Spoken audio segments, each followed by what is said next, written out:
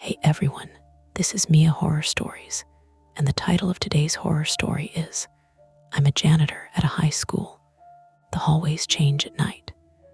For your comfort, the screen will stay black throughout the video, so you can relax without strain and just focus on the story. Make sure you stick around until the end.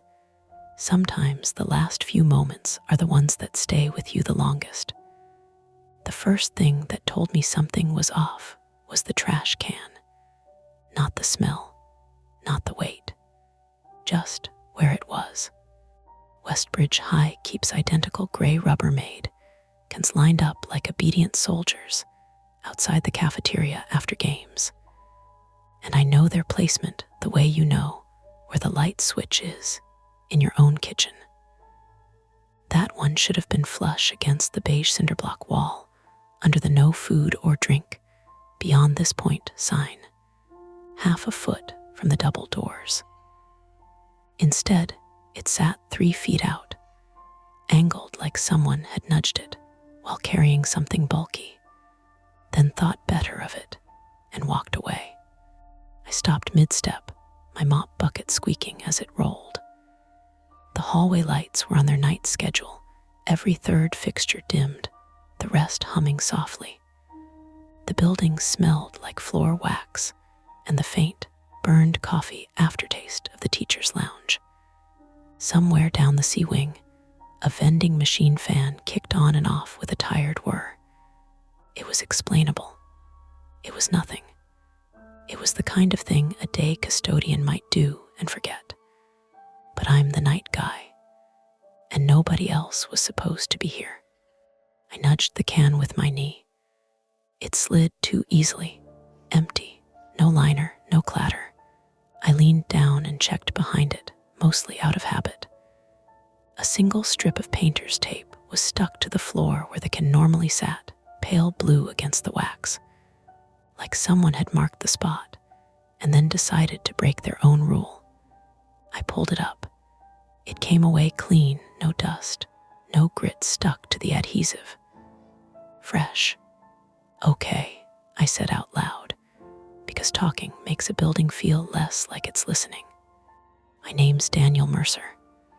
I'm 34, male, and I've been the night janitor at Westbridge High for 11 years, which sounds like a thing you end up doing by accident, but the truth is I picked it. Nights are quieter, fewer people, less pretending. You clock in, you do what's in front of you, you go home. I like work that has edges. What I don't like, what I've never liked, is not knowing who else is in the building with me. That's not a spooky movie fear. It's practical. You hear stories. A break-in. Kid hiding out. Somebody with nowhere else to go. Somebody with a key they shouldn't have. And I've had one too many nights where I thought I was alone and then heard a locker slam on the other side of the school. I rolled my cart forward, wheels clicking over the seam in the tile. My keys were warm in my pocket. My phone sat on the top shelf next to a half-used roll of trash liners and a bottle of neutral cleaner. The screen showed 9:47 p.m., no missed calls. I told myself I'd finish the cafeteria loop, then do the main office, then the gym bathrooms. Standard. Don't go looking for problems. Still, I found myself listening harder than usual, the way you listen when your neighbor's dog barks differently than normal. A soft scuff came from ahead, not quite a footstep, more like rubber on wax tile. I froze. Then it came again, 2 quick scrapes, and a faint metallic rattle like a chain brushing a locker. "Hello," I called. My voice bounced down the corridor and came back thinner. No answer.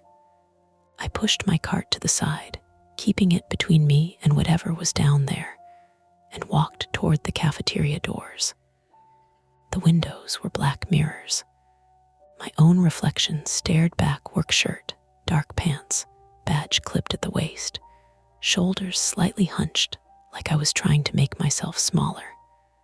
From inside the cafeteria, A light flickered, not the overhead fluorescents. Those are either on or off. This was a pulse, low and blue-white, like a phone screen lighting someone's face. I didn't go in right away. I put my hand on the push bar and felt the cool metal under my palm, then waited, because part of me was hoping the light would vanish and I could decide I'd imagined it. It flickered again, then steadied. I pushed the door open. The cafeteria was huge in the daytime and weirdly intimate at night. Tables folded and stacked, chairs hanging upside down from the hooks so the floor could be buffed. The only light came from the far corner near the stage curtains, and it was exactly what I thought, a phone. A kid sat on the floor with his back against the wall, knees hugged to his chest, hoodie up, sneakers. A backpack slumped beside him like a tired dog. The phone glow made his face look too pale. He looked up fast, like he'd been caught stealing, and his eyes went wide. "Hey," I said, keeping my tone calm. "You're not supposed to be in here." He blinked. Sorry, I thought. I didn't know you were here." "I'm always here," I said before I could stop myself, and immediately regretted how it sounded. He flinched anyway. Up close, I could see he wasn't a student I recognized. Not one of the regulars who stays late for theater or robotics. His hoodie had a logo I didn't know. His hair was dark and damp at the edges like he'd been sweating under it. 15, maybe 16. "Name?" I asked. He hesitated, then said, "Evan." "Evan Larkin, 16, male." He said his last name after a beat, like he'd decided it was safer if I could identify him. His voice had that half-cracked teenage edge, trying to sound older than it is. "What are you doing here, Evan?" I asked. He glanced toward the doors like he expected someone else to come in behind me. "Waiting." "For who?" He swallowed. "My mom." I didn't believe him. Not because kids lie for fun, because they lie when telling the truth feels like handing you a sharp object. "Westbridge doesn't do late pickups at 10, I said. "If you miss the bus, you call. If you're locked out, you call. You can't just hang out." "I know," he said quickly. "I was leaving. My phone was dead earlier. It's charging now." He held it up like proof, and I saw a cable snake into his backpack, probably a power bank. My first instinct was to be annoyed. My second was the one that always shows up a half-second later, the one I hate, worry. Because I've seen the look on kids' faces when they don't want adults to know something. I had that look when I was his age, too, for different reasons. My own private flaw is that I assume responsibility too fast. I see a problem, and my brain goes, mine, even when it is. It's gotten me into more arguments and more late nights than I can count. I kept my voice even. "The building's locked. How'd you get in?" Evan's eyes flicked down. "Door was open." "No," I said, sharper than I meant to. Then I softened it. "No, it was. Not unless something else broken." He shrugged, too quick. "Maybe it didn't shut all the way." I stared at him for a long moment. He stared back, but his foot bounced, heel tapping the tile in a steady, nervous beat. Before I could decide what to do with him, my radio crackled on my shoulder.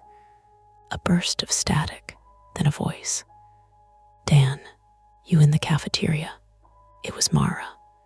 Mara Voss, 28, female school resource officer on nights, when there's a game or a dance, or any event that keeps people late. She's not a rent-a-cop type. Former MP, calm eyes, talks like she's already decided what the sensible answer is, and is just waiting for you to agree. Tonight, she must have been doing a perimeter check. "Yeah," I said into the mic. "I've got a student in here." Evan stiffened at the word student like it was a trap. Mara appeared in the doorway a moment later, flashlight angled down, not in anyone's face. She took in Evan, then me, then the backpack, all in one quick scan. "Hey," she said to Evan, voice gentle but firm. "Building S closed, you okay?" Evan's mouth opened and closed. "I'm fine." Mara crouched a few feet away, keeping space. "What's your name?" He looked at me, then back at her. "Evan, Evan," she repeated, like anchoring it. "Why are you here this late?" He started to give the same answer, "Mom, pick up," but his voice snagged halfway through, and his eyes slid toward the stage curtains, then back. That tiny glance did something to my stomach. Not fear, more like the feeling you get when you realize you left the stove on, except you're not sure you actually did. Mara noticed it too. Her gaze went to the curtains, then to the doors, then back to Evan.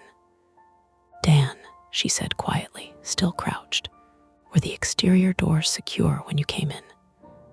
"Yes," I said. And then, because honesty matters more than pride, "I think so." Mara stood.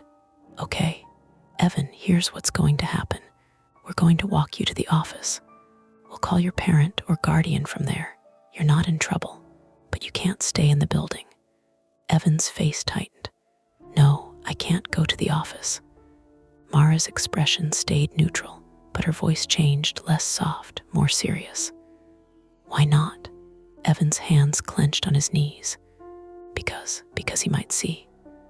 "Who might see?" I asked before Mara could. Evan's eyes went wet, but he didn't cry. He looked like he was fighting not to. "I just need to leave," he said. "Please, I'll go right now." Mara and I exchanged a glance. The choice sat between us like a heavy bucket. Do we let him bolt into the night and hope he's fine? Or do we insist on procedure and risk whatever he's afraid of? Mara spoke first, carefully. "Evan, if there's someone here you're worried about, that's exactly why you come with us." Evan shook his head fast. "You don't understand. Maybe we didn't. But the painter's tape on the floor, the empty trash can moved out of place, the phone glow in a locked cafeteria." The way Evan kept glancing at the stage curtains like he expected something to move behind them. Mara's hand hovered near her radio. She didn't touch it yet. She looked at me.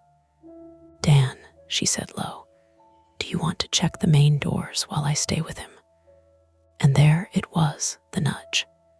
Stay put and follow policy, or split up and start looking for what doesn't fit. I swallowed, feeling the weight of my keys in my pocket like a decision. "Yeah," I said, "I'll check." Evan's eyes snapped to mine, urgent. "Don't," he whispered. And I had to choose whether to listen to the kid I just met or trust the routine that had kept me safe for 11 years. I stepped back into the hallway and let the cafeteria door ease shut behind me, careful not to let it clang.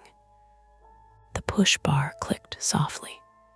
The sound traveled farther than it should have in that long corridor, like the building had turned its volume up. Mara stayed inside with Evan. I could picture her already, hands visible, stance relaxed, keeping him talking without cornering him. She's good at that. I'm the one who makes things worse by asking the wrong question too fast. My keys slid between my fingers as I walked. The metal teeth scraped my thumbnail. I kept telling myself this was simple. Check the main exterior doors, confirm they're locked, come back, call Evan's parent, done. Except the painter's tape in my pocket felt like a stupid little clue I didn't want. I'd peeled it up without thinking. Now it rode against my leg, adhesive ticking in my imagination like a countdown. At the intersection where the cafeteria hallway met the main corridor, the air changed. Cooler. Not outside cold, but HVAC cycling weird. The smell of wax faded, and a damp, concrete odor crept in like the floor under the tile had gotten wet. I stopped at the trophy case. The glass reflected my work shirt, the empty hallway behind me, the dimmed ceiling lights. Something moved in the reflection. I turned fast. Nothing. Just the row of lockers, the bulletin board with curling flyers, the exit sign glowing red at the far end. My phone buzzed on my cart back in the other hallway. I hadn't brought it. Rookie move. I didn't like being away from it in a building this big. I kept going. The main office sat at the front, behind a set of doors that were always locked after hours. I passed the administration wing, carpeted, quieter, the hum of lights muffled by acoustic tiles. The building sounded alive in small ways. A distant pipe ticking, the vending machine fan, the soft whine of an automatic air freshener in a bathroom I hadn't reached yet. Then came a new sound, thin, electronic, and out of place. A beeping. Not a phone ringtone. Not an alarm bell. More like a smoke detector with a low battery, but sharper and repeating with purpose. Beep, beep, beep. I followed it toward the front lobby. The lobby was where the big glass doors faced the parking lot, where parents normally dropped kids off in the morning. To the right was the security vestibule with the camera monitor and the little office where the day SRO sat. To the left, a hallway that led to the auditorium and the gym. The beeping came from the security vestibule. The door was cracked open. That was wrong in a way that made my throat tighten. The vestibule is usually locked 2 doors, both requiring a badge. It's a simple system that makes everyone feel safer, even if it mostly works on people who aren't trying. I nudged the door wider with the edge of my shoe. The camera monitor glowed on the desk, showing black and white feeds of hallways and exterior angles. A small red icon flashed on the bottom of the screen.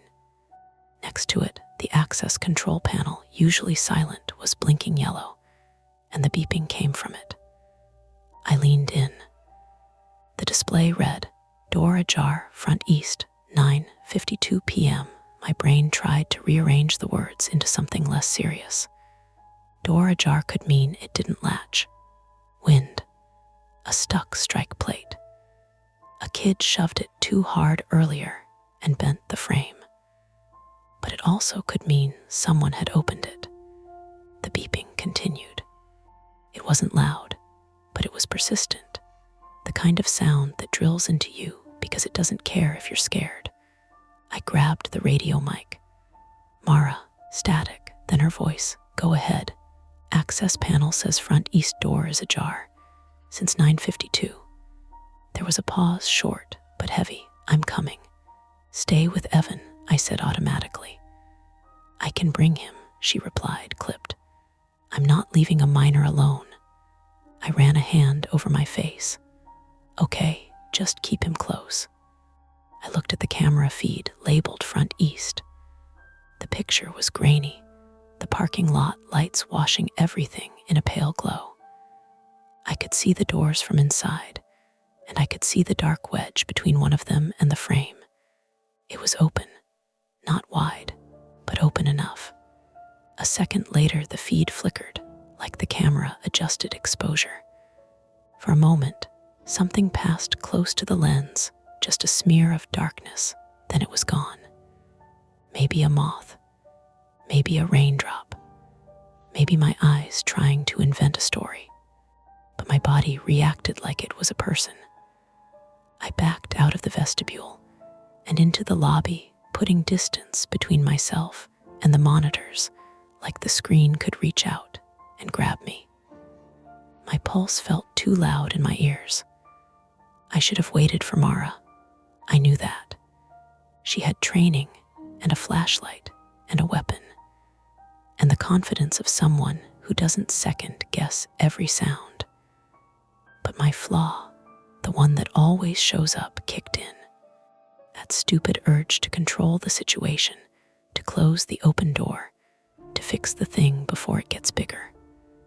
Also, if someone was in here, it would be better to know now, not after they'd had more time. I moved toward the front east doors. The lobby's tile was slicker than the hallway tile, polished by hundreds of shoes a day. My boots squeaked. I slowed, suddenly aware that I was announcing myself with every step. The air near the glass smelled different, metallic, cold, like wet pavement. It had been raining earlier. I reached the doors and stopped a few feet away. The right-hand door was closed. The left-hand door front east was cracked open exactly as the monitor showed, the metal push bar angled slightly outward. I didn't touch it. I listened. Outside, the parking lot was quiet except for the distant rush of cars on the main road and the faint hiss of rain on leaves. Inside, the building hummed. And then soft, close, something scraped against the glass. Not a bang. Not a dramatic slam. A slow drag, like fabric brushing or a fingernail along a doorframe. I held my breath. My chest tightened, not with movie fear, but with the practical thought. If I open this door, I'm making a decision I can't undo. Dan, Mara's voice crackled in my ear. Where are you? Front lobby, I whispered, and realized how dumb that was whispering to a radio. Doors open. Don't touch it, she said. I'm 2 minutes out. Evan S. with me. I should have listened. Instead, I did the thing I always do when I'm trying not to feel small. I stepped closer, grabbed the edge of the door with my fingertips, and pulled it shut. The latch didn't catch. It bounced back open slightly, as if something in the frame was blocking it. My stomach dropped. I crouched and aimed my eyes at the bottom of the door, where it met the threshold. A dark shape sat in the gap. At first I thought it was a chunk of rubber or a leaf clump blown in by wind. Then I saw the texture. Woven. A strap. Pack strap. Someone's bag was wedged in the door. I stared at it for a second too long, brain trying to make it not real. Then I reached down and pinched the strap between my fingers. It was wet, cold, not dripping, but damp like it had been outside. The fabric was a little gritty with parking lot dirt. I tugged. It didn't move, because it wasn't just a loose strap. It was attached to something heavier on the other side.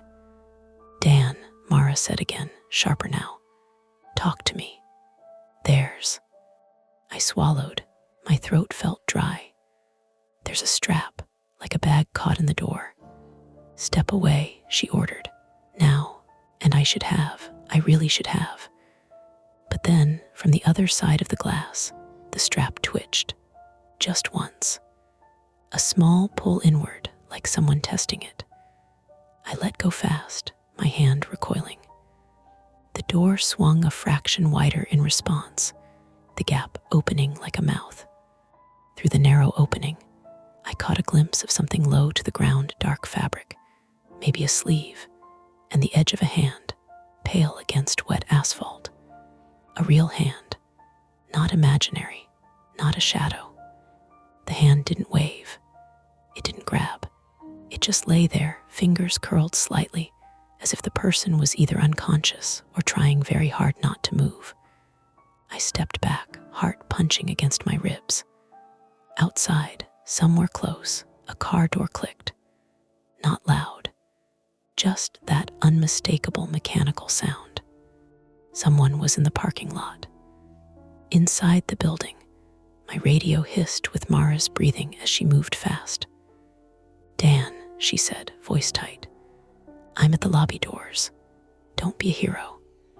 The hallway to my right spilled into view Mara coming at a jog, flashlight already out, one hand guiding Evan by the elbow. Evan's eyes were wide, fixed on the cracked door like it was a trap he'd been trying to warn us about. Don't, Evan said, the word coming out like a cough. That's what I meant. Mara stopped beside me, angled her flashlight down, and the beam caught the wet strap, the gap, the pale fingers outside. Her face went hard, professional, focused. "Evan," she said without looking away, "back up. Now, Dan, get behind me." I moved because her tone left no room for argument. Mara raised her radio.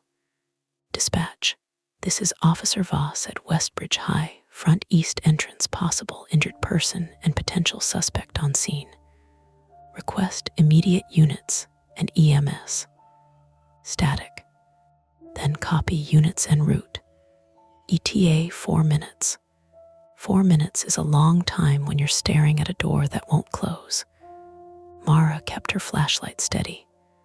"Dan," she murmured, "did you touch anything?" "I tried to shut it," I admitted. Shame burned hot in my chest. "Okay," she said, not forgiving, not blaming, just cataloging. "Evan, how did you get in?" Evan's jaw trembled. "I didn't, I swear. I was here because..." He stopped, swallowed, and looked past us toward the dark corridor leading to the gym. "Because I saw a guy inside earlier, like not staff, and I didn't know what to do." Mara's head snapped toward him. "What guy?" Evan shook his head, frantic. "I don't know, hoodie." And he had like a ring of keys. I heard them, keys. My keys suddenly felt heavier in my pocket, as if they were guilty by association. Mara started to speak again, and then the lobby lights flickered once, twice, and went out. Not the emergency lights, the actual overheads. The lobby dropped into a dim red glow from exit signs and the hard white beam of Mara's flashlight. The camera monitor in the vestibule went black. The access panel beep changed pitch, louder now, urgent like a warning. Power failure, procedural failure. A building that just got harder to see into and easier to move through. Evan made a small sound, more breath than voice. Mara's flashlight swung toward the hallway, checking corners. "Dan," she said low, "where's the electrical room for this wing?" "Basement," I said, "near the boiler." "Of course it is," she muttered, then louder, "Evan, stay with me. Dan, you're with me. We're not splitting up." Outside the door, the wet strap jerked again harder, and the hand twitched like it was waking. And from somewhere deeper in the school, past the auditorium, past the darkened hallways, came the unmistakable sound of a door closing. Not a fire door swinging shut on its own. A deliberate click. Mara and I looked at each other in the red exit glow. We had a choice, and it wasn't a good one. Keep eyes on the injured person at the door, and risk whoever was inside using the darkness, or move into the building to find the source of the power cut and leave the entrance vulnerable. Mara tightened her grip on the flashlight. "Dan," she said, "I need to know this building better than whoever's playing games in it." My stomach turned, because whoever had keys, and the hallways suddenly felt like they belonged to someone else. Mara took one step toward the cracked door, then stopped herself like she'd hit an invisible line. "We're not opening that," she said, more to me than to Evan. Her flashlight beam stayed trained on the wet strap and the pale hand outside, as if light alone could keep things from getting worse. The access panel inside the vestibule kept chirping, louder now in the power cut quiet. Exit signs painted the lobby in red. The glass doors showed the parking lot as a gray-blue smear, rain glinting under the pole lights. Outside, the hand shifted again, tiny movement, fingers flexing like someone coming back to themselves. "Hey," Mara called through the glass, voice firm.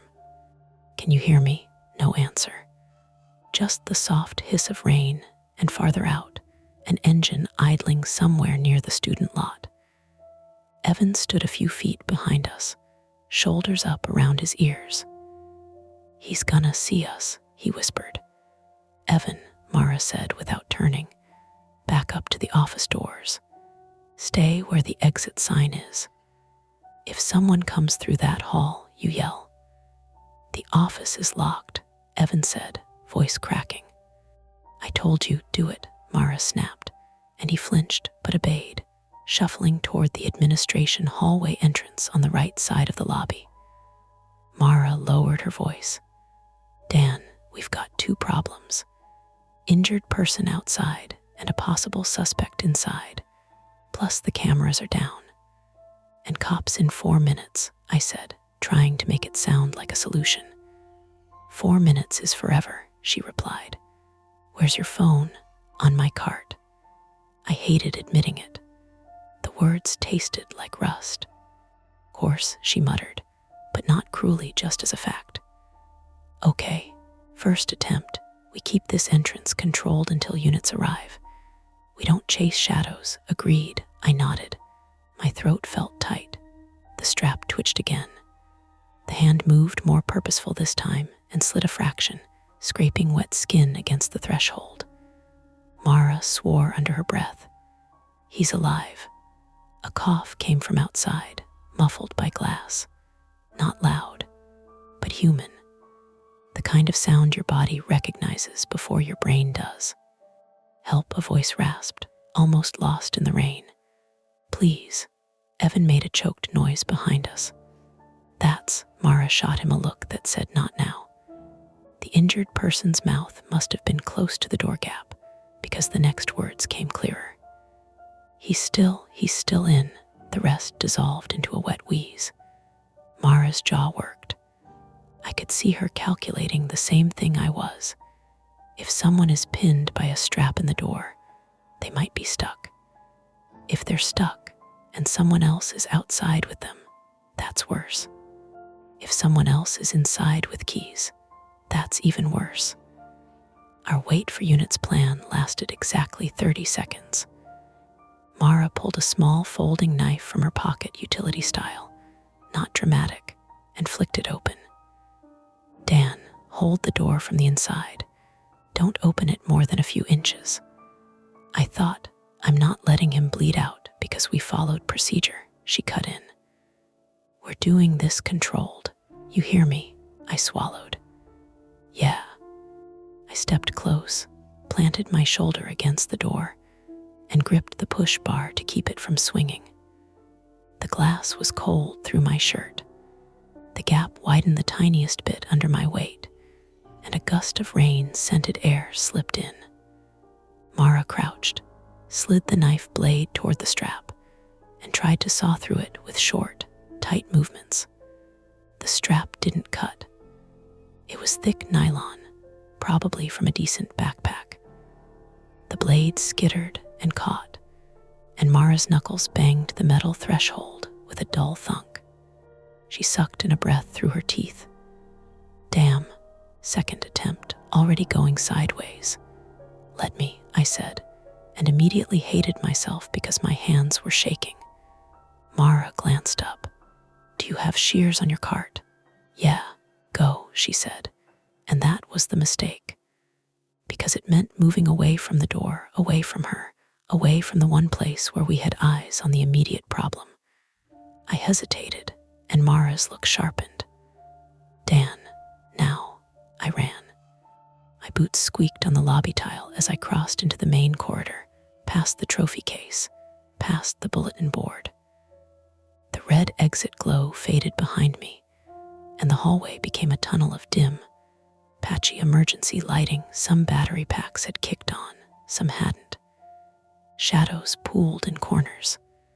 I took the route I knew, straight down the main corridor, left at the cafeteria intersection. 30 yards, 40. My cart sat where I'd left it, half in the hall, mop bucket still, like it had been waiting. My phone was on top. I snatched it. No service bars flickered, then steadied at 1. I also grabbed the trauma shears from my side pouch, blunt-tipped, meant for cutting through plastic bands and thick trash liners. As I turned back, Something clattered down the hall behind me. A metal sound, keys maybe, or a locker latch. My stomach lurched. I spun, shears raised like they were a weapon, which was stupid. But bodies do dumb things when they're scared. Nothing. Just the long corridor back toward the front, empty and dim. Then the clatter came again, closer and higher, like it wasn't on the floor. I lifted my phone and clicked the flashlight on. The beam cut a narrow slice through the darkness and landed on a string of keys, not in someone's hand, hanging. They dangled from a janitor's key hook that someone had knocked loose from my cart, swinging gently like a pendulum. The clatter was just the keys tapping the metal frame as they swayed. For one hard second, my brain had pictured a person, a hoodie, a ring of keys, someone right there. But it was just physics and a loose hook. My lungs let go of a breath I didn't know I'd been holding. My hands still shook. Misdirection, but explainable my own nerves, a bumped cart, keys swinging. Still, the hook hadn't fallen off by itself. Someone had brushed past my cart. Or I had when I ran. I didn't have time to decide which. I jogged back toward the lobby, phone flashlight bobbing, shears cold in my grip. As I neared the front, I heard Mara's voice, sharp, urgent, and then a new sound that made my skin prickle, pounding on glass. Not frantic banging, controlled knocks. 3, then a pause, then 3 again. When I reached the lobby, Evan was no longer by the office hall. He was closer to Mara, crouched behind the lobby counter like he'd dropped to the floor. Mara stood at the front east door, flashlight angled outward. It was wider now, too wide. What happened? I asked, breathless. Mara didn't look away from the door. He grabbed the strap and pulled. The door opened more. I tried to hold it, and she cut herself off. We can't get the strap free. And someone's out there. The pounding came again. 3 knocks. Pause. 3 knocks. Outside, in the slice of Mara's beam, a figure stood just beyond the doorframe. Not close enough for us to see their face, just the outline of a hood and shoulders. Their hands were hidden. Police are coming, Mara called through the glass. Step away from the door. The figure didn't move. Instead, they tapped again, 3 knocks, deliberate. Then something slid into view at the bottom of the gap. A laminated hall pass, bright yellow like the ones the school uses. It scraped across the wet threshold and stopped halfway inside, pushed by unseen fingers. Evan made a small choking sound. That's Mr. Halloran's pass. Who? I whispered. Evan's eyes darted to me, wild. Assistant principal. He keeps those on his belt. Mara raised a hand, silencing him. Her focus stayed on the door, on the figure. Dan, she murmured, cut the strap. Now, we need to get the door shut. I dropped to my knees beside her. The strap was taut, pulled from outside. I slid the shears into the gap, feeling Rain's slick nylon, and clamped down hard. The blades bit, but not enough. The strap fibers stretched instead of snapping. I squeezed again, muscles in my forearm burning. A voice from outside, different from the injured man's, low and muffled. Open the door, not shouted, not panicked, like an order. Mara's flashlight flicked up, searching for a face, and in that moment the figure moved fast. A shoulder slammed into the door. The glass shuddered. The metal frame groaned. Mara staggered but held her footing. My shears slipped and pinched my finger. A sharp sting, then warmth. Dan, Mara snapped. I'm good, I lied, because there was no time to be anything else. I squeezed the shears again. The strap finally gave with a dull pop, severing with a spray of rainwater and frayed nylon. Mara shoved the door shut. This time the latch clicked. For half a second, the world felt like it had edges again. Then the access panel beeped once long, continuous, and went silent. I looked toward the vestibule. The control panel screen, which had been blinking, was now dark. Not just the lobby lights, the system itself had dropped. Dead. Mara tried her radio. "Dispatch, Westbridge, do you copy?" "Dispatch, only static." Evan stood up from his crouch, face pale in the red glow. "The doors," he said, voice thin. "When the power goes out, they don't lock right. My mom works, she used to work maintenance." "She said, Evan," Mara said, and her voice had a new edge of concern. "Tell me what you know." Evan swallowed. "They're fail-safe. Some of them. If the power's out too long, the mag locks release so people can exit." My stomach turned. So the doors could open. Mara's eyes narrowed, and she looked past me down the main corridor into the dim school. Because if the locks were releasing, the building wasn't sealed anymore. And from somewhere deep inside, down the hallway toward the gym and the auditorium, came the unmistakable sound of a heavy door unlatching. A slow metallic thunk, followed by footsteps, moving with purpose, heading toward us. Mara tightened her grip on the flashlight. "Back," she whispered. "Both of you. We're moving to the office now." "We can't," I started, remembering the locked doors. But she was already pushing us toward the administration wing. We took 3 steps, and the emergency lights in the main corridor flickered and went out entirely, leaving only the exit signs. Red islands in a black sea. Mara's flashlight beam became the only real light. Behind us, the front east door's push bar clicked softly, as if tested. Not opened, tested. Mara didn't turn around. She drove us forward, faster, toward the office doors, toward the one place with a solid barrier.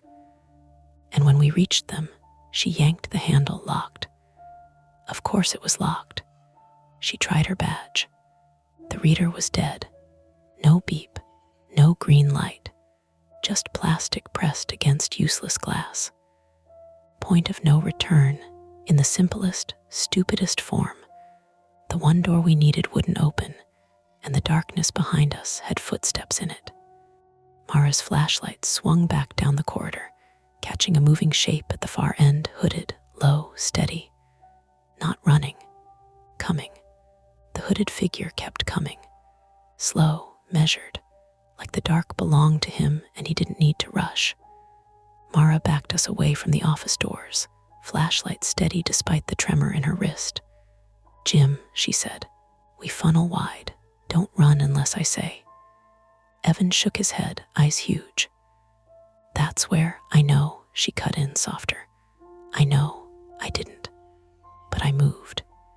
We edged left, away from the administration wing, toward the auditorium hall that fed into the gym corridor. My boots squeaked once, and I hated the sound. The red exit signs thinned out here, long stretches of black punctuated by emergency bulbs that had either died or never existed. Behind us, footsteps echoed, shoes on tile, not sprinting, not sneaking, confident. Mara angled her flashlight back. The beam caught the hood, then slid down to hands. One hand held a ring of keys. Too many keys. Not a teacher's set, facilities. My stomach sank. "Dan," Mara whispered, "those yours?" "Some," I said, "not all." The figure stopped 10 yards back. He lifted the keys slightly so they chimed. A small, taunting sound that carried. Then he spoke, calm as a memo. "Daniel Mercer, you're making this harder than it needs to be." Hearing my name did something ugly to my insides. "How do you know?" I started. "Daniel," Mara snapped, without looking at me. Eyes up. The man stepped into the edge of the flashlight beam. Hood down now. Rain's slick hair plastered to a high forehead, middle-aged, familiar in the way faces at a school get familiar. Assistant Principal Halloran. Robert Halloran, 52, male. I'd cleaned his office for years. The lemon candy in his desk drawer. The framed marathon photos. The way he always said thanks, Dan, like he was checking a box. He smiled thinly. "You shouldn't have cut the power," he said, as if scolding a student. "I didn't," Mara said. "Step back. Police are en route." Halloran's eyes flicked to the dark ceiling. Cameras went offline when the mag lock cycled. "That's just how the system's wired." "You know that, Daniel." I did. The electrician had explained it once during an upgrade. Fail safe meant open. My chest felt hollow. Evan whispered, "That's him. That's the guy I saw." Halloran's gaze slid to Evan, assessing. "You weren't supposed to be here," he said, almost kindly. "I told you to go home." Evan shook, backing into me. You said you'd help my mom." "And I will," Halloran said, "after we tidy this up." Mara raised her flashlight higher, hands where I can see them. Halloran lifted them, keys dangling, palms open. "I'm unarmed." "Doesn't matter," she said. "On the ground now," he laughed quietly. "You can't arrest me in the dark with a flashlight and a janitor." He lunged, not at Mara, at Evan. Mara moved fast, too fast for the space. She shoved Evan back with her shoulder and swung the flashlight like a baton. It caught Halloran across the jaw with a meaty crack. He stumbled, grunted, but didn't go down. The keys flew, skittering across tile. I grabbed Evan and hauled him toward the gym doors. "Run," I said, and he ran. Mara and Halloran collided again. He slammed her into a trophy case. Glass spiderwebbed. The flashlight clattered away, beams spinning wild. I saw my chance and hated that I saw it. I scooped the fallen keys. The ring was heavy, biting into my fingers. Halloran's keys. My keys. Power. I bolted for the gym. The gym doors were double-wide steel with push bars, usually unlocked during events. Tonight they were shut, the mag locks dead. I shoved one open and spilled into darkness that smelled like rubber mats and old sweat. Evan tripped over a bleacher support and went down hard. He cried out, clutching his ankle. "Stay," I said, already dragging a bleacher out. My arms screamed. Adrenaline lied about how strong I was. Reality corrected it. The bleacher scraped loud as hell. Footsteps pounded in the doorway. Mara burst in, breathing ragged, one hand pressed to her ribs. Blood streaked her temple where glass had kissed skin. She shoved the door closed and rammed the push bar with her shoulder. "Lock it," she gasped. "I can't," I said. "Mag's dead." Halloran hit the door once, twice. The metal boomed. Mara wedged the bleacher frame against the bar. Then we buy time. The door buckled inward a fraction. Halloran's voice came through the gap, strained now. "Daniel, you know the building. You know the basement. Boiler room. Meet me there and I'll let the kid go." Evan sobbed. "Don't, please." Mara looked at me. Her eyes said, "Don't even think about it." Her mouth said nothing. I thought of the painter's tape. The moved trash can, the strap wedged in the door, the injured man outside. "He used the building," I said, "marked paths, knew where to hurt us." Halloran slammed the door again. The bleacher slid an inch. "We're out of time," Mara said. "Dan, fire alarm." My heart jumped. "That'll unlock everything," she finished. "And summon help." "And send him running," I said. Into the dark, the door bowed again. The bleacher squealed. I ran. The fire alarm pole was on the far wall, red plastic, familiar. I yanked. The alarm screamed. Lights surged, some, not all. Emergency generators kicked, coughing life into a third of the fixtures. Enough to see. Sprinklers did not activate, thank God, but the alarms wailed like a living thing. The gym door flew inward as the mag released. The bleacher toppled. Halloran stumbled through, off balance. Mara didn't hesitate. She tackled him low. They went down hard. Keys scattered again. Halloran elbowed her once, twice. She grunted, but held on, teeth bared. I saw the chance and took it, because there was no time to be clean. I grabbed a stray basketball from the rack and hurled it at Halloran's head. It cracked off his temple. He sagged, not out, but slowed. Sirens wailed outside, now real ones, Dopplering close. Halloran twisted, desperate, and shoved Mara away. He scrambled for the door and slipped on rainwater tracked in from his clothes. He went down on his knee with a wet pop and a scream that cut through the alarms. Mara was on him instantly, knee to his back, wrenching his arms behind him with a hiss of pain as her ribs protested. "Don't move," she snarled. "Don't." He didn't. He sobbed instead, animal and small. Police poured in seconds later, uniforms, voices, hands. Halloran was cuffed. Mara was guided to a bench, blood matted in her hair. Evan sat shaking, ankle swelling, wrapped in a borrowed towel. I stood there with the keys in my hand until someone gently took them away. Outside, EMS worked on the injured man from the door.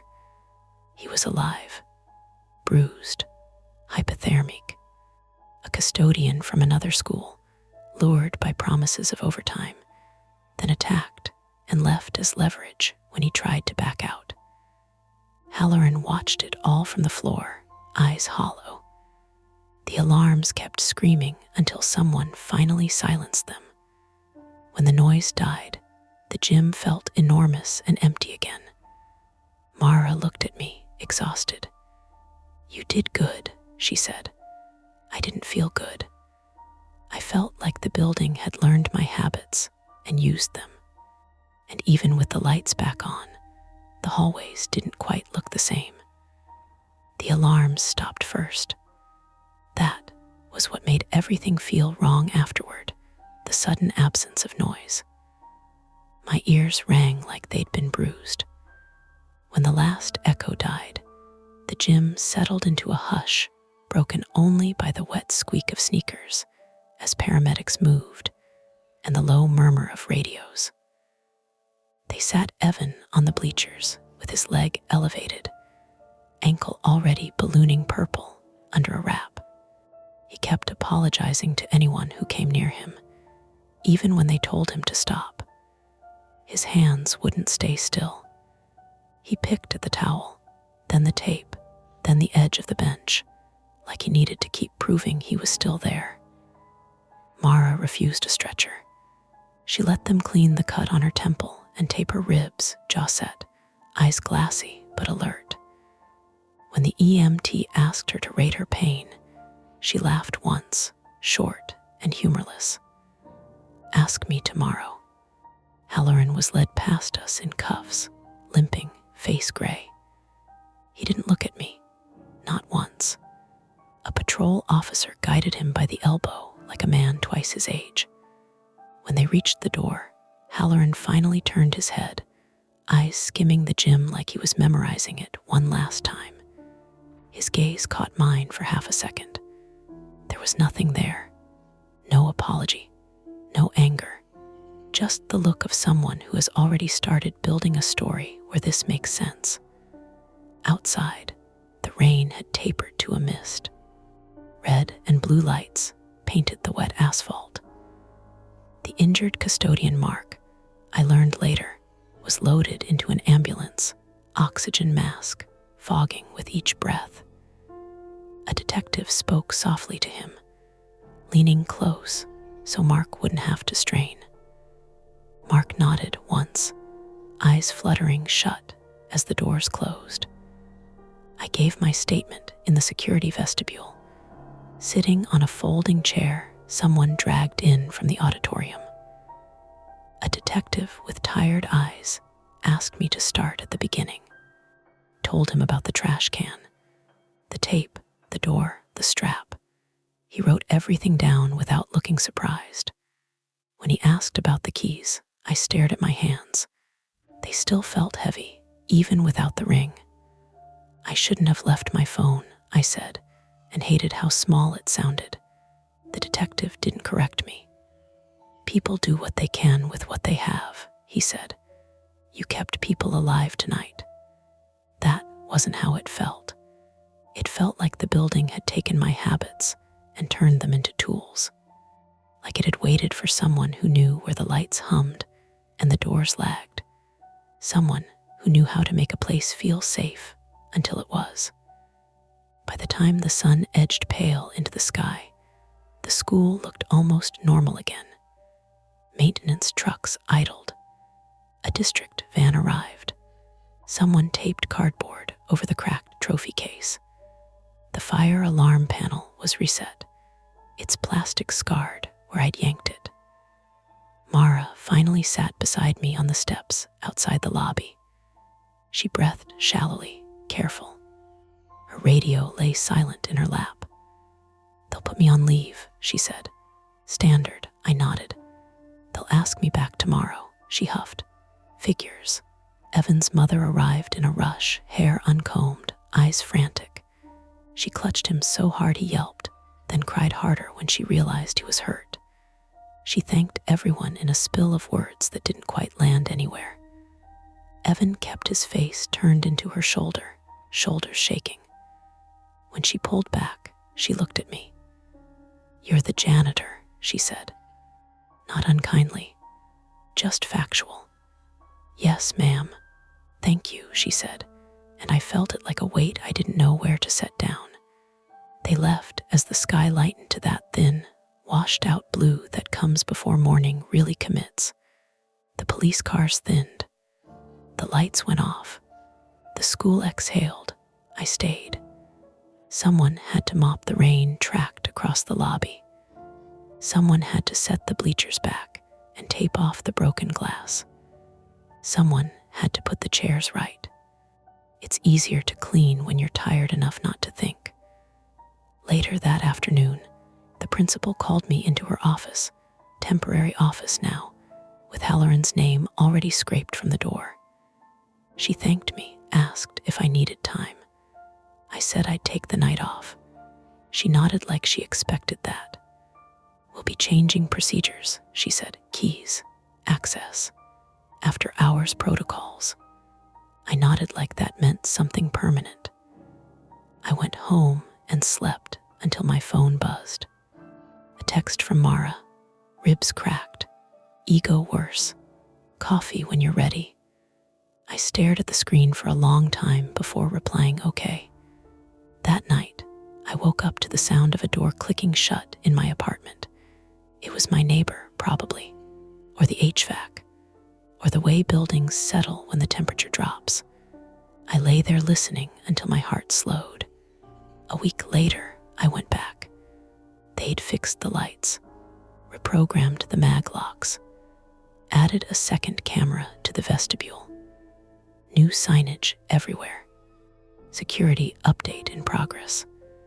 The halls smelled the same. I pushed my cart past the cafeteria. The trash cans were lined up flush against the wall, obedient as ever.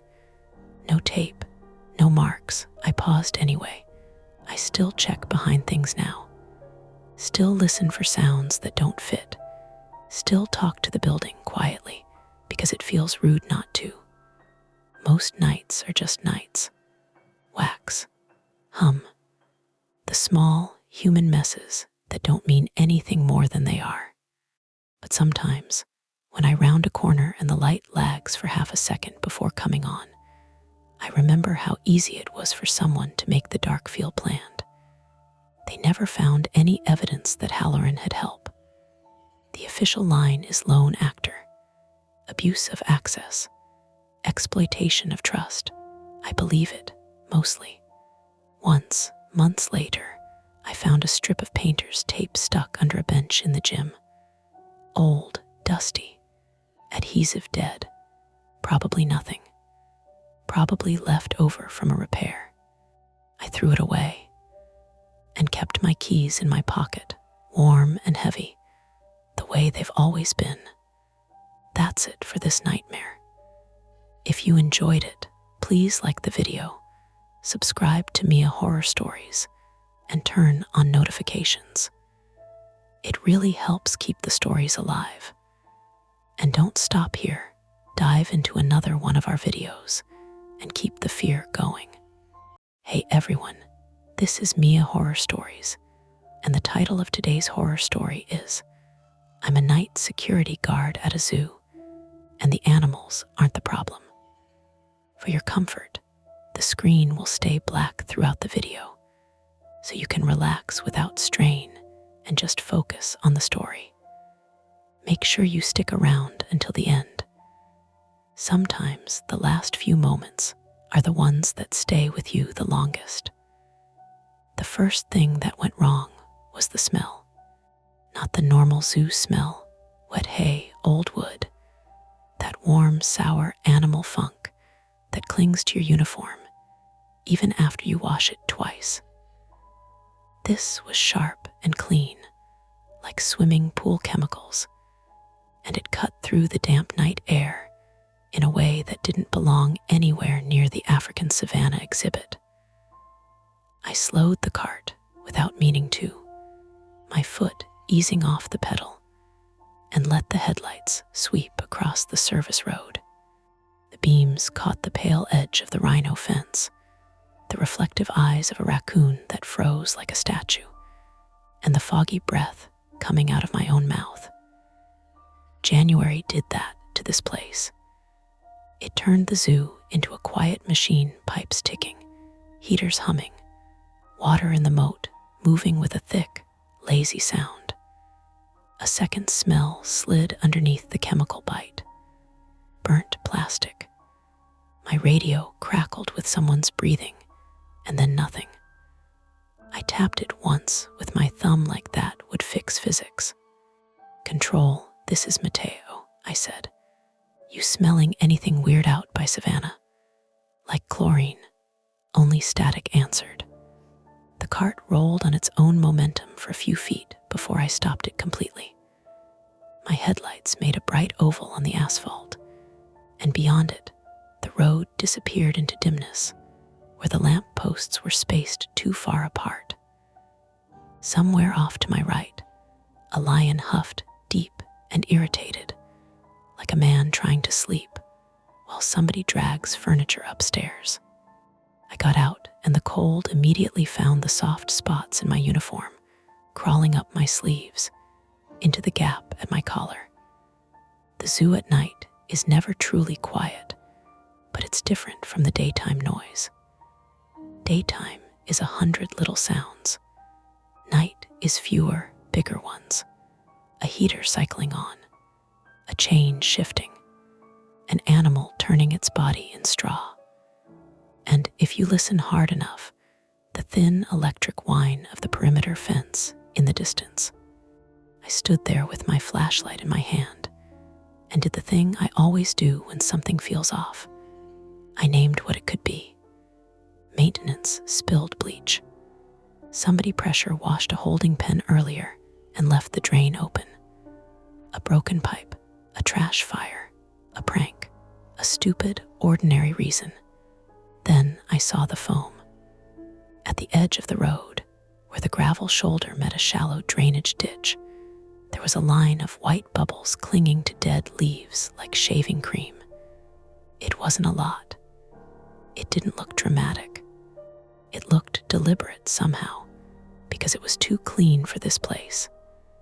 My flashlight beam trembled a little. Not because I was scared, because my hand was cold, and I'd had too much coffee. Okay, I muttered to myself, like the zoo could hear me and had to justify its behavior. Okay, I'm Mateo Alvarez, 29, male, and I work nights because I tell myself I'm the kind of person who can handle nights. The truth is I took the job because it was stable, union, and it came with health insurance that actually covers therapy if you jump through enough hoops.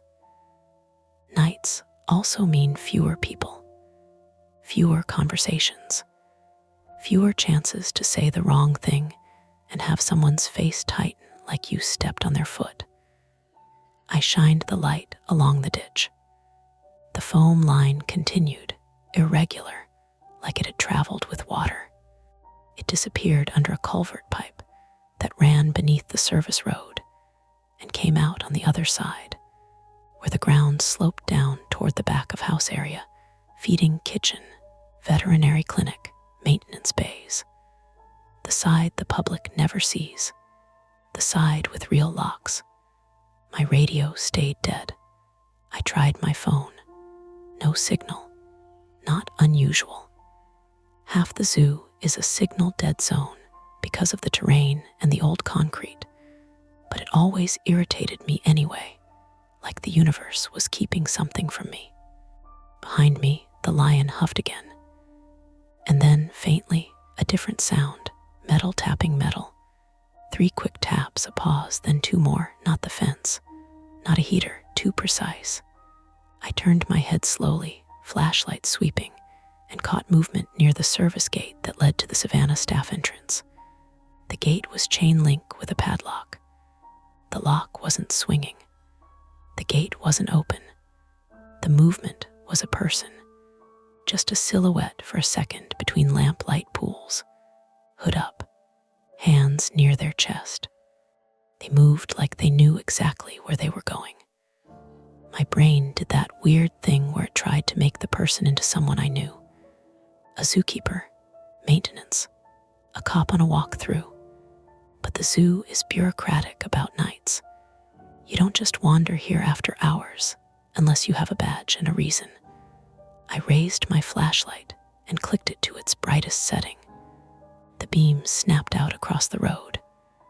"Hey," I called, voice louder than I meant. It bounced off concrete and came back at me thinner. "This area's closed. You need to," the figure froze. The hood turned slightly in my direction, as if they were squinting against the light. I couldn't see their face. Then they did something that made my stomach tighten in a practical way. They didn't run. They backed up 1 step, careful, like they didn't want to trip, like they didn't want to make noise. I walked forward, keeping distance, trying to remember training. Don't chase. Don't escalate. Talk calm. Get a description. Call police if needed. Maintain line of sight. Except I couldn't call anybody because my radio was static and my phone had nothing. The figure lifted 1 hand, palm outward, like they were telling me to stop. Then they lowered it and reached into their pocket. My heart gave 1 thick beat, not fear exactly, more like my body reminding me it could still do its job if I needed it to. "Hands where I can see them," I said. I hated how it came out. Too cop-like, too TV. But it was what my mouth chose. The figure paused. Their shoulders rose and fell once, slow. Then they pulled something out. A key ring. They held it up, letting it catch my flashlight beam. A cluster of brass keys and a plastic fob, white, rectangular, the kind we use for access control doors. They shook it once. Soft jingle. My brain recalibrated, annoyed at itself. "Who are you?" I demanded, still not moving closer. "Why are you out here?" The hood came down just enough for me to see the face in partial light. Pale skin, flushed from cold. Eyes that looked irritated rather than frightened. "I'm not here to steal your penguins," they said, voice tight. Female. American accent, Midwest maybe. My badge isn't working, and she cut herself off, looking past me toward the ditch. "Are you alone?" That question landed wrong. Not because it was creepy, because it was sensible. "Who are you?" I repeated. She hesitated like she was deciding what version of the truth would get her the least resistance. "My name's Lauren Park," she said, 34, female. "I'm on the facilities team." I got called in. Facilities team. That could fit. They do come in for alarms, pipes, HVAC, anything that could kill an animal by morning. But I'd never seen her before, and I'd worked here long enough to recognize the night call people by their gait alone. Called in by who? I asked. Lauren's jaw worked as if she were chewing something invisible. Control. At least, she glanced at my radio clipped to my shoulder. Are they answering you? No, I said. Radio's dead. Phone's dead. Mine too. She said it quickly, like she wanted me to know we were in the same problem together. There's something off with the network. I was in the admin lot, and the gate keycard reader just blinked. Then everything blinked, like the whole place hiccuped. She spoke. The lion huffed again, and this time it sounded closer, sharper. Not a roar, a warning. The big cat version of clearing your throat before you say something important. Lauren looked toward the exhibit, eyes narrowing. They're restless. They're always restless at night, I said, though I wasn't sure I believed myself. I made myself take in details. Lauren wore a dark parka with a zoo logo patch half hidden by the strap of a tool bag. Boots with mud in the treads. No smell of cigarettes or alcohol. Hands a little shaky from cold. Not from adrenaline. I'm Mateo, I said, because names matter when you're deciding if someone is a real person. Security, night shift. Okay, Lauren breathed. Okay, good. So you're not some guy. Some guy, I echoed. She looked embarrassed for half a second, and then that vanished under urgency. I got a call about a water line. Something about pressure dropping near Savannah and the vet clinic. Then control stopped responding. I tried the main gate, and she held up her key ring again. Reader's dead. I walked in through the pedestrian emergency exit. It was propped. That snapped my attention. Propped how? Like someone shoved a rock in it, she said, like they wanted it open. The tapping sound came again. Metal on metal, closer now. Not from the exhibit, from the direction of the maintenance bays. Lauren heard it too. I saw it in the way her eyes shifted. What is that? She whispered, like whispering would keep it from noticing us. I don't know, I said, and I meant it. Here's my flaw, the thing I don't tell people. When something feels wrong, my instinct is to solve it fast so I can stop feeling it. I rush. I skip steps. I tell myself it's efficiency, that it's bravery, but really it's impatience with my own fear. That's how I got a concussion 2 years ago, stepping into a dark stairwell before backup arrived, because I convinced myself it was probably nothing. It wasn't nothing. It was a teenager on drugs who swung a metal pipe. I still remember the taste of blood and pennies in my mouth, and the way the world narrowed into a tunnel for a few seconds like someone pinched it. I didn't want to do that again, but I also didn't want to stand in a road with dead radios while someone, some guy, as Lauren put it, moved around inside the zoo. Lauren shifted her weight, tool bag creaking. We should go to the control room, she said. Get landline. Cameras. The control room was on the other side of the zoo, near admissions. A long drive, even in the cart. And if someone was already inside, leaving the back of house area unattended felt like turning your back on a kitchen fire because you'd rather check the smoke alarm. Or maybe that was my brain doing its old trick again, picking the more immediate problem because it made me feel useful. I looked down at the foam in the ditch, then up toward the maintenance bays where the tapping came from, then back at Lauren. We have 2 options, I said. We go to control, get eyes on cameras, call police if needed. Or we check that sound first, make sure nobody's breaking into the animal support areas. Lauren's mouth tightened. If something's wrong with the water line, then We also need to know if it's accidental or on purpose, I finished. A thin wind moved through the eucalyptus trees near the kangaroo walk. Leaves rattled like dry paper. Somewhere in the distance, a zebra brayed once, loud and offended, and then everything went still again. Lauren swallowed and looked toward the maintenance bays, where the tapping had stopped. Mateo, she said quietly, if someone's here and they wanted that emergency exit propped, they planned it. Right. I didn't answer because answering would make it real. Instead, I pointed to my cart. Get in, I said. We decide at the next junction. And as we climbed into the cart together, her boots scraping the metal step, my hands stiff on the wheel, I felt the weight of the choice settle between us, like a third person on the bench seat, silent and patient, waiting to see what we'd do. The cart hummed louder than it should have, a high electric whine that felt obscene in the quiet.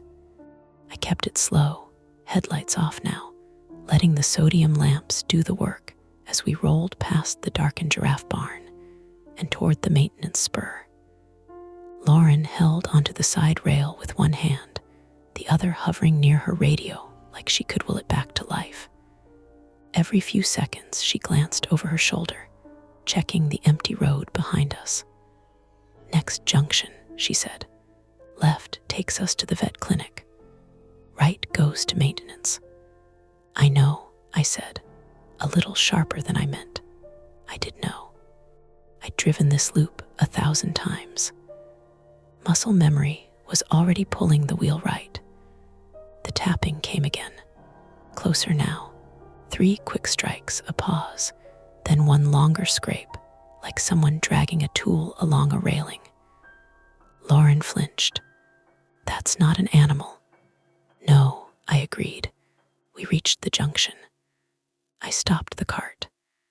The engine whine cut out, and the silence rushed in to fill the space like water. The maintenance bays sat maybe 80 yards ahead, squat concrete buildings with roll-up doors and narrow windows set high, most of them dark. One bay had a light on inside, fluorescent, flickering just enough to be annoying. To the left, the vet clinic glowed softly, backup generators keeping essential systems alive. The place where you go when something's already wrong. Lauren exhaled through her nose. If that water line ruptures, we've got a bigger problem than some guy with a wrench, she said. Pressure drop near the clinic means sterilization, animal care. I know, I said again, quieter this time. But if someone's actively messing with things, she looked at me then, really looked. You don't want to wait, she said, not accusing, observant. I hated that she saw it so easily. Last time I waited, someone got hurt, I said before I could stop myself. It felt stupid, saying it out loud, like I was justifying a bad habit with a sad story. Lauren nodded once, like she filed it away. Okay, she said, then we do this smart. We got out of the cart together. The cold bit harder now, creeping up from the asphalt through my boots. I adjusted my flashlight grip, thumb hovering over the strobe setting I hoped I wouldn't need. As we walked, the smell got stronger. Chlorine, yes, but also something oily, metallic. The air near the maintenance bay felt damp, like standing near an open fridge. The tapping stopped. That was worse. We reached the door with the light on. It was half open, the roll-up door frozen mid-lift like it had lost power at the worst possible moment. A wet trail led from inside out onto the concrete apron, reflecting the flickering light. Lauren crouched, fingers hovering over the puddle without touching it.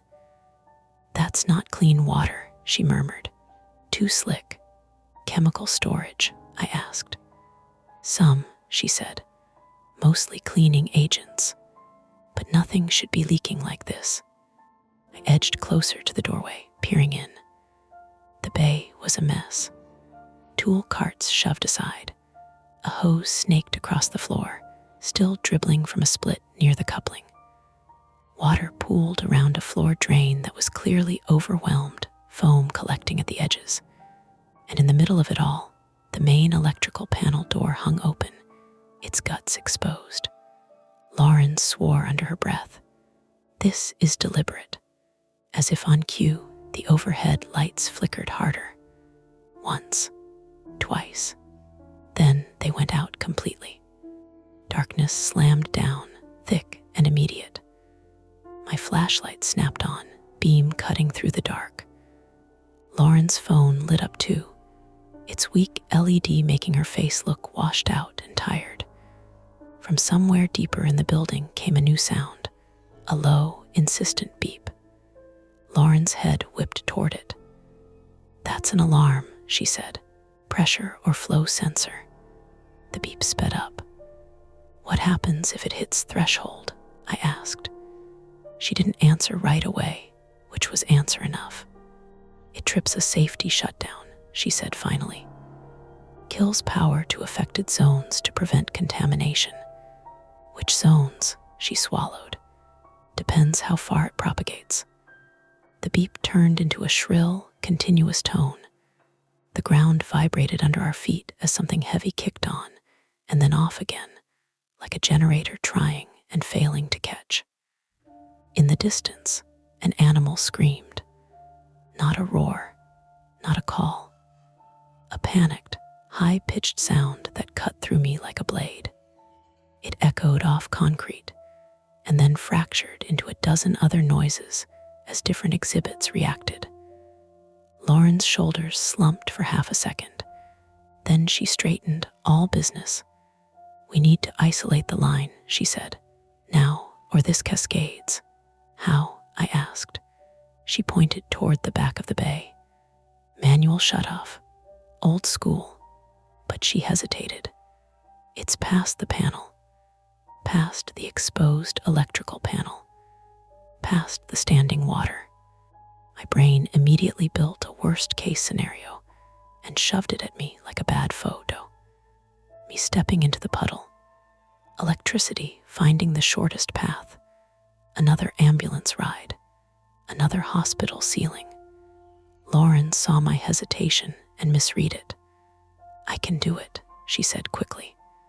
"I know where it is. And I'm not letting you walk into that alone," I shot back. We argued in whispers for 10 seconds that felt like a minute. Her saying time mattered. Me saying safety mattered. Both of us lying a little. The alarm tone cut out abruptly. For a heartbeat, there was nothing. Then the emergency lighting kicked on, bathing the bay in a dim red glow. Lauren stared at the lights. "That's not good. What now?" I asked. "Now the system thinks it's protecting itself," she said, "which means it just shut down more than we wanted." As if to underline her point, my radio crackled to life. "Any unit, report." The voice was distorted, stretched thin, but I recognized it. Control. Loss of power in multiple zones. Animal support systems affected. Repeat. I grabbed the radio. "Control. This is Mateo at Maintenance Bay 3. We have a deliberate breach, water line compromised, possible intruder." Static chewed on my words then. "Mateo, copy, police notified, ETA unknown, maintain safety, do not." The transmission cut. Lauren let out a shaky laugh that wasn't funny. "Unknown ETA," she repeated. "Great." Another sound joined the chaos. Not from inside the bay. From outside. Metal on metal, closer, faster. Like someone running a tool along the fencing. I moved to the doorway, flashlight sweeping. The beam caught the service yard fence 20 yards away, and a section of it sagging, freshly cut wire curling like broken teeth. A shadow moved beyond it, purposeful, unhurried. "Lauren," I said quietly, "we're not alone." She followed my gaze. Her face went pale under the red lights. "They're heading toward the clinic," she whispered. "If they breach that," a loud crack echoed as the fence gave way completely. My radio crackled again, then went dead for good. I felt that old urge rise up, hot and insistent. "Go, now, fix it, stop it." Lauren grabbed my sleeve. "Mateo," she said, voice steady despite everything. "If you chase them, that line stays open. Animals get hurt, people get hurt. And if we stay," I said, eyes locked on the dark beyond the fence, "they get inside." We stood there, red lights pulsing, alarms howling in the distance, the smell of chemicals burning my nose.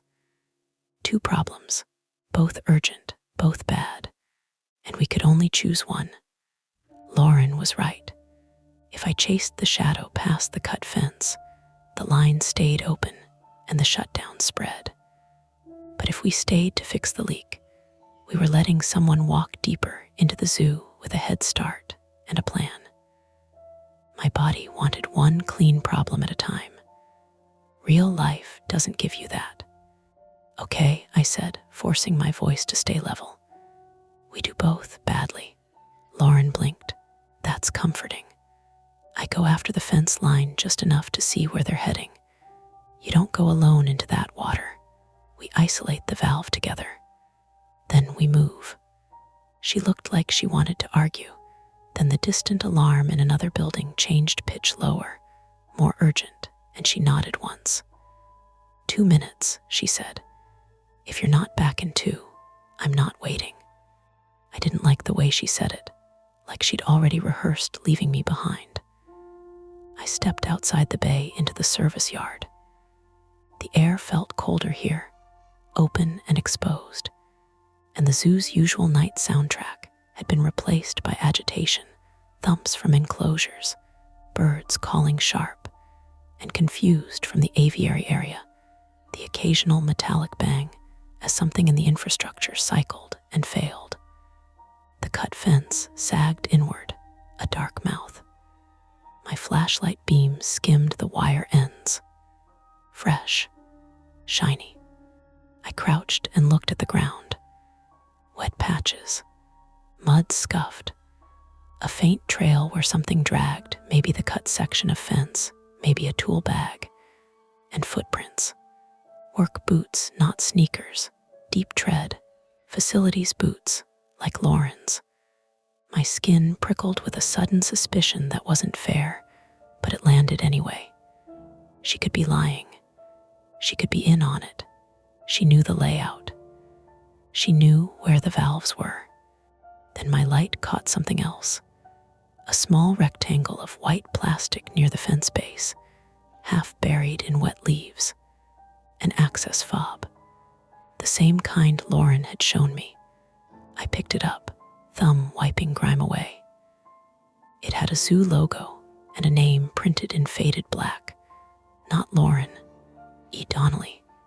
I didn't recognize it, but I also didn't recognize half the day staff. I stood, scanning the service road beyond the fence. The road ran downhill toward the vet clinic and the animal kitchen, then curved left toward the quarantine building. To the right, it led toward the big cat service corridor, and eventually the main perimeter. My flashlight swept and caught a figure far ahead, just a glimpse ducking behind a dumpster near the animal kitchen loading dock. I started forward without thinking, and then I forced myself to stop. "Mateo," I told myself, "don't. Not alone. Not like last time." I backed up, returned to the maintenance bay door, and checked my watch. 1 minute, 20 seconds. Inside, Lauren had moved a rolling tool cart closer to the puddle. She'd taken off one glove and was feeling along the wall near the exposed electrical panel, tracing conduit and pipes by touch in the red emergency light. "You see them?" she asked without turning. "Direction," I said. "They're heading downhill, toward animal kitchen, maybe clinic." And I held up the fob. "Found this at the cut fence. E. Donnelly." Lauren's hand froze on the wall. That's Evan, she said. Maintenance, 40-ish. Male. He was on shift earlier. Is he supposed to be here? I asked. No, she said, and her voice did something small and strange on the word. He clocked out at 6. That tightened everything. A propped emergency exit. A cut fence. A maintenance fob at the breach point. Either Evan dropped it while trying to stop someone, or someone wanted it there. Lauren pulled her glove back on with shaky fingers. Valve S in the back, she said. Past the panel, past the water. Talk me through it, I said. We stay on the dry perimeter, she said, stepping carefully along the wall. There's a raised concrete lip, like a curb. If we keep our feet on that, the lip was narrow, maybe 3 inches, damp and slick. The water pooled across most of the floor, reflecting red light like a low, poisonous tide. The exposed electrical panel was right in the middle of it, door hanging open like a jaw. I put one foot on the lip and immediately felt my ankle wobble. I steadied myself with my free hand against the wall, cold concrete biting my palm. Lauren moved ahead, flashlight in her teeth now, both hands free. Her tool bag thumped lightly against her hip with each careful step. Halfway across, my foot slid a fraction on the damp concrete. My stomach dropped. My muscles tensed hard enough to hurt. I caught myself before I fell, but the jolt ran up my leg, and my knee barked in protest. Lauren turned, eyes wide. You okay? Fine, I lied, breathing harder now, heart hammering from a near miss that shouldn't have been dramatic, but felt like it. We reached the back corner where pipes ran vertically, painted the same institutional beige as everything else. A red wheel valve sat chest high, with a tag that read Savannah Clinic Supply. Lauren leaned in, reading it like it might change.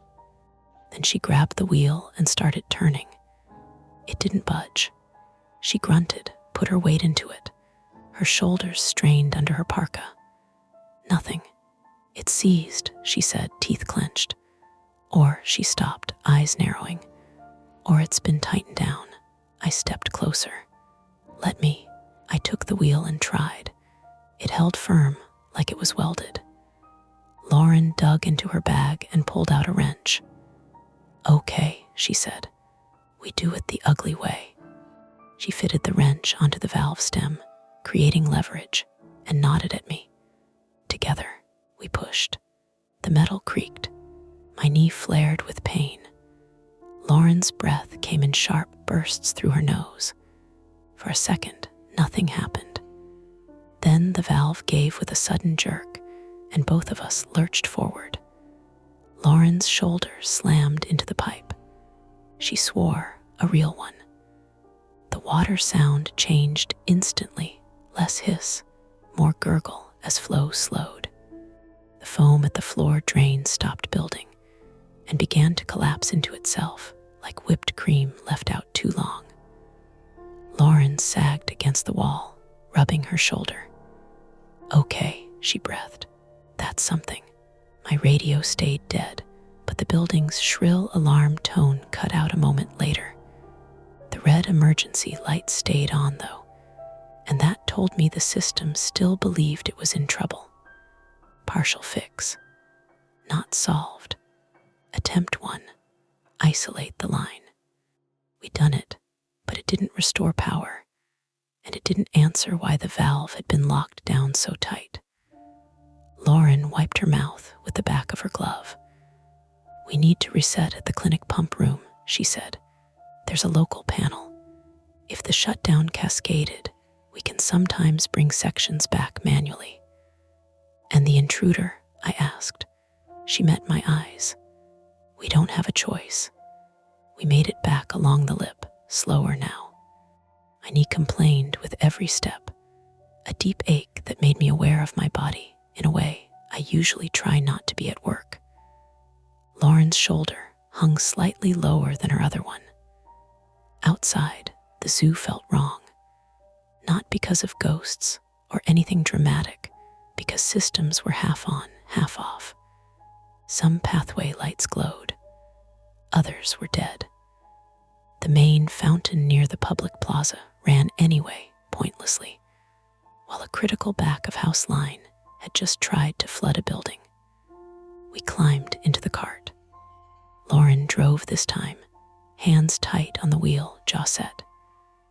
We took the downhill service road toward the vet clinic, passing the animal kitchen loading dock on our right, 2 dumpsters, a pallet of shrink-wrapped produce, a forklift parked with its forks lowered like it was sleeping.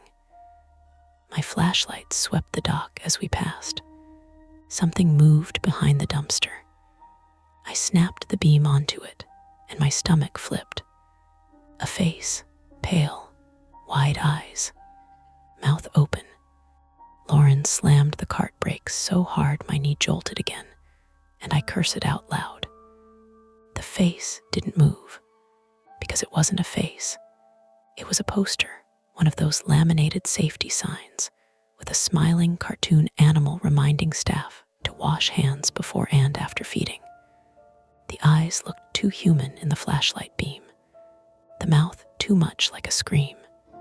In the red spill from the emergency lighting, it had seemed alive. Lauren stared for a beat, then let out a sound that was half laugh, half sob. Jesus. Felt my pulse in my throat. Okay, I said, more to myself than her.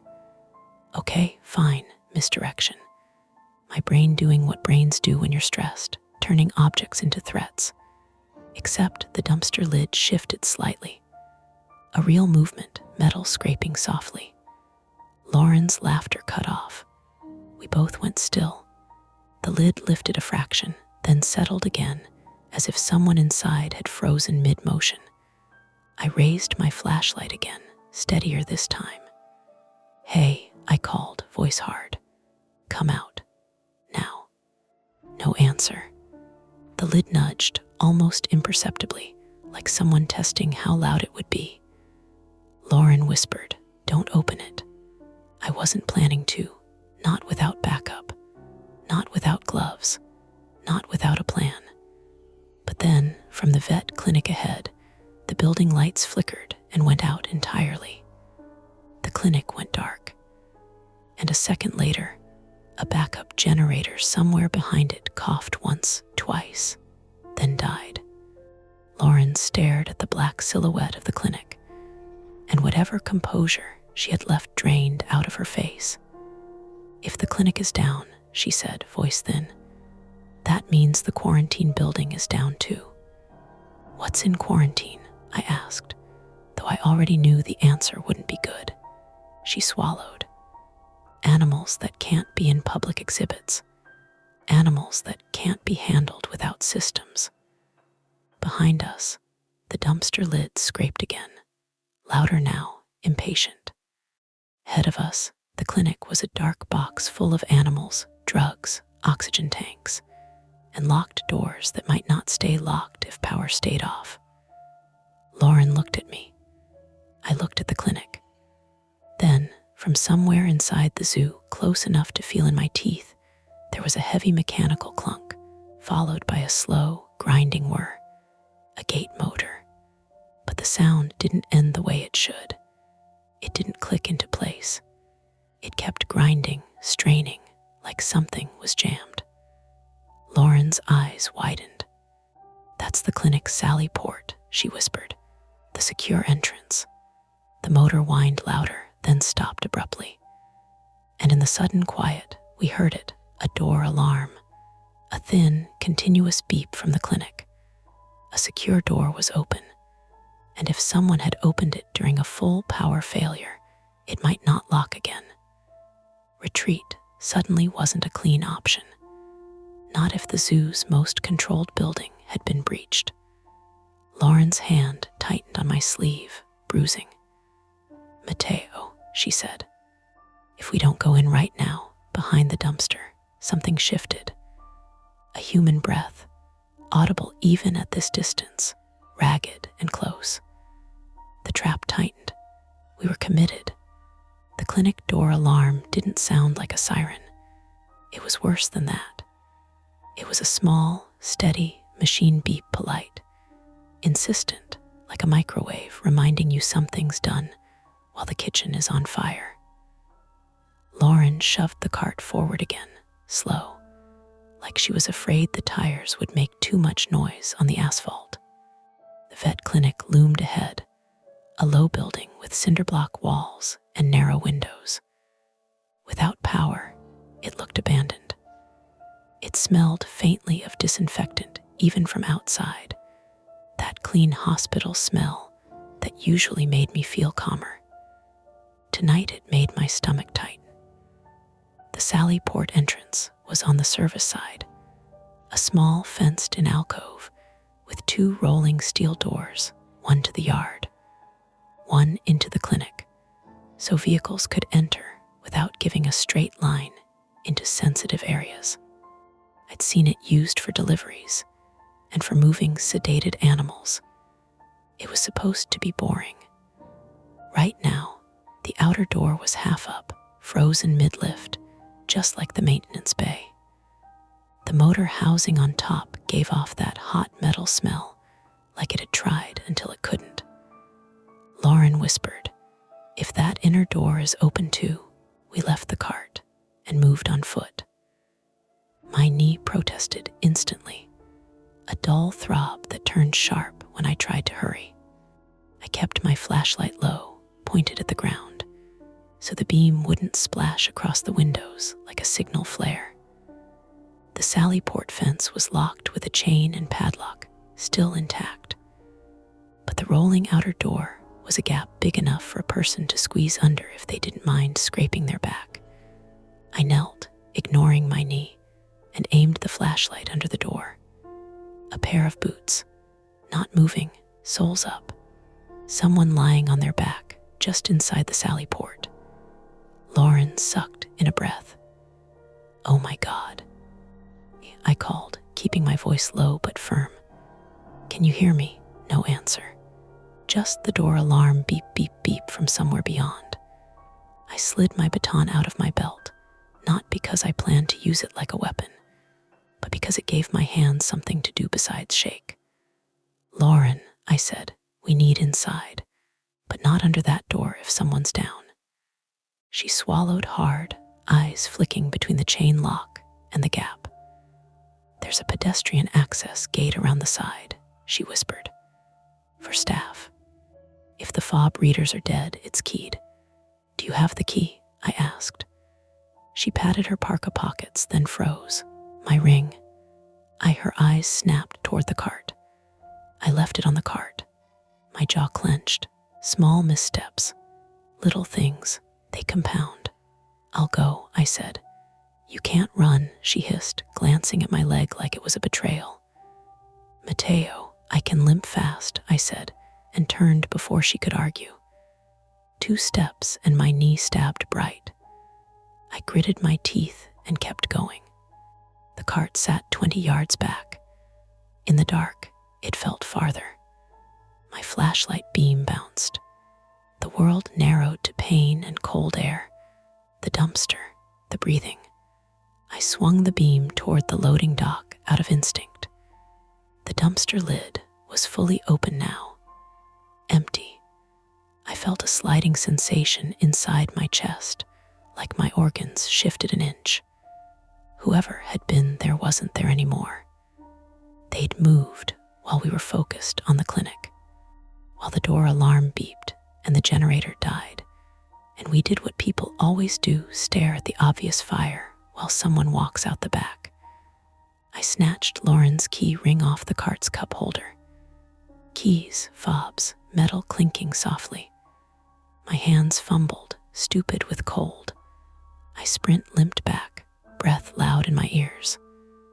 Lauren was still by the Sally Port, flashlight aimed under the door. "He moved," she whispered as I came up. I saw his foot twitch. "Good," I said, though it didn't feel good. It felt like the universe offering one mercy and taking two. We hurried around the building. The side access gate was a waist-high chain-link gate set into a narrow corridor between the clinic wall and a storage shed. The lock was old school, keyed. Lauren took the ring and tried a key. Wrong, tried another, wrong. Her fingers were shaking. "Lauren," I said, sharper now. "Pick one." "I'm trying," she snapped back, and there was real fear under the anger. "They change locks. They don't tell anyone." A key finally turned. The gate clicked open. We slipped through. Inside the corridor, the door alarm beep grew louder. It wasn't from the outer door. It was from the inner clinic door. Lauren reached the inner door and pushed. It swung inward too easily, and the beep stopped, replaced by a different sound, soft, rapid footsteps on tile. Someone inside. Lauren froze with her hand on the door edge. I stepped past her, flashlight up, and my beam caught the clinic hallway: white walls, bulletin boards, hand sanitizer dispensers, everything normal except for the darkness, and the emergency exit signs glowing green. The footsteps stopped. Then a voice from the dark, male, strained. "Don't come any closer." The voice wasn't calm. It was shaky with pain or adrenaline. "Who is that?" Lauren called, voice cracking. A figure stepped into the faint glow of the exit sign. A man, mid-40s, male, stocky. His face was pale and slick with sweat. One arm hung wrong against his body, and there was blood smeared down his forearm like he tried to wipe it off and failed. He held a fire extinguisher in both hands like a club. Lauren whispered, Evan Donnelly." He blinked hard at us like he couldn't make his eyes focus. "Lauren," he rasped. Thank God, I thought you were." His gaze snapped to me. "Who's he?" "Security," Lauren said quickly. "Mateo." "Evan, what happened?" Evan's chest rose and fell fast. "They're here," he said. They're not trying to take animals." My stomach sank. "Then what are they doing?" Evan swallowed, wincing as his broken arm shifted. "Drugs," he said. "Ketamine, medetomidine. The stuff locked in the cabinets. They know exactly where it is." Lauren's face tightened. "How?" Evan's eyes flicked away. Shame flashed, quick as a blink.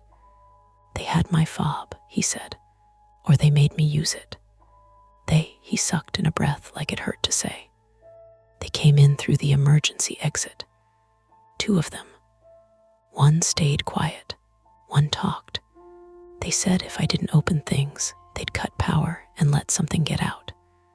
A lion huffed somewhere outside, close, and Evan flinched like it was a gunshot.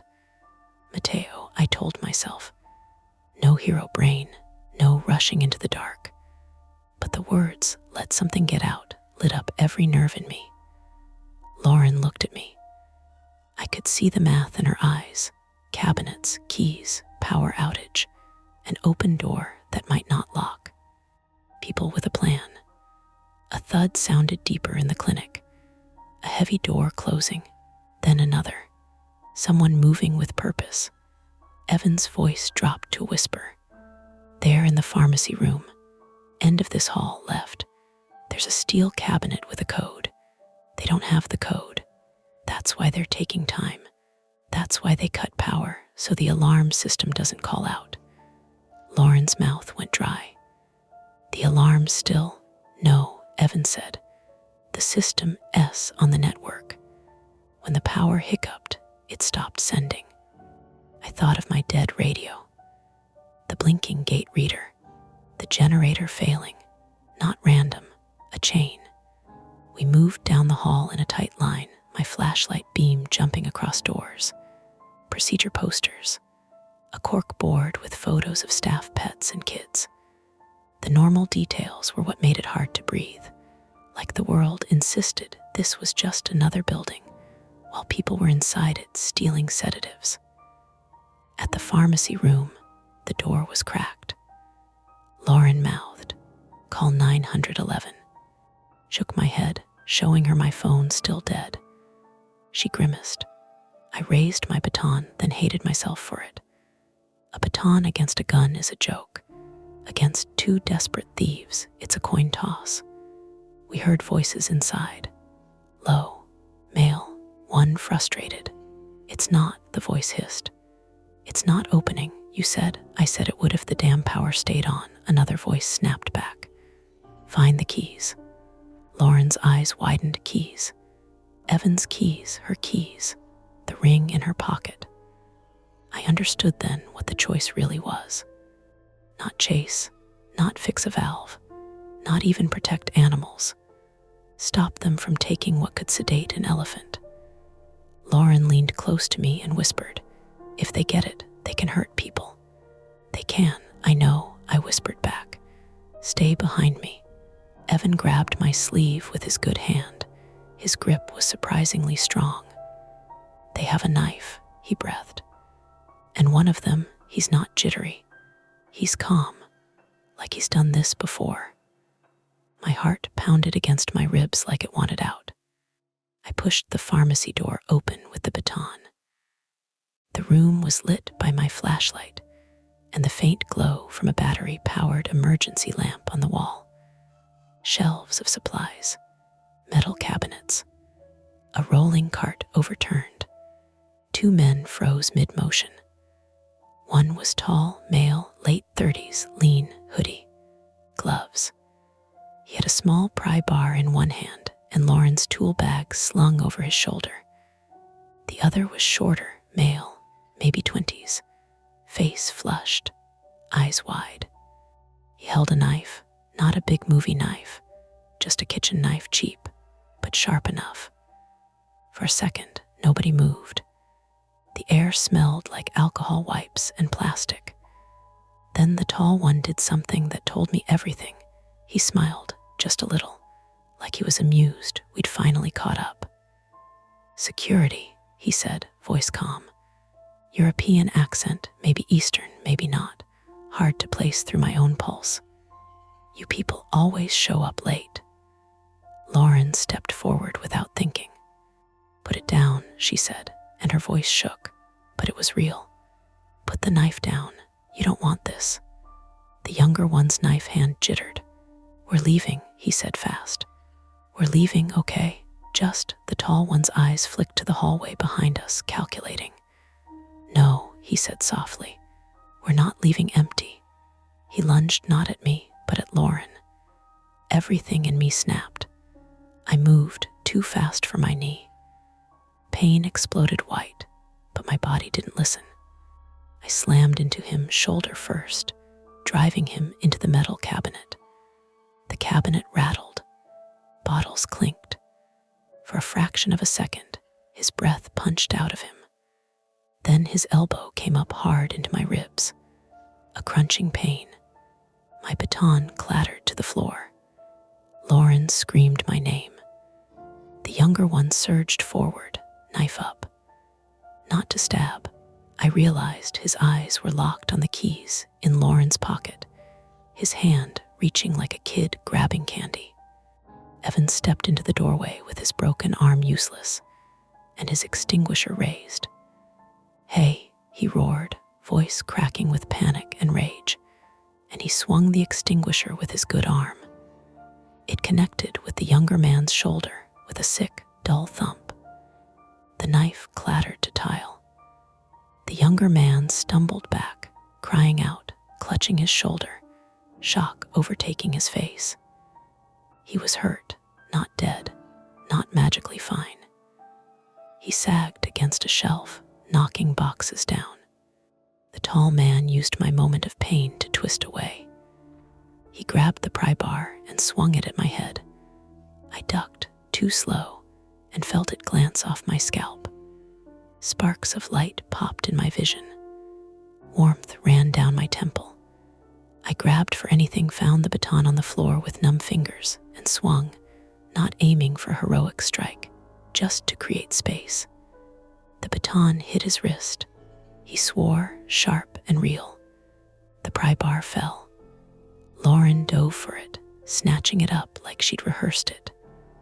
"Back," she yelled, voice higher now, but steady. The tall man's calm slipped for the first time. His eyes went flat. He looked at Evan, looked at me, looked at Lauren. Then he did the most realistic, infuriating thing. He ran. He shoved past us into the hall, sprinting toward the side exit we'd come through. No dramatic fight to the end. No villain speech, just flight. "Mateo," Lauren shouted. "Don't," I chased anyway. Not far, not fast. 2 strides and my knee buckled.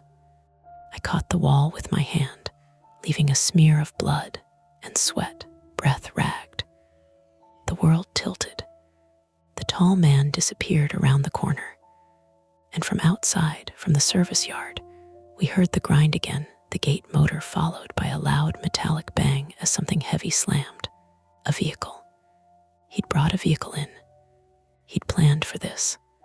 Lauren ran past me, slower than she wanted, toward the side gate. I followed, limping, ribs aching with each inhale. We burst out into the corridor between buildings. The side gate was open. Beyond it, in the service yard, headlights flared as a van reversed hard, tires skidding on wet pavement. The outer Sally Port door shuddered as it was forced the rest of the way up by brute pressure, screeching metal. The van lurched forward, clipped the sagging fence, and tore out through the breach point like it had always belonged there. In the brief wash of headlights, I saw the tall man in the passenger seat, one hand pressed to his wrist, blood dark on his glove. He didn't look back. Then the van was gone, swallowed by the downhill road. The zoo fell into a stunned, ugly quiet, alarms still beeping somewhere, animals still restless, but the immediate human chaos had moved on. Lauren stood at the open gate, shaking so hard her keys jingled like wind chimes. Evan sank against the wall inside the corridor, eyes glassy, breathing shallow. The extinguisher lay on its side, near his boots. I leaned over, hands on my knees, and tried to pull air into ribs that didn't want to expand. My head throbbed. My knee felt unstable, like a hinge with a missing screw. We de-stopped them from getting the sedatives, but we hadn't stopped them. And the cost was written in our bodies. Evan's arm, my knee and ribs and head, Lauren's trembling hands, and the way her eyes kept darting to the dark road like she expected the van to come back. Somewhere across the zoo, a lion roared once, full-throated this time, furious at the disturbance. Lauren looked at me, face pale under the sickly emergency lights. "They're going to do this again," she whispered. It wasn't a prediction. It was a certainty. I wanted to say something reassuring. Something like, "No, they won't, or we'll be ready."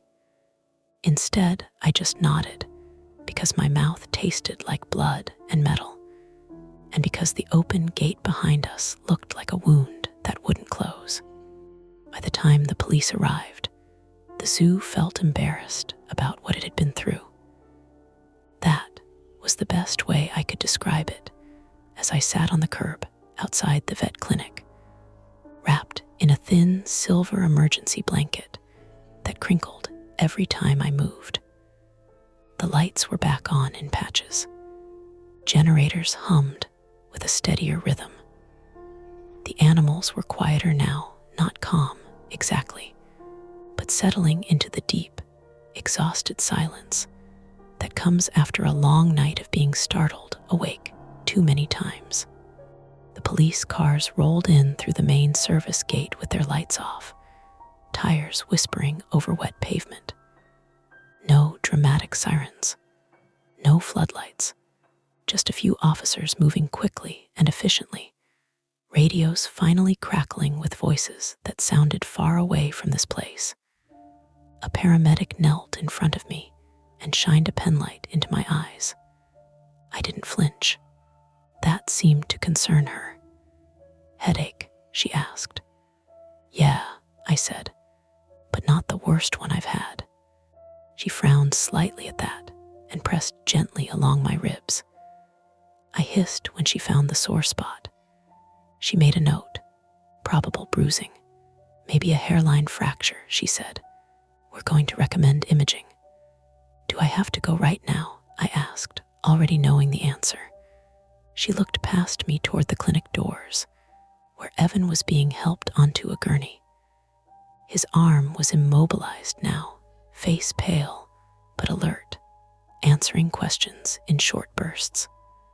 Lauren stood a few feet away, arms folded tight across her chest, like she was holding herself together by force. "Yes," the paramedic said. "You do." So I nodded, because this time I didn't argue. Lauren rode with me in the ambulance, sitting on the bench seat across, hands clasped between her knees. She declined treatment for her shoulder after a quick check, insisting she was fine. In that way people mean functional. She watched the ceiling lights slide by through the rear windows like she was counting them. "They didn't get the drugs," she said suddenly, like she was checking a box. "No," I said, "they didn't.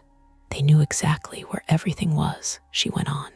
"The shutoff, the cabinet, the generators. Someone walked them through it."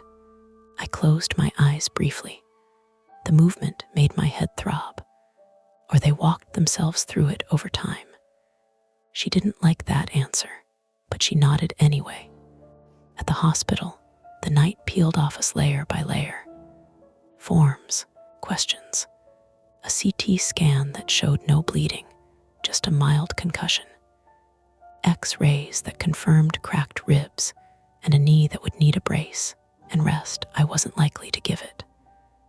Lauren waited until I was settled in a curtained bay before she left, promising to check on Evan and then go back to the zoo to help with the reset. She hesitated before pulling the curtain closed. "You did the right thing," she said. I wanted to believe her. I wanted to tell her that if I hadn't rushed, if I'd waited for police, or locked down harder, or trusted the systems more, maybe none of us would be sitting here. But those thoughts didn't go anywhere useful. They just circled.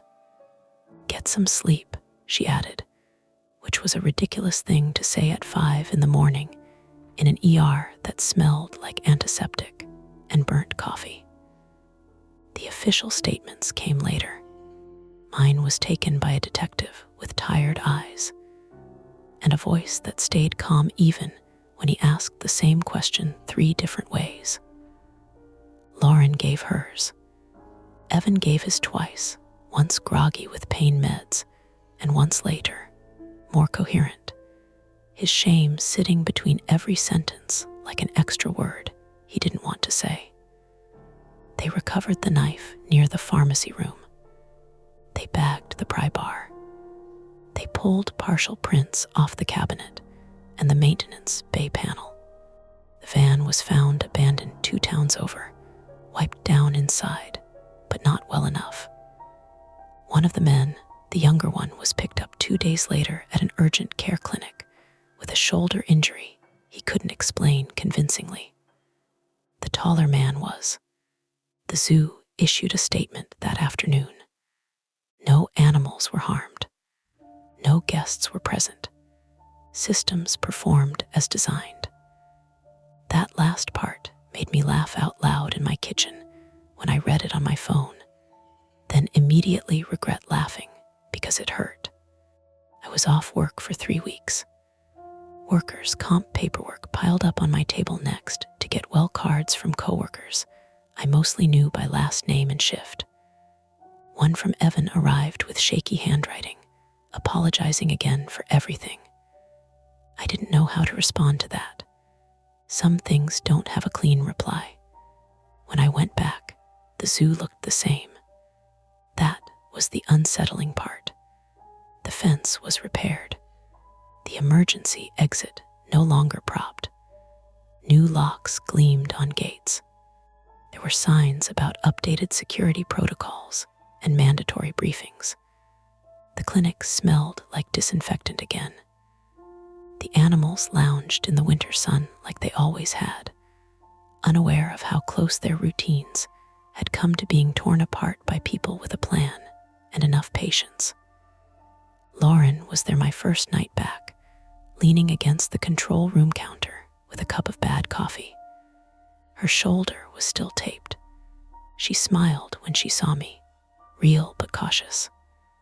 "Welcome back," she said. "Miss me?" I asked. She snorted.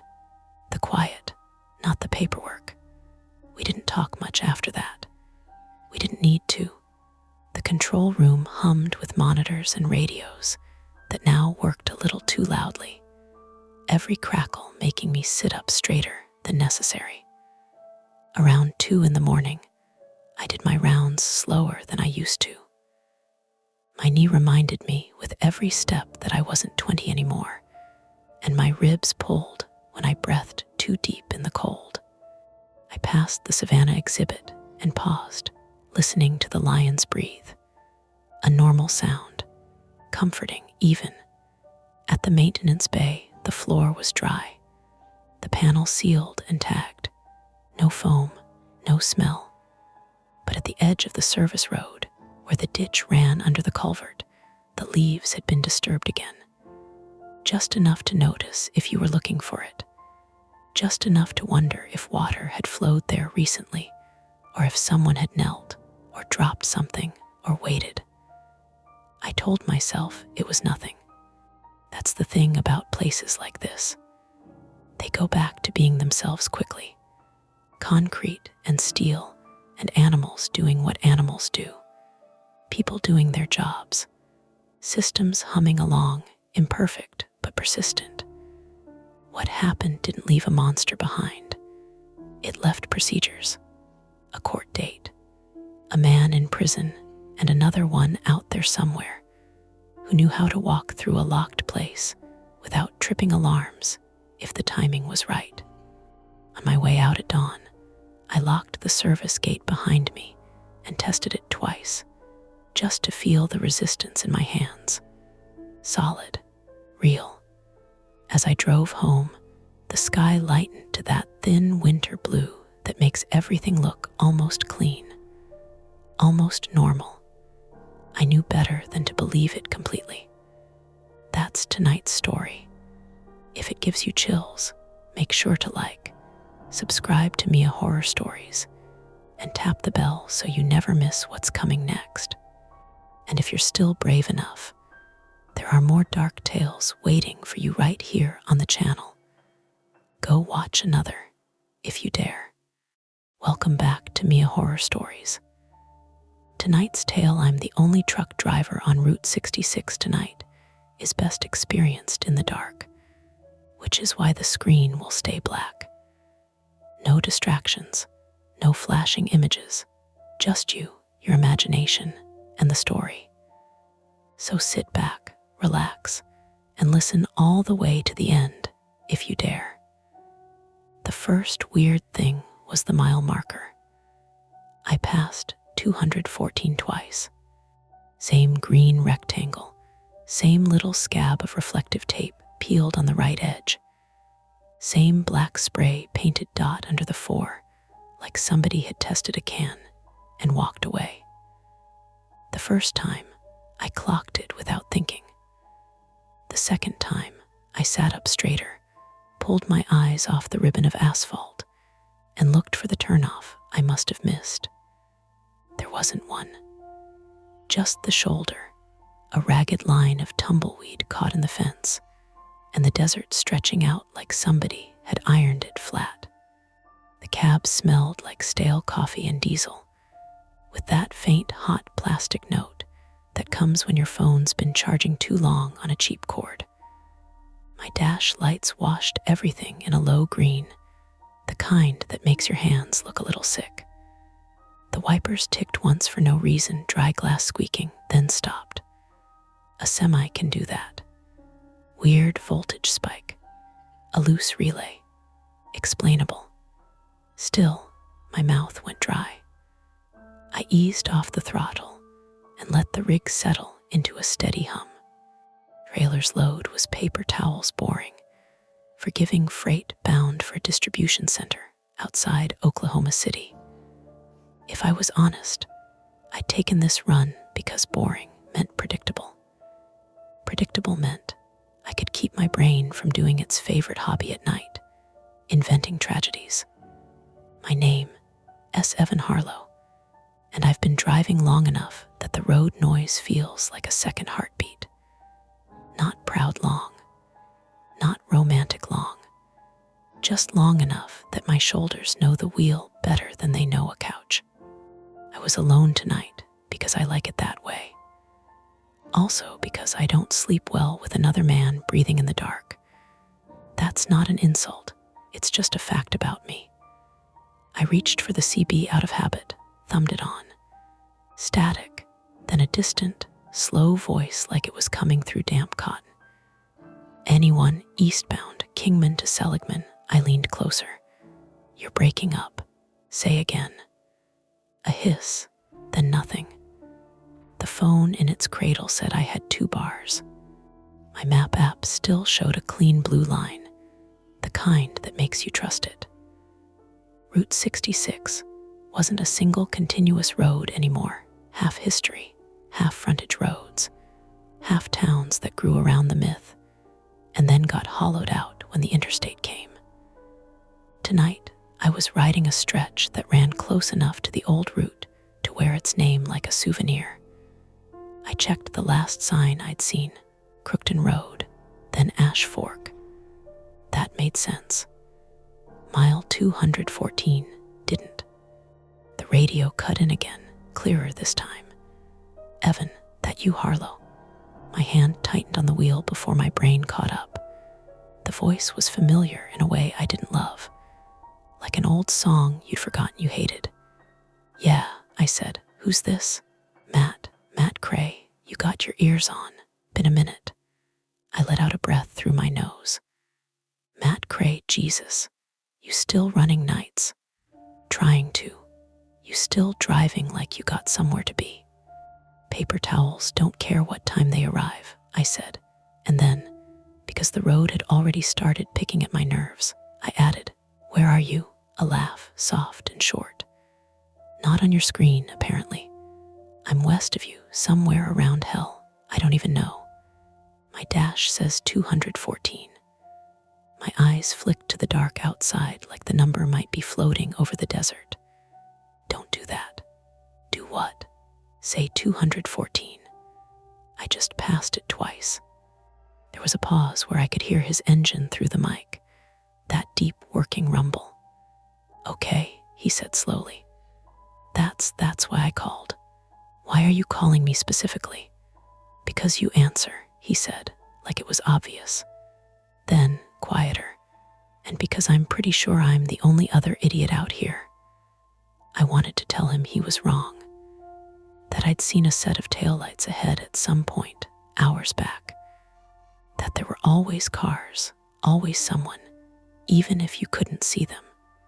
But the truth was, since Flagstaff, it had been mostly emptiness and the occasional reflective eyes at the edge of my beams. Are you on the interstate? I asked. Frontage, he said. Old alignment. Don't ask me why. Dispatch wanted the scenic route, I guess. Dispatch doesn't want scenic, I muttered. Dispatch wants cheap. Yeah, well, cheap's what we get. Another small click, my dash cam adjusting focus. And for a second, I watched my own face in the tiny preview screen. Eyes a little too wide, jaw set like I was chewing a problem. You sound jumpy, Matt said. I'm tired. I'm fine, I said too quickly. He didn't push. Matt had always had that talent, knowing when to poke and when to let the silence do the work. We weren't friends, not really.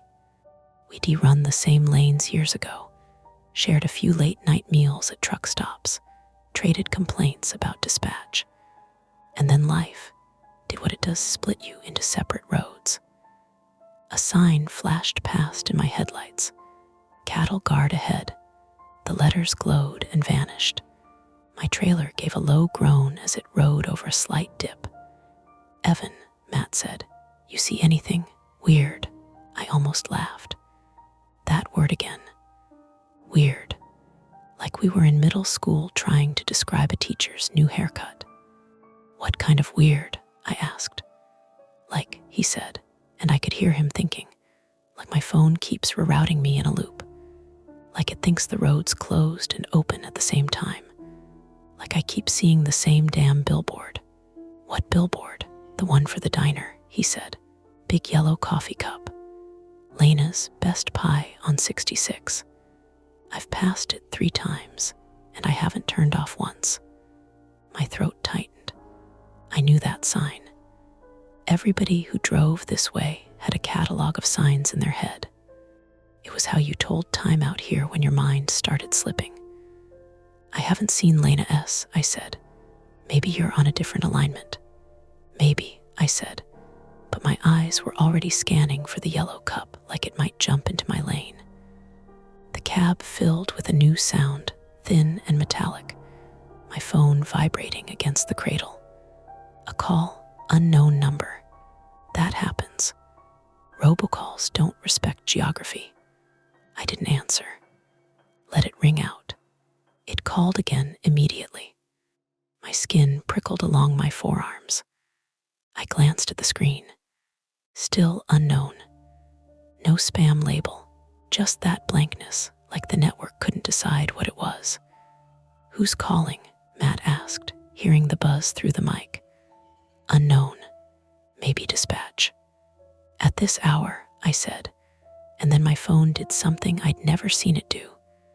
The screen flickered, went black, then came back with the map zoomed all the way out as if it had lost me. A little blue dot blinked in place, then jumped a half-inch east, then back, like a nervous animal. I steadied my breathing.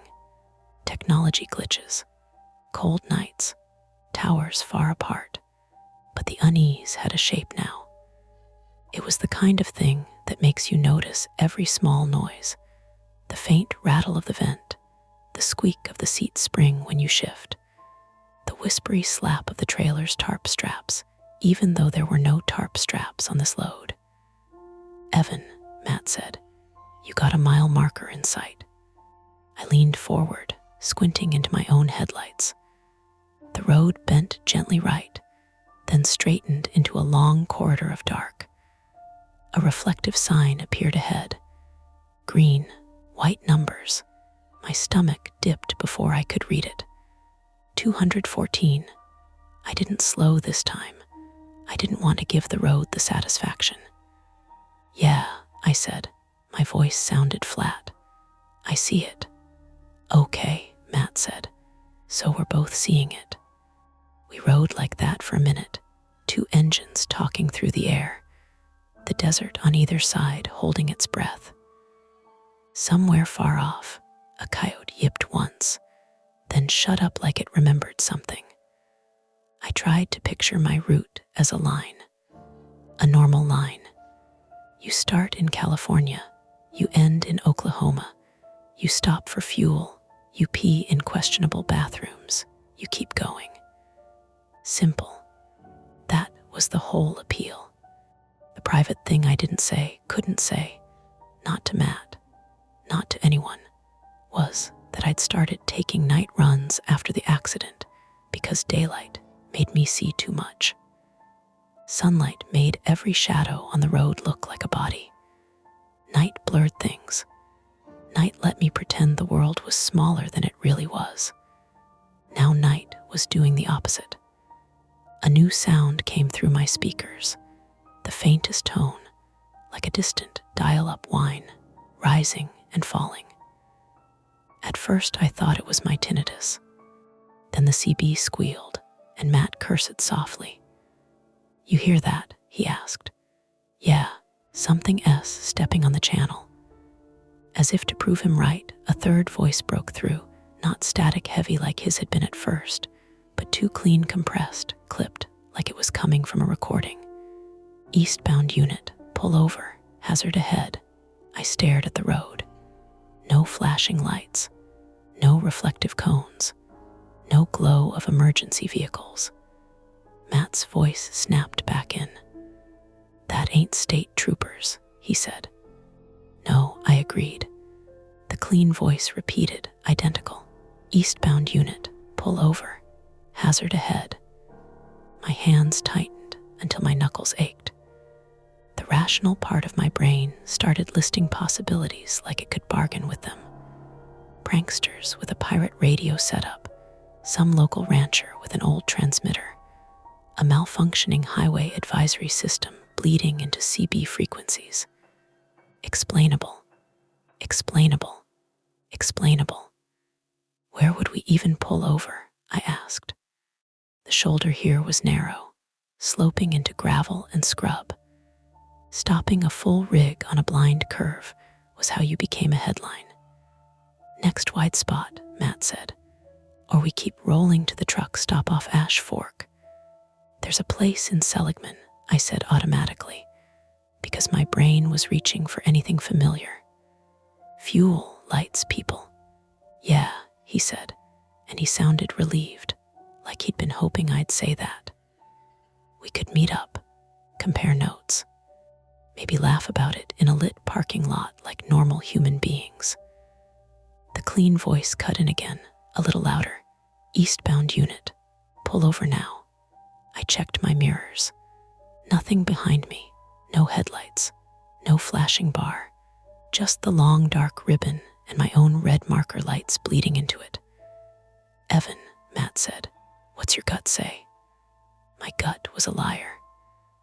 My gut had screamed at me on sunny afternoons when a shadow crossed the road, and it was only a plastic bag. My gut had gone quiet the day I should have listened. I didn't trust it. But I trusted one thing. The idea of stopping out here alone made my skin crawl in a way I couldn't justify with logic. "We keep moving," I said, "to somewhere lit." "Okay," Matt said. "Okay, I'm with you." Ahead, the road forked subtle, more like an old split where the frontage peeled away from the newer alignment. Two sets of reflectors. Two possible blues lines, if your map app still believed in you. One sign half lit by my beams, the lettering faded. For a second, my map app recalculated and offered me a choice in the most casual tone. Continue for 12 miles. Alternative route saves 3 minutes. 3 minutes, like that mattered. The clean voice on the CB went quiet. Matt's engine noise shifted, like he was adjusting speed. "Which way you going?" he asked. I stared at the fork, at the faded sign, at the desert beyond that didn't care about my schedule or my fear, or the numbers on a mile marker. If we stayed on the main line, we'd hit Seligman and lights and witnesses. If we took the alternative, we might shave 3 minutes, maybe rejoin farther ahead, maybe avoid whatever hazard someone was trying to warn us about. Or maybe we'd be the kind of idiots who chased the shortest line on a screen into the dark. My turn signal clicked once on its own when my hand brushed it. The sound was loud in the cab, too cheerful. I swallowed. "Matt," I said, "I'm not stopping out here." "I'm not asking you to," he said. "Just tell me left or right." And there it was, the first real choice of the night, sitting on the road like a coin flipped and not yet caught. Left toward the lights, right toward the shortcut. I kept my eyes on the fork, and my finger hovered over the turn signal, waiting for my brain to commit. The clean voice came back, closer this time, like someone had leaned toward a microphone. "Eastbound unit. Hazard confirmed. Reduce speed and prepare to stop." Matt swore, not loud, controlled, the kind of swear that meant he was already doing math in his head. "Evan," he said, "that's not a highway advisory. Those run on AM, not CB. And they don't say unit." I nodded even though he couldn't see me. My eyes were glued to the gauges now. Speed steady. Oil pressure good. Tanks climbing like they should. Fuel needle just under a quarter, enough to be annoying, not enough to be comforting. I'd planned to top off at Seligman. Planned is a strong word. Assumed. The road narrowed. The reflectors along the edge seemed closer together, blinking past like a countdown. My app just flagged an incident, Matt said. Says obstruction ahead. No details. Same, I said, watching my screen redraw itself. A yellow triangle pulsed where the road forked. The alternative route was gone. Only one line now, stubbornly blue. It wants me to keep going. That's what worries me, Matt said. If there was a real closure, it'd kick us off. The clean voice cut in again, overlapping him. Eastbound unit. Stop immediately. Hazard ahead is life-threatening. I felt the old reflex twitch, the one that told me to comply, to be good, to follow instructions, so nothing bad happened. That reflex had been burned into me by uniforms and forms, and the day a man with a badge told me to sit down and wait while someone else scraped my windshield clean. Where's this coming from? I asked. Matt didn't answer right away. I heard a click, then another. I'm scanning, he said, trying to get a bearing. The CB squealed, then spat out a burst of noise so loud I flinched. When it cleared, there was another voice, thin and breathless. Hello? Anyone, please. I leaned into the mic. Say again. I'm on the shoulder, the voice said, female, young. My car's dead, there's smoke. I don't know where I am. I saw your lights earlier. Please don't pass me. Matt inhaled sharply. Okay, he said. Okay, Evan, you hearing this? Yeah, I said, my heart thudding harder now. This was concrete. This was a person, not a recording. Can you give us a mile marker? Matt asked her. I think it said 214, she said, and then she coughed, wet and ugly. Please. My foot eased off the throttle without me telling it to. The truck began to slow, engine note dropping. I hated how automatic it felt, how easy it was to slide into the role of the guy who stops.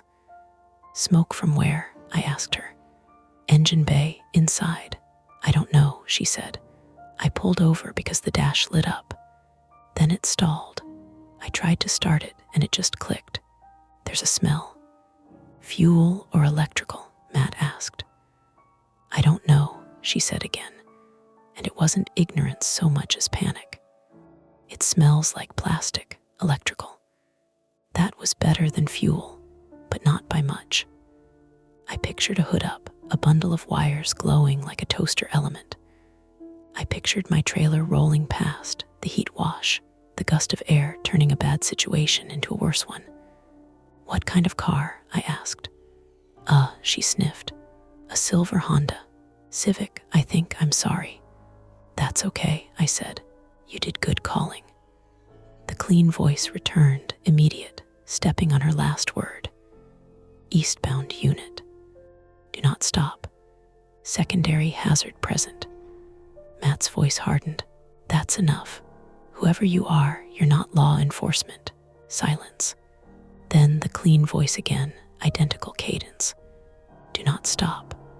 I felt the hair on my arms lift, not because of anything mystical, but because of the precision.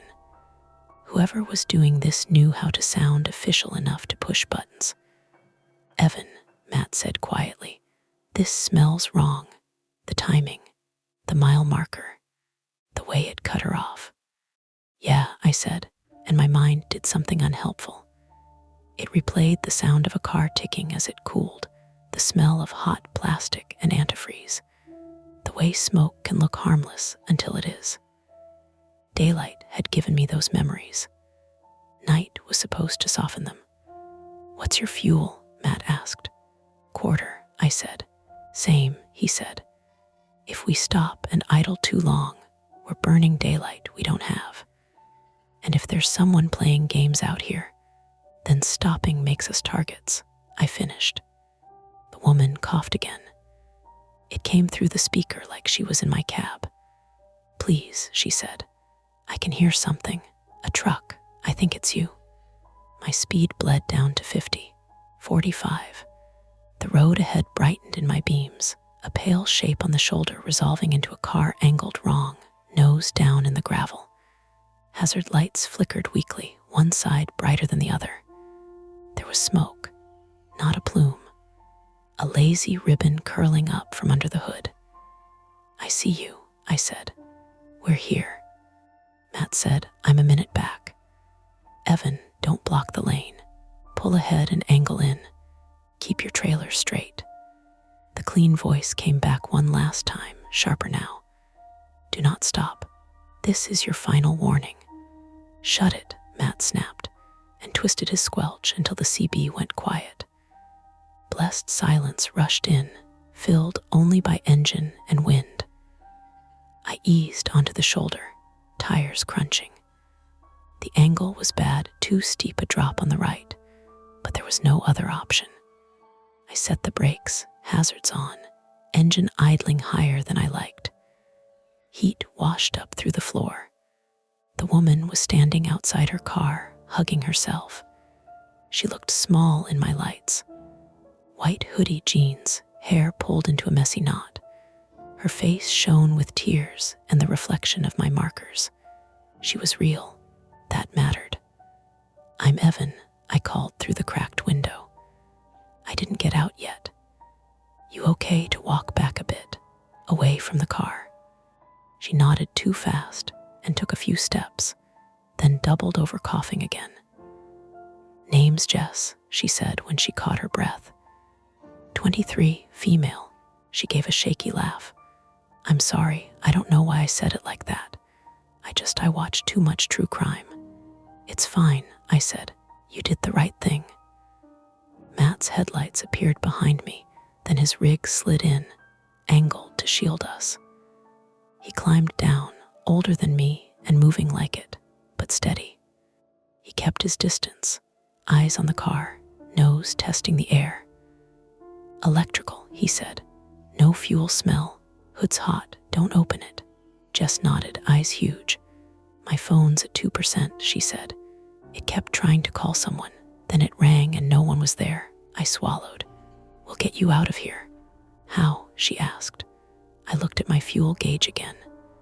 At the dark road ahead. At the fact that my engine was idling, burning minutes I didn't have. "There's a truck stop in Seligman," Matt said. 12 miles. "We can't tow you, but we can get you a ride." "Can I sit in your cab?" Jess asked, already shivering. Just until a new sound cut across us, low and fast. An engine, but not a semi. Headlights appeared in the distance, weaving slightly. Matt stiffened. "That's not highway patrol." The headlights slowed as they neared, then dipped toward the shoulder toward us. The clean voice crackled back onto the CB, somehow pushing past Matt's squelch, louder now, almost gleeful. "Eastbound unit. You were warned." The car's engine revved. Matt looked at me, eyes sharp. "Evan," he said, "we need to move. Now." Jess turned, panic surging. "What's happening?" I had seconds to decide. Leave the car and load Jess into my cab, abandoning the Civic and risking the shoulder and my fuel. Or stay and block, hoping the approaching vehicle was help and not something worse. The engine noise grew louder. I reached for the door handle. The headlights came at us like a question you didn't want to answer. Evan's rig sat nose forward on the narrow shoulder, trailer straight, hazards blinking amber in the black. Matt had angled his truck behind, half in the lane, half on the gravel, a steel wall meant to make anyone slow down. The Civic was 10 yards ahead, tilted into the ditch, smoke still feathering from the seam of its hood. The approaching car dipped, corrected, dipped again. 2 bright cones of light jittering across scrub and fence posts. "Get in," Evan said to Jess. He didn't open the door wide, just enough. The cab smelled like coffee and worn vinyl. She climbed up awkwardly, fingers shaking on the grab handle. Matt stayed on the ground, one hand lifted like he could wave the car off, the other holding his phone in front of him, screen glaring white. "I've got no signal," he called up, voice tight. "If this is a Samaritan, I'm gonna look like a paranoid idiot." "Be one," Evan said. He was already putting the truck in gear, brakes hissing as he released them. His flaw was compliance, but his fear, stopping, was louder now. The day accident memory sat behind his eyes like an afterimage, insisting that standing still on a dark road is how bodies happen. The car slowed as it came close, then rolled past Matt's truck at maybe 20 miles an hour. It was a dark SUV, older, boxy. No plate lights. That might have been a busted bulb. Might have been on purpose. As it passed, a spotlight flicked on from the driver's side, sweeping across Matt's rig, then across Evan's cab window. White light, clinical. Jess yelped and ducked. Evan flinched but kept both hands on the wheel. The spotlight cut off. The SUV didn't stop. It continued another 50 yards. Then the brake lights came on, and it pulled onto the shoulder ahead between Evan and the smoking Civic, blocking the narrow strip of gravel like a gate. "Of course," Matt muttered. He climbed back in his truck fast, door slamming, air brakes coughing as he inched forward to stay close. Evan kept rolling, slow. The lane to his left was empty, but not safe, no wide shoulder, just a thin line and darkness. The road here was an old alignment, a frontage that paralleled I-40 somewhere out to the south, but you couldn't see the interstate from this stretch. Just desert and the occasional reflective sign. The SUV's driver's door opened. A man stepped out into Evan's beams, hand up to shield his face. He wasn't a trooper. No hat, no uniform, hoodie, jeans, a reflective vest that looked like it had been bought at a gas station. He stood in the center of the shoulder, not in the lane, like he knew exactly where Evan could and couldn't go. Evan cracked his window 2 inches. "You need something?" The man's voice carried, casual. "Y'all okay? I saw the hazards. Thought you might need help." Jess was pressed into the passenger seat, arms wrapped around herself. "That's him," she whispered. "That's the voice." Evan's stomach clenched. "What do you mean, the calls?" she said. "When my phone rang and no one answered, I heard a click, like a radio. Like this. It could have been panic making patterns. It could have been real." Matt's voice came through Evan's CB low. "Evan, don't talk. Roll your window up. That vest is brand new. He's not a tow." Evan watched the man's hands, empty. But his posture was wrong, too relaxed for someone walking into 2 idling semis at midnight. Like he'd practiced the scene. "Appreciate it," Evan said, keeping his tone flat. "We're taking her to Seligman for help." The man took a step closer, staying out of the lane. "Seligman's closed down at night. Most places. You'd be better calling county. I've got a radio." "From where?" Evan asked before he could stop himself. The man smiled like he'd caught something. "My car. Back there."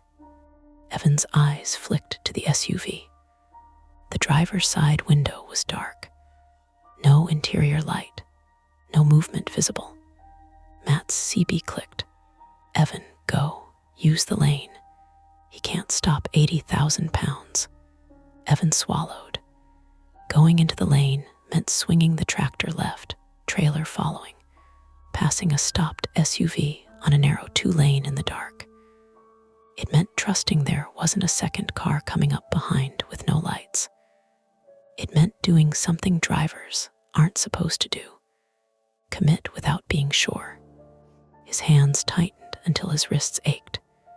He tried anyway. Evan eased left, front tires crossing the white line. The rig's nose swung out. Immediately, the SUV's passenger side door popped open. Not all the way, just enough to flash a sliver of interior light.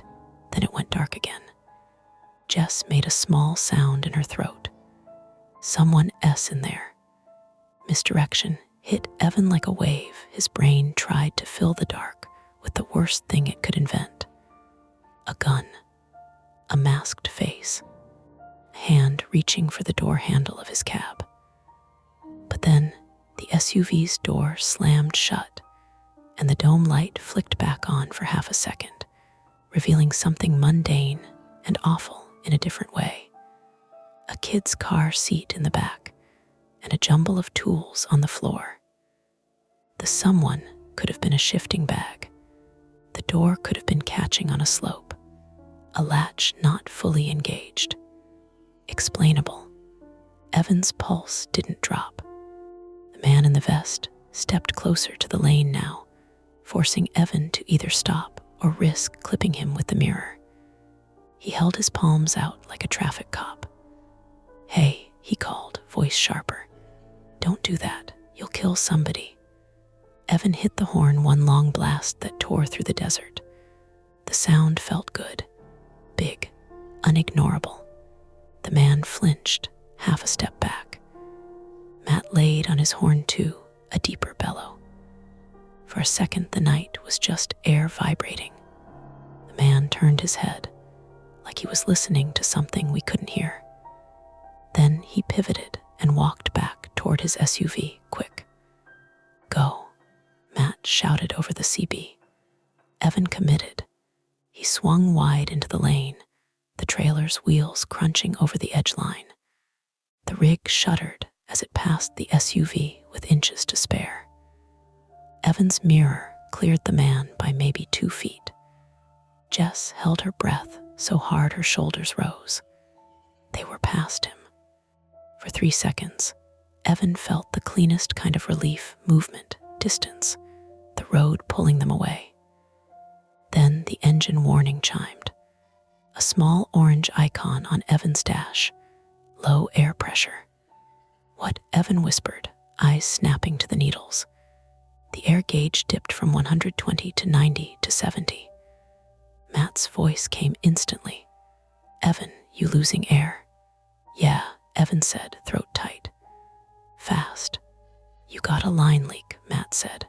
"Or a valve." Or someone had done something while Evan was focused on the SUV. The thought landed heavy. Evan feathered the brakes, trying not to dump the system. The rig began to slow anyway, safety systems doing what they were designed to do. Protect everyone by taking control away from the driver when the air wasn't there. His speed bled off. 40, 30, 25.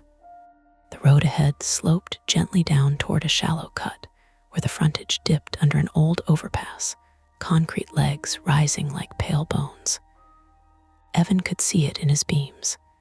The underpass was the only structure for miles, and it tightened the road into a tunnel of shadow. "Don't stop under that," Matt said, reading the terrain. "Keep it rolling if you can. If you stop, you're stuck." "I'm trying," Evan said through clenched teeth. He pumped carefully, but the needle kept dropping. A hiss filled the cab, faint but unmistakable, like a tire losing air. Jess heard it too and turned her head, eyes wide. "Is that us?" she asked. "Yes," Evan said. "Stay calm." The misdirection earlier, door flicker, imagined threat had been a warm-up. This was the real trap, procedural, mechanical, totally grounded, and perfectly timed. Behind them, headlights appeared again. The SUV had turned around. It came fast now, closing the gap. Matt's rig was between Evan and the SUV. But Matt was dealing with his own problem. His engine revved, then hesitated, then revved again, like he was trying to keep pace without getting too close and rear-ending Evan's slowing trailer. Evan, Matt said, voice strained. If you're leaking air, you're gonna auto-apply brakes. You need to get somewhere you can't be boxed. There's nowhere, Evan said. The shoulder narrowed as the road funneled toward the underpass. Scrub close on both sides. A ditch on the right deep enough to tip a tractor if he dropped a wheel. The air gauge hit 40. A warning buzzer screamed, sharp and insistent. Evan's hands shook on the wheel. Sweat slicked his palms despite the cold. His private fear, stopping, wasn't abstract anymore. It was a mechanical countdown, a needle falling toward zero, forcing him to do the one thing he least wanted. The rig slowed to 15 as the underpass swallowed the light and threw it back in pale reflections. Concrete walls appeared on either side, close enough to make the trailer's tires sound louder, every pebble pinging the metal like small knocks. The air gauge hit 20. The brakes grabbed hard. The truck lurched and stopped, half under the overpass, half out, perfectly placed in a choke point where the road was narrowest, and the echo made everything sound closer than it was. Evan sat frozen for one beat, listening to the engine idle, to Jess's breathing, to the distant roar of the SUV approaching, and the way sound bounced under the concrete like footsteps. Matt's truck screeched to a stop behind, tires skidding slightly on gravel. Point of no return, Matt said softly over the CB, and Evan hated how true it sounded. Because now they weren't choosing left or right. They were stationary. They were boxed by geography, and the SUV's headlights flooded the mouth of the underpass as it rolled in, slow and confident, as if it had known exactly where they'd end up. The SUV stopped just short of the shadow line, headlights filling the underpass with hard white light. The sound changed immediately, engines louder, voices sharper, everything echoing back a half second late, so it felt like there were more people than there were. Evan killed his engine. The silence afterward was heavy, the kind that makes you aware of your own breathing and the faint tick of hot metal cooling. The warning buzzer died with the engine, leaving a ringing in his ears. Matt's CB crackled once. "Jess," he said, calm in a way that took effort. "Stay in Evan's cab. Doors locked." Jess nodded, even though Matt couldn't see her, and clicked the lock down with a decisive little snap. The man in the reflective vest stepped into the underpass, boots crunching. Up close, he looked younger than Evan had expected, late 20s, maybe early 30s. Clean-shaven, tired eyes. The vest glowed like a target in the beams. "Okay," the man said, hands out again. "Let's all take it easy." "Back up," Matt called from behind, his voice bouncing off concrete. "Get back to your vehicle." The man ignored him and angled toward Evan's driver's side door. He stopped a few feet away, careful not to cross into the lane where a passing car might clip him. "You got a leak," the man said, nodding at Evan's dash. "Airline happens. Lucky you stopped before you lost brakes entirely." Evan didn't answer. His heart hammered so hard it felt like it was shaking his vision. He kept his hands visible on the wheel. "I can help you," the man went on. "I've got tools. We can get you rolling enough to limp to Seligman. But I need you to shut everything down and step out." Matt's laugh was short and sharp. "You're not touching his truck." The man's jaw tightened. "Then you're gonna sit here all night." Jess leaned closer to Evan, whispering, "He knows too much." Evan thought of the peeled tape on the mile marker, the looping route, the clean voice saying unit. This wasn't random. This was practiced. "Who are you?" Evan asked finally. The man smiled again, but it didn't reach his eyes. someone who doesn't want anyone hurt. Behind him, the SUV's passenger door opened. Not all the way, just enough. Door, Jess hissed. Matt swore. Engine revved suddenly, loud and aggressive, the sound filling the underpass. He lurched forward a foot, then stopped, tires squealing. The move was a bluff, but a good one. The man spun, shouting, "Hey, that was the opening." Evan slammed his door open into the man's shin. The impact was dull and solid. The man cried out, stumbling back into the SUV's light. Evan didn't wait. He dropped from the cab hard, landing awkwardly, pain flaring up his knee. He barely noticed. "Matt, now," Evan yelled. Matt surged forward, angling his rig tighter, pinning the SUV's front bumper against the concrete wall with inches to spare. Metal kissed concrete with a screech. The SUV's headlights shattered, plunging the underpass into a strobing mess of hazards and reflections. The passenger door flew open. Another man scrambled out, older, heavier, clutching a crowbar. He froze when he saw Matt's grill inches from his chest, air brakes hissing like a warning animal. "Back," Matt roared. The crowbar clanged to the ground. The first man staggered, clutching his leg, vest smeared with dust. He looked at Evan now with something ugly in his eyes. "You didn't have to," Evan moved without thinking. He ran to the front of his truck, ducked under the bumper, hands searching along the air lines like he'd done 100 times in daylight. His fingers found it fast. A clean slice in the red line, edges sharp. Not a blowout, a cut. Sabotage. "Matt," Evan shouted, voice shaking. "They cut my line." Sirens wailed in the distance. For one stupid, hopeful second, Evan thought it was real help. Then he realized the sound wasn't getting closer. It was looping, bouncing, coming from the SUV's rear. A cheap speaker wired into the cab. The clean voice again, tinny now. "Do not stop." Matt laughed, breathless. "That's all you got," the second man bolted. He ducked between the rigs, disappearing into the dark beyond the underpass. Matt started to go after him, then stopped, thinking better of it. The first man tried to follow, dragging his bad leg. Evan stepped into his path, crowbar in hand now, lifted but shaking. "Sit," Evan said. The man looked at the crowbar, then at Evan's face. Something shifted.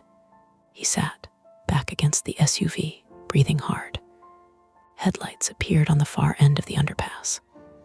Real ones this time, steady, high, paired with the unmistakable wash of red and blue. The relief that hit Evan nearly dropped him to his knees. The sheriff's cruiser rolled in slow, careful. 2 deputies stepped out, hands on their belts, eyes taking in the scene. The pinned SUV, the smoking Civic farther back, the severed air line dangling like a vein. "Evening," one deputy said, female. "Calm. Let's all take a breath." After, things happened in pieces.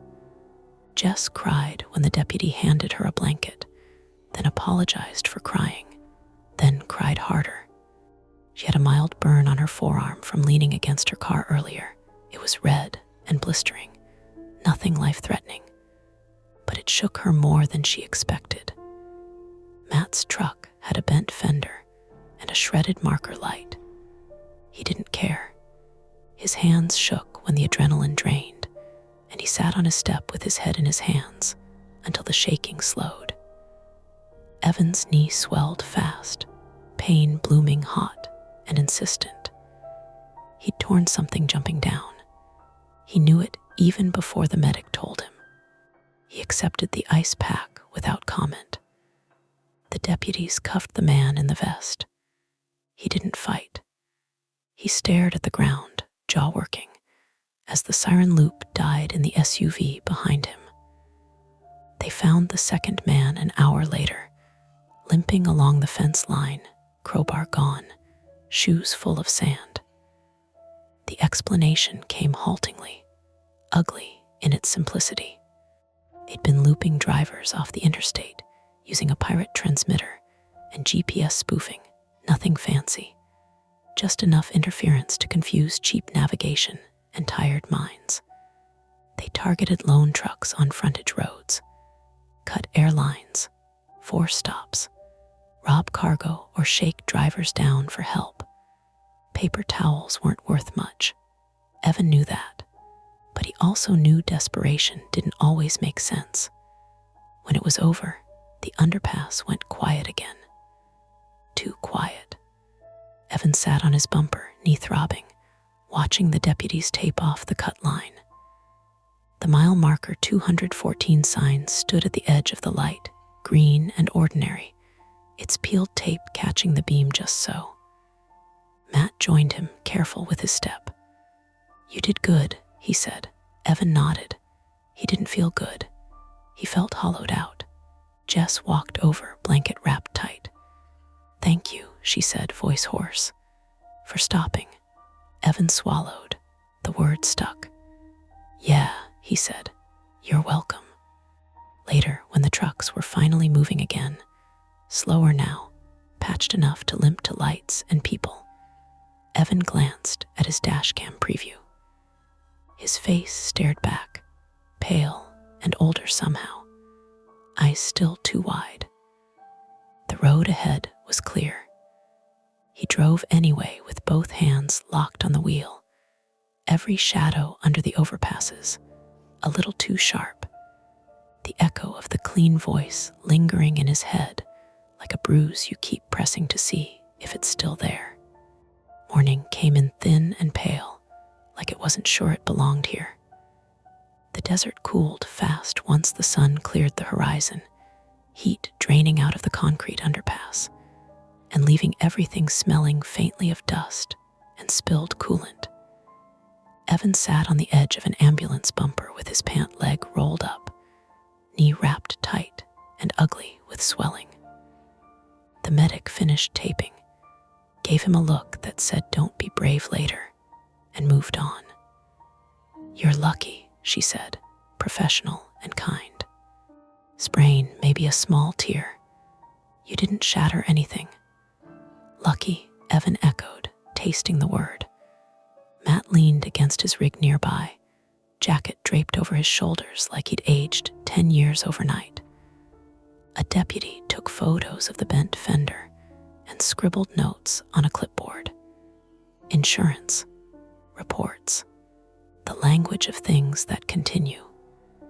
Jess sat on the curb with a paper cup of water clutched in both hands. Her burn was bandaged now, neat and white, the kind that would heal, but leave a reminder if you looked close. She stared at the road like she was waiting for it to do something else. The sheriff, a broad man with a gray mustache and a voice that didn't rush, went over the timeline again. Pirate transmitter found in the SUV. Cheap GPS spoofer wired under the dash. Tools cataloged. Charges listed. He spoke like someone who'd seen variations of this before and knew better than to promise it was rare. "We'll be reaching out," he said, tapping his pen. "Statements, court dates. Might take a while," Evan nodded. He'd learned patience the hard way. They cut his air line clean and temporarily fixed it, enough to get him to a proper shop. The deputy showed him where the blade had gone in, precise and practiced. "Someone who knew trucks," the deputy said. Evan looked at the nicked rubber and felt a chill that had nothing to do with the morning. Jess stood when they told her a tow was on the way, hesitated, then walked over to Evan and Matt. "I don't know what to say," she said. Her voice was steadier now, like shock had burned off and left something brittle underneath. "I keep thinking if you hadn't stopped." Evan held up a hand. "Don't," she nodded, eyes wet anyway. "Thank you," she said, and meant it in a way that didn't need a reply. They watched her go back to the curb, shoulders hunched, phone charging from a deputy's power bank. Normal things, mundane logistics. Matt cleared his throat. You heading on after the shop? Evan looked down the road, where the frontage merged back toward a more traveled stretch. Daylight made it look harmless, just asphalt and scrub. I don't know, he said. Honesty came easier when he was tired. Might take a day. Matt studied him, then nodded. Yeah, he said. Me too. They stood in companionable quiet, listening to the tick of cooling engines. Somewhere, a semi blew past on the interstate, a long, low rush of sound like weather moving through. By late morning, the scene broke apart. Cones came up. The underpass emptied. The mile marker 214 stood alone again, green and dumb and innocent, its peeled tape catching the sun like it always had. Evan drove slow to the shop in Flagstaff, knee throbbing, every vibration of the cab sending a reminder up his leg. The mechanic whistled low when he saw the line, shook his head. Could have been bad, he said.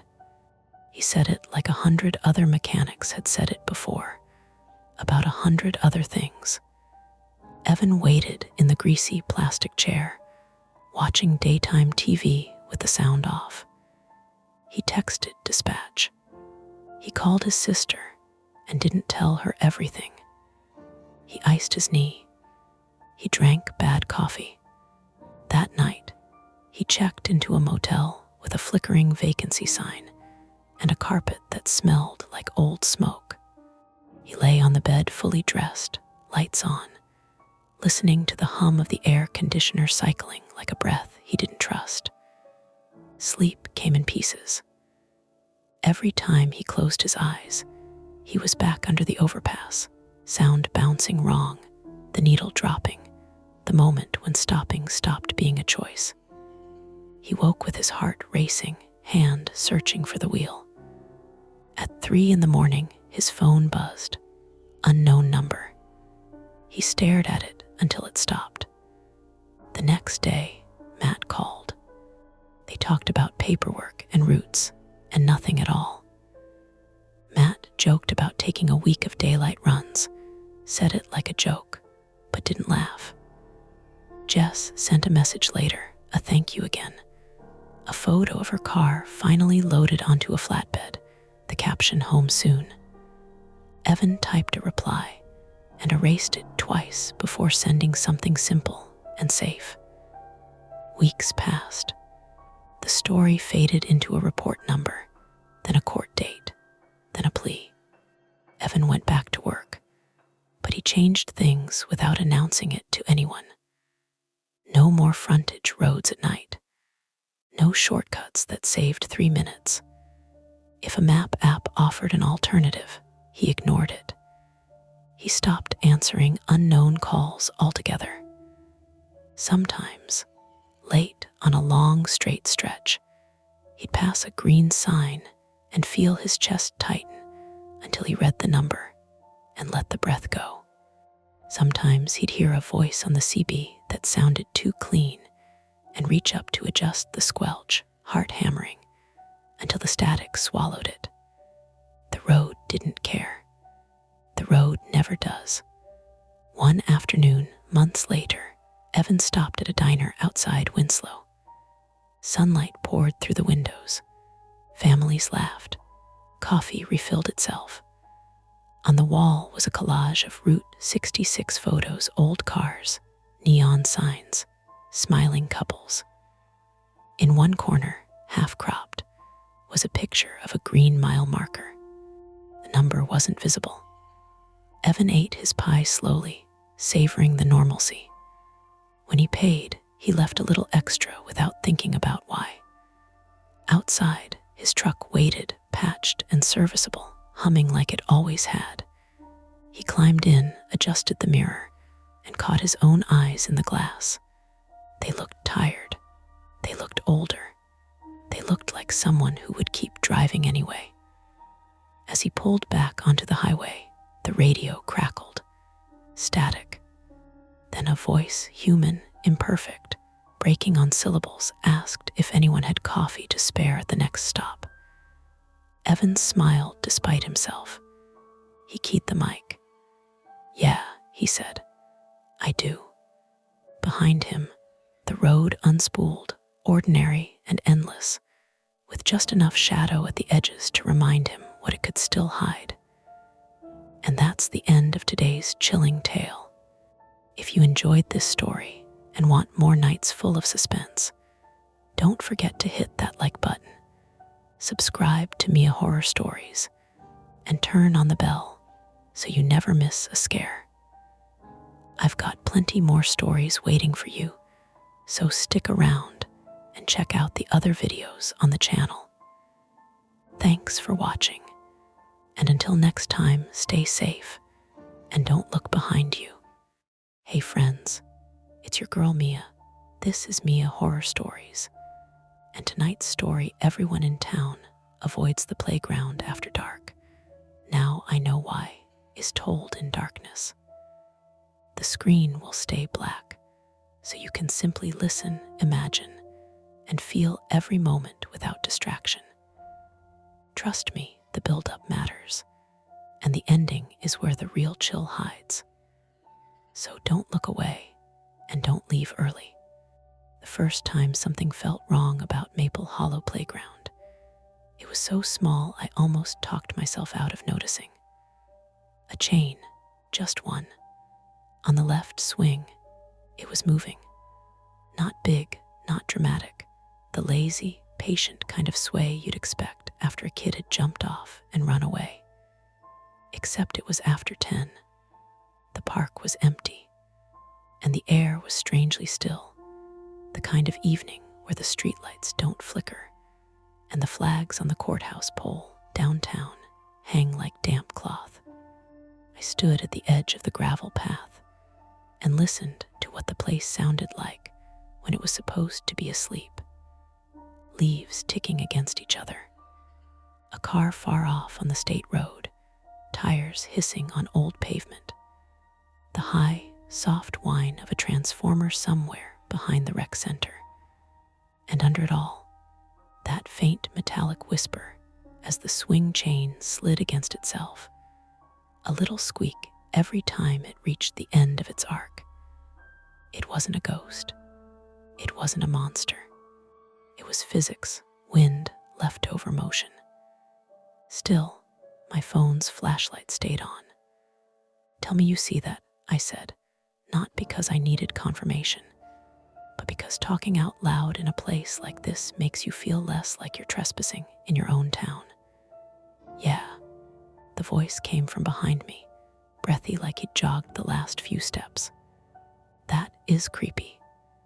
Evan Mercer, 29, male, stepped up beside me, hands shoved into the pockets of a faded green hoodie. He smelled faintly like laundry detergent and cold air, like he'd just pulled the sweatshirt on without thinking. Evan had the kind of face you forget in a crowd, not because it was bland, but because it was careful, pleasant, neutral, like he'd learned early that in small towns, being noticeable is a risk. "I mean," he added quickly, "not creepy, just weird." "It's wind," I said. Evan looked up at the trees, then at the stillness between them. "Is it?" The swing kept moving, patient and unbothered, as if it had all the time in the world to finish whatever it was doing. I turned my light off, and the park immediately became a different place. Not pitch black, there were lamps along the path, those yellow sodium ones that paint everything the color of old teeth, but the edges blurred. The playground equipment became silhouette and angles. A slide, a set of monkey bars, climbing structure with the plastic faux wood panels, and the little fake store window that always made you feel like a giant. "Okay," Evan said, "why are we here again?" That was the thing. We had a normal reason, the kind you could say at a dinner party without people looking at you funny. Normal reasons don't feel normal at night. My sister's kid left his backpack here, I said. He's 5. It had his inhaler. I thought you said he's in Boston, Evan replied. He is. They drove down this week. They're staying at my place. I rubbed my thumb against the side of my phone without realizing I was doing it. A nervous habit. Maya called me from the hotel parking lot, freaking out. The inhaler's not one of those maybe you'll need it things. It's a you need it thing. Right. Evan nodded, then glanced back toward the road as if expecting headlights. So why didn't you come earlier? I could have told him, because I waited until my sister was done spiraling, until the kid was asleep, until I didn't feel guilty for wanting to step out of my own apartment for 10 minutes without somebody needing something from me. Because when you move back to your hometown at 32, you suddenly become the person people assume is available. But I just said, traffic. And then I couldn't find my keys. Evan didn't push. He never pushed. That was part of why he'd become my default call when I needed a second set of hands. It was also part of what sometimes made me want to shake him by the shoulders and ask what he was afraid of. My name is Claire Madsen, 32, female, and I moved back to Maple Hollow 6 months ago after a breakup that everyone in town pretends not to know about. I'm the kind of person who writes lists and tries to solve problems before they become emergencies, which means I'm also the kind of person who lies to herself about how much she can control. My private fear, the one I don't say out loud, is that I don't actually have a home anymore, just places I can temporarily make neat. I stepped forward, gravel crunching under my sneakers. The chain swing slowed. It didn't stop. It made that soft, rhythmic squeak like a small animal. Evan held his phone up, screen bright, not using the flashlight, but ready to. Do you think someone's messing with us? Who would mess with us? I asked, then immediately heard how that sounded in a town of 12,000 people, where bored teenagers and petty grudges were practically local currency. Evan shrugged. Someone. I walked toward the swings. The closer I got, the colder it felt, not temperature exactly, but the way shaded areas hold on to the day's damp. The wood chips underfoot gave off a sour, wet smell. Behind the swings was the baseball field, dark now except for the reflective striping on the dugout steps. Beyond that, the back fence, and the thin line of trees that separated the park from the river. If you listened hard, you could hear water moving over rocks, the kind of constant hush you don't notice until you do. When I was a kid, this place had been the center of summer. Sticky hands, orange slices, moms in folding chairs, the crack of a bat. Now it felt like a set after the crew had gone home. The swing moved. I put my hand out and caught the chain. It wasn't warm from a kid's palms. It wasn't vibrating like a motor, just cold metal, a little slick with moisture. The motion died under my grip. See, I said, forcing my voice to stay casual. Wind, probably. Evan didn't answer right away. He was looking past me, not at the swings. What? I asked. He pointed with his chin. There, I turned. At first I saw nothing. Then my eyes adjusted to the weird yellow light and I picked it out. Something pale on the ground near the climbing structure, half under the little fake store window. Like a dropped shirt or a plastic bag. Probably the backpack, Evan said, but his tone didn't match the words. I walked over, slower than I needed to. The rational part of my brain narrated, "You're just tired. It's a park. There's trash. There's always trash." The other part of my brain, the part that remembers the feeling of being watched when you're alone, stayed quiet and tight. As I got closer, the pale thing became a small rectangle, not cloth, not plastic, paper. I crouched and picked it up. It was a flyer, folded once, damp at the edges.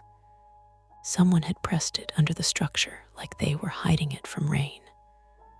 A photocopied notice, black and white, the kind you tack up at diners and laundromats. In block letters at the top, playground closed after dark. Underneath was a seal, not the official town seal, but something someone wanted to look official. A circle with stars around it, the words blurry. Below that, smaller text I had to tilt my phone to read. It wasn't threatening. It wasn't dramatic. It was procedural. For your safety, the Maple Hollow Recreation Department requests that residents leave the playground and surrounding area by dusk. Violations may be subject to fine. There was no phone number, no website, just a line at the bottom, report issues to the non-emergency line. Evan leaned over my shoulder, reading with me. "That's real. It's paper," I said. "That's real." He let out a short laugh that didn't sound amused. "I've never seen that posted anywhere." "Me either." I flipped it over. Blank. "What's the date?" Evan asked. I looked again. No date, no signature, no name. Just an instruction, like the town had always done this, and we were the weird ones for not knowing. I stood up, flyer in my hand, and scanned the equipment. The metal slide, the monkey bars, the little roofed platform, the plastic steering wheel kids used to spin until it squealed. Everything normal, everything in its place, except for the flyer tucked like a secret. Evan shifted closer to me, not touching, but present. "Claire," he said quietly, "your sister's kid's bag. Let's just find it and go." I nodded, but my eyes kept catching on the dark shapes beyond the playground, the tree line, the fence, the river. The places the streetlights didn't reach. A car passed on the road, and for a second the headlights swept the park, making the shadows move in a way that felt like something changing its mind. Then it was gone, and the park settled back into itself. "Okay," I said. "We find the backpack. We leave." Evan exhaled like he'd been holding his breath. "Good." We started toward the climbing structure. Evan's phone light clicked on, bright and white now, cutting the park into sharp pieces.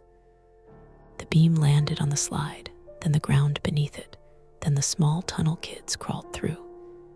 It also landed, just for a second, on something near the far fence. Not a person, not an animal, a reflective strip, like the kind on a vest, or a bike reflector. Something that caught the light and flashed back at us, then disappeared as Evan moved his hand. Evan froze. "Did you see?" he started. "I saw something reflect," I said, trying to keep my voice steady. "Could be a sign, could be a bottle." He didn't move. The beam of his flashlight stayed pointed at the fence line, trembling a little. We stood there long enough for the swing chain behind us to start moving again. Not much, just a small, stubborn sway. Evan turned his head toward the sound, then back toward the fence, like he couldn't decide which thing he trusted less. "We can leave," he said, too fast.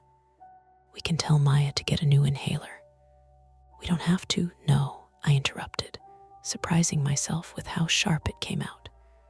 The truth was, I didn't want to be the person who backed away from a park in my own town because of a flyer and a reflection. I didn't want to call my sister and admit I'd gotten spooked.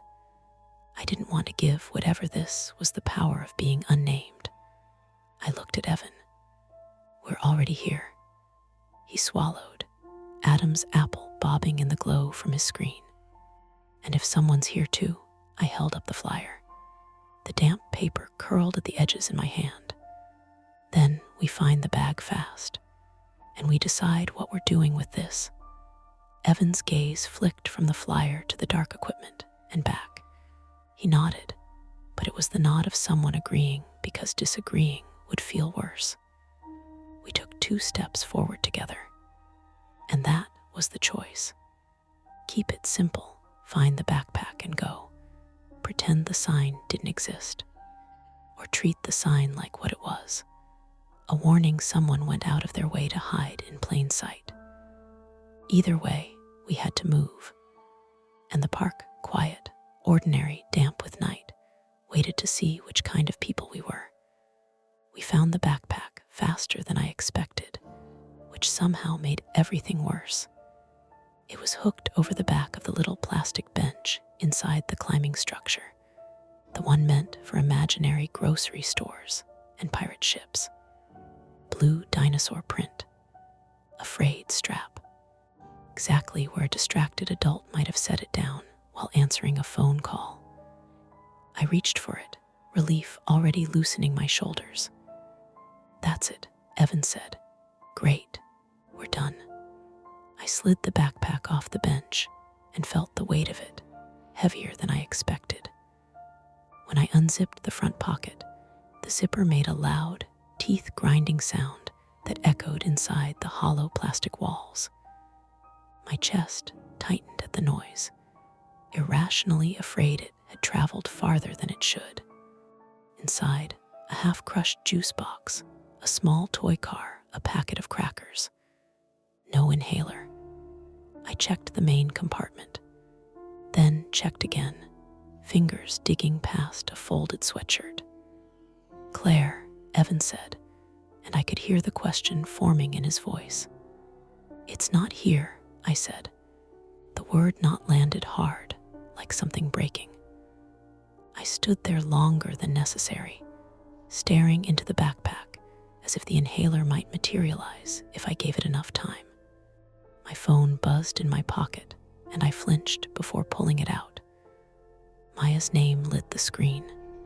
I didn't answer right away. "Just tell her," Evan said quietly. He was standing at the entrance to the structure, half in, half out, like he didn't want to commit to either side. "She can get a replacement." "You don't understand," I said, already knowing how defensive I sounded. "It's after hours. Her pharmacy closed at 9. The ER wait times tonight are—" I stopped myself, because spiraling out loud would only make it worse. "Let me just check around. He probably dropped it."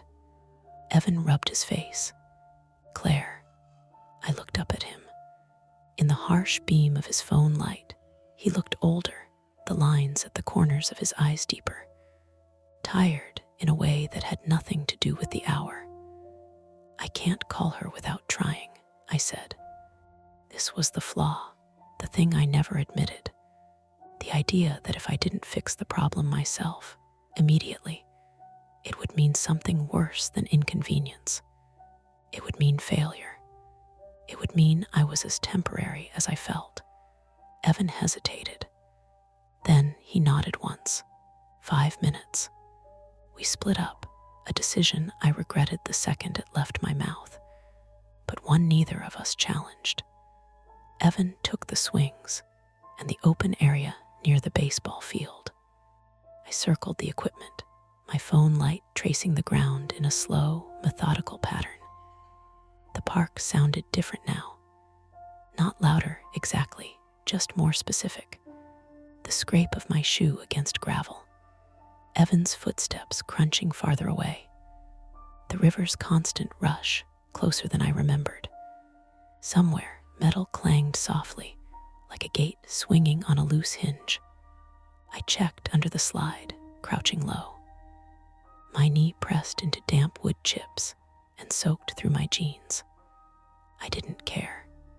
I scanned the ground, imagining a small blue inhaler half buried, imagining myself finding it and holding it up like proof that this had all been worth it. "Claire," Evan called. His voice carried weirdly, flattened by distance. "I found something." "What?" I asked, heart jumping. "Come here." I stood up, and followed the sound of his voice toward the fence line. The farther I got from the lights, the more the shadows pooled. The fence was old chain link, the kind with bent metal ties and patches where someone had tried to fix it with zip ties. Beyond it, the trees thickened, their trunks pale in the spill of the flashlight. Evan was standing a few feet from the fence, staring down. "What is it?" I asked again. He pointed. That, on the ground just inside the fence, was another flyer. This one wasn't hidden. It was taped to the fence at knee height, the tape peeling, edges fluttering slightly in the faint breeze coming off the river. Same text, same fake seal, but this one had something else. Handwritten in thick black marker under the printed notice. "This isn't a suggestion." My mouth went dry. "Okay," Evan said too calmly. "That's not normal." "No," I agreed. "It's not." I reached out and touched the paper. It was damp and cold. The marker ink had bled slightly, like it had been written in a hurry. "This has to be a prank," Evan said, "or someone with a weird sense of humor." "Then why mention the non-emergency line?" I asked. "Why bother with procedure?" Evan didn't answer. He was looking past the fence again into the trees. I followed his gaze. Something moved, not fast, not dramatic, just a shift, leaves parting, then settling. It could have been an animal, a raccoon, a deer. The rational explanations lined up quickly, eagerly. And then a voice came from the darkness. "Hey." It wasn't loud. It wasn't aggressive. It was close enough that my stomach dropped. Evan's flashlight swung toward the sound. The beam cut through the trees and landed on a man standing just beyond the fence. He was wearing a reflective safety vest, the source of the earlier flash, over a dark hoodie. The vest caught the light and glowed, making his face harder to see. He held something long in one hand. At first, I thought it was a flashlight. Then I realized it was a grabber, the kind parks used to pick up trash.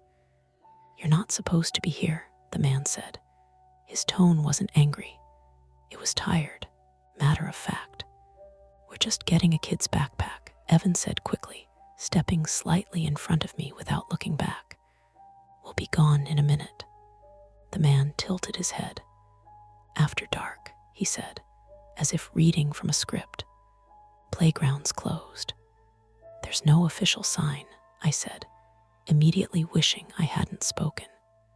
My voice sounded thin in the open air. "Just flyers." The man smiled, or at least the lower half of his face did. "Those are official enough." "Who are you?" Evan asked. "Maintenance," the man said. He lifted the grabber slightly, like proof. "I clean up. I make sure things don't get out of hand." A cold thought slid into place. "You work for the town?" I asked. "Sometimes," he said. "Sometimes the town works for me." "That doesn't make any sense," Evan said. The man shrugged. "It does if you've been here long enough." My phone buzzed again in my pocket. I didn't look at it. I didn't need to. Time was tightening around us, each second a small, sharp click. "We didn't see any inhaler," I said, forcing myself to stay focused. "If someone found it, a kid needs it." The man's expression changed. Not sympathy, calculation. "An inhaler," he repeated. "Blue." My chest tightened. "Yes," he nodded slowly. "I found one earlier near the river path." Evan and I looked at each other. "Where?" Evan asked. The man gestured with his chin deeper into the trees. "Came from that way, slipped through the fence, happens." "Can you just hand it to us?" I asked. "We don't need to, it's not here," the man interrupted. "I moved it." "Moved it where?" Evan said. The man glanced at the playground behind us, then back at the dark path beyond the fence. "Safer place." The river rushed louder, as if leaning in. "We'll call the police," Evan said, and I could hear the strain in his voice now. The man laughed softly. "You can call whoever you want. By the time they get here, it won't matter." My phone buzzed again. This time I looked. "Maya, he's wheezing." "Claire, please." The words blurred. "How far?" I asked, hating myself for it. The man's eyes flicked to my phone, then back to my face. "Far enough that you shouldn't go alone." Evan grabbed my arm. "No, absolutely not."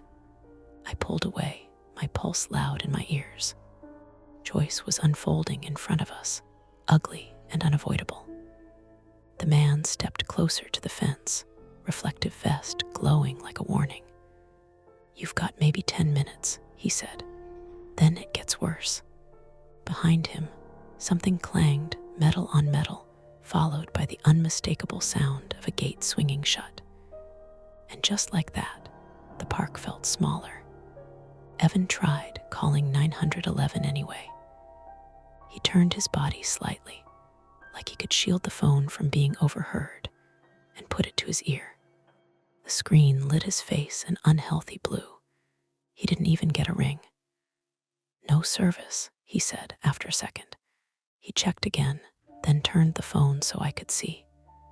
One bar flickered, then dropped to SOS only. "You've got to be kidding me." I checked mine. Same thing. The maintenance man watched us with a patient expression. Like this was the part where people always did the same predictable things. Behind him, the river path dipped down and vanished into trees. A narrow asphalt strip, cracked and uneven, barely wide enough for a golf cart.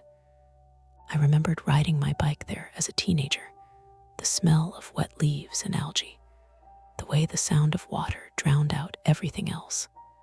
"How far is it?" Evan asked again. The man didn't answer immediately. He stepped closer to the fence and pointed with the grabber, tapping the chain link lightly. Tink, tink. The sound traveled farther than it should have. "About a quarter mile," he said. "There's a storage shed. Old pump house, technically. That's where I put it." "That's not close," Evan said. "And you expect us to just follow you?" The man shrugged. "Or you can wait here and see if the bars come back." My phone buzzed again. Another text from Maya. I didn't open it. I didn't need the details to know what it would say. "I'll go," I said. Evan spun toward me. "No, we go together or not at all." The man smiled again, thin this time. "Gates locked from this side. You want out, you go through me." That was the first failed attempt, trying to leave. Evan walked to the other end of the playground, toward the main path and the parking lot. I followed, heart thudding. The lights there were brighter, the world more familiar. But when we reached the gate, the chain was real, thick. A heavy padlock looped through, new and shiny, like it had been replaced recently. Evan rattled it once, then again harder. The sound echoed off the empty baseball field. "Hey," he shouted, turning toward the road. "Anyone out there?" A car passed, headlights briefly illuminating us. It didn't slow. Evan swore under his breath. "This is illegal, probably," I said, "but that doesn't help." We stood there for a moment, both breathing harder than we should have been. The park felt different now, not just eerie, but closed, contained, like a room someone had decided we were done using. We walked back toward the fence. The man was waiting, leaning on the grabber. "Time's moving," he said. "Fine," Evan said sharply. "We go. You stay in front." The man nodded. "That's how it works." He unlocked a smaller gate in the fence, one I hadn't noticed before, half hidden by overgrown bushes, and pushed it open. It squealed loudly, metal protesting. I flinched at the sound, then felt foolish. Everything out here made noise. We stepped through. The river path sloped downward immediately. The asphalt was slick with damp leaves, and my shoes slid slightly with each step.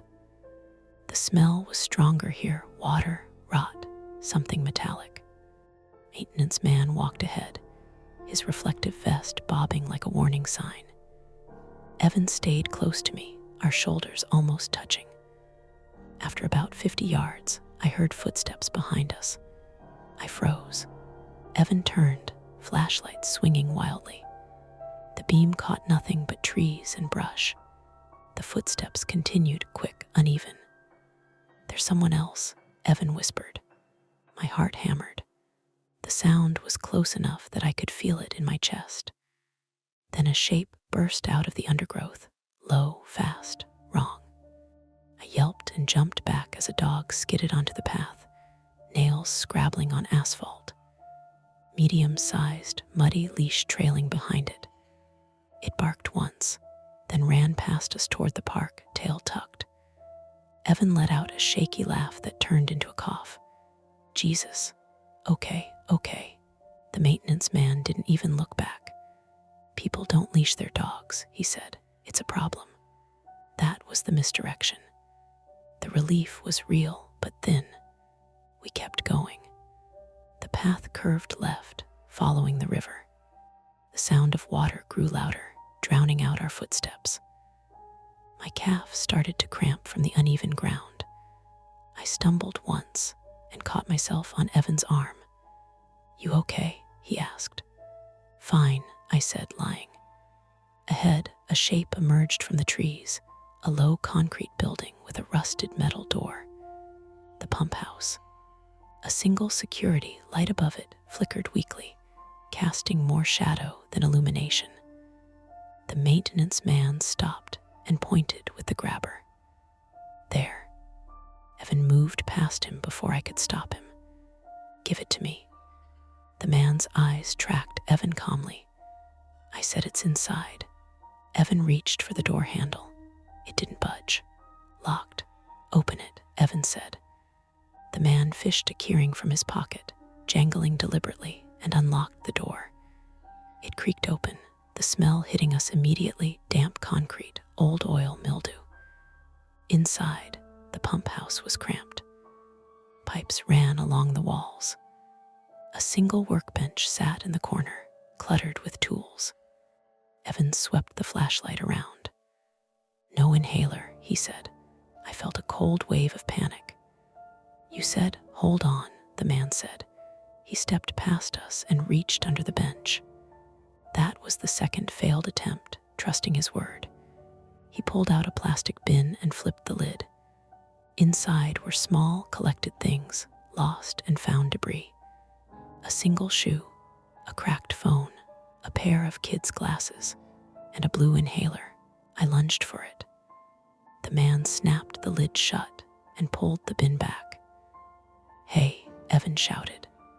"What the hell?" The man's tone hardened. "I need to know something first." My chest felt tight now, like sympathy pain. "Please," I said, "he needs it." The man studied my face. "You moved back recently." It wasn't a question. My stomach dropped. "How do you know that?" He ignored it. "People who stay learn. People who leave forget. And then they come back and think things are the same." Evan stepped between us.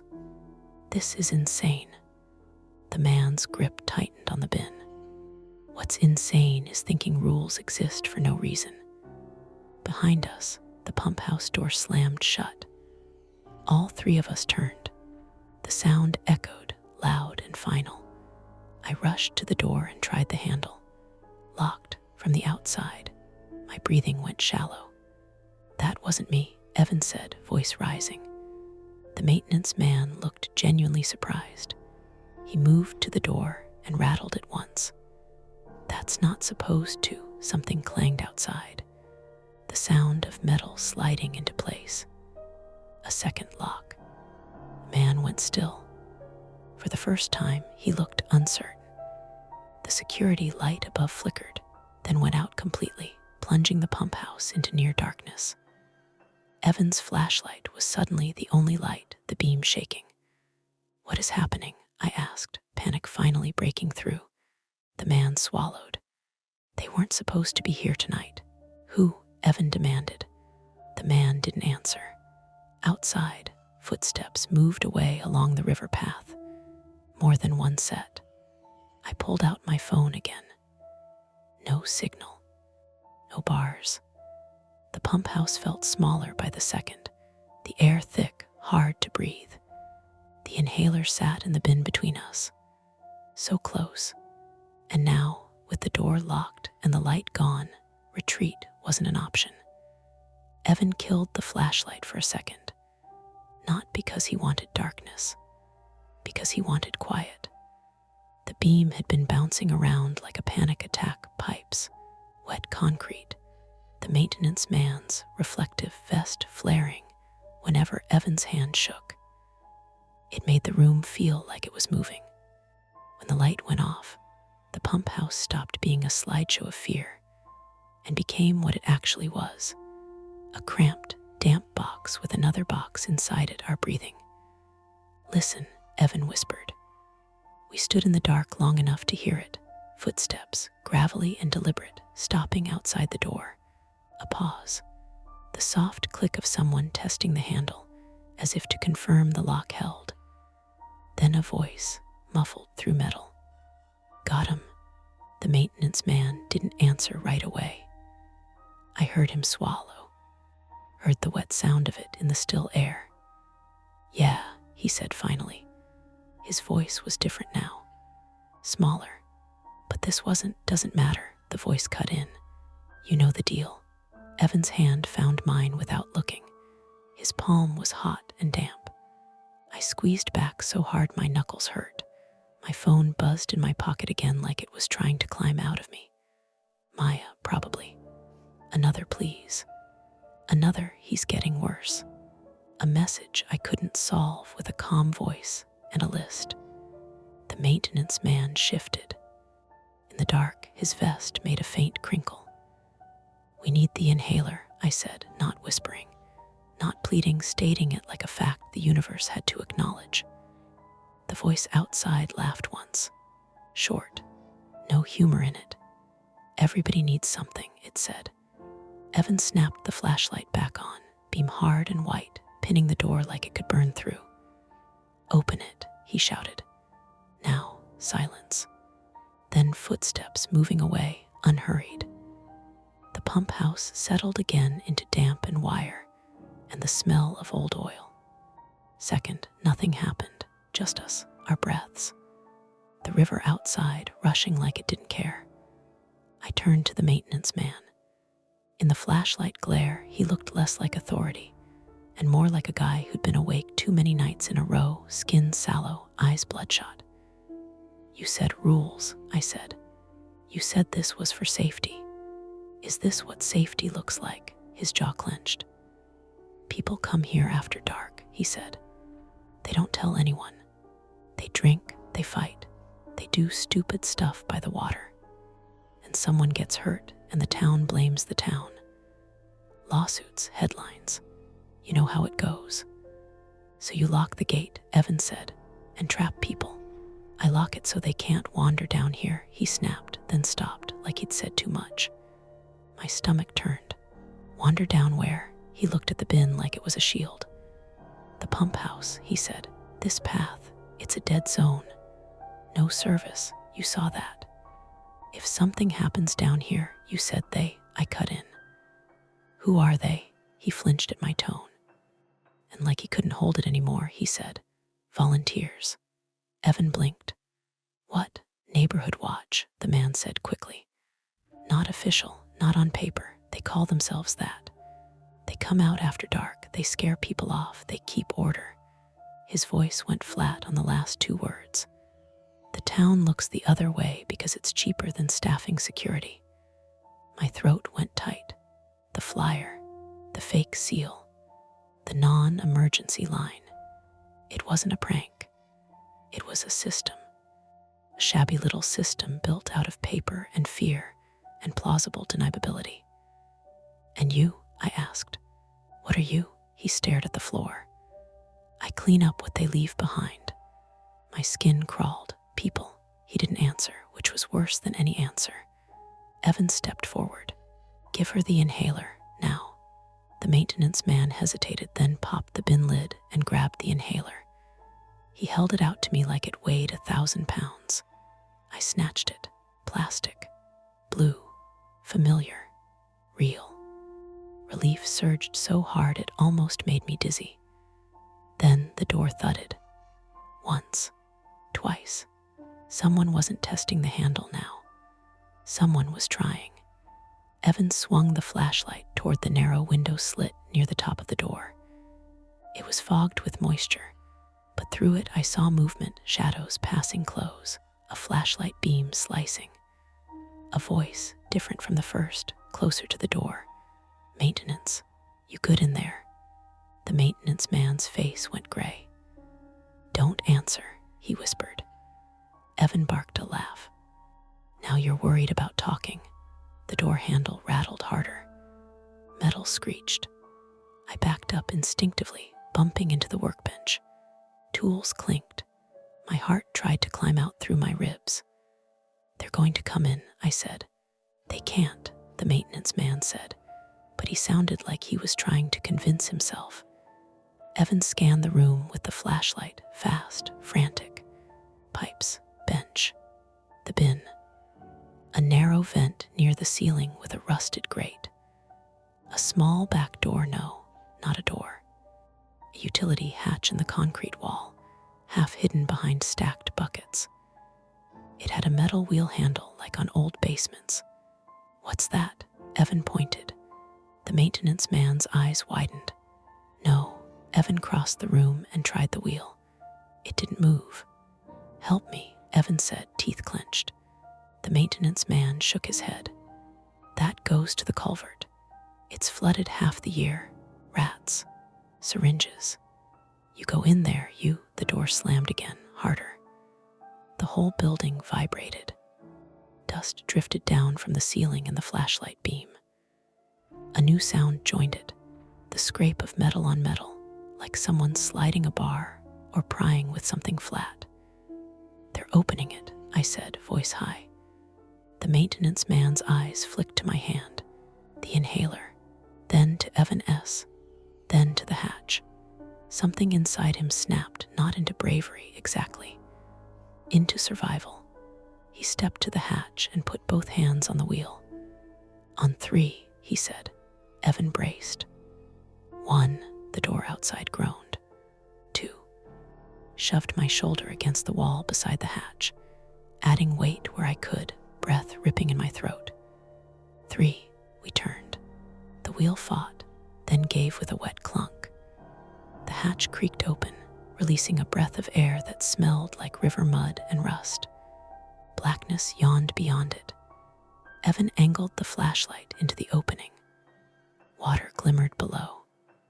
Not a full flood, maybe shin deep, but moving, sluggish, and cold. The maintenance man stared at it like he'd rather face the people outside. "Go," Evan said to me. "Not leaving you," I said automatically. "Claire." Evan's voice cracked on my name. "He needs it, now." The personal stake hit me like a punch, not just Maya's kid. The fact that I'd built my whole identity lately on being useful, reliable, the one who fixes things. If I didn't get that inhaler to him, I wouldn't just be late, I'd be the person who failed when it mattered. I looked at the maintenance man. "You're coming." He shook his head, eyes shining in the flashlight glare. "They won't hurt me." Evan stared at him. "You sure?" The man didn't answer. Outside, the door latch popped. A thin line of light appeared at the seam as the door shifted inward. Evan swore and shoved the hatch wider. "Claire, go." I ducked into the opening feet first, lowering myself until my shoes hit cold water. The shock stole my breath. It was deeper than it looked mid-calf immediately. The current tugged at my jeans, heavy with silt. Evan climbed in after me, landing hard with a splash that soaked his hoodie. He hissed through his teeth. "What?" I asked, panic flaring. "Cut," he said, voice tight. He swung the flashlight down. A sharp edge broken metal, maybe from an old grate, had sliced his forearm.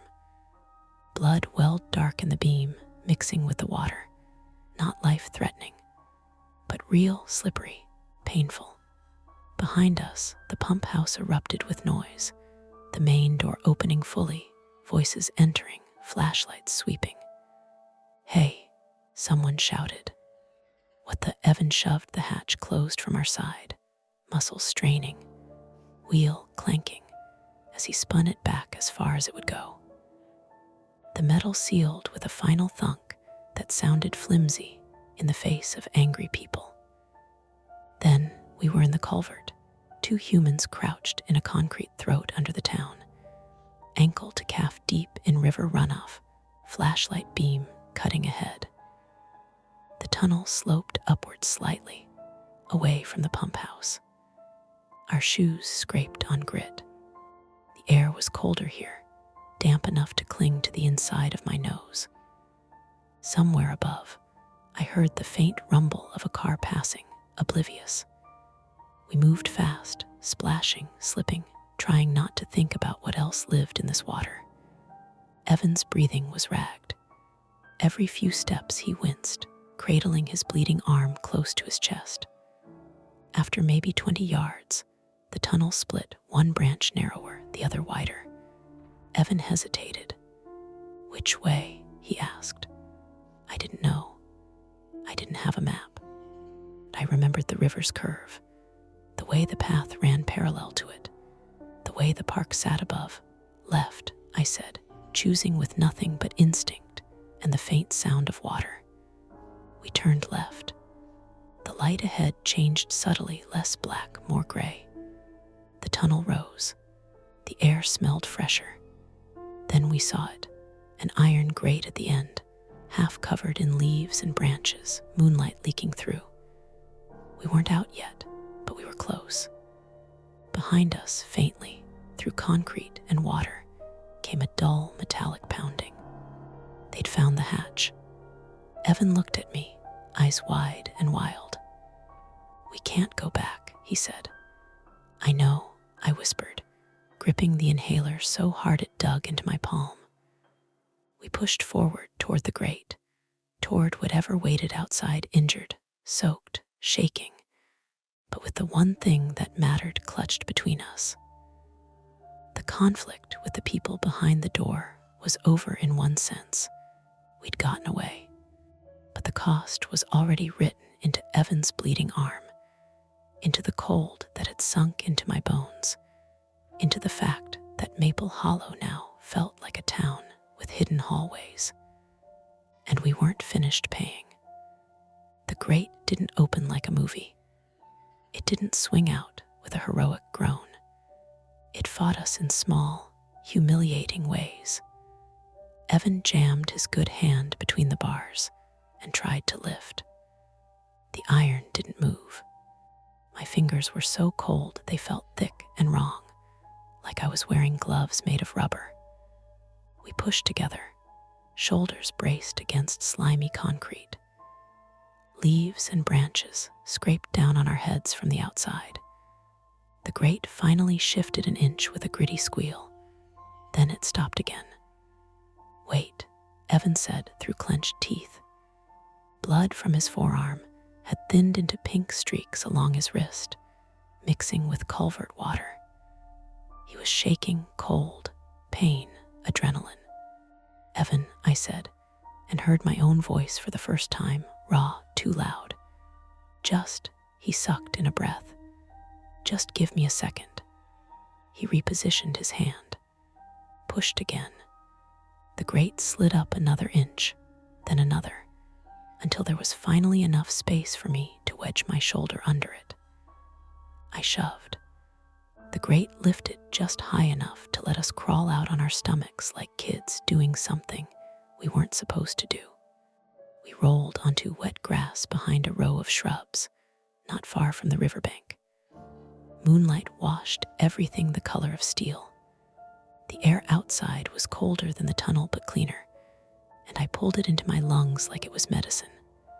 Above us, the town hummed quietly. Distant traffic, a far-off train horn. Somewhere, a dog barked and got answered by another.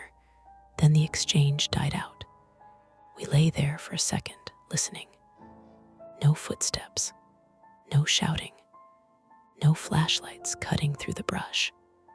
Evan made a thin sound that might have been a laugh if it had more air in it.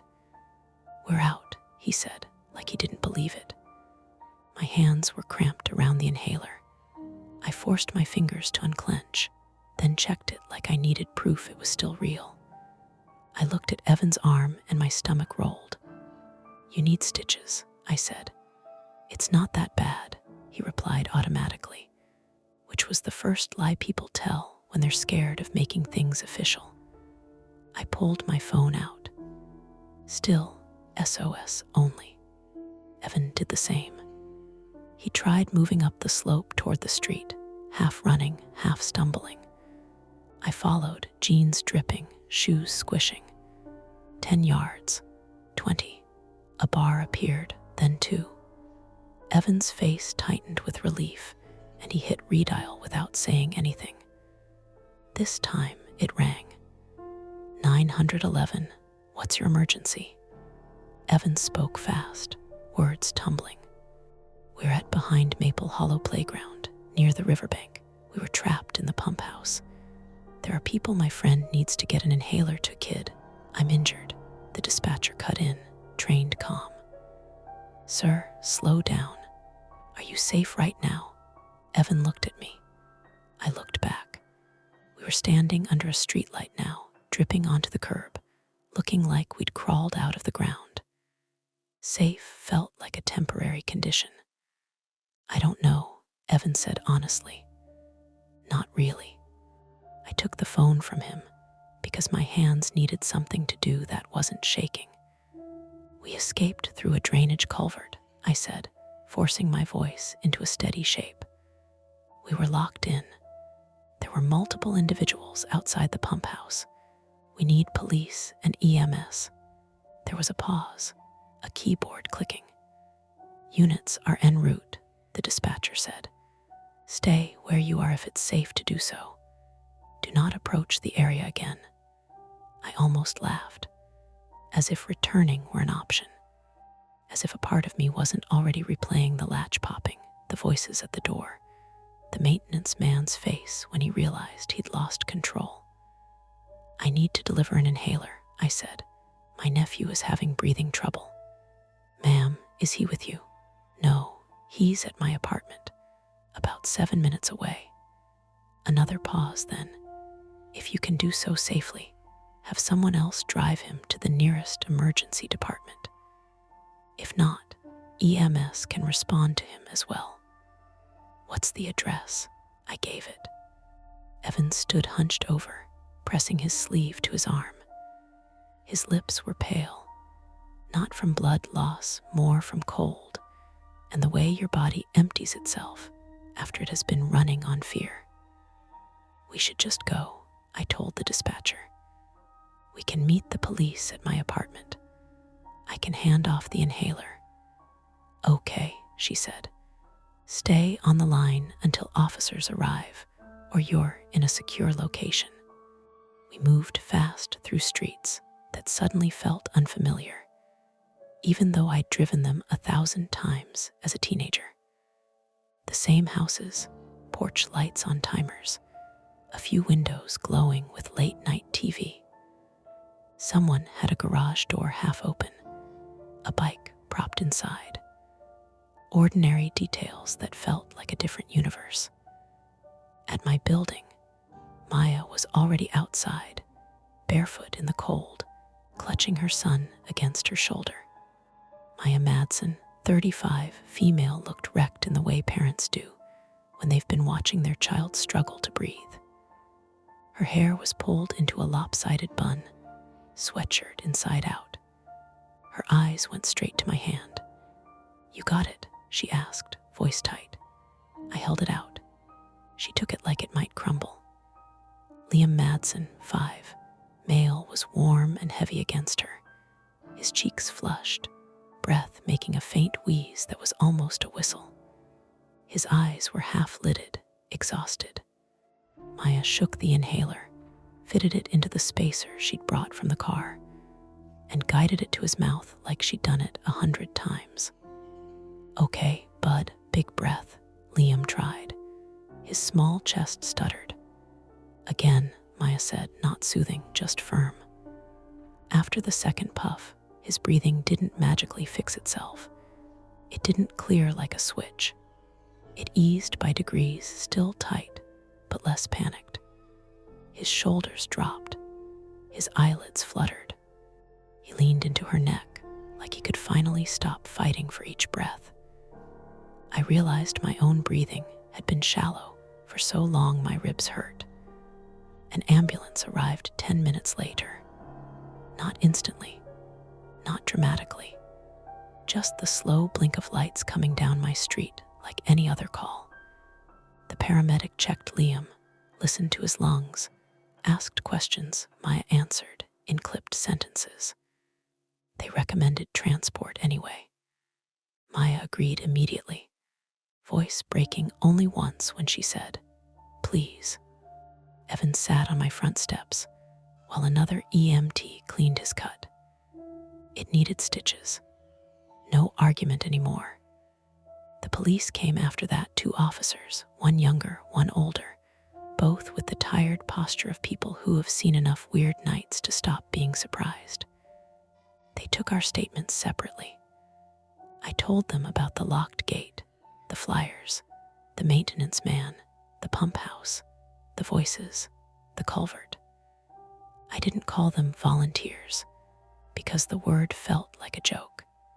I didn't say neighborhood watch because it sounded too normal. The older officer nodded a lot, wrote things down, asked where exactly the pump house was, which route we'd taken, whether we could identify anyone. When I mentioned the reflective vest, his pen paused. "Maintenance vest?" he asked. "Yes," I said. He said he was maintenance. The officer's face didn't change much, but something around his eyes tightened. "Did he give you a name?" "No," he nodded again, smaller. "We'll check it out." The younger officer asked, "Are you sure you didn't just get locked in accidentally?" "Sometimes those doors." Evan looked up from his bandaged arm. His voice was calm now in a way that scared me more than yelling would have. "There was a second lock," Evan said. "We heard it slide." The younger officer stopped talking. They drove down to the park while we waited. They told us to stay here, not to go back, like we needed that reminder. Around 2 in the morning, the older officer returned.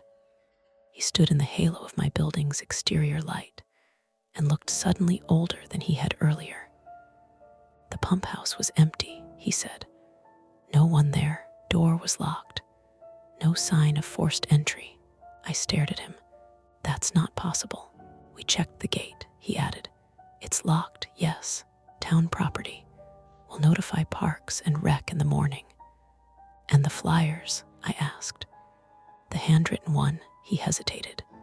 "Didn't see any posted." My mouth went dry. We did find some trash," he said. "Beer cans, a couple of burnt-out cigarette butts. Nothing criminal on its face." Evan made a sound through his teeth, like he was biting down on something he didn't want to say.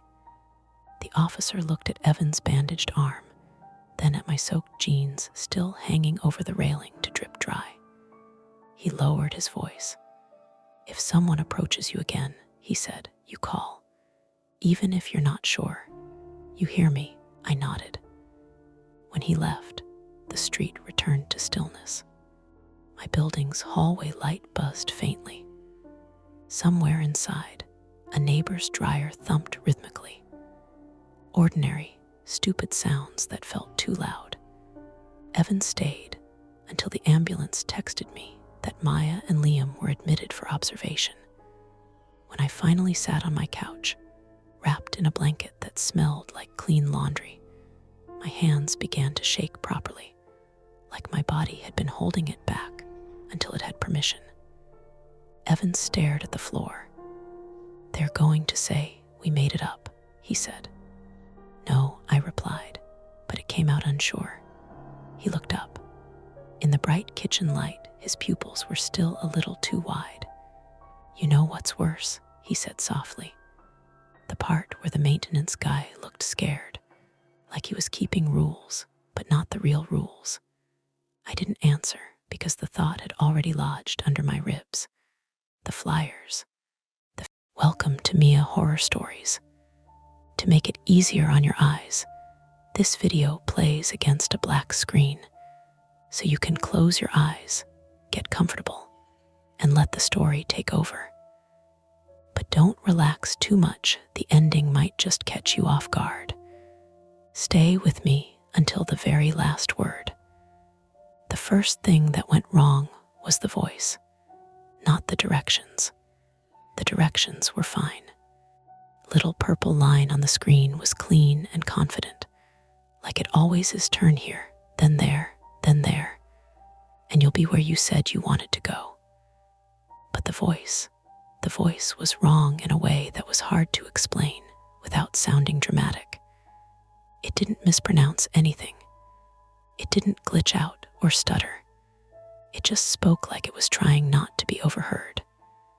"Continue for 2 miles, it said, low and careful, as if the car had ears. I turned the volume knob up.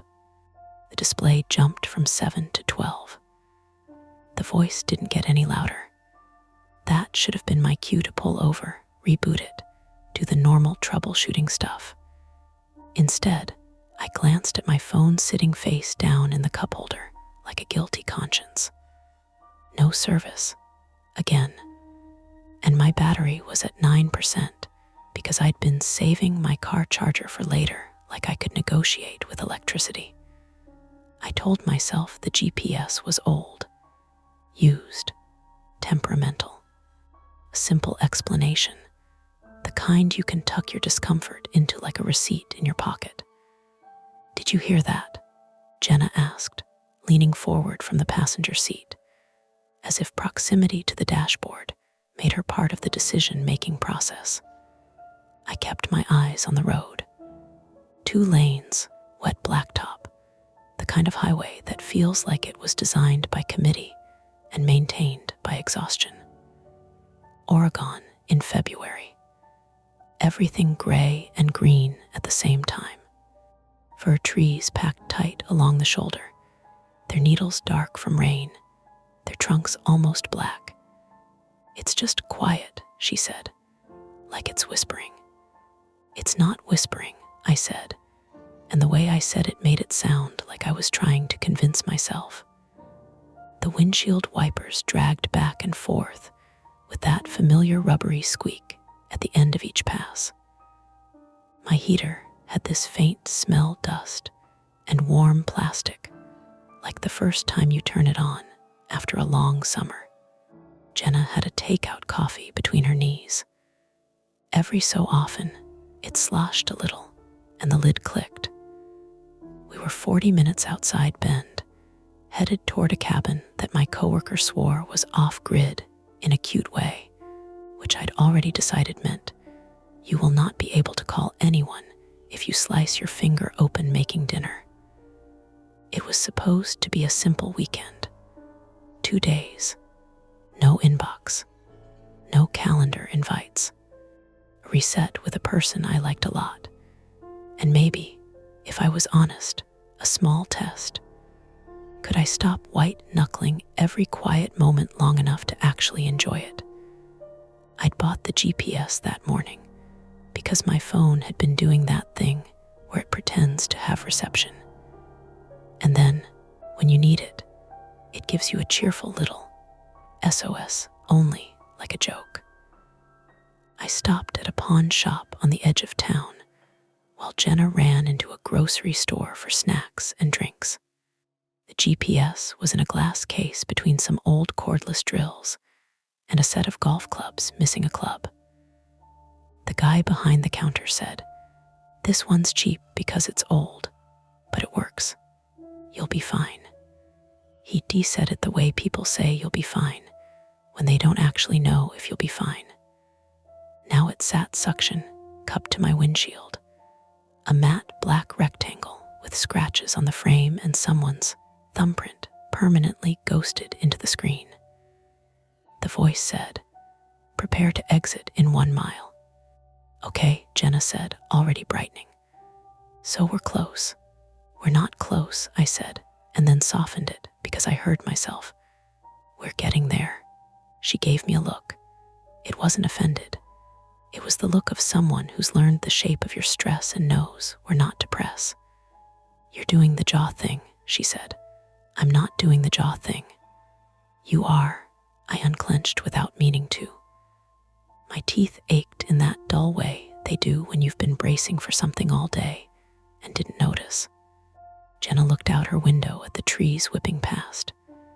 "It's pretty out here, like the kind of pretty where you could get lost." "Thanks," I said. "That's exactly the vibe I was hoping for." She laughed, short and warm.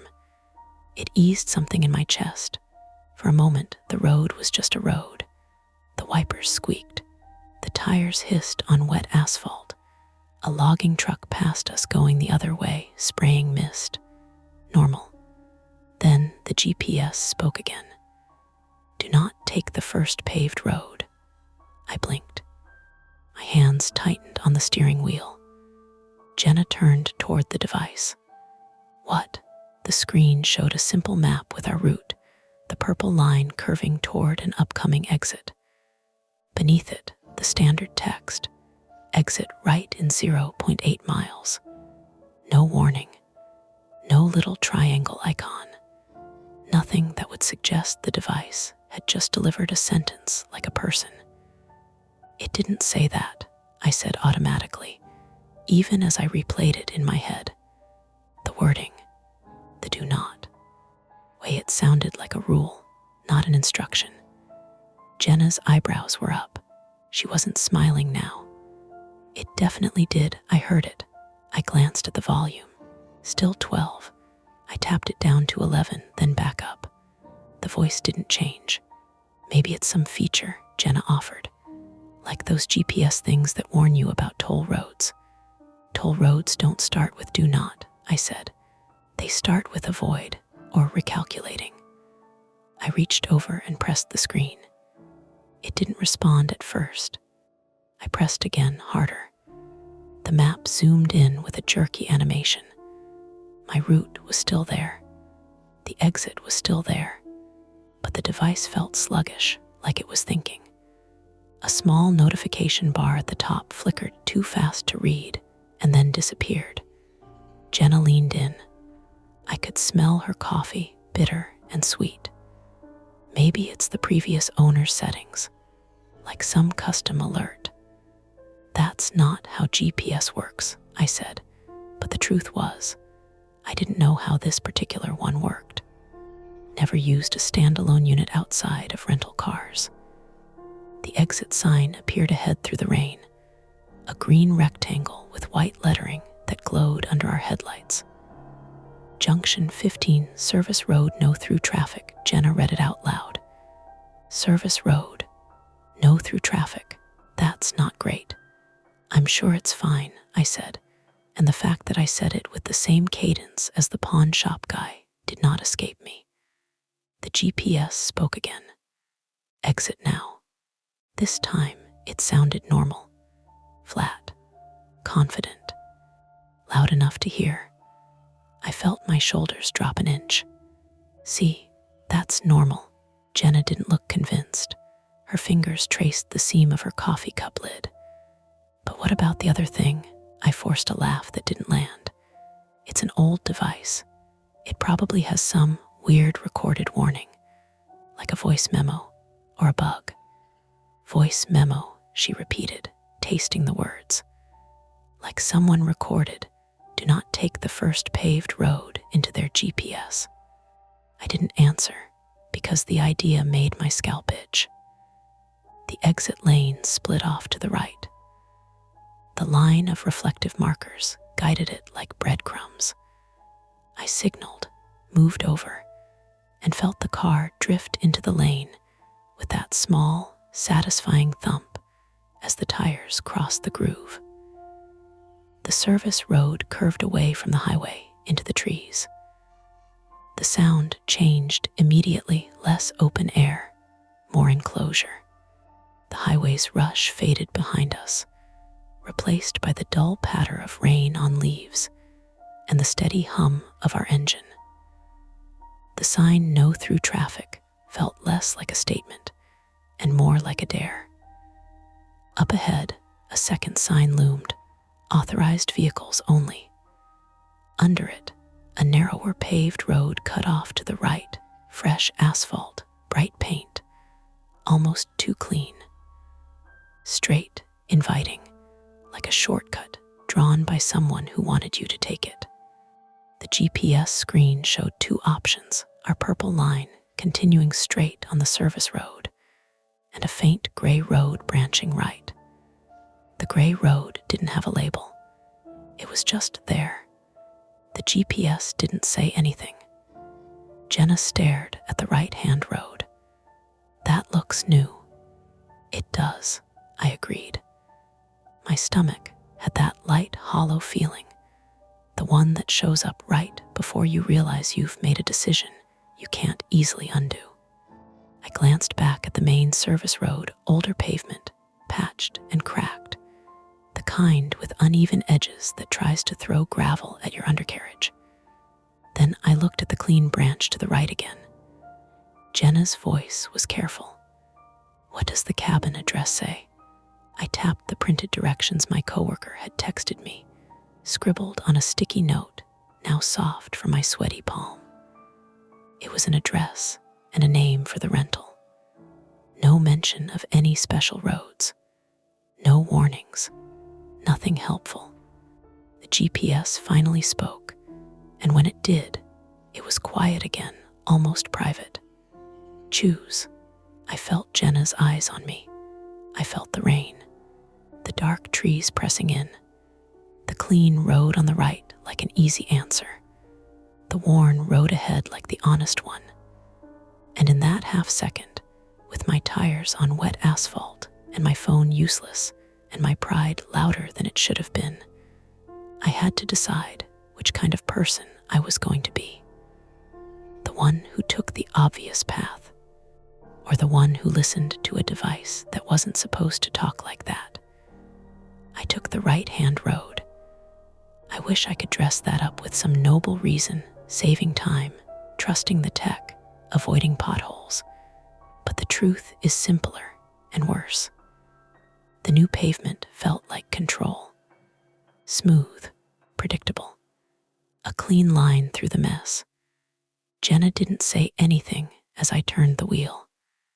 The car eased onto the branch road with a soft thud as the tires crossed the seam. The sound of the highway vanished completely, like someone closing a door behind us. The trees pressed in almost immediately. Fir and pine, dense enough that the daylight thinned into a greenish gloom. The road was narrow, but well marked, reflective paint still bright. No cracks, no weeds poking through. It smelled faintly like tar and wet earth. The GPS said nothing. We drove for maybe 30 seconds before Jenna spoke. "So, we're doing this." "We're doing this," I said, trying for casual. My jaw tightened anyway. The speed limit sign came up fast, 15 mph. Below it, smaller text, "Local traffic only." "That's specific," Jenna said. I slowed. The engine dropped to a low, steady hum. Rain tapped on the roof, softer here, filtered through branches. The wipers squeaked. Everything sounded louder when the car wasn't moving as fast. The GPS screen still showed our route, but the purple line was thinner now, like it had lost confidence. The gray road we were on still wasn't labeled. The cabin icon, our destination, sat off to the right, a few miles away, connected by a spider web of thin lines that hadn't been there before. Jenna leaned closer. "Did it always show all those little roads?" "No," I said. "I don't think so." The device lagged when I tapped it. A beat, two. Then the map snapped back to center, the spiderweb gone. Just our thin purple line again. Okay, Jenna said, too evenly. So what's the plan if this is like a maintenance road or a private thing?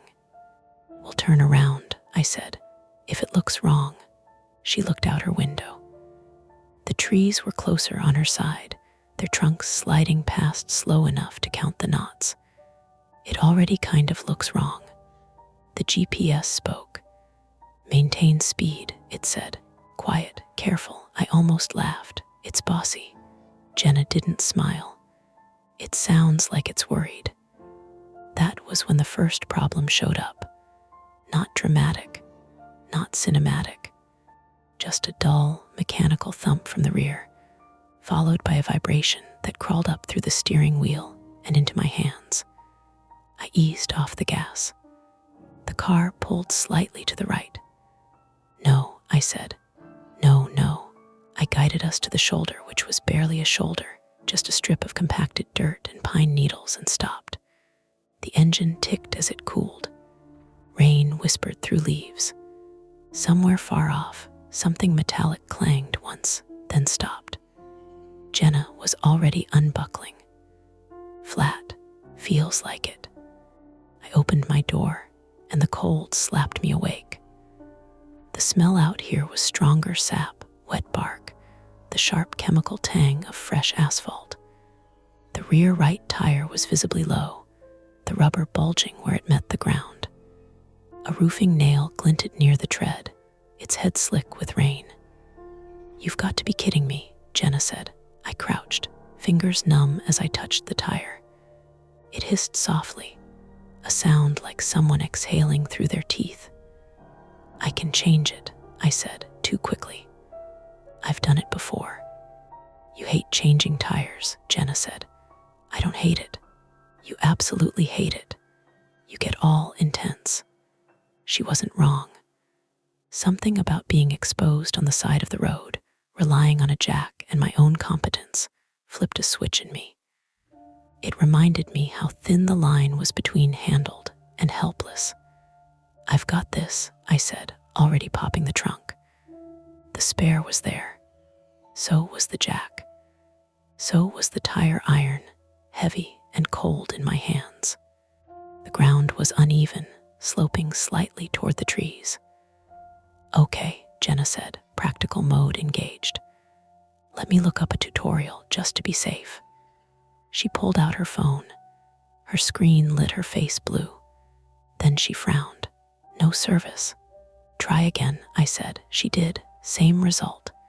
She glanced at my phone in the cup holder. Yours, 9%, I said. And no service. We stood there for a moment, rain soaking into my jacket, the tire still whispering its slow death. The road was quiet in a way that felt intentional. No birds, no distant engines, just us and the sound of water and that occasional metallic clank, like someone dropping a tool far away. I'll start, I said. The jack sank into the soft dirt when I tried to set it. I repositioned it, found a flatter spot, wedged a piece of wood underneath from a fallen branch. My hands were shaking, not from the cold. The GPS chimed. Time remaining, 8 minutes. I froze. 8 minutes until what? Jenna stared at the device. It's not counting down. It just says that. Time remaining, I repeated. My mouth felt dry. I tapped the screen. Lag. The map flickered. Then a small text box appeared at the bottom, white letters on gray. Rule 2, do not stop on the road. That wasn't there before, Jenna said. I know. I looked around. The shoulder we were on didn't feel like the road, but the wording was vague enough to make my skin prickle. Rain darkened the dirt beneath my knees. The tire hissed louder now. Evan, Jenna said quietly, what if it means this road? I don't care what it means, I said. I'm not driving on a flat. The GPS said nothing. The text box vanished. I cranked the jack. The metal groaned. The car lifted an inch, 2. My arms burned. I focused on the motion, the mechanics, control. Do the steps. Don't think. A low rumble rolled through the ground, subtle enough that I might have imagined it if Jenna hadn't looked up sharply. Did you feel that? Before I could answer, headlights flared through the trees ahead. White, then amber. A large vehicle emerged around a gentle curve, utility truck maybe, with a rack on top, and mud splashed up the sides. It slowed when it saw us. Relief hit me so hard my knees wobbled. The truck stopped a few yards away. The engine idled, deep and uneven. The driver's window rolled down halfway. A man leaned out. Late 40s maybe, beard rain-darkened. A reflective vest over a jacket. He took in the scene, the flat, the jack, the GPS glowing faintly inside the car. "You can't stop here," he said, not angry, just stating a rule. "I've got a flat," I said. "We'll be quick." He shook his head. "This road's not for that." Jenna stepped closer to me. "We didn't see any," he cut her off with a raised hand. "You need to move the vehicle now." "I can't," I said. The tires shredded. His eyes flicked to the nail, then back to me. "That's unfortunate." Behind him, the truck's hazard lights clicked on, the sound loud in the quiet. Click, click. The GPS spoke, barely audible over the rain. "Do not accept assistance." Jenna's fingers dug into my sleeve. "Evan," the man leaned farther out the window, lowering his voice. "You're on a restricted access road. There's equipment moving through here. You're putting yourselves at risk." "Then help us," I said, "or let us finish." He looked past us, down the road we'd come from, then back the way he'd arrived. His jaw worked.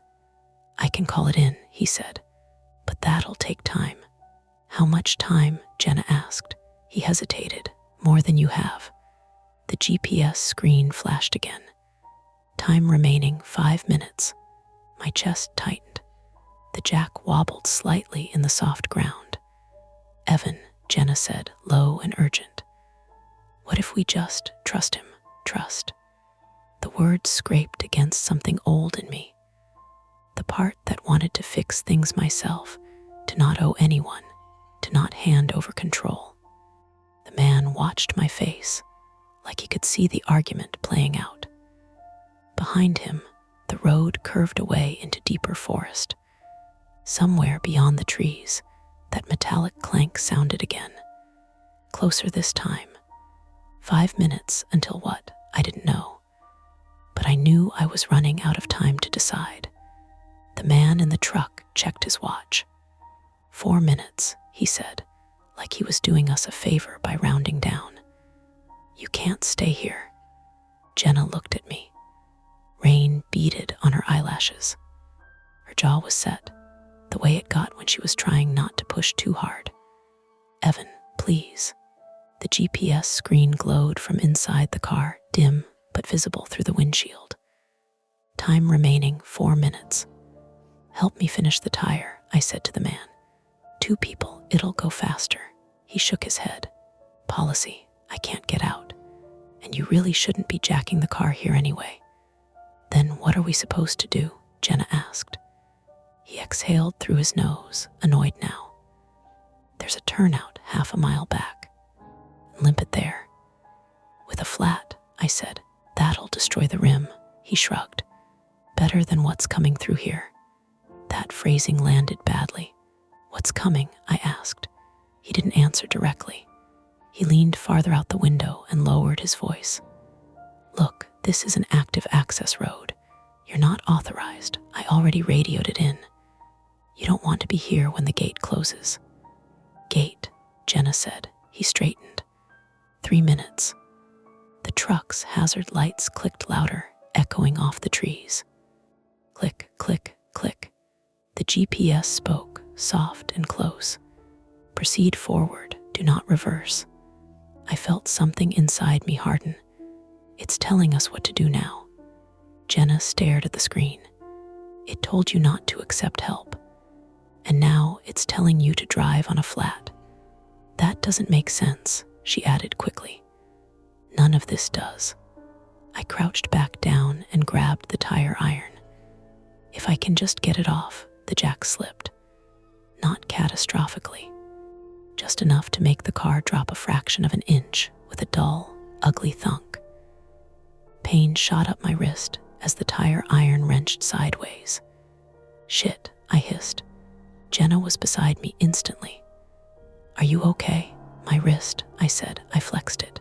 Sharp, but not broken, already swelling. I shook it out and regretted it. The man in the truck swore under his breath. That's exactly why you shouldn't be doing this here. The GPS screen flickered. Rule 3. Do not exit the vehicle after warning. Jenna's voice dropped. Evan, it just added another rule. I pushed myself up, mud streaking my jeans. This thing is malfunctioning. Then why is it so specific? She shot back. The man tapped something on his radio. Static answered. He frowned. Signal's bad. Of course it is, Jenna muttered. A deep vibration rolled through the ground again, stronger this time. Leaves trembled. Somewhere down the road ahead, an engine revved, heavy, industrial. It wasn't close enough to see, but it was close enough to feel. Anne's shoulders tensed. You need to move, now. I looked at the road ahead. It curved left, disappearing into a thicker stand of trees. The pavement sloped slightly downward, away from us. Behind us, the road ran straight for maybe a quarter mile before bending out of sight, back toward the highway. Half a mile to the turnout meant driving backward on a flat, or turning around somehow on a road barely wider than a single lane. Can you tow us? Jenna asked. He shook his head again. Not authorized. I can escort you if you move under your own power. Escort us where? I asked. Off this road. The GPS chimed, louder than before. Unauthorized escort detected. The man froze. Did that thing just? I slammed the driver's door open. Enough, we're driving. Jenna grabbed my arm. Evan, wait. I can't fix the tire, I said. And I'm not staying here. I got in, started the engine. The car shuddered as I eased forward, the ruined tire thumping with every rotation. It felt wrong, like limping on a broken ankle. The man pulled his truck ahead of us, hazard lights still clicking, guiding us down the road. I followed at a crawl, hands tight on the wheel. Every sound felt amplified, the slap of rubber, the engine's strain, the rain ticking on the hood. The GPS stayed silent. For a minute, it almost felt like relief. The road dipped, then rose. On the right, the forest opened briefly to reveal a fenced-off clearing with stacked pipes and a portable generator humming steadily. Floodlights mounted on poles cast harsh white cones through the rain, making everything beyond them look darker by contrast. That's the equipment, Jenna said quietly. That's what he meant. A shape moved near the fence. My heart jumped. Stop, Jenna said. I did. The car lurched. Pain flared in my wrist again. The shape resolved into a deer, its coat slick and dark, head low as it slipped through a gap in the trees and vanished on the other side. The sudden normalcy left me shaky. Okay, I breathed. Okay. The man's truck slowed, then stopped ahead of us. He got out this time, rain soaking his vest. He waved us forward. There's a swing gate just ahead, he said through my open window. Once we pass it, you're clear. What about the turnout? Jenna asked. Past the gate. The GPS screen lit up. Time remaining 1 minute. My pulse spiked. What happens at 0? The device didn't answer. We rolled forward. The gate came into view, a heavy steel arm spanning the road, currently raised, attached to a control box on the left. Yellow warning lights blinked lazily. The man jogged ahead and keyed something into the box. The lights changed rhythm, blinking faster. Go, go, he shouted. I've got it. As we passed beneath the raised arm, a loud buzzer sounded. The gate began to descend. The man dove back toward his truck. I slammed the gas without thinking. The flat tire screamed. The car lurched forward just as the gate slammed down behind us with a metallic crash that echoed through the trees. Silence followed, thick, heavy. The man's truck was on the other side now. He stared at the gate, then at us, rain plastering his beard to his face. He raised his hands, palms out, a helpless gesture. Hey, Jenna shouted. Open it. He shook his head. It's automatic. I can't override it once it's closed. Behind us, the gate lights glowed steady red. The GPS spoke. Access confirmed. My stomach dropped. Evan, Jenna said. We're alone now. I looked ahead. The road stretched on, narrower than before, swallowed by trees and rain. No shoulder, no place to turn around. With the gate down and the tire shredded, going back wasn't an option anymore. Whatever this road was, we were committed to it. And the GPS knew it. The road changed after the gate. Not in some mystical way. In a civil engineering way. The paint lines vanished. The pavement narrowed until it felt like driving down the center of a hallway. The trees leaned closer, branches hanging low, dripping steadily onto the windshield like a slow leak. I kept the speed under 15 because the flat wouldn't let me forget itself. Thump, thump, thump. Every rotation sounded like another nail being driven in. Jenna had both hands on the dash, not gripping, just bracing. Her coffee was gone. The cup sat in the footwell like evidence. Tell me we're not just going deeper into a work site, she said. I don't know, I said. My voice came out thin. The GPS glowed. No route line now, just a gray background and our little arrow crawling forward like an insect. Then the screen refreshed. A black bar appeared at the bottom with white text. Rule 4. If you see lights behind you, do not pull over. Jenna stared at it. Evan, I see it. My wrist throbbed where I'd strained it. Every time I adjusted the wheel, it reminded me. I kept one hand lower, awkward, using my left more than I should. The forest opened on the right into a gravel lot big enough for a dozen vehicles. Floodlights on tall poles cast sharp, rectangular shadows. Beyond the lot were shipping containers, a portable office trailer, and a chain-link fence topped with barbed wire. Real. Ordinary. Wrong only in the way it was placed out here, so deep you couldn't imagine hauling it in without a plan. At the far end of the lot was a second gate, thicker than the first. A sliding steel barrier, a keypad post, 2 cameras mounted like little black eyes, and parked near the fence, half hidden behind a container, was a white SUV with a company logo on the door I couldn't read through the rain. We rolled closer and the GPS chimed. Stop at the post, it said, in its normal voice, like a rental car GPS again. I slowed until the car crawled. The SUV's interior light flicked on, then off. That could have been coincidence. A door opening and closing. Someone shifting. Jenna leaned toward the window. Evan, there's someone in there.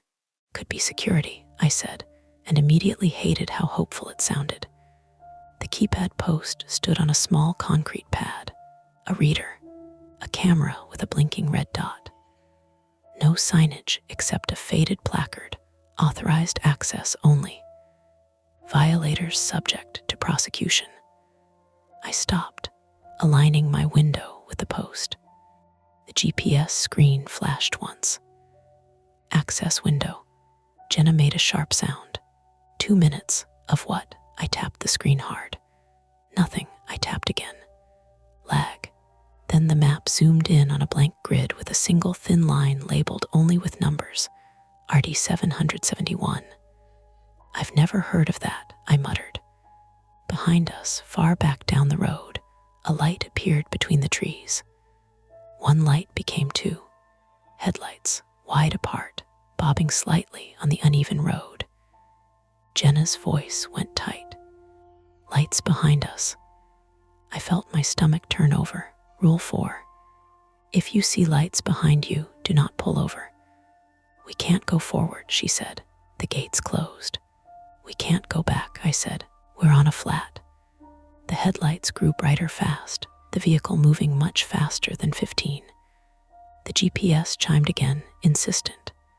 "Enter code." "There's no code," Jenna snapped, eyes darting from the keypad to the approaching lights. "We bought a stupid pawn shop GPS, Evan. It doesn't give out gate codes." A horn blared behind us, one hard, impatient blast that cut through the rain and made my ribs jump. Then, through my rearview mirror, I saw the shape, not a normal utility truck, a dark pickup with a grill guard and roof lights. The kind of setup you see on private security trucks and guys who think they're ranch law. The lights weren't flashing blue and red. They were just bright, white, aggressive. The truck slowed as it got close, then stopped behind us, so near I could see rain streaming down its hood. The driver's door opened. A man got out. He wore a rain jacket and a brimmed cap pulled low. He walked toward us with a purposeful, unhurried stride, like he owned the road.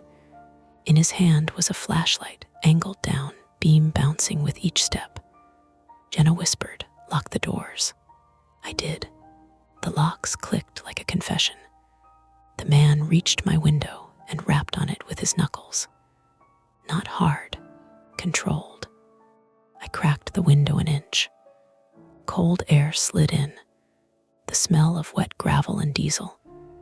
"What are you doing in here?" he asked. His voice was flat, professional, not friendly. "This is restricted." "My tire," I started. He cut me off. "Turn around." "I can't," I said. "I've got a flat." He leaned closer, peering into the car. His eyes flicked to the GPS on the windshield. The faint glow reflected on his cheek. Something changed in his face, just a tightening at the corners of his mouth. "Where'd you get that unit?" he asked.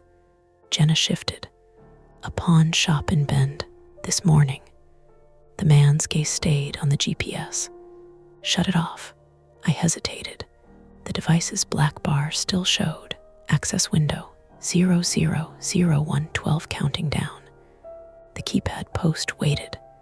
The sliding gate was a solid wall. The man tapped the glass again, harder. Now, my instinct, my stupid flaw, was to do what the loudest authority told me to do. To de-escalate, to comply. That's how you avoid trouble. I remembered the earlier warning. Do not accept assistance. And then proceed forward. Do not reverse. And now enter code. The truck behind us idled, low and steady, like a big animal. The man's flashlight beam slid over my hands on the wheel, my face, Jenna's. Jenna's voice was low, aimed at me. "Evan, I don't like him." "I'm calling it in," the man said, reaching for something on his belt. "If you don't shut that off, the GPS chirped, loud enough to make all three of us react. Rule 5. If they ask about the unit, do not answer. Jenna's eyes went wide. "Evan." The man's head snapped toward the speaker. His face hardened, and for the first time he looked angry. Not because we were trespassing, because the device had spoken. He yanked the door handle. Locked. He tried again, harder, then stepped back, shining the flashlight in. "Open the door." I swallowed. My mouth tasted metallic. He leaned down, eyes level with mine through the glass. "You don't want to make this worse." Behind him, the white SUV's driver's side door opened. Another figure stepped out, smaller, moving cautiously, hood up. They stood near the fence, watching. Jenna whispered, "There's someone else." The GPS voice came again, quiet, careful, like the first time. Now, I didn't think. I moved. I slammed my foot on the gas. The flat tire shrieked. The rim sparked as it bit the wet gravel edge near the concrete pad. The car lurched forward, not fast, but sudden enough. The man stumbled back, swearing, his flashlight beam whipping wildly across the windshield. We shot past the keypad post by a few feet, and in that same instant, the gate's warning lights flicked from steady red to blinking amber. A buzzer sounded. The steel barrier began to slide open, slow and heavy. "Evan," Jenna yelled. "We're going through." "We're going through," I said, voice breaking on the words. The man recovered and sprinted for his truck. I saw him in the mirror, reaching for the door handle, climbing in. The engine revved. The opening in the gate was only halfway wide when we reached it. I aimed for the gap anyway, heart hammering. The car bounced over the track. Metal scraped, an awful grinding scream as the passenger side mirror clipped the edge.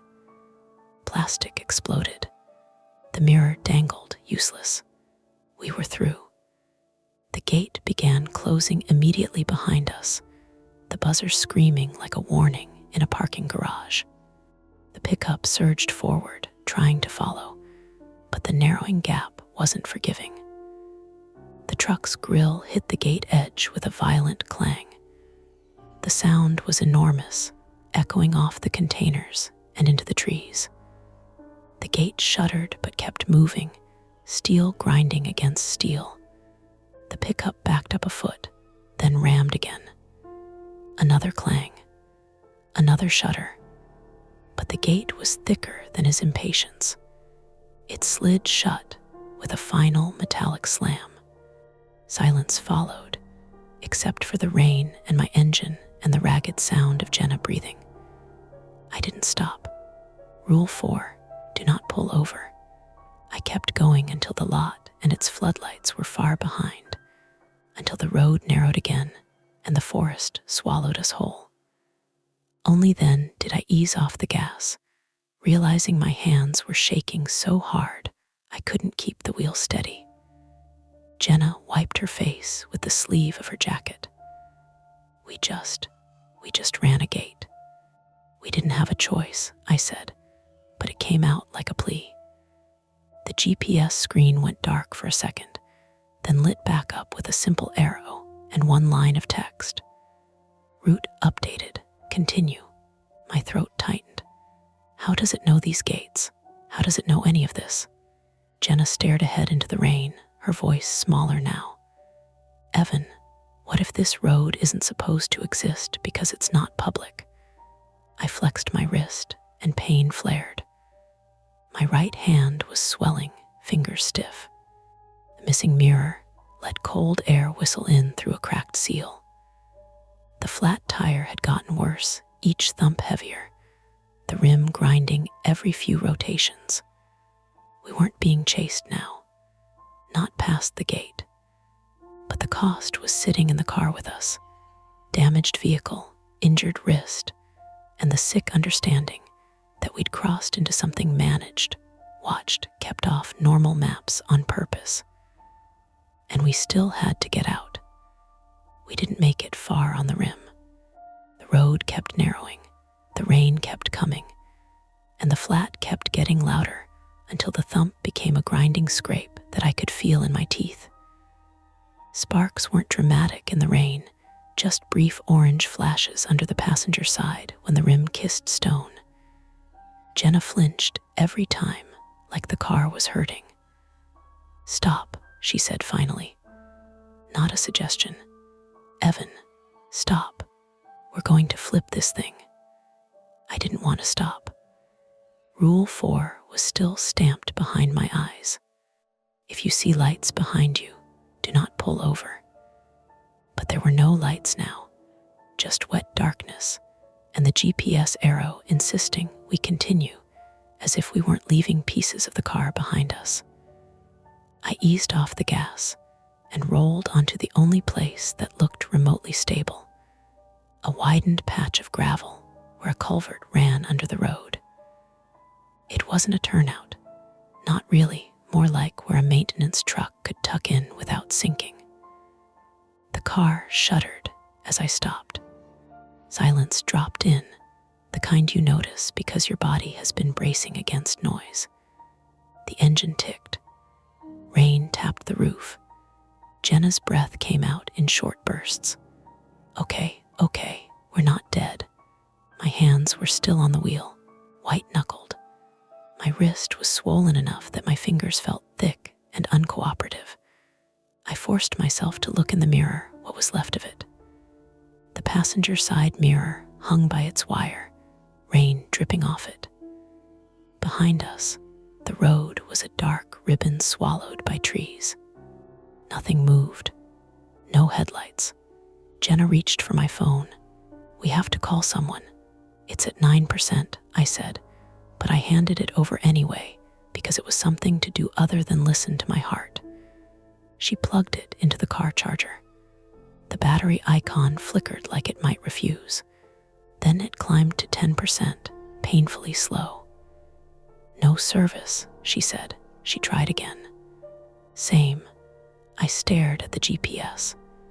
It sat there like an innocent appliance, a dumb piece of plastic and circuit boards that had just guided us through a locked gate like it owned the place.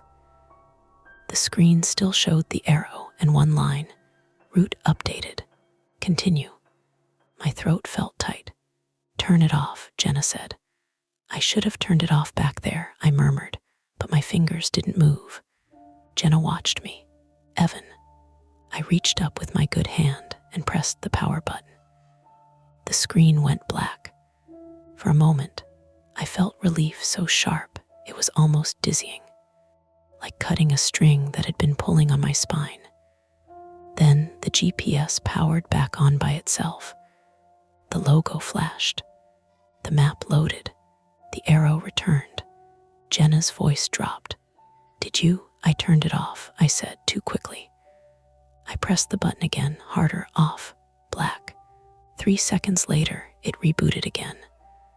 We stared at it like it was a mouse that kept finding its way back into the kitchen. Unplug it, Jenna said. It's not plugged in. She made a frustrated sound and leaned over, ripping the suction cup loose from the windshield. The device fell into my lap with a plastic clack. She popped the back cover with her thumbnail, fingers shaking. The battery slid out. The GPS screen stayed lit. We both froze. Jenna held the battery between her fingers like it was hot. That's not possible. It's got an internal capacitor, I said immediately, because my brain needed an explanation. Some devices hold charge for a bit. Jenna's eyes were glossy with anger and fear. A bit, not, she gestured at the glowing screen. Not this. I didn't answer. I couldn't, because saying I don't know felt like handing the situation more power. A distant engine noise drifted through the trees, low, not close enough to identify, but close enough to make Jenna's head snap up. Lights, she whispered. I turned and looked behind us. Nothing, just rain and darkness and the wet gleam of the road. The sound faded, or maybe it moved away. To tell, misdirection my brain offered, a generator, a truck on a different access road, wind making the trees sound like an engine. But my pulse didn't care. We're not staying here, Jenna said. We'll walk if we have to. My mouth went dry. In the rain, in the dark. We have a headlamp in the trunk, she said. We have jackets. We have, her voice caught, then steadied. We have each other. That should have been cheesy. It was. It was the only real thing in a place that was suddenly full of rules. I got out carefully, cradling my wrist. The cold hit harder now. The forest smelled like wet needles and diesel residue. The rain made the gravel slick, and I had to plant my feet wide to keep from slipping. We grabbed what we could: Jenna's headlamp, our phones, the first aid kit. I wrapped my wrist in an elastic bandage, with Jenna guiding my fingers because they didn't want to cooperate. The pain was deep and stubborn, the kind that doesn't spike so much as it threatens to become permanent. We left the car. The decision felt like tearing a page out of a book. Final. Jenna wanted to bring the GPS. I surprised both of us by shaking my head hard. "No," I said, "leave it." She stared at me. "What if we need it?" I glanced at the glowing screen inside the car, still lit, still arrowing forward. "That's not helping. That's something else." Jenna didn't argue. She shut the door gently, like the GPS might hear. We walked forward because backward meant the gate and the compound and men who had tried to grab our door handles. Forward meant unknown, which is a terrible thing to choose, but sometimes it's the only direction left. The road led us downhill, curving along a slope. On the left, a steep embankment rose into dense firs. On the right, the ground fell away toward a creek I could hear before I saw water rushing under rocks, constant and indifferent.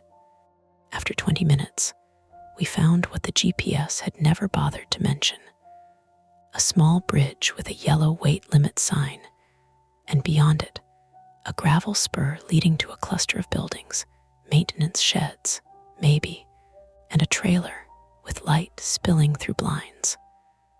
A generator hummed outside, the sound that had been haunting the forest. Explainable, real. Jenna nearly cried from relief.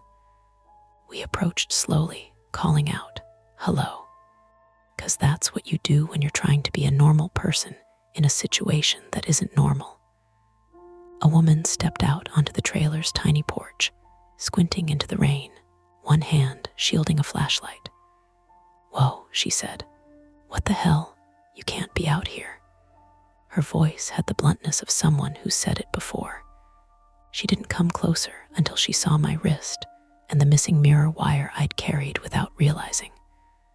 Then her posture changed, still cautious, but human.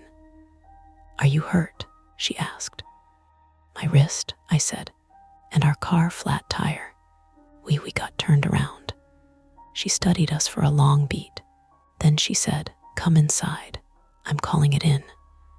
Inside, the trailer smelled like microwaved soup and damp boots. A radio crackled on the counter. She introduced herself as Marla Dean, 41, female, and she worked maintenance coordination for a contractor that handled infrastructure up here. She didn't use the words "restricted road" like a threat. She used them like a fact. "There's an active site and a security team," she said, dialing a number on a landline. "If they found you, they'd..." She stopped herself, glanced at Jenna, then continued. "They'd make it messy." Jenna sat on a folding chair, shaking with delayed adrenaline. "We saw them," she said. "A man in a pickup. He tried to..." Marla's face tightened. "Was it a black truck with roof lights?" Jenna nodded. Marla didn't look surprised. She looked tired. She got us blankets, poured us lukewarm coffee, and called in what sounded like a sanitized version of events. 2 civilians, vehicle disabled, possible injury. She didn't mention the GPS. We didn't either. An hour later, a county deputy arrived in a marked SUV. Real badges, real paperwork. His name was Deputy Kellen Morris, 38, male, and his patience was practiced. He took our statements in a tone that said he'd heard worse, and also that he'd already decided what this was: tourists who wandered somewhere they shouldn't. "How'd you get past the gate?" he asked. I hesitated. My tongue felt thick. Jenna's hand found my knee.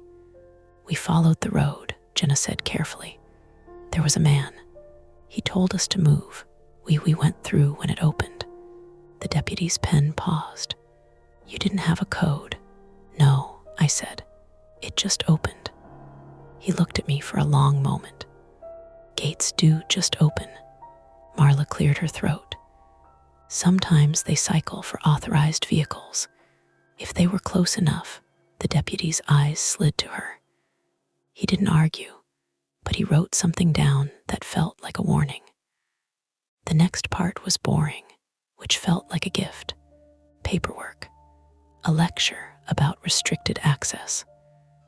A promise that a tow could be arranged in the morning because the site was locked down overnight.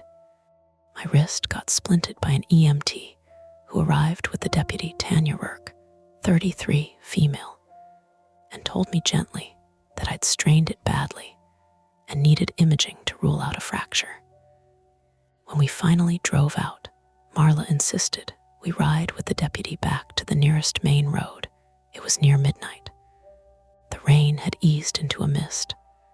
Highway lights looked too bright, too ordinary. In the back seat of the deputy's SUV, Jenna leaned her head against my shoulder. Her voice was small. We left the car, I know, and the GPS, I know. We didn't sleep that night, not really. In the motel outside Bend, with its beige carpet and humming heater, I kept replaying the moment the gate opened, the moment the man's face tightened when he saw the unit. Jenna kept checking her phone like service bars could protect her. In the morning, my phone finally had reception. Notifications poured in. Work emails, a bank text, a weather alert. Ordinary life rushing back in like it had never left. The cabin reservation sat in my inbox, too automated and cheerful. Enjoy your stay. Jenna deleted it without asking. 2 days later, after an urgent care X-ray confirmed no break, just a severe sprain, we drove back to the pawn shop. It was closed. A paper sign was taped inside the glass door. Closed for renovations. No date. No phone number. The place looked emptied out. The display cases gone. The windows bare. Like it had never been there in the first place. Jenna stood beside me on the sidewalk, arms crossed tight. Maybe it moved. Maybe, I said, but the word tasted wrong. That night, weeks later, I'd still wake up to the imagined click of hazard lights, or the dull thunk of a gate closing. Jenna started sleeping with the bedside lamp plugged into an outlet she could reach without getting up. And once, late one evening, when I was alone in the living room and my wrist still ached in cold weather, my phone buzzed with a notification from an app I didn't remember installing. A map icon. No message, no sound, just a single line that vanished as soon as I tapped it. Route updated. Continue. That's it for this nightmare. If you enjoyed it, please like the video, subscribe to Mia Horror Stories, and turn on notifications. It really helps keep the stories alive. And don't stop here. Dive into another one of our videos and keep the fear going. Welcome back to Mia Horror Stories. Tonight's tale, I rewatched my childhood VHS tapes and saw something in the background is best experienced in the dark, which is why the screen will stay black.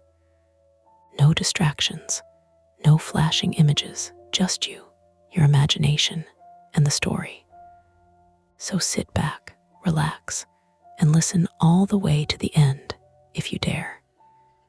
The first time I noticed it, I thought the tracking was off.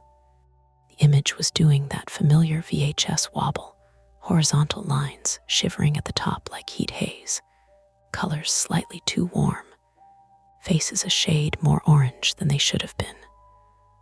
A living room from the late 90s filled the screen.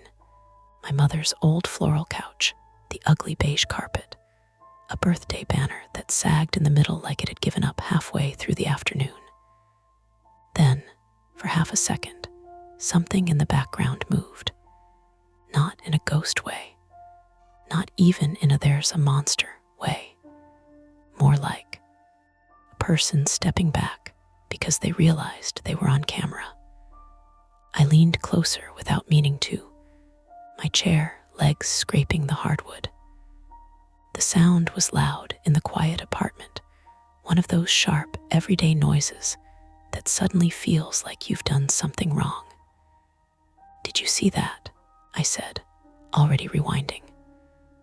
The VCR responded the way it always does, a whirring groan and a reluctant clunk, like an old man standing up from a deep chair.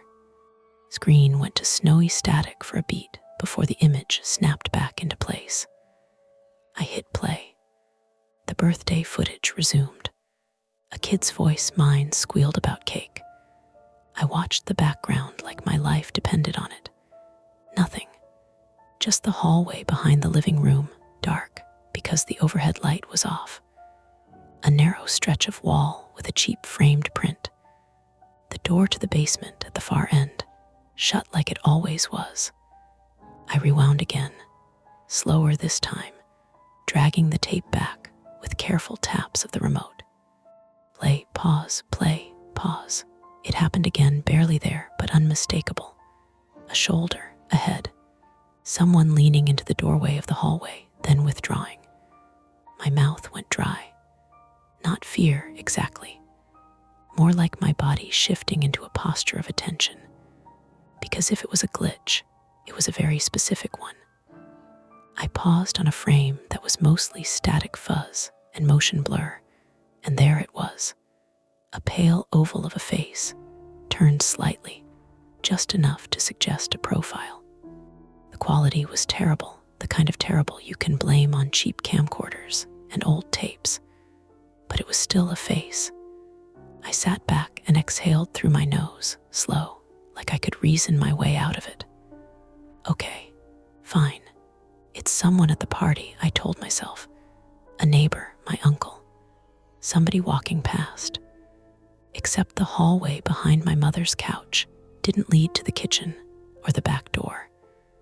It led to 2 bedrooms and the basement door. There was no reason for anyone to be hovering there during cake, and the movement looked like hiding. I clicked the spacebar on my laptop, even though the video wasn't on my laptop. Habit. My hand hovered over the keyboard anyway, as if I could command the tape into behaving. I was still staring at the paused frame when my phone lit up on the coffee table. "Emma, you alive?" I let it ring once, twice, then answered. "Yeah, you sound like you're whispering." "I'm not whispering. I'm just listening." "To what?" "Your haunted VCR." I gave a short laugh, but it came out flat.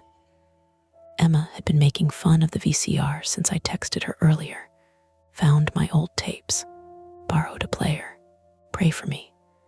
"I'm watching one of the birthday tapes," I said, "and something is weird." There was a pause on her end. I could hear city noise behind her tires over wet pavement, the faint beep of a crosswalk signal. "How weird?" she asked, and her tone shifted into that careful half-serious voice she used when she was trying not to mock me. I glanced back at the TV.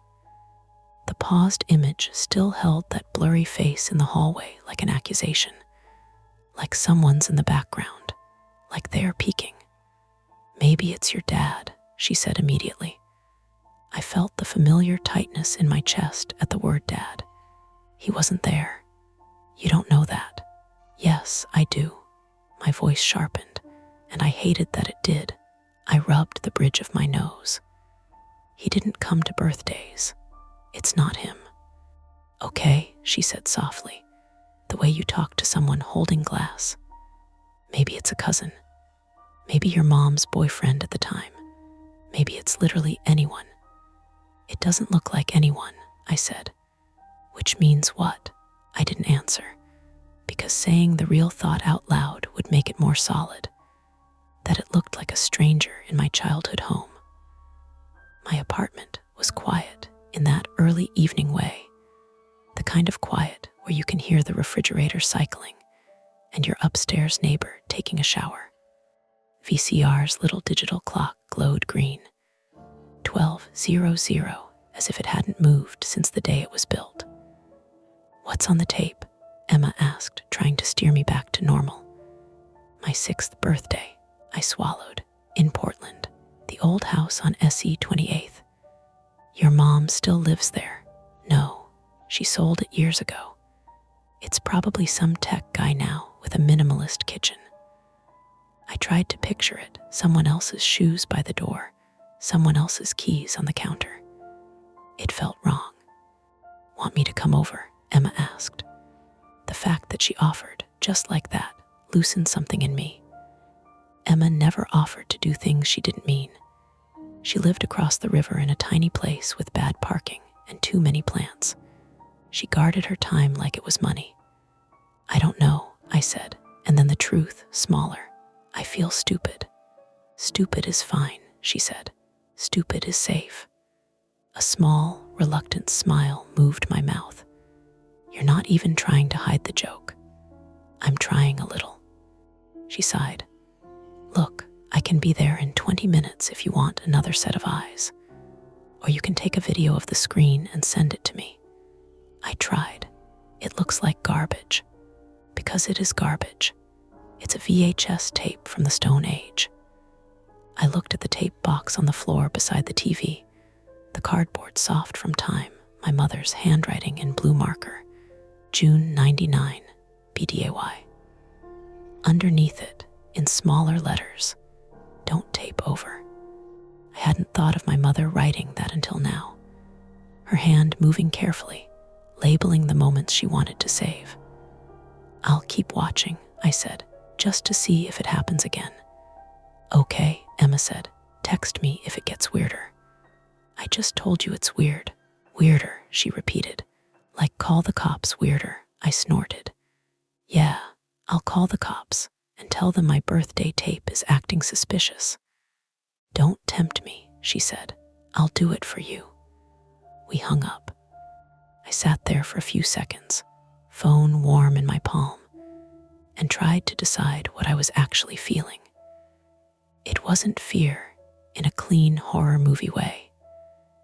It was the irritation of a puzzle you can't solve mixed with something older, a nervousness that lived under my ribs like a small animal. The kind that made me check the lock twice even when I knew I'd locked it. My private flaw, if you want to name it, was that I never trusted my own sense of reality. Not fully. My therapist once called it hypervigilance. She said it like it was a technical term, something you could file and treat. For me, it was more like a habit of scanning every room for exits, for sharp edges, for the thing that could go wrong. It came from a few specific memories I didn't like to touch, and one big gap I couldn't fill. Years of childhood where my father was gone and my mother pretended it didn't matter. I'd been fine lately, mostly, but watching my childhood living room flicker on screen did something to my brain, like it had found an old file and started opening it without permission. I pressed play again. My mother's voice filled the room, younger and brighter, laughing at something off camera. On screen, she bent to adjust candles on a cake and shooed my small hands away. I could smell the phantom scent of wax and frosting, the way you can smell a memory when you've been inside it long enough. "Wait," Kid Me said on the tape. "Where's Uncle Mark?" "Uncle Mark's running late," my mother answered. The camera shifted. The hallway came into view again. I held my breath without realizing. Nothing moved. The shot wobbled as whoever was filming, probably my mom's friend, laughed and corrected. They swung the camera back to the cake. People clapped. Someone started singing. I forced myself to watch the faces instead of the hallway. Normal faces. People I half remembered. A woman with bangs, a man in a mariner's cap, my neighbor Mrs. Donnelly holding a paper plate like it was delicate.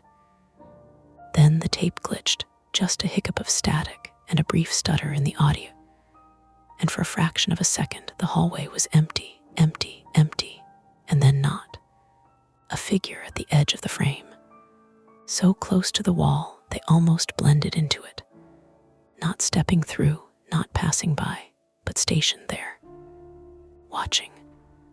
I hit pause so hard the remote clicked loudly, like a snapped twig. The frame froze. This time it was clearer, not in quality, but in shape. An adult, taller than the doorframe behind them. Dark hair or a hood, hard to tell. One arm up, hand braced against the wall like they were leaning. And the strangest part was how still they were, as if they were trying to become part of the wallpaper. My skin didn't prickle. I didn't feel a dramatic chill. What I felt was an immediate, practical thought. Who was in our house? The tape wasn't a dream. It was recorded light, recorded sound. A real room, a real day. I took my phone and filmed the paused screen anyway, moving closer until the pixels enlarged into ugly blocks. The recording captured the VCR's faint hum and my own breathing.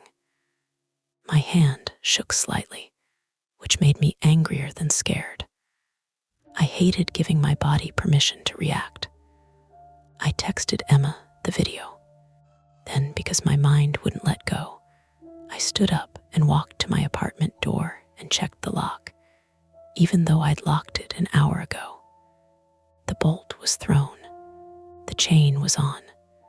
I still pressed my palm against the wood, feeling the solid resistance like it could reassure me. Back at the TV, I stared at the paused figure. There were reasonable explanations. A family friend. Someone coming out of the bathroom. Someone trying not to be on camera because they were self-conscious. But the posture half hidden, leaning wasn't casual. And if it was someone I should recognize, why didn't my brain supply a name? I grabbed the tape case again and turned it over. The back had more handwriting, SC28TH, BDAY. And below it, in a different pen, thinner, maybe my mother's later, do not loan out. I hadn't noticed that before. I looked from the handwriting to the frozen image on the screen. The old house, the closed basement door, that vague face that refused to become a person I knew. My phone buzzed. Emma, okay, that's not nothing. Send me a pic of the tape label plus any other tapes from that day. I stared at her message, then at the pile of other VHS cases stacked by the TV. There were more labeled in my mother's hand. Holidays, random afternoons, first day of school. The choice was suddenly clear, even if it wasn't comfortable. I could shut the VCR off, put the tapes back in the box, tell myself it was a glitch, and let the past stay buried. Or I could keep watching. I set the phone down, reached for the remote, and hovered my thumb over the rewind button, feeling, absurdly, like I was about to do something irreversible even though it was just plastic and magnetic tape. Then I glanced at the other box on the floor, the one with unlabeled tapes my mother hadn't bothered to mark, and I realized I didn't even know what was on most of them. I sat back down, and I hit rewind. Emma arrived just as the sky outside my windows tipped from gray into that dull blue that means you're running out of evening. She didn't knock. She texted outside and then buzzed herself up before I could respond.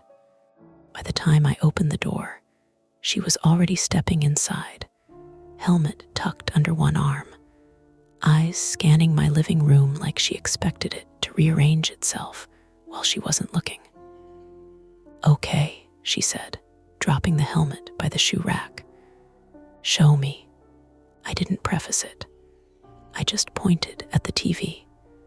The paused frame was still there. The hallway. The figure pressed against the wall like it wanted to become part of the house. Emma stood close enough that I could smell rain on her jacket and that faint lemony detergent she used.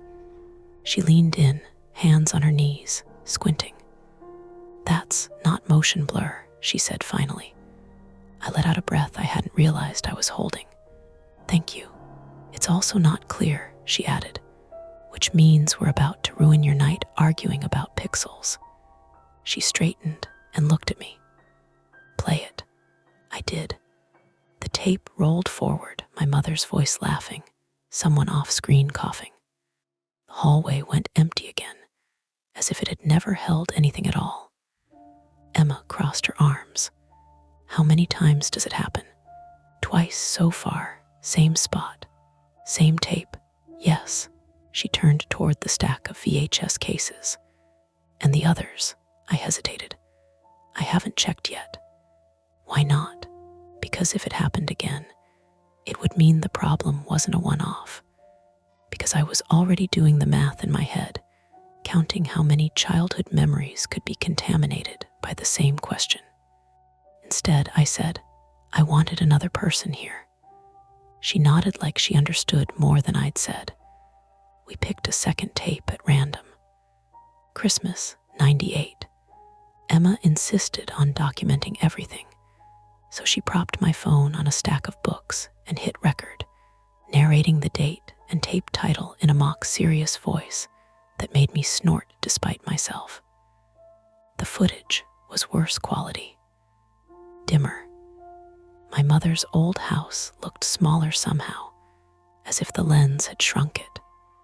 Christmas lights blinked in soft, unfocused halos. We watched in silence, both of us leaning forward without acknowledging it. Nothing happened.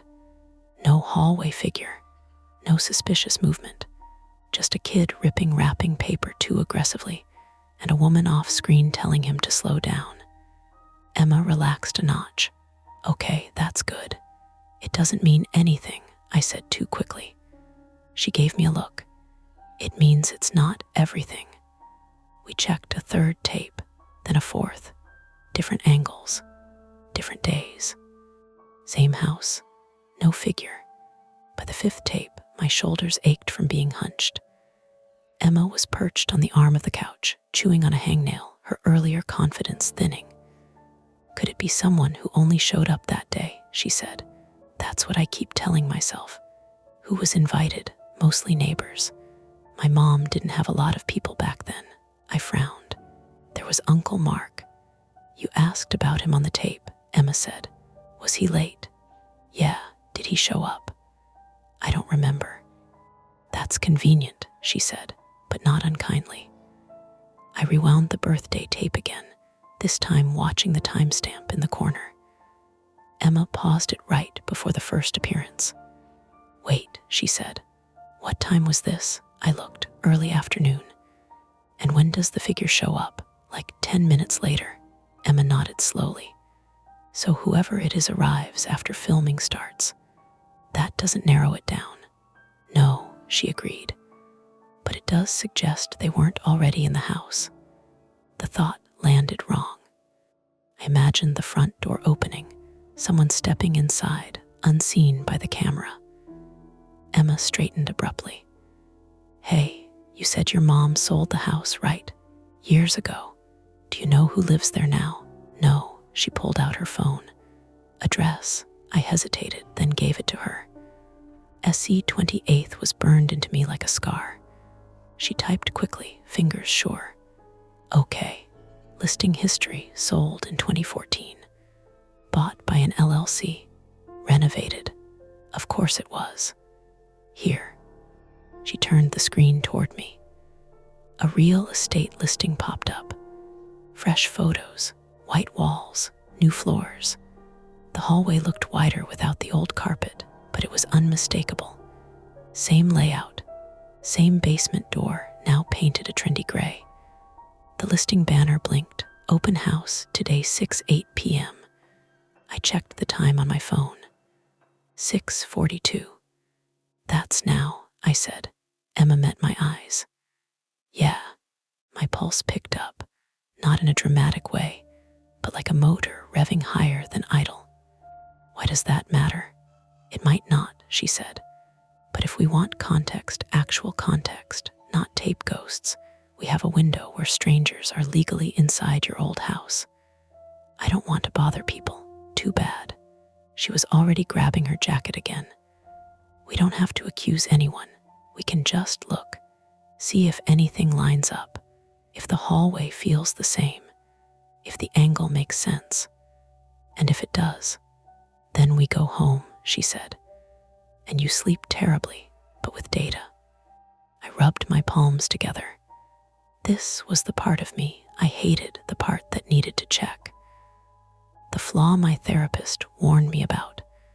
I chased certainty, even when it made things worse. What if this is just my brain? I asked. What if I'm projecting something onto static? Then we'll confirm that, Emma said, which is better than spiraling alone. She had a point. She usually did. The drive over was quiet.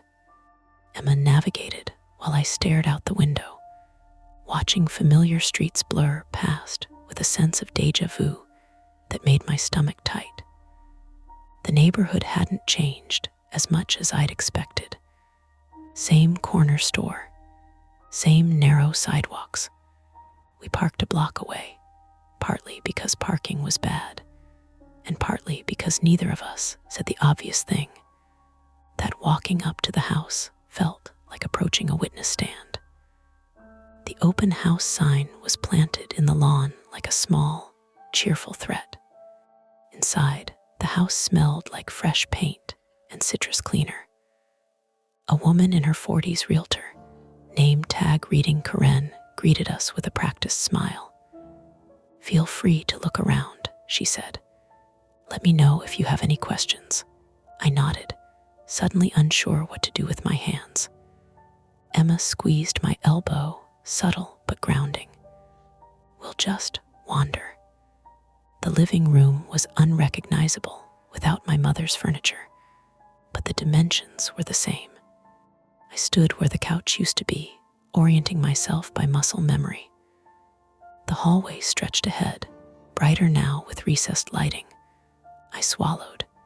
Hey, Emma murmured, you okay? Yeah, I lied. We drifted toward the hallway, pretending to admire the floors. Halfway down, Emma stopped. Can you stand there? She asked quietly. Where? Right there, she gestured. Against the wall. I did. The paint was smooth and cold under my fingertips. Emma backed up into the living room, holding her phone up at chest height. Okay, she said. Lean in, like you're trying not to be seen. I adjusted, pressing closer to the wall. From her angle, I could see it immediately, the way my shoulder disappeared, the way my face slipped out of view unless you were looking for it. A chill crept up my spine, slow and unwelcome. It matches, Emma said softly. Before I could respond, a man in his 30s wandered past us, brochure in hand. He glanced at me, then at Emma's phone. He said, are you filming? Emma lowered the phone instantly. Sorry, just measuring the light. He frowned but moved on. Karen appeared at the end of the hallway like she'd been summoned. Everything okay back here? Yeah, I said, forcing a smile. I grew up in this house. Just nostalgia. Her expression softened. Oh, that's always nice. Can I ask you something? Emma said, polite but direct. Has anyone ever mentioned someone hanging around? In the old footage or photos, Karen blinked. Hanging around, like an unknown person, I added. In the background, she laughed lightly. Oh, you'd be surprised what people think they see, especially in old videos. I nodded, embarrassed despite myself. We thanked her and headed back toward the front door. My heart rate was still up, my thoughts tripping over each other. Outside, Emma exhaled sharply. Okay, Okay, what? Okay, we confirmed the angle, she said, and that you're not imagining the space. That doesn't explain who it was. No, she agreed, but it narrows the question. We were halfway to the car when my phone buzzed. A text from an unknown number. Unknown. Is this Daniel? This is Mark, your uncle. Your mom gave me your number a while back. Weird question, but are you looking at old tapes? I stopped walking. Emma turned. What? I showed her the screen. Her face tightened. That's not great. Another text came in before I could respond. Mark, I think there's something you should know, but not over text. Can you call me soon? The open house sign creaked behind us as the wind shifted. I looked back at the house, then at Emma. And for the first time since this started, I knew for sure we were past the point of turning back. We called Mark from the car because neither of us wanted to stand on the sidewalk any longer than necessary. Emma put the phone on speaker and set it between us on the center console. The engine ticked as it cooled, a faint metallic clicking that made the silence feel busy instead of empty. Mark, I said. There was a pause, then breathing. Slightly winded. Danny, yeah, hi, I wasn't sure you'd answer. I would have, I said, though that wasn't entirely true. You said you knew something about the tapes. Another pause, longer this time. I could picture him deciding how much to say, the way adults do when they're about to ruin a clean narrative. I was late to that birthday, he said finally, because your mom asked me to come by early, before anyone else. Emma shot me a look. Why? I asked. She was worried, Mark said, about a guy she'd noticed around the house. My stomach tightened. A guy like a neighbor? No, he said quickly. Not a neighbor. Someone she didn't recognize. The word recognize hit harder than stranger would have. Emma leaned closer to the phone. Did she call the police? No, Mark said. She didn't want to make a thing of it. She thought it might have been someone casing the place, or someone confused. But she didn't want you around it, so she asked me to show up early and keep an eye out. Did you see him? I asked. Mark exhaled. I saw someone once in the side yard. He took off when he noticed me. My grip tightened on the steering wheel even though the car was off. Did you tell my mom to call the police then? She said if it happened again, she would. And did it? Mark hesitated. Mark, Emma said. I don't know, he said. I stopped by a few times after that. Never saw him again. And then your mom moved on. Life happened. But the tape, I said. Why didn't she? She didn't know, Mark cut in. Not about that. The tape came later. Silence stretched between us, heavy with everything he wasn't saying. Why are you telling me now? I asked. Because, he said quietly, if you're seeing something on that tape, then he was closer than we thought. After we hung up, neither of us spoke for a full block. Emma broke the silence. Okay, so, human explanation confirmed. That's not comforting, I said. No, she agreed. But it's real, which means there are records. That was attempt one. Call Mark, get clarity, maybe get closure. What we got instead was context and a timeline that made things worse. Back at my apartment, the air felt stale, like it had been waiting for us. Emma kicked off her shoes and went straight for the kitchen, grabbing 2 glasses and filling them with water. You look like you're going to forget how to blink, she said, handing one to me. Feels like I already have. We sat on the couch and replayed the birthday tape again, this time with Mark's words echoing behind every frame. The figure's posture read differently now, not eerie, but purposeful. Someone checking angles, waiting. Okay, Emma said, pausing the tape. If this guy was around the house, there's a chance he shows up on other footage. Maybe not the same way, Maybe earlier. That's what I was afraid you'd say. She gave me a tired smile. You brought me here. We dug into the unlabeled box. That was attempt 2, brute force. Watch everything. Exhaust the evidence. The hours blurred together. Tape after tape. Afternoon footage of me drawing on the floor. My mother on the phone in the kitchen, voice tight in a way I hadn't noticed as a kid. Empty rooms. Ordinary days. At some point, my eyes started to burn. Emma rubbed at her temples and swore quietly when the VCR chewed the edge of a tape and spat it back out wrinkled. Great, she muttered. Technology failure, my favorite genre. We flattened the tape as best we could and kept going. Around midnight, we found something else. Not the hallway, the backyard. The camera was pointed through the sliding glass door, filming snow falling under the porch light. My mother's voice was off screen, talking to someone, Mark, maybe about cake logistics. In the reflection on the glass, faint but visible, was a shape behind the camera. A man's outline, taller than my mother, standing close. Emma sat up so fast she knocked her knee into the coffee table. Pause, I did. The reflection was warped, doubled by the glass, but it was undeniably there. A head, shoulders, arms at his sides.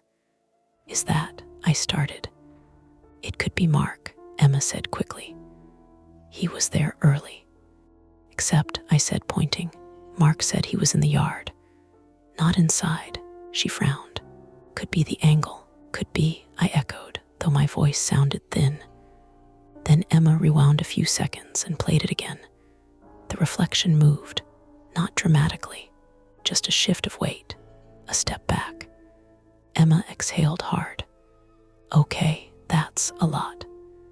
That was the misdirection, though we didn't know it yet. We spent 20 minutes spiraling about the reflection, about whether it meant the man had been inside the house with us, about how close he'd been. It wasn't until we noticed the faint outline of a coat rack just to the side of the camera that the pieces clicked. The shoulders lined up perfectly with hanging jackets. The head was a hat perched on top. We laughed then, sharp and shaky. God, Emma said, I hate my brain. Mine's worse, I said. But the relief didn't last because the tapes kept offering half answers. Enough to keep us going. Enough to keep us trapped. Around 1 a.m, Emma's phone buzzed. She glanced at it, then at me. It's Karen, the realtor. My heart jumped. Why does the realtor have your number? I asked for it, she said. In case we remembered anything useful, she answered, putting it on speaker again. Hi, Karen said, her voice strained. This is going to sound odd, but did either of you come back to the house tonight? No, Emma said immediately. Why? There's a back window unlocked, Karen said, and a light on in the basement. I know I turned everything off. Cold pressure settled in my chest. I called the non-emergency line, Karen continued. They're sending someone by, but I wanted to check. Emma glanced at me. We haven't been back. Okay, Karen said. Okay, good. She hung up. Emma stared at the phone like it might ring again. Danny, I know. That's not coincidence, she said. I rubbed my face, exhaustion crashing into me all at once. It could be contractors. Someone else at the open house. It could be, she agreed. But combined with everything else, we sat there, the apartment humming around us. The refrigerator kicked on. Somewhere outside, a siren wailed and faded. What do we do? I asked. Emma hesitated, which scared me more than if she'd answered immediately. There's one more thing we haven't done, she said slowly. I knew what she meant before she said it. We haven't talked to your mom. My throat tightened. She hates talking about that house. I know. And if she didn't tell me then, she might tell you now, Emma said, especially if someone is back there. I thought of my mother's handwriting on the tape, Do not loan out, a warning, or a regret. My phone buzzed again. This time it was a notification from the neighborhood app Emma had pulled up earlier. Suspicious activity reported SE 28th Ave. Police responding. Emma showed it to me without a word. The trap tightened. If someone had gone back into that house tonight, then whatever this was wasn't safely contained in the past. And if my mother knew more than she'd ever told me, then waiting wasn't neutral, it was a choice. I picked up my phone. I'm calling her, I said. Emma nodded. I'll stay. As it rang, I felt something settle into place, heavy and irreversible. Whatever my mother said or didn't say would change how I saw every tape we hadn't watched yet. There was no rewinding that. My mom answered on the fourth ring. Danny. Her voice was thick with sleep, but instantly alert in that mother way, like she'd been asleep with one ear open. Is everything okay? I looked at Emma. She moved closer, cross-legged on the floor now, her phone already in her hand like a safety line. No, I said, I'm sorry. It's not. My throat tightened. I found the tapes, the VHS tapes. Silence. Not dead silence. Just the kind where you can hear someone breathing and deciding what version of the truth to give. You shouldn't be watching those, she said finally. My stomach dropped. So you knew. Another exhale. Danny, Mom, listen. My voice came out sharper than I meant. There's someone in the background, in the hallway, on my 6th birthday tape, and the house is on the market right now, and I swallowed. The realtor just called. Someone unlocked a window and turned on the basement light. Emma's eyebrows shot up. She mouthed, say that again. I put the phone on speaker. My mom didn't ask how I knew that. She didn't ask why I was calling at 1 a.m. She said, very quietly, do not go there. I stared at the TV, still showing a paused frame from the birthday tape. That blurry figure that refused to become a memory. We're not there, I lied. A small one, a protective one. We already left. I'm serious. Her voice tightened. I should have gotten rid of those tapes. Why didn't you? Emma cut in, not unkind, but direct. My mom inhaled like she'd been hit. Who is that? It's Emma, I said. She's with me, a beat. Then my mom said, okay, good, don't be alone. The words landed like a confession. Don't be alone, not call the police, not lock your doors, but that specific thing. Mom, I said, softer now, who was he? She didn't answer right away. When she did, her voice sounded older than I remembered. I don't know his name, she said. I never got his name. My mouth went dry. You never asked. I never wanted to, she said. Because asking makes it real. Emma's expression flickered. That was my flaw too. The need to control reality by controlling what you name. My mom continued, words tumbling now like she couldn't stop them. After your father left, I was tired. You were little. I was working. I'd come home and things would be moved. Small things. A chair angled differently. The basement door not fully latched. I told myself it was nothing, because the alternative was, her voice faltered. The alternative was that someone was inside my house and I was alone with you. My chest tightened so hard it felt mechanical. Mark told me you saw someone, I said, in the yard. Yes, she whispered. That was the first time someone else believed me. Emma's jaw clenched. Did you call the police? I did, my mom said. Once. The word once carried the weight of regret. What happened? I asked. They came. She spoke like she was walking through the memory with bare feet. They looked around. They told me to change the locks. They asked if I had an ex-boyfriend. They asked if I was sure I wasn't forgetting where I put things. They were polite. They were tired. Nothing was broken. Nothing was stolen. They told me to call again if I saw him. "And did you?" Emma asked. My mom was silent long enough that my skin started buzzing. "I thought," she said finally, "that if I kept calm, he'd get bored. That if I didn't react, he'd stop." My stomach turned. That kind of logic made sense only when you were trying to survive. "And the tapes?" I asked. "Why did you write 'Do not loan out'?" A small, brittle laugh. "Because someone borrowed one." My throat went tight. "Who?" "I don't know," she said, and it sounded like the truth. "I thought it was Mark. Mark thought it was me. One of the neighbor kids might have taken it. It came back 2 days later on the porch. No note, just there." Emma leaned forward. 2 days later, after the birthday. "Yes. And you watched it?" I asked. "I tried," my mom said, but the tape kept skipping, like it had been played too much, like someone had fast-forwarded and rewound the same part over and over. I felt a cold, logical line connect itself in my head. Someone watching, rewatching. The hallway. A vibration startled us both. Emma's phone buzzed. She glanced at the screen, her face tightening. "It's Karen," she whispered. My mom heard.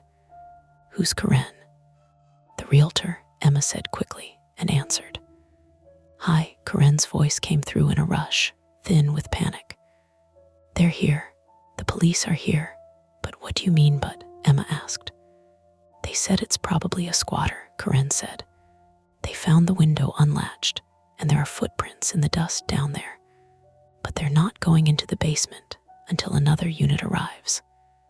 They told me to stay outside, but I can see a crackle of wind through the phone." Karen sounded like she was walking. "Karen," Emma snapped. "Stay outside." "I'm outside," Karen insisted. "I'm across the street. I can see the basement window from here. The light is moving, every muscle in my body locked." Emma's eyes met mine. She mouthed, moving. Karen kept talking, voice shaking. "Like someone's down there, like they're walking back and forth." My mom's voice cut through the speaker, sharp now. "Danny, don't go there." Emma didn't even ask me. She knew. She saw the same thing I saw. The old house was becoming present tense again. And if someone was inside, the story wasn't going to wait for us to catch up. "We're not going to confront anyone," Emma said, already grabbing her jacket. "We're going to be witnesses. That's it." My mom's voice rose. "No, Emma, don't." But the call with Karen was still live, and Karen said, "One officer just went around back." Then a sound came through the phone. Not a scream, not something cinematic. Just a short, startled shout, and then a thud, like a body hitting something hard. Karen gasped. "Oh my God," Emma swore and bolted for the door. I followed, adrenaline washing fatigue out of my limbs like a solvent. My phone was still on speaker with my mom, her voice repeating my name like a warning siren. The drive back to SE 28th took 10 minutes that felt like one long breath held too tight. We parked badly, half on the curb, and ran. The street was lit by porch lights and the rotating spill of a police cruiser's red and blue. A few neighbors stood back in their pajamas, arms crossed against the cold, drawn by the magnet of something wrong. Karen was across the street, phone pressed to her ear, face blotchy. When she saw us, her eyes widened. "You came," she said, like she couldn't decide if she was relieved or horrified. Emma stopped just short of her. "What happened?" Karen pointed with a shaking hand. "The officer, he went around back and then," her voice broke. "He fell. I think he tripped. He got back up, but he was yelling for his partner. They're both in the backyard now." I looked past her to the house. The backyard gate was open. The basement window, small, near ground level, glowed faintly gray-blue. A flashlight beam swept across it, then vanished. Emma grabbed my sleeve. "We stay here," she said low. "We do not go in," I nodded, but my body was already moving, drawn by something primitive. Not heroism, not bravery, momentum. The need to see with my own eyes. The need to fix the uncertainty that had been chewing at me since the paused frame. We edged closer along the sidewalk, stopping at the front walk. The air smelled like wet earth and fresh paint from the renovation. The open house sign lay on its side now, knocked over. A male voice called from the backyard. "Sheriff's office. Come out now." Another voice, strained. "He's not responding. I can hear him moving." My skin tightened. Hear him moving, not see him. Just sound, that scuff of shoes. That scrape of something dragged across concrete. Like the VCR chair legs on my floor. Everyday noises that suddenly mean wrong. Emma whispered, "Danny, look at me." I forced my eyes to hers. They were wide but steady. "You go any closer," she said, "and you become part of this, not the tapes. Real paperwork, real consequences." My mom's voice was still on my phone, muffled now because I'd shoved it in my pocket. I could feel it buzzing with her words like a trapped insect. A sharp crack came from the back of the house, wood against wood. A door slamming. Then another thud. Karen made a small noise, like she'd swallowed her own scream. An officer burst into view around the side of the house, limping. His flashlight beam jittered wildly. He held one hand pressed to his forehead, fingers slick and dark. "Back up," he shouted. "Back up now." Everyone obeyed, even me. The second officer appeared behind him, moving slower, weapon out, but not raised. His face was pale under the streetlight. "Someone S in the basement," the second officer yelled to his radio. "We've got an unsecured entry, possible assault, requesting backup, EMT." The limping officer spat, angry and embarrassed. He slammed the damn bulkhead on me. Bulkhead. The basement door. The one at the back, the kind you open from outside. Emma's grip on my sleeve tightened until it hurt. I didn't pull away. The pain anchored me. From somewhere inside the house below us, behind concrete, came a dull, rhythmic sound. Not a voice, not a moan, just a tap, tap, tap, like someone testing a wall, like someone trying a latch, like someone letting you know they were still there. My breath came shallow. My vision narrowed around the basement window. The glow flickered as the officers' lights shifted. A third cruiser arrived, then another. A paramedic truck. The street filled with movement and radios, and the cold smell of exhaust. Emma leaned close to my ear. "This isn't your problem to solve," she whispered, but her voice shook. "It's your problem to survive." I believed her. I also knew, with sick clarity, that the past had reached out and touched the present, and no amount of denial was going to put it back where it belonged. An officer approached Karen, asking questions. She answered in choppy bursts, pointing, gesturing. Big officer sat on the curb, paramedics swabbing his forehead, his jaw clenched in fury. A detective-looking woman, plain coat, hair pulled back, walked toward the house, eyes assessing the windows, the yard, the crowd. And then she looked at me, not like a stranger, like someone clocking a familiar face from an old photograph. She took a few steps closer. "Excuse me," she said, voice controlled. "Are you Daniel?" My mouth opened, but no sound came out. Emma answered for me. "Yes," she said. "Why?" The woman's gaze flicked between us. "We need you to stay. We may have questions about the property's history." My stomach dropped. This wasn't just a one-night break-in, not just a random squatter. This was connected. And as the dull tapping continued from beneath the house, steady as a pulse, I understood the point of no return. Whatever was in that basement wasn't going to stay a blurry figure in a hallway frame anymore. It was going to become a name, a report, a statement, a part of my life I couldn't pause. They got him out just before dawn, not dragged, not tackled. He came out on his own, slow and stiff, hands empty, and held where everyone could see them. He blinked at the lights like he'd been underground too long, which he had, and squinted against the cluster of faces that had gathered despite the hour. He looked older than I expected, not ancient, just worn down.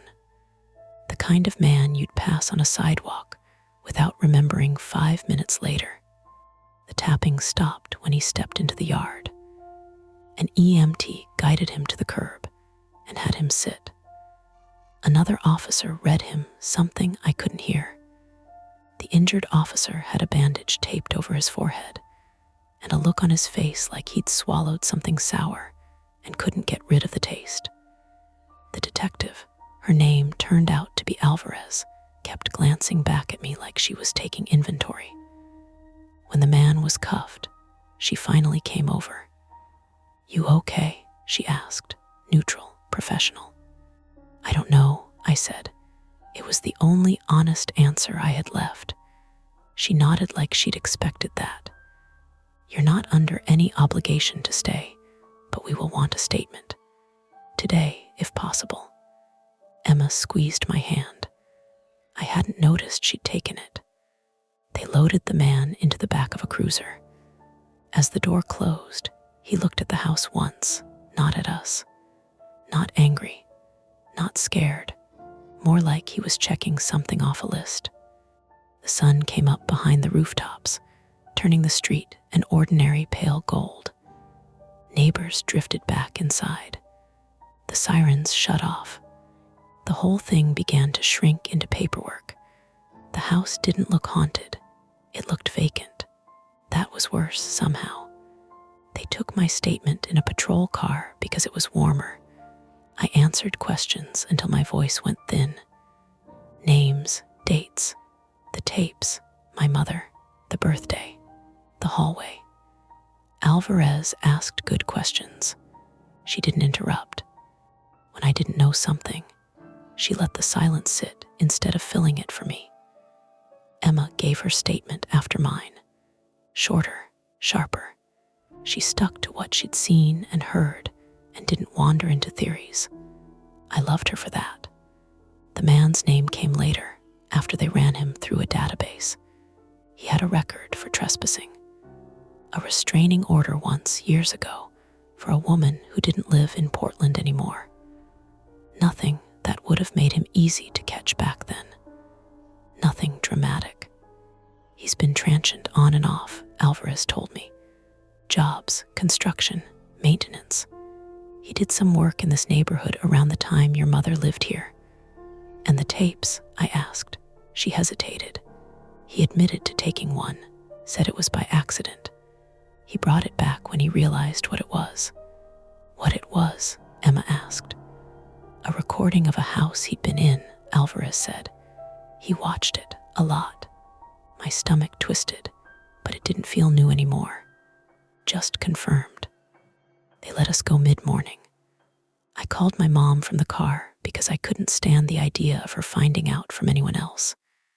She cried quietly when I told her it was over. When I told her he was in custody. When I told her she hadn't imagined it. "I'm sorry," she kept saying. "I thought I was protecting you." "I know," I said, and I meant it. That was the cost. She decarried it alone and handed me a lighter version that still cut when I picked it up. Emma came home with me. We slept for 3 hours, the kind of sleep that feels like falling into a hole. When I woke up, my jaw ached from clenching it all night. The VCR was still on. The screen was blue. I turned it off. In the days that followed, things moved the way they always do after something big happens. Slowly, then all at once. Calls from Alvarez. Forms to sign. A message from Karen thanking us. and saying she'd be taking a few days off. The house went off the market. My mother drove down that weekend. We sat at my kitchen table with coffee neither of us finished and talked about practical things. Locks, therapy, what to do with the tapes. I don't want them, she said, pushing the box away like it might bite her. I'll keep them, I said. The words surprised me, but once they were out, they stayed true. Not to watch, just to have, she nodded. We didn't hug. Not because we didn't want to, but because some things had shifted, and we needed to learn the new shape of them first. Emma went back to her routine, but she texted me more than usual. Check-ins disguised as memes. She came over one night and made pasta and refused to talk about the case. We watched something stupid and loud and fell asleep on opposite ends of the couch. The almost ordinary part came back faster than I expected. Work emails, laundry, the building's fire alarm going off at 3 a.m. because someone burned toast. I flinched at the sound and then felt embarrassed about flinching. The tapes stayed in the box under my bed. Weeks later, Alvarez called to tell me the man had pleaded out. Trespassing, assault on an officer, time served plus mandated treatment. No trial, no grand reckoning. It's done, she said, like she wanted me to believe it. I did, mostly. One afternoon, cleaning my apartment, I found the old tape label stuck inside the VCR flap. Don't tape over. My mother's handwriting, firm and careful. Stuck it to the fridge with a magnet and left it there longer than I needed to. I didn't rewatch the birthday tape. I didn't need to. The image had already separated itself from the tape and lodged somewhere behind my eyes. The way a person can be present without announcing themselves. The way ordinary spaces can hold more than you think. Sometimes, when I'm half asleep, I hear a sound that reminds me of tapping. Pipes, radiators, someone upstairs pacing. It always has a reasonable explanation. I always find it. But every once in a while, I pause before I do. Not because I think something is wrong, because I know now that sometimes it was, and I didn't see it until much later. And that's the end of today's chilling tale. If you enjoyed this story and want more nights full of suspense, don't forget to hit that like button, subscribe to Mia Horror Stories, and turn on the bell so you never miss a scare.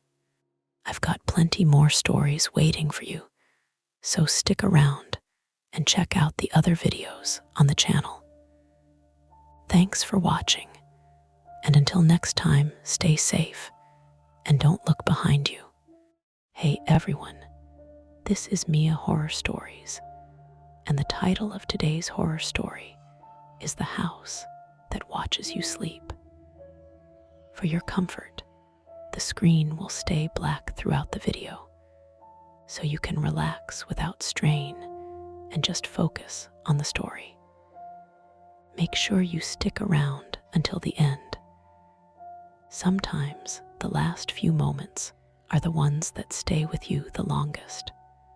The living room smelled faintly of wet dog and reheated lasagna, a combination that usually made Marcy wrinkle her nose, but somehow felt tolerable tonight. She was kneeling by the sofa, untangling the cord of a broken lamp, muttering to herself. "How do people make this look easy?" she said, not waiting for an answer. Across the room, the hum of the refrigerator was punctuated by a sharp ping from the toaster oven. Dean, 32, male, Marcy's boyfriend, leaned against the counter with his arms crossed. His dark hair was messy from running a hand through it for the 5th time that evening, the kind of restless gesture that only made her more aware of the silence stretching between them. He scratched at a stubborn patch of stubble on his jaw. "You know, I could call an electrician," he said. The words hung in the air like a question. "You could," Marcy said, finally freeing the lamp cord. She stood and plugged it in. The lamp blinked once, hesitated, then went dark again. "Or we could live with semi-functioning lighting until the weekend. Your choice." Dean grunted, clearly deciding she'd won. He headed for the sofa, kicking off his shoes. "You ever notice how quiet this street gets after 10? He asked, half to her and half to himself. Outside, the low hum of traffic had dimmed to occasional tires over a manhole cover, distant enough to be barely audible, but enough to make Marcy pause. "I notice everything," she said, smirking, but not really joking. Marcy, 28, female, had always had an eye for detail, the kind that made her coworkers in the publishing office nervous when she leaned over their shoulders at the wrong moment. She could spot a missing comma or a crack in a sidewalk from across the block. Tonight, her detail radar was tingling. Dean followed her gaze toward the window. The curtains were drawn, but the streetlights pooled on the sidewalk in broken rectangles. A shadow moved, or maybe it hadn't. Marcy tilted her head. A neighbor, probably, too far to see clearly. Still, her stomach tightened. "You okay?" Dean asked. He noticed the slight crease in her forehead. "Yeah," she said, brushing it off, but she didn't look away from the window. A sudden, thin scrape came from the side of the house. Metal on stone. Marcy jumped. Dean turned sharply toward the sound, squinting through the dim light. "Probably the gutter," he said. "Wind." "Wind," Marcy repeated, her voice tight, like she didn't believe it.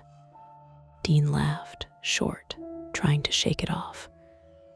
"I think you're imagining things." He walked to the window and pressed a hand against the glass. "Nothing, you're fine." Marcy nodded, but didn't take her eyes off the edge of the driveway. Something about the angle felt wrong. The house had been theirs for just over a month. A small two-story on the edge of a quiet cul-de-sac in suburban Portland. Enough to be comfortable, but new enough to still hold a few surprises or hidden problems. "Want me to make some tea?" Dean asked, returning to the kitchen. "Sure," she said, her voice lower now. The scrape had been gone for seconds, but the tension in her shoulders didn't leave. Dean shuffled to the cupboard, pulling out a mug and the box of tea bags. The kettle clicked on, and a whiff of boiling water mingled with the faint, musty scent from the basement. Marcy noticed it more than usual, like it had grown stronger in the last hour, though Dean said nothing. "You think we should check the basement door?" she asked casually, tilting her head toward the narrow staircase. Dean froze mid-reach. "For what?" "For you know anything." Her tone was deliberately casual. Dean ran a hand through his hair again, slower this time, and exhaled. "Marcy, we just moved in. If something's up, we'll see it. Don't start thinking we're living in a horror movie." Marcy turned away, letting her fingers brush the banister absent-mindedly. "Yeah, Horror movies, she murmured, not believing herself. Her pulse had picked up the scrape, the shadow, the smell. It was just enough to make her imagine possibilities, the kind that might seem crazy to anyone else. She sat down on the sofa.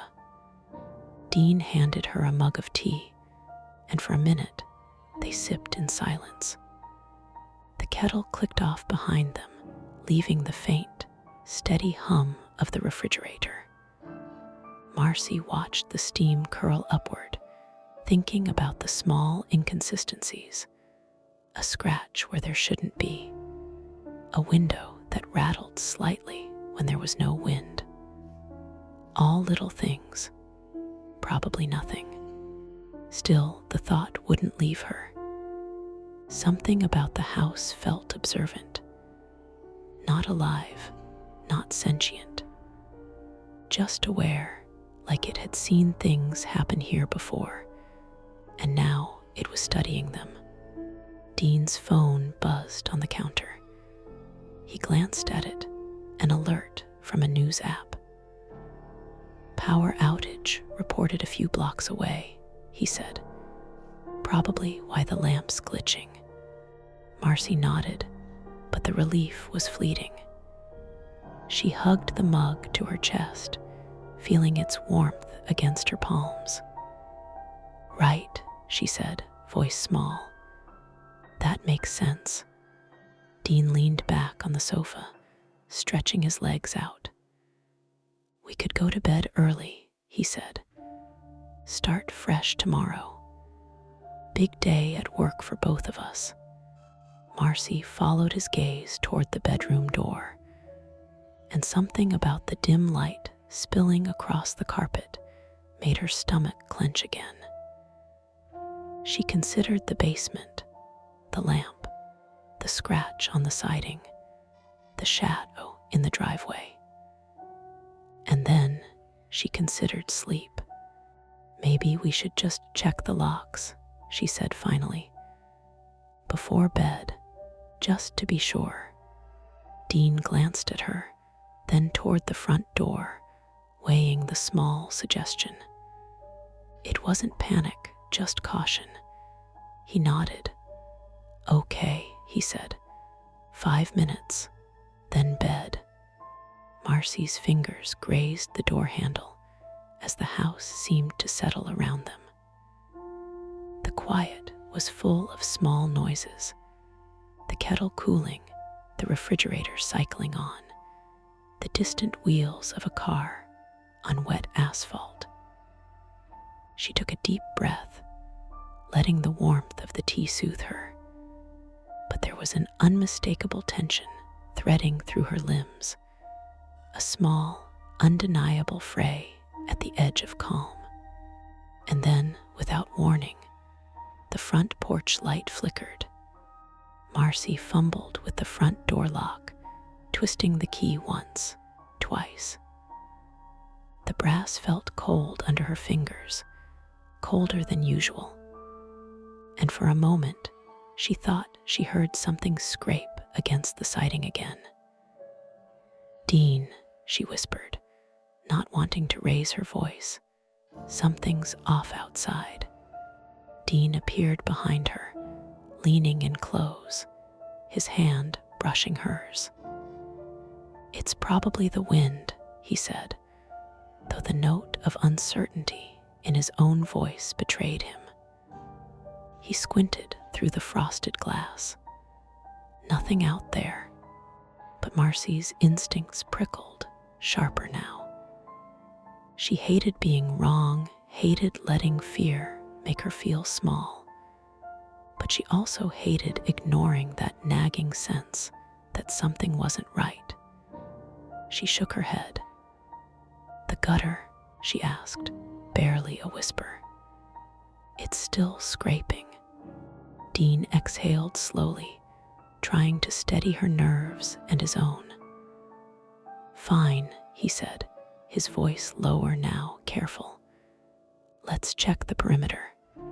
Flashlight jackets. 5 minutes. Quick. They slipped on shoes in the entryway, grabbed a small flashlight from the counter, and moved cautiously toward the garage door. Rain from earlier had left the driveway slick. Each step echoed unnaturally on the wet concrete, making the familiar cul-de-sac feel alien. As they stepped outside, the neighborhood seemed silent, too silent. A single streetlight flickered at the far end, struggling against a heavy, damp wind. The house next door had its blinds drawn tightly, giving it a shuttered, withdrawn look. Marcy's hand trembled slightly as she aimed the flashlight toward the side of the house. "See anything?" Dean asked, his voice taut. Marcy shook her head, frowning. "No, just the shadows. Shadows cast by the porch light, sure, but shapes could trick the eye, especially now." Then a scraping noise. Metal against stone again. Louder this time. They both froze. Dean's face hardened, the protective edge she loved, but it only made her worry spike higher. "Back door," Dean said, moving toward the garage side entrance. Maybe a branch, maybe nothing. Marcy's stomach churned. "I don't think it's nothing." They reached the back door, and Dean tugged the handle. Locked. Good. He glanced at Marcy. "Everything okay?" Her fingers brushed the cold doorknob. She noticed a scratch on the paint she hadn't seen before, thin but jagged, running along the edge where the door met the frame. Her heart sped. Dean noticed her gaze. "Probably the movers," he said quickly. "The boxes scratched it, that's all." Marcy swallowed. The rational part of her wanted to believe him. The anxious part wanted to run. She could feel her chest tightening. The lamp flicker, the scrape, the shadow, the scratch, they all collided in her mind into a small, tight knot of dread. "Let's check the backyard," Dean said. "Quick. Then we'll call it a night." Marcy followed him, flashlight cutting arcs through the dark. The grass was slick from rain. She noticed footprints she didn't recognize, small, messy impressions leading from the side fence toward the back porch. "Dean, look," she whispered.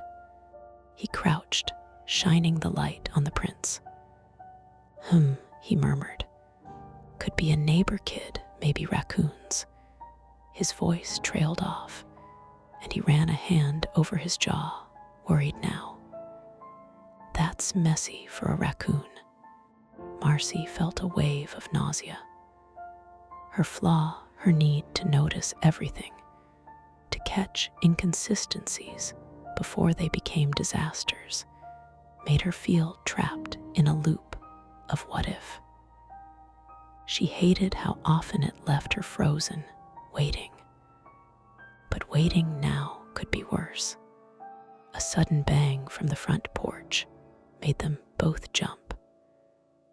The flashlight swung in Marcy's hands, landing on the small wooden railing, now showing a fresh dent. "Someone's messing with the door," Marcy shouted, stepping back. Dean grabbed her arm. "No, stay calm. Let's not assume the worst." But even as he said it, his fingers were trembling. He was usually calm in emergencies, but tonight, the uncertainty gnawed at him. The air grew heavier, humid with the scent of wet wood, and the faint, metallic tang of rainwater pooling near the foundation. The wind picked up, rattling the gutter where the first scrape had come from, making them both flinch. "Call the police?" Marcy asked, her voice sharper now. Her anxiety, usually manageable, had threaded into panic. She could imagine someone watching, waiting for them to let their guard down. Dean pulled out his phone. No signal. The little bar in the corner blinked once, then vanished. "No signal," he muttered. "Great." Marcy's pulse jumped. Her fear, the need to anticipate every risk, pressed hard now. "What if someone's in the house?" she said, barely above a whisper. Dean's jaw tightened. "Then we stay outside. We don't go in alone. We wait for someone to come by." But his eyes flicked toward the back door, toward the faintly open gap where the screen rattled against the frame. "We need to secure the house. Now." The rain started again, light at first, then heavier. It pelted the roof and pooled on the porch. The darkness wrapped tighter, and the wet air made every sound sharper.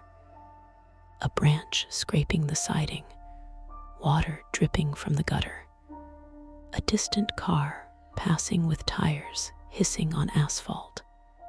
Dean and Marcy moved quickly to the front of the house.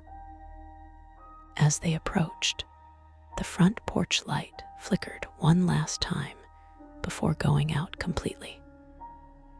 They were plunged into a soft black, interrupted only by the flashlight beam and the muted city glow behind them. Then they saw it. A shadow shifting near the front window, the one overlooking their bedroom. Not fleeting this time. It paused, then moved again. Marcy froze, gripping Dean's arm.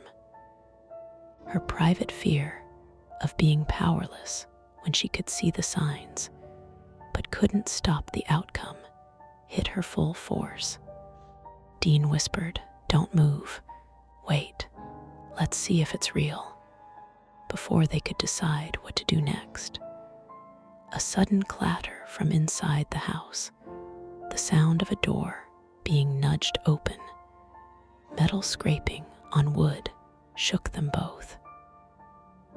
Their safe perimeter had been breached, and the clock was ticking. They had to act, and fast. Dean crouched low, gripping the flashlight like a lifeline, and signaled for Marcy to stay close.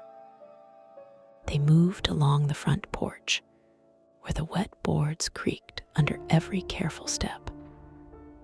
Rain still dripped from the eaves, forming tiny rivulets that ran to the corner of the house.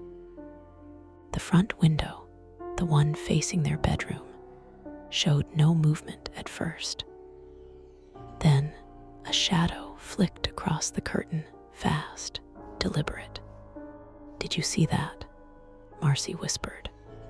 Her teeth chattering despite the jacket she'd pulled tightly around herself. Dean nodded, swallowing hard. "I saw it. Stay calm. Let's check the front and side perimeter. We'll circle around quick." They moved toward the driveway, the flashlight beam catching the slick concrete, the edges of the lawn pooling with rainwater. Marcy's shoes slipped once, but Dean caught her elbow before she fell.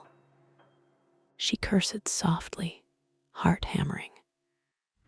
The backyard, visible from the side path, was darker than the front, trees, and a chain-link fence blotting out what little streetlight remained. Attempt 1, checking doors and windows. Dean reached the side door, pulling it gently. Locked. Good. The screen rattled faintly, but the metal latch held. Marcy pressed her ear to the back window, nothing. Then, a sudden scrape from the corner of the house made her leap backward, knocking the flashlight onto the wet concrete. The beam spun wildly, landing on a garbage can that had toppled in the wind. "Just the trash," Dean said after a moment, picking up the flashlight. "Wind blew it, nothing else." Marcy exhaled shakily, feeling her nerves fray. But the scratch along the back door frame was fresh, jagged. Whoever or whatever had touched the house left traces.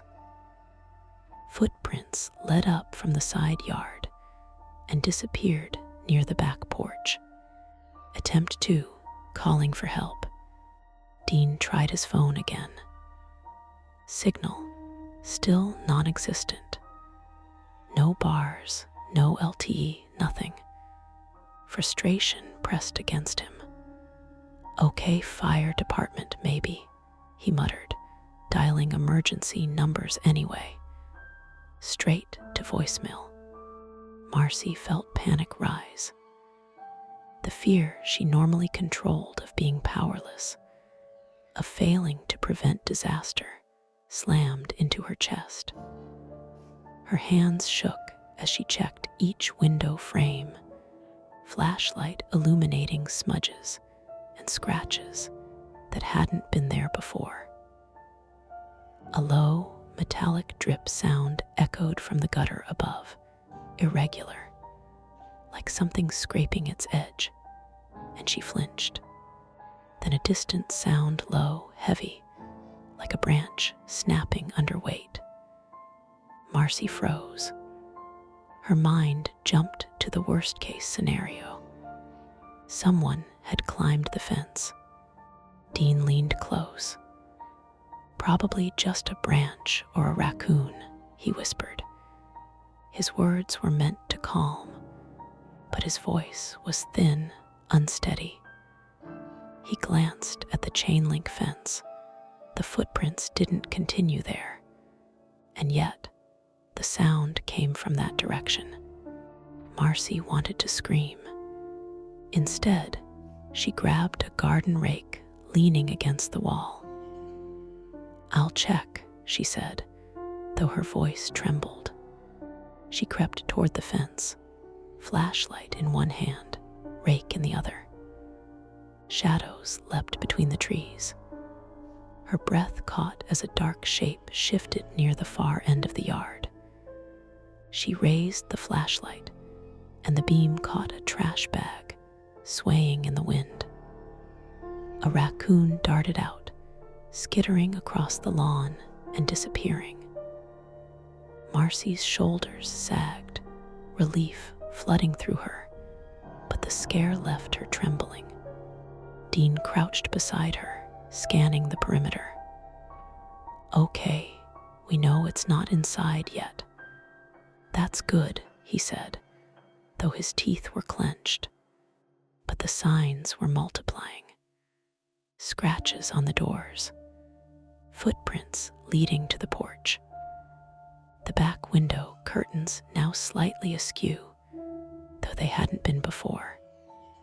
The rain had eased slightly, but the wind continued to push water along the siding, creating small, haunting sounds like whispers or fingernails on wood. Misdirection and exhaustion. They paused near the corner of the house, backs pressed against damp siding. Marcy's legs ached, her chest burned from the adrenaline. Dean rubbed at a small scrape on his hand from the porch railing. He'd missed it earlier. "We need to fortify," he said. "Board up windows if we have to, or something. But we can't stay exposed here." They moved to the garage door. Dean pried it open, just enough to peek inside. Empty. The dim overhead light flickered weakly. Marcy scanned the interior. Then she gasped. A shadow darted across the far side of the garage. She froze. "Heart pounding," she whispered. "Someone in there." Dean shone the flashlight fully inside. Empty. Just a pile of boxes shifting slightly as rainwater leaked through the roof crack. Just boxes, he muttered, though the tension in his shoulders betrayed his relief was half-baked. The house seemed to shift around them, alive with minor disturbances.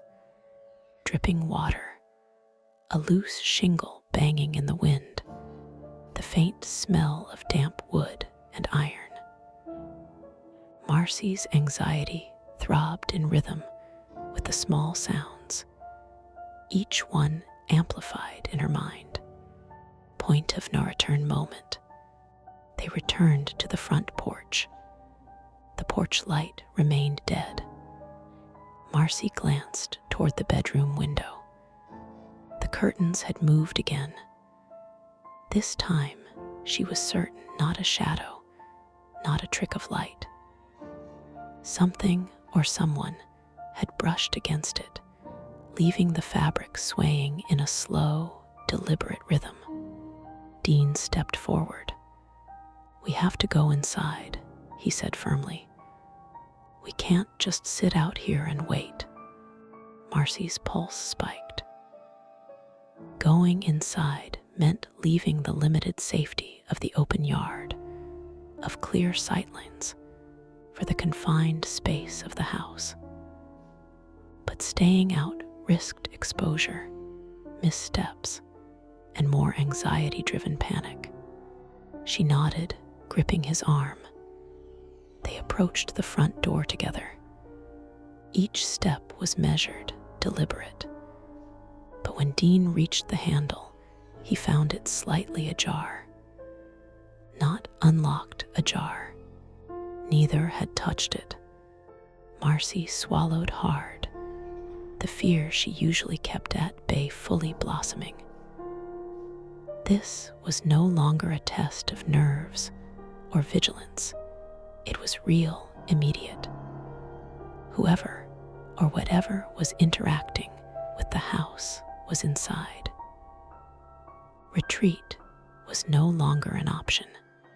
They stepped inside, the door clicking shut behind them.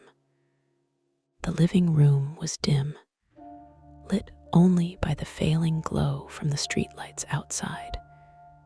Every shadow seemed to stretch and move. Marcy's flashlight scanned across the floor. Nothing. Yet she could feel the weight of eyes on her, the house itself, or someone in it watching. Their fight for control had begun, and there was no turning back.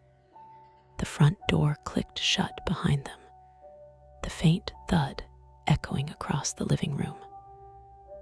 Marcy's flashlight cut jagged arcs across the walls, highlighting the scratches on the doorframe and the slightly askew curtains. Dean held his own light steady, scanning the shadowed corners. Every small noise, the rain drumming on the roof, the creak of a loose floorboard, felt magnified. Every whisper of movement, a warning. "Bedroom first," Dean said, voice low. "Check the windows, then the closet. Don't split up." Marcy nodded, clutching the flashlight like a shield. Her hands shook and her chest tightened, but she forced herself to move.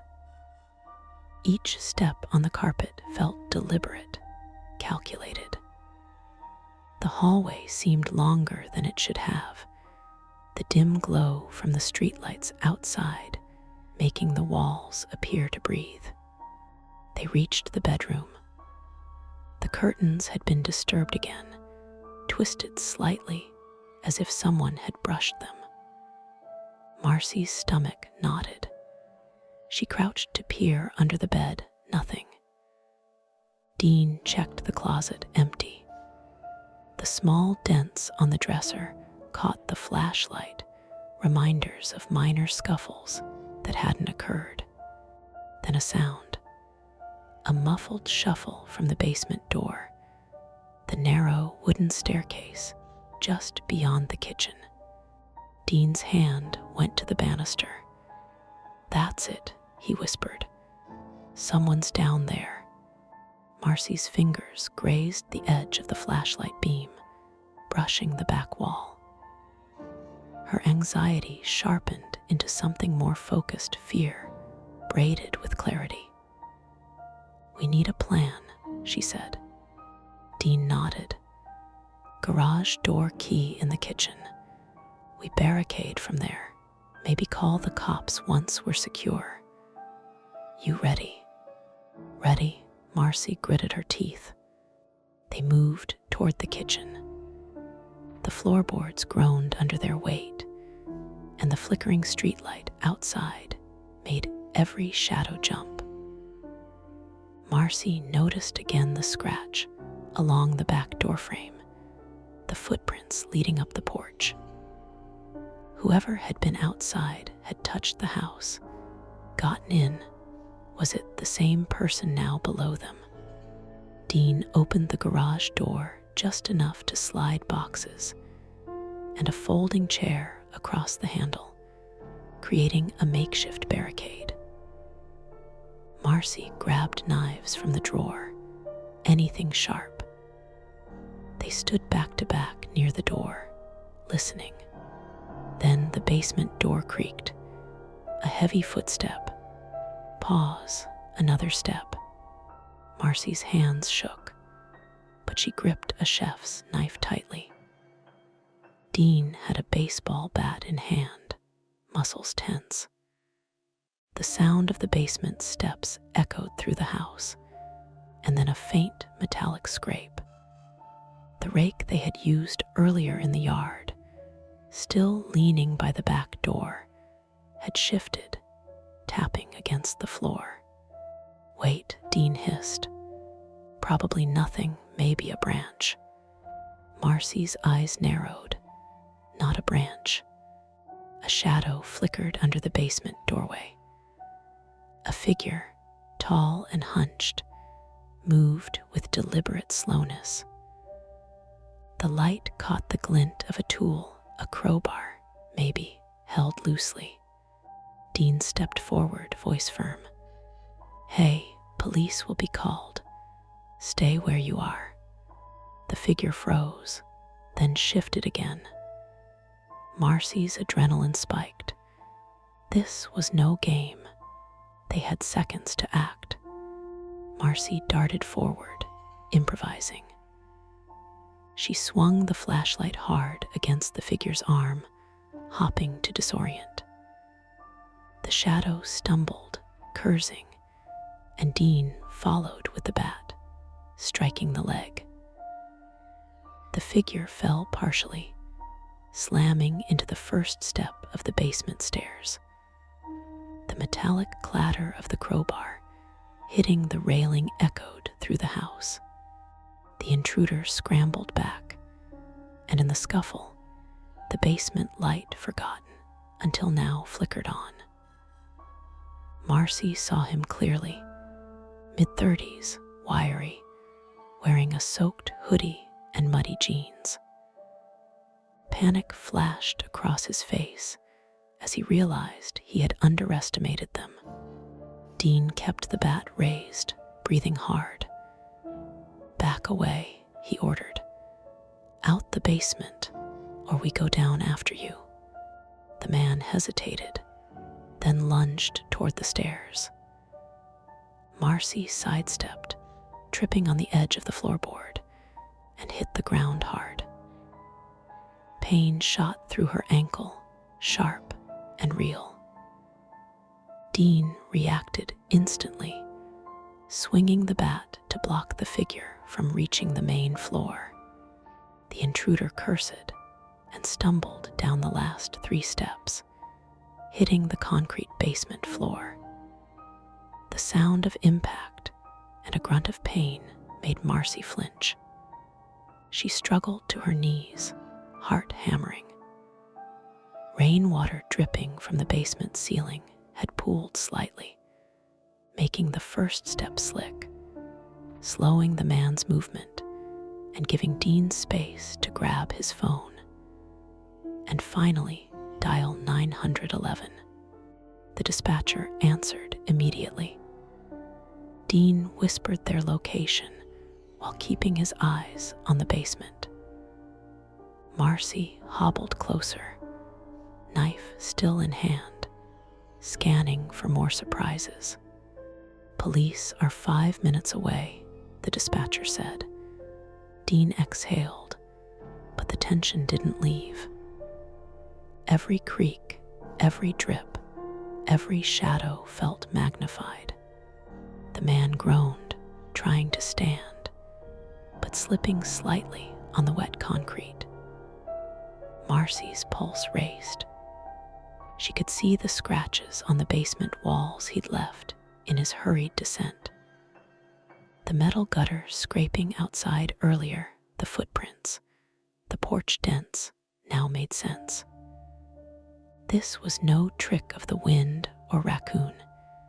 He had been around the house, testing doors, waiting for them to let down their guard.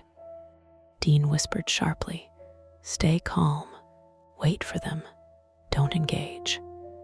The intruder lurched toward the corner, dragging the crowbar, clearly trying to find a tool or exit.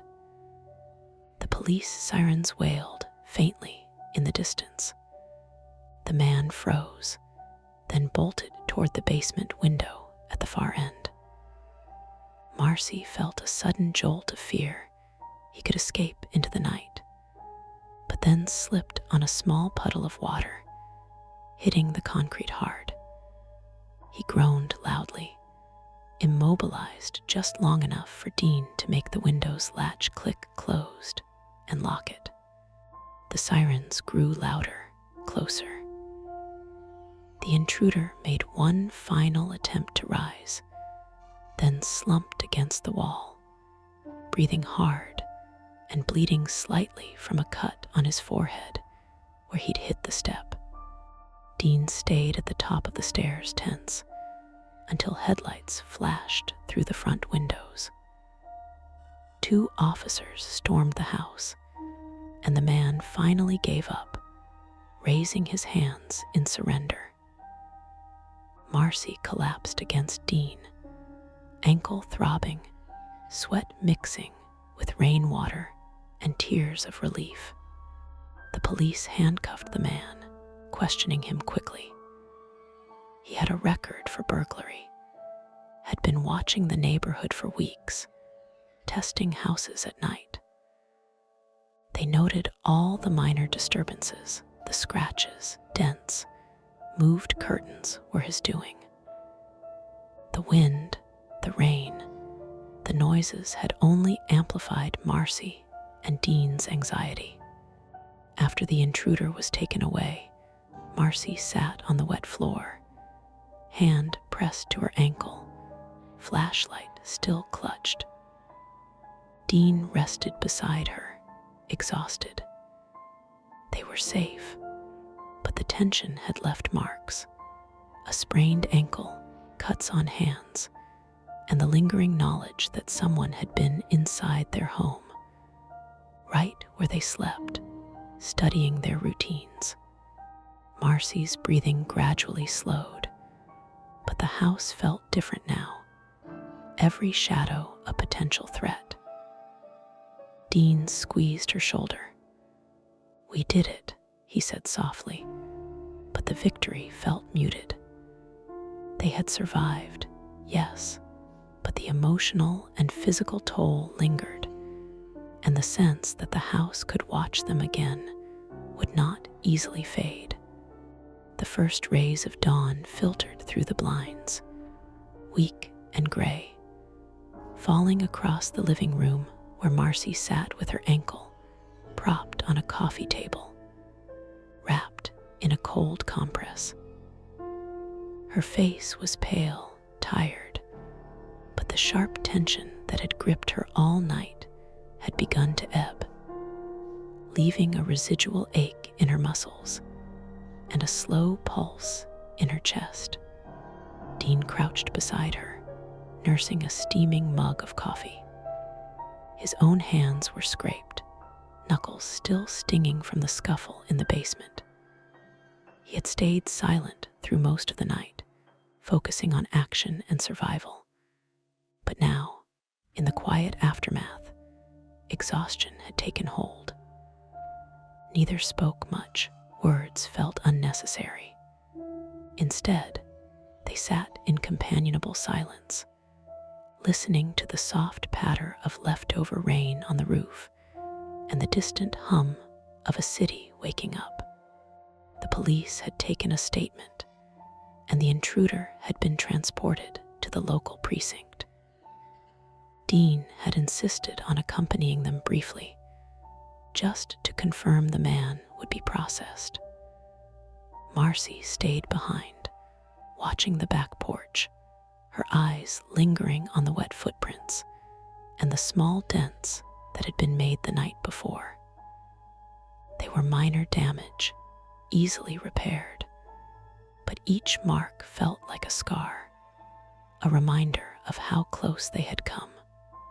After the officers left, Dean inspected the house systematically.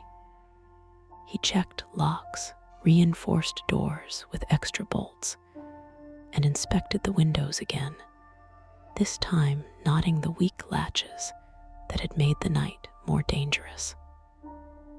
Marcy had helped, but her focus was scattered, half on the house, half on her own racing thoughts.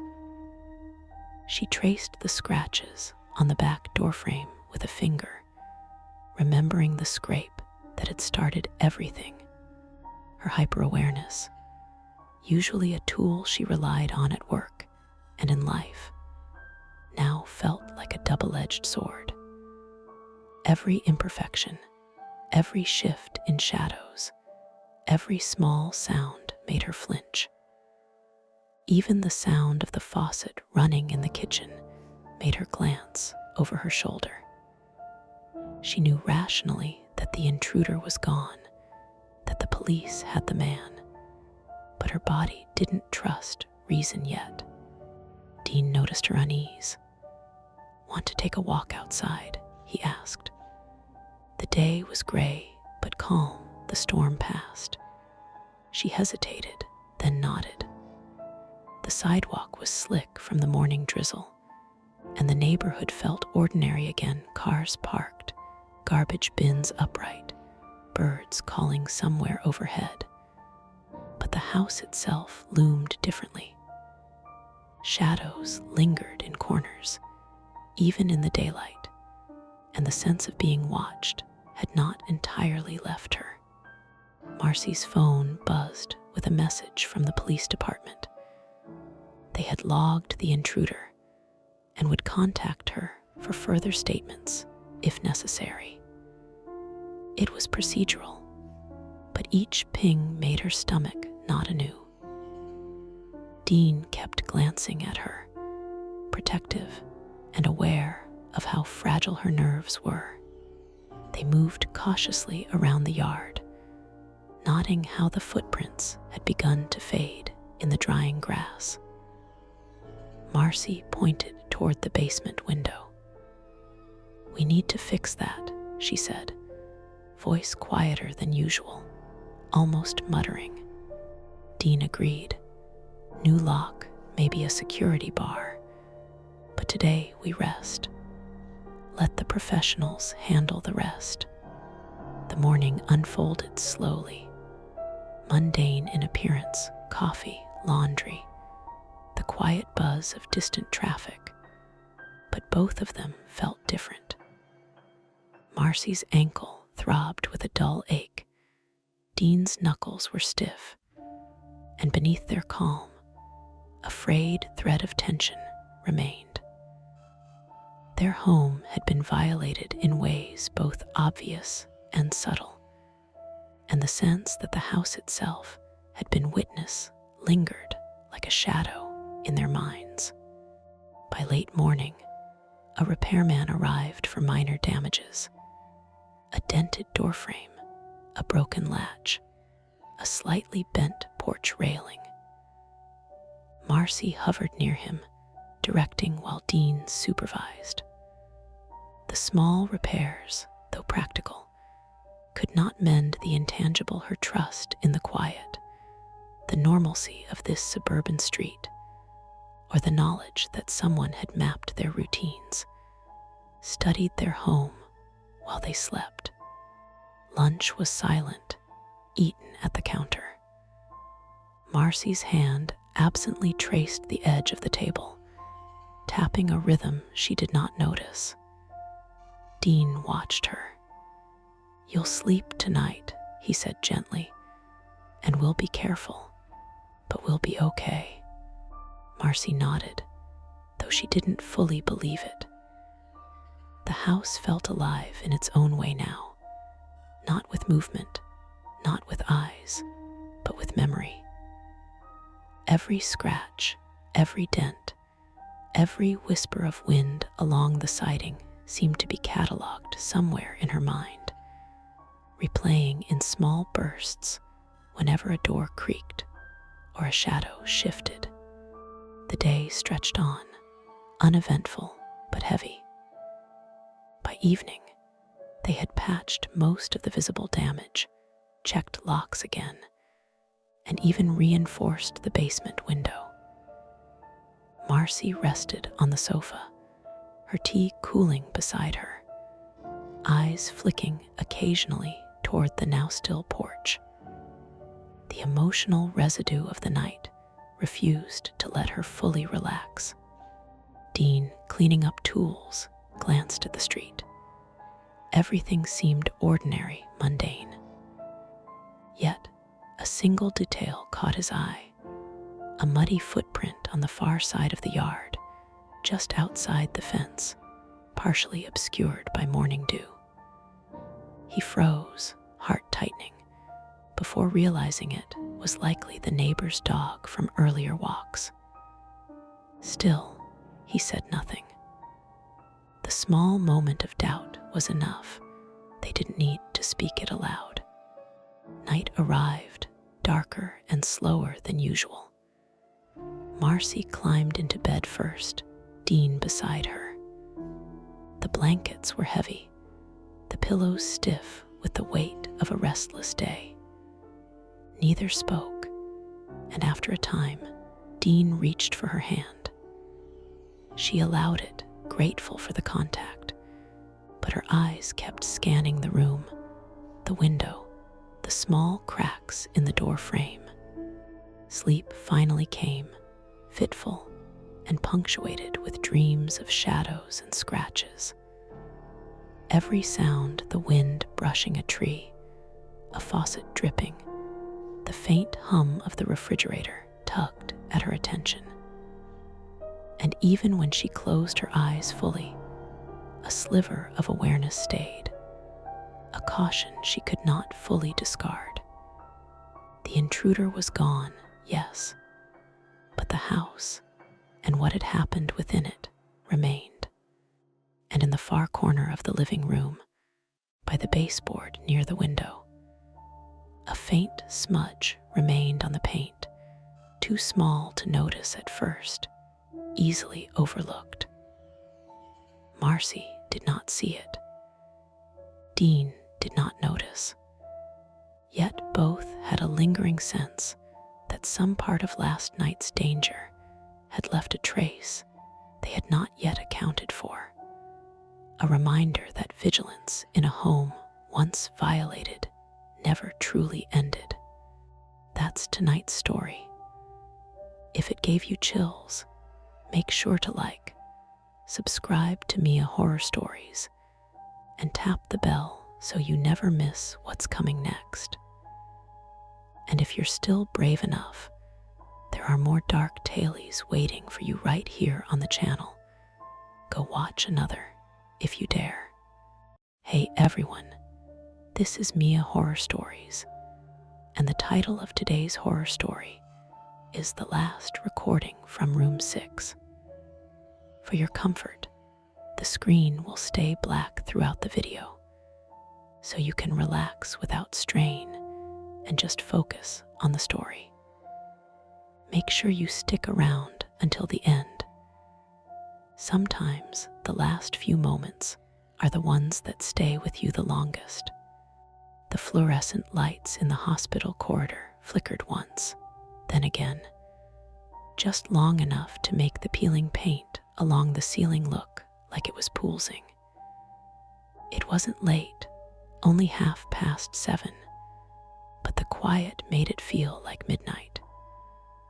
A wheeled tray clattered somewhere down the hall, and faint voices leaked from the nurse's station.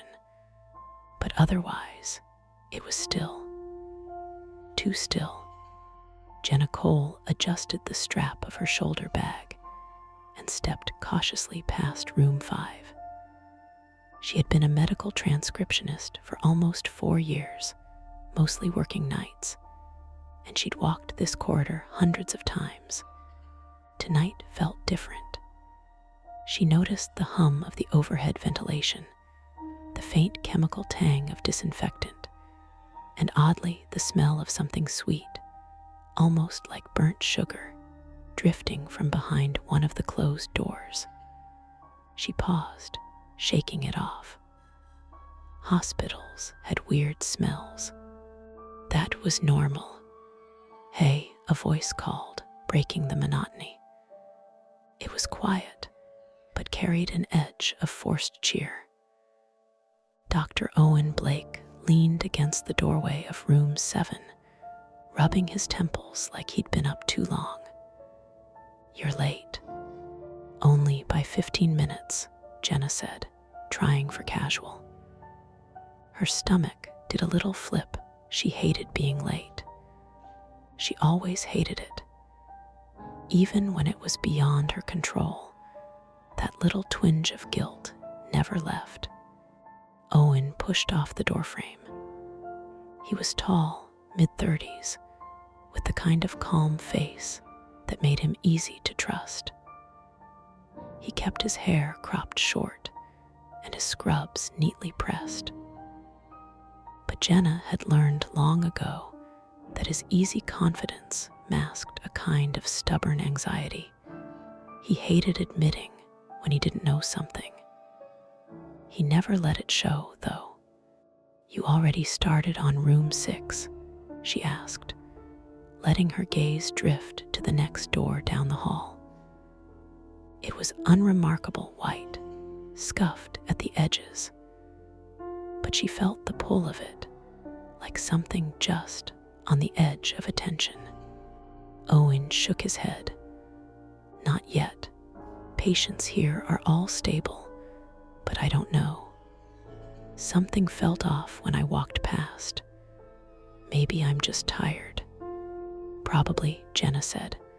Her voice was calm, but her hands itched with unease. She had a knack for noticing things others overlooked. Sometimes that skill got her in trouble. Sometimes it kept her alive. They moved together down the hall. A faint beep came from a machine inside room 5. Then silence. Then the low murmur of a voice, soft, almost too low to hear. It stopped as soon as they got closer. "Did you hear that?" Jenna asked.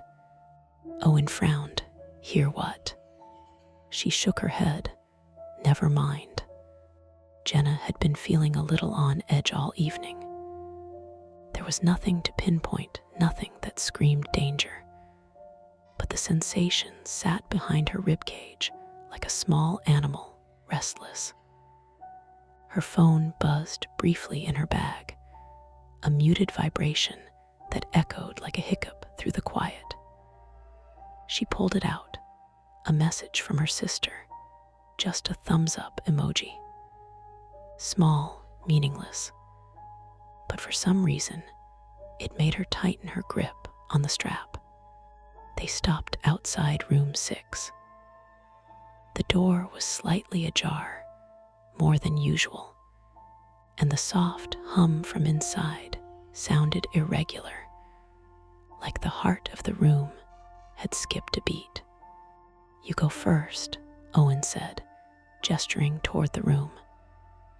He was trying to be casual, but the crease between his eyebrows betrayed him. Jenna glanced at the interior. The patient bed was empty, neatly made. A tray of medical supplies sat at the side. Everything looked fine. And yet, the air inside felt different, heavier, warmer. She noticed a small recorder on the bedside table, its red recording light blinking steadily. "Oh," she said softly. "What is it?" Owen stepped closer, peering over her shoulder. Jenna tilted her head toward the device. "Someone's recording. Already? That's unusual.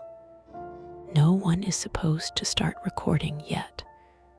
Not without orders." Owen frowned. Could be a previous transcriptionist left it running. Maybe a patient request. Maybe, Jenna said, though she didn't believe it. The feeling of wrongness persisted, prickling along her skin. She glanced around the room, noting details, an unmarked chart on the counter, the faint scuff of shoes along the linoleum, the slightly askew pillow. Normal, everyday things. Yet something about them felt slightly out of place, just enough to gnaw at her sense of reason. "I'll check the charts," Owen muttered, moving toward the nurse call panel. "You check the recorder." Jenna nodded, hesitating. Her fingers hovered over the small device, then she pressed play. A voice filled the room, not loud, not dramatic, just ordinary. A man speaking, but not to anyone in the room, narrating things that didn't quite make sense yet. She frowned. Owen cleared his throat. Should we call someone?" Jenna shook her head. "No, not yet. Let's just see what's going on." Her pulse quickened, a quiet thrum in her ears.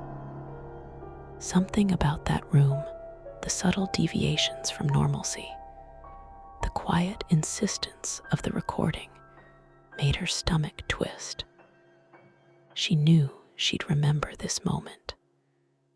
Remember walking in, noticing the slight imperfection, and deciding not to step back. Owen glanced at her, eyebrows raised. "You're really doing this?" She nodded again.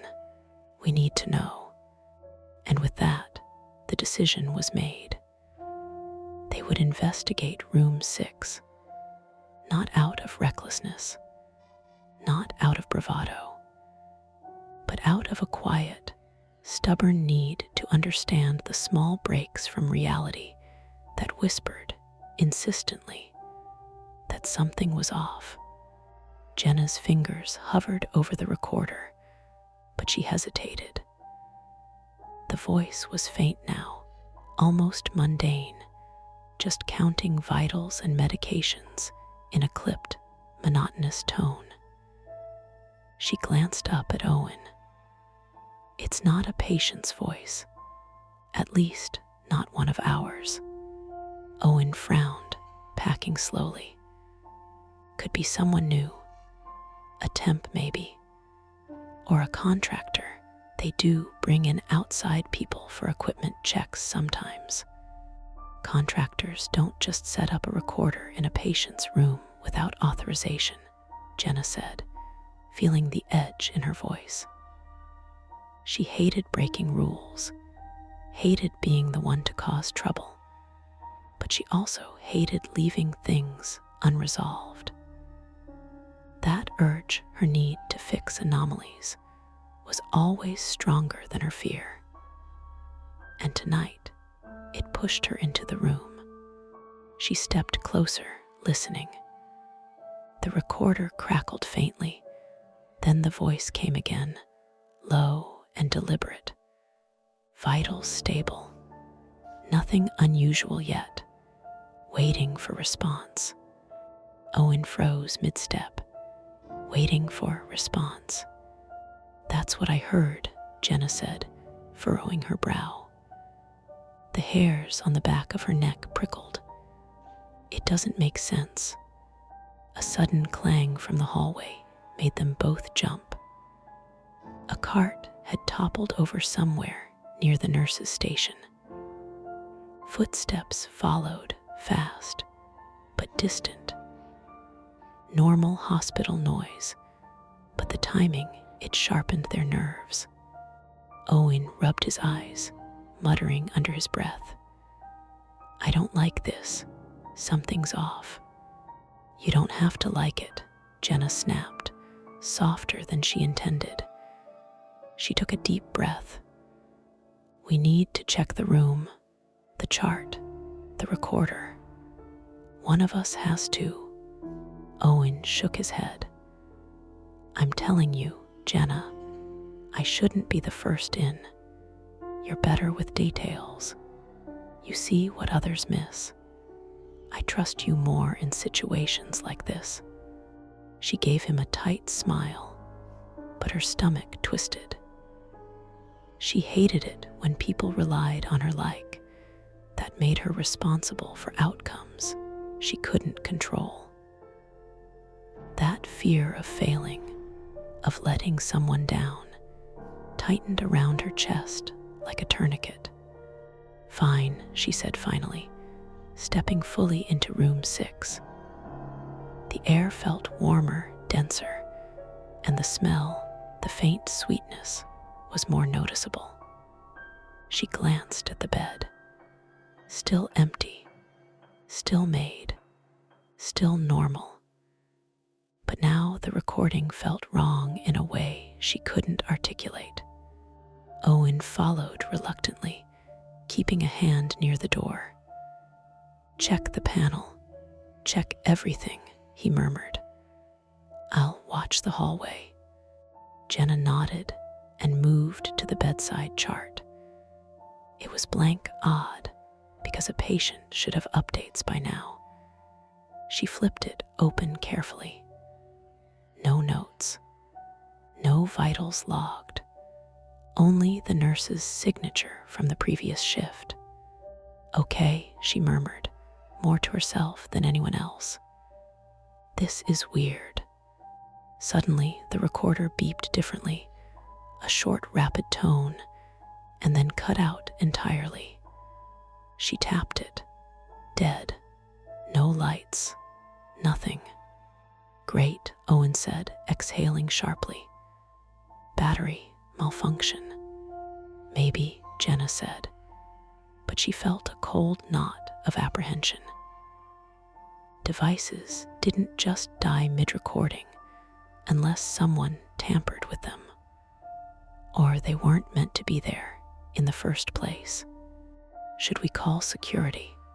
Owen asked. He had an edge to his voice now, the kind that came when he didn't know the right answer and didn't want anyone to see it. Jenna hesitated. Calling security could escalate things, but staying quiet, investigating meant she was the first to discover what had been recorded. Her private fear of being blamed, of making the wrong call, pressed down on her. She didn't want responsibility, yet she felt trapped by it. "Let's check the cameras first," she said finally. "Maybe the hall footage will show who went in or out of this room. Maybe it's nothing serious." Owen nodded, following her lead, though his steps were cautious, deliberate. They moved down the hall to the nurse's station. Jenna swiped the access card, and the security monitor flickered to life. Grainy footage of the corridor played back in slow loops. Most of it was empty. A cart rolled by at one point. Someone's shoe appeared briefly, a staff member, but it didn't match the voice from the recording. "Where'd it go?" Owen asked, leaning over her shoulder. Jenna squinted. The angle didn't cover room 6's doorway entirely, just the edge of it. But she could see shadows shifting, subtle, unidentifiable movements. "That's not good," she said, more to herself than him. Owen pinched the bridge of his nose. "We should call someone now. Admin, security, anyone. This isn't normal." Jenna felt the knot in her chest tighten again. "And admit we walked in without authorization, that we found a device we weren't supposed to." She could feel her pulse quicken. She hated confrontation. She hated being wrong, but she hated ignoring anomalies even more. Footsteps echoed sharply down the corridor, closer this time. They weren't fast, not exactly running, but purposeful. Owen's head snapped up. "Someone's coming." Jenna froze. Do we stay, or do we leave? The sound of keys jingling, followed by a voice loud, annoyed, unfamiliar, made them both stiffen. "Jenna, Owen, what the hell are you two doing?" They turned to see Nurse Kelsey Matthews, mid-30s, brisk and efficient, pushing a supply cart. She frowned, noticing the open door to room 6 and the two standing there. "The patient in room 6 isn't scheduled until tomorrow morning." Why is that door open?" Before either of them could respond, Jenna's gaze flicked back to the bedside table. The recorder had reactivated on its own. A red light blinked steadily. Neither of them had touched it. Owen whispered, "That's impossible." Jenna swallowed hard. The pulse of unease she'd been ignoring all evening rose sharply. Their small decision to investigate had now escalated. Not just protocol breach, but a device behaving strangely, movement in the hallway, and a nurse about to demand answers they weren't ready to give. They were caught between leaving and facing reprimand, or staying and digging further into a problem that could be much bigger than either of them realized. Jenna realized she had no easy option, and the longer she stared at that blinking light, the more certain she became that walking away now wasn't going to solve anything. Jenna's eyes stayed locked on the blinking recorder, but she could feel Owen behind her, shifting nervously from foot to foot in the narrow space between the bed and the wall. The hospital corridor outside was dimly lit. The soft hum of the ventilation system, a low undertone to the occasional squeak of a cart rolling down the linoleum. They were trapped between curiosity and protocol, and the air felt thicker with every passing second. "Let's get this on a laptop," Jenna said finally, trying to sound decisive. "If we can isolate the audio, maybe we can figure out who it is or what they're doing." Owen nodded, and they moved quickly down the corridor toward the small IT room on the east wing, near the staff lounge. Jenna clutched the recorder tightly, aware of every echo of their footsteps. The hum of the lights overhead seemed louder, irregular, almost as if it pulsed in sync with her heartbeat. When they reached the IT room, they hit the first roadblock. The laptop Owen grabbed was nearly dead, its battery warning flashing urgently. Jenna tried connecting the recorder, but the device wasn't recognized. "It's like it's encrypted or malfunctioning," she muttered, frustration tightening her jaw. "Could be proprietary," Owen said, frowning. "Some devices are weird like that. But why would someone leave it in an empty patient room?" Before Jenna could respond, the intercom buzzed, and Nurse Matthews's voice came through, sharp and impatient. "Owen, Jenna, status update. I need that room secured." Jenna's stomach sank. They couldn't explain this yet, not without drawing attention to the blinking recorder, the empty chart, or the shadowy hallway movements. "We're on it," Owen replied. His voice wavered slightly. Jenna ran her hands through her hair. "We need a second attempt. Maybe we can just check the footage on the cameras near room 6 again, closer this time." They slipped back down the corridor, careful not to attract attention. Jenna's pulse was high, every step along the linoleum floor making a faint echo that sounded louder than it should. When they reached the wall-mounted monitors, she leaned close to the grainy screens. The angle from earlier still didn't show the whole doorway, but now they caught a flash, something moving inside the room, subtle, just at the edge of the doorframe. "Did you see that?"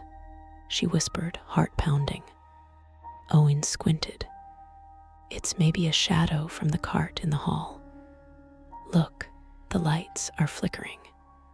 Jenna shook her head, unwilling to let herself be reassured. Something moved deliberately behind the half-closed door.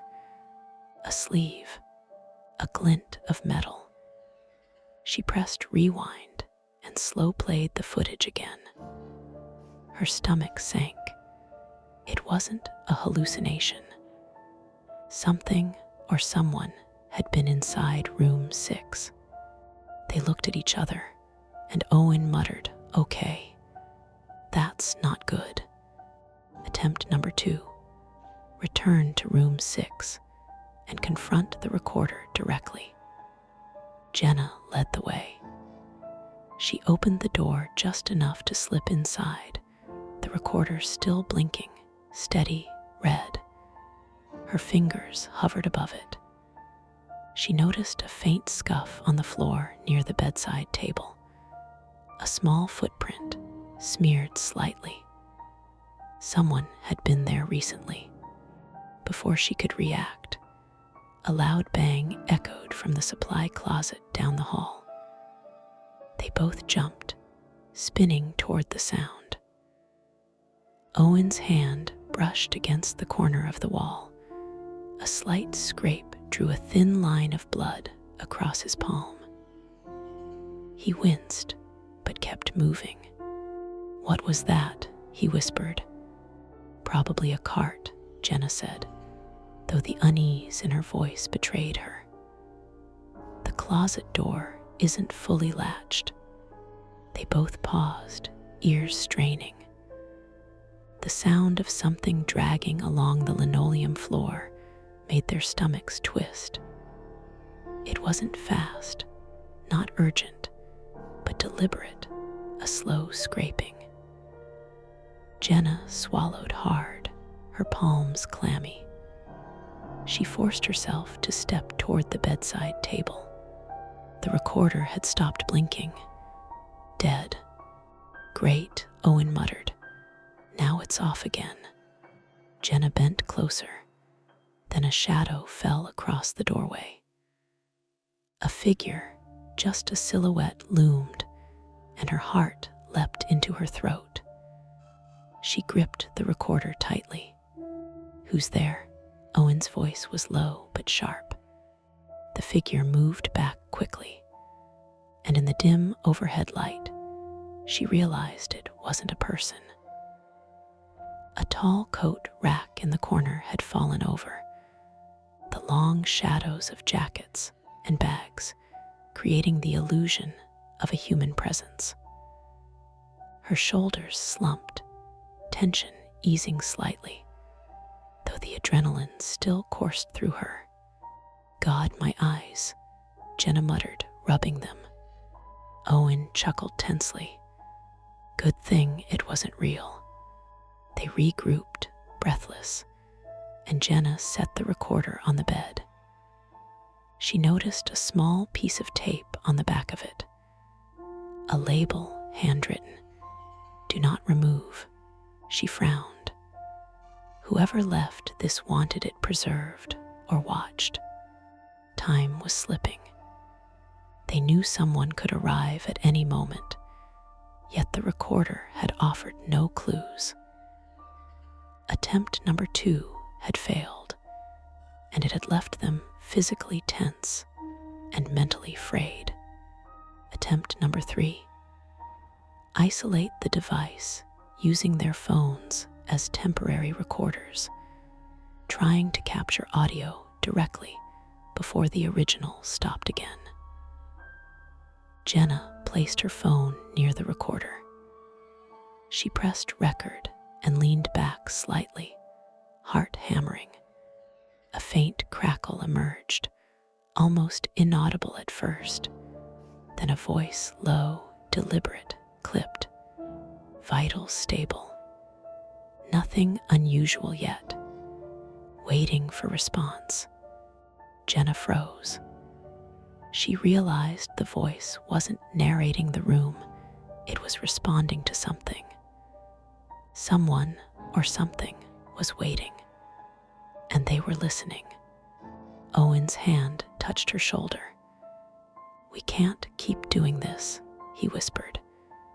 "If someone's watching, they'll know we're here." Jenna's chest tightened.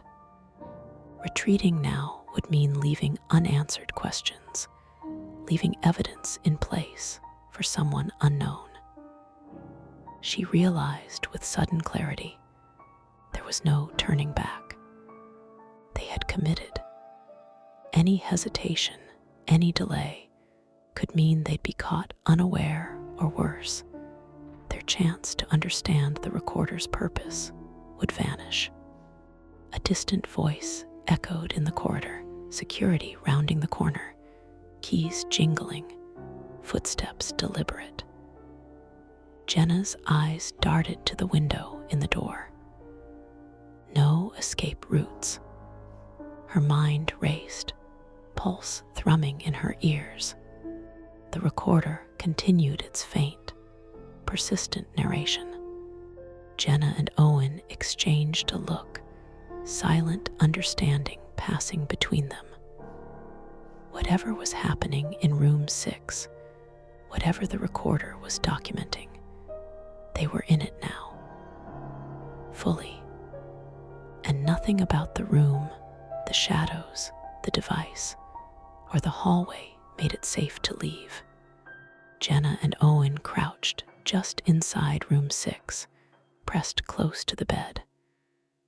The recorder's faint, clipped voice continued, steady and unnervingly deliberate.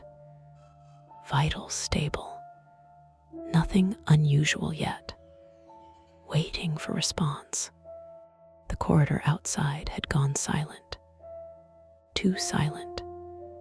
Every sound, the hum of ventilation, the faint squeak of a cart in a distant hallway felt amplified, underscoring the tension that clawed at Jenna's chest. Her hands trembled slightly as she gripped the recorder. She realized the voice had shifted tone subtly. There were now pauses between each phrase, almost like someone was listening, waiting for them to act. "They're monitoring it," Owen whispered. His hand rested against the doorframe, smeared with dried blood from the earlier scrape. "Whoever set this up, they know we're here." Jenna's stomach twisted. The room no longer felt like a safe, sterile environment. The faint sweetness in the air seemed more pungent now, almost suffocating. She swallowed hard. Then we need to end this, figure out what it's recording, and get out. Owen nodded. We improvise. We don't wait for permission. Just do it. She edged closer to the bedside table. The recorder's blinking light taunted her. Then she saw it. The small piece of tape on the back, the handwritten warning. Do not remove. Her instincts screamed at her, but curiosity, drenched in terror, overrode caution. Ready? She asked. Owen nodded. On 3. They lifted the recorder together. But at that exact moment, the door handle rattled violently. Jenna yelped. Footsteps pounded the corridor. Someone was coming fast, heavy, deliberate. Owen shoved the recorder into his bag. Hide, he snapped. They dove behind the bed, flattening against the wall. The door opened abruptly, and a man stepped in. He was tall, lean, dressed in hospital maintenance clothes, with a clipboard tucked under one arm. His expression was calm but purposeful. Who's in here? The man demanded. Jenna's pulse raced. Every muscle tensed. Her voice barely emerged. We thought the room was scheduled. He waved a hand. No patients here, but you shouldn't be handling that. He pointed at the recorder. Leave it, please. Owen stood slowly, hands raised. We just wanted to see what it was, why it was recording. The man's eyes flicked to the floor, then back at them. You really don't understand, do you? He sighed. This isn't for the patients. Not yet. It's a trial. Internal study, staff behavior, workflow efficiency, everything monitored. Jenna blinked, trying to process. A study. Yes, he said, voice tight. But it's not approved for public access. Nobody's supposed to touch it. It's sensitive. A flicker of relief surged through her, immediately tangled with lingering fear. The stress, the adrenaline, the sense of intrusion. They hadn't been in danger from a malicious person, but the consequences were still real. Policy violations, potential disciplinary action, the weight of having handled something they weren't meant to touch. Okay, Owen said cautiously. We'll put it back. The man gestured. Not just anywhere, on the table, exactly as you found it. As they set the recorder down, a small misstep, Jenna's heel catching on the edge of the bed, sent it sliding slightly. The red light flickered, then stabilized. The man's jaw tightened, a warning in his eyes. Jenna froze, heart hammering. Careful, he said. They corrected it, and the recorder sat upright once more. Silence filled the room, except for the faint voice continuing its mechanical monitoring. Jenna's palms were damp. She could feel the tremor in Owen's hands as he rubbed at his scraped palm, already beginning to sting again. Finally, the man turned. You shouldn't have come in here. If anyone asks, explain nothing. Understand? Yes, Jenna whispered. Owen nodded. We understand. He left, closing the door behind him with a soft click. The corridor hummed back to its normal rhythm, yet the room felt hollow. The recorder continued, impersonal and steady, immediate threat had vanished. Jenna slumped against the wall, letting out a shuddering breath. Her chest ached, tight from tension. "That could have gone much worse," she murmured. Owen sank to the floor, wincing as he flexed his hand. "We're lucky." But he rubbed his temples, voice low. "I don't know if I'll ever want to hear a monitor voice again." Jenna let out a weak laugh, though it felt hollow. "We got out. That's the point. We did what we could with what we knew."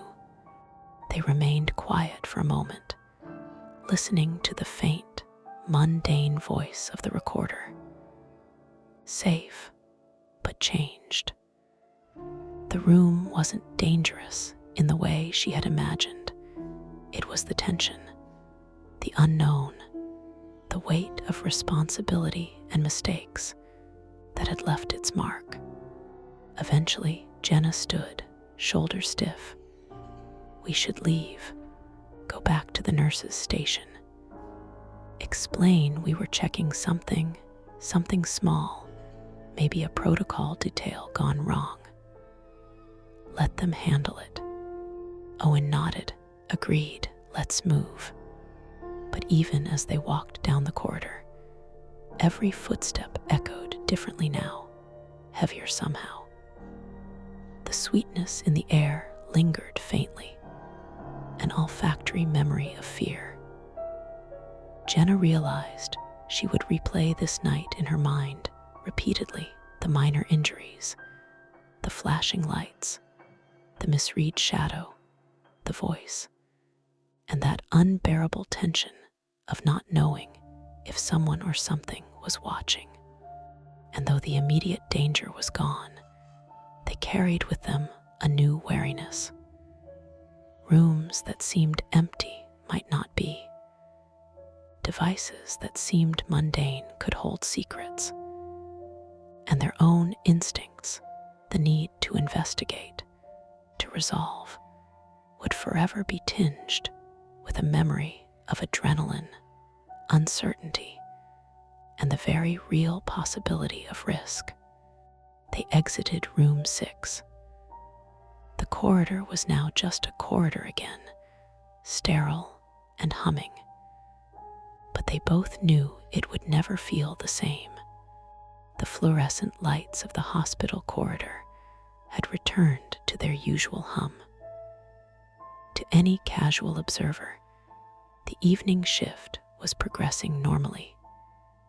Nurses rolling carts, monitors beeping, a steady shuffle of footsteps echoing in linoleum halls. Yet for Jenna and Owen, the world had shifted imperceptibly along a fault line they could feel in their bones. They returned to the nurse's station, heads low, moving as if trying to blend in. Owen's hand was wrapped loosely in a clean bandage, the scrape still stinging with each movement. Jenna's shoulders were tight, her chest still carrying the ghost of adrenaline. Nurse Matthews looked up from her paperwork, eyebrows raised. "Everything all right?" Jenna forced a smile, careful, professional. "Minor issue with room 6's equipment. Checked the chart, nothing critical. All handled." Owen nodded. "Just routine protocol verification." The nurse's frown eased, though suspicion lingered. She didn't push.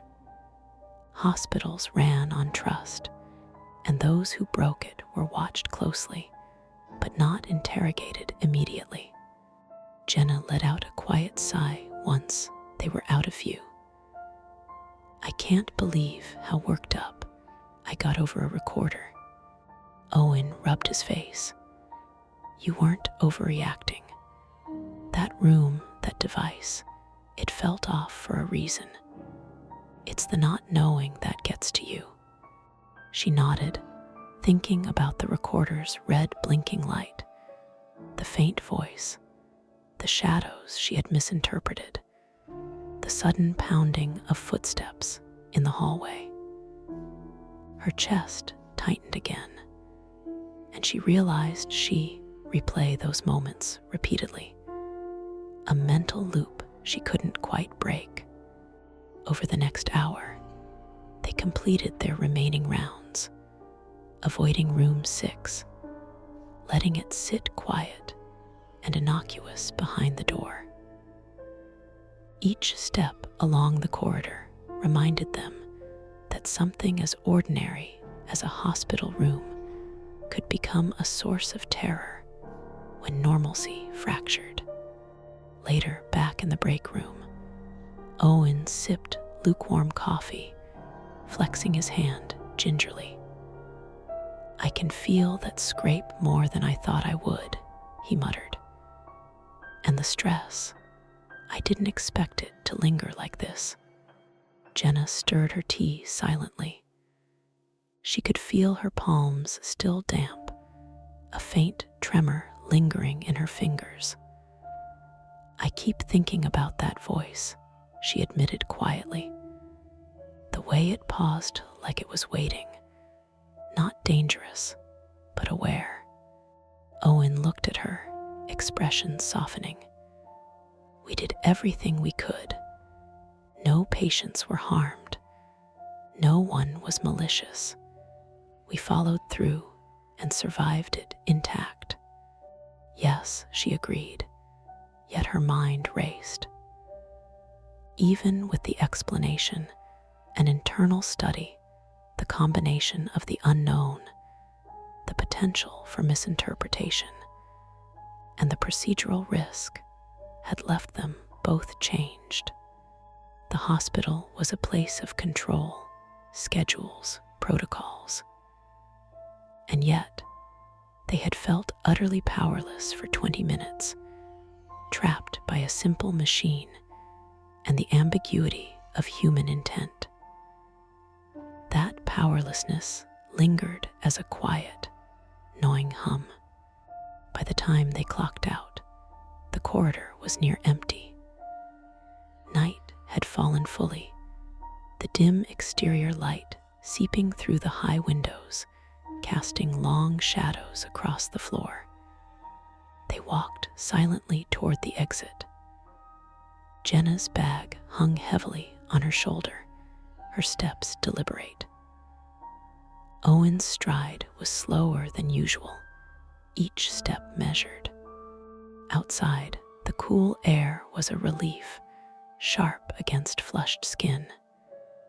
Jenna inhaled deeply, letting the crispness fill her lungs. For a moment, the tension eased. The city was quiet, normal even, the streets bathed in the soft glow of street lamps. And yet, she couldn't shake the image of the recorder's blinking light. She remembered the label, "Do not remove." The thought that someone had left it there, intentionally, monitoring events, stayed lodged in her mind. It was explained now, but somehow the reasoning did not entirely erase the uncertainty. What if there were other devices, other rooms? Owen's phone buzzed. He glanced down a message from his wife, checking if he was on his way home. He typed a quick reply, but his mind lingered on the scrape, the tension, the moments of unknowing. His confidence felt slightly frayed, not broken, but rearranged. Jenna caught a glimpse of the hospital behind them as they walked to their cars. Room 6 sat quietly in the distance, door closed, everything apparently normal. Yet she felt a small shiver, a whisper of doubt that perhaps some part of the room's purpose had been missed, overlooked, or misinterpreted. Something minor, trivial, or perhaps not. The drive home was quiet. Jenna kept her hands on the steering wheel a little tighter than usual. Owen was silent in the passenger seat, eyes on the passing streetlights. Words felt unnecessary. Their shared tension hung in the car like an invisible weight. When she pulled into her driveway, Jenna sat for a moment in the car, engine off, staring at her reflection in the rearview mirror. Her hair was disheveled, her eyes wide and tired. The adrenaline had faded, leaving something sharper. A thin edge of unease, a reminder that control was often an illusion, and routine could hide hazards she had never anticipated. Owen followed in his car, parking across the street. They exchanged a glance, one that spoke volumes. They had survived the night. No one was physically harmed beyond minor scratches and bruised nerves. Yet, in that glance, lay the acknowledgement that the world could feel ordinary, while harboring fractures that only revealed themselves in small, terrifying doses. Inside her apartment, Jenna locked the door behind her and sank onto the couch. She could hear the city outside cars, distant sirens, the faint hum of streetlights, but her mind traced the sound of the recorder, the mechanical cadence of the voice, the slight hesitation in each phrase. She told herself it was over, that it had been explained, yet she couldn't entirely silence the memory of being observed, of things happening just outside her line of sight. Owen arrived moments later at his apartment, dropping his bag on the floor. He flexed his hand again, wincing slightly. He went to the kitchen, poured a glass of water, and stood staring out the window at the night. That small trace of vigilance, the one that had saved them, remained, a quiet echo of the tension they had endured. Somewhere in the back of both their minds, a single thread remained unresolved. The blinking recorder, the label, the subtle pauses in the voice, and the sense that someone, somewhere, was watching. It was no longer immediate, no longer dangerous, but it was there, dormant, a quiet reminder that the ordinary could fracture in ways they might never fully anticipate. And with that lingering unease, the night ended. The hospital was quiet. The streets were calm. Life returned to its ordinary rhythm.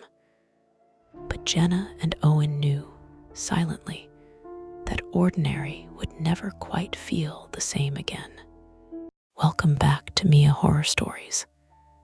Tonight's tale, the neighbor who never blinks, is best experienced in the dark, which is why the screen will stay black. No distractions, no flashing images, just you, your imagination, and the story. So sit back, relax, and listen all the way to the end, if you dare. The first time I noticed it, I tried to explain it away with something dumb and ordinary. A contact lens stuck, dry eyes, some kind of tic, because it was 9:17 p.m. and I was carrying 2 grocery bags that were cutting into my fingers. And the hallway smelled like someone's overcooked broccoli mixed with old carpet shampoo. And the last thing I wanted was a new mystery in a building that already had thin walls and a male thief. He was standing in the doorway across from mine, Unit 3B, half in shadow, half in the yellow spill of the corridor light. Not blocking the hall exactly, but close enough that I had to angle my shoulder around the corner He didn't blink. Not once. Not even that little flutter people do when they're trying to remember something. Just a steady, flat look that held on like a sticker you can't peel off cleanly. I fumbled my key and made a joke, because that's what I do when I don't know what to do. "Hey," I said, shifting the bags. A can clinked against glass. "You're gonna dry your eyes out doing that."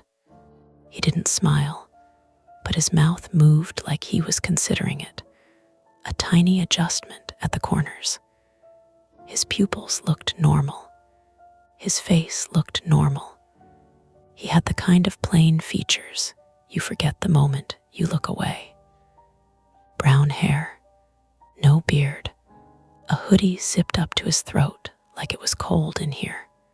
"Sorry," he said, and his voice was quiet, not creepy quiet, just like he didn't want to take up space.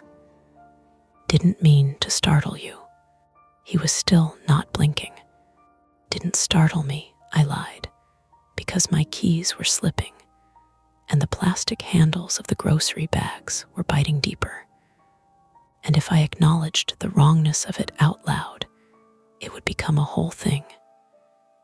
"New here." He nodded once. His gaze didn't drift to my bags, didn't flick to the peephole camera above my door like most people's would. He kept looking at my face in a way that made me suddenly aware of my own eyes, how they blinked without permission. "Couple days," he said. "I'm Daniel." "Alex," I said, and then my lock finally turned. The door swung inward on its tired hinge with that familiar groan. My apartment smelled like the candle I'd left burning on the counter cedar and smoke mixed with last night's takeout. It was comforting, embarrassingly so, like the place was glad I'd come back. I stepped inside, and because I'm not a monster, I held the door for him to pass, even though he wasn't walking anywhere. "Welcome to the glamorous life of Maple Street," I said. He paused as if he might answer, then said, "Thanks," and that was it. Still no blink. I let the door close and stood with my back pressed against it for a second, breathing through my nose, listening. The hallway had its usual noises. The elevator cable whining somewhere deep in the building, a neighbor's TV leaking muffled laughter, the soft thump of footsteps on the stairs. Nothing dramatic. Nothing that matched the weird little pinprick sensation behind my ribs. I set the bags down on the kitchen floor, rolled my shoulders to make the ache fade. My phone buzzed on the counter with a text. "Mara, you alive? Or did you perish under the weight of organic kale?" I snorted, grateful for the normalness of her tone. "Me barely, send help."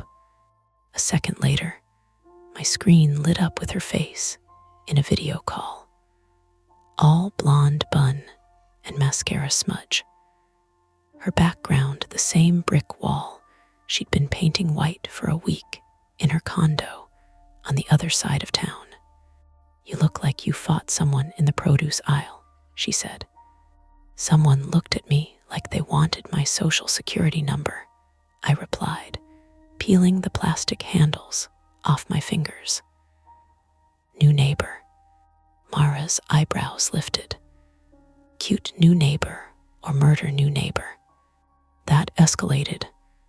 "You're the one who moved into a building where the stairs creak like a horror soundtrack," she said, chewing on a pen cap. "Tell me everything." I glanced toward my front door like Daniel could hear through it. The walls here were thin enough that I once heard a couple argue about a missing sock for 15 minutes. "He doesn't blink," I said. Mara froze, pen cap halfway to her mouth. What do you mean, doesn't blink? I mean, I made eye contact long enough to unlock my door, and he didn't blink once. That's not possible. Okay, it's possible. It's just uncomfortable. She leaned closer to her camera, the phone catching the top edge of her kitchen light. Maybe he has contacts. Or, like, he's practicing for a starring contest. Or he's one of those people who thinks blinking is weakness. Marva, what? I'm trying to help. I'm not asking for help, I said, opening the fridge. The cold air brushed my face. I'm asking for you to validate that it's weird. It's weird, she said promptly, then softened. But not dangerous weird, probably. Probably, I echoed, and the word didn't sit right.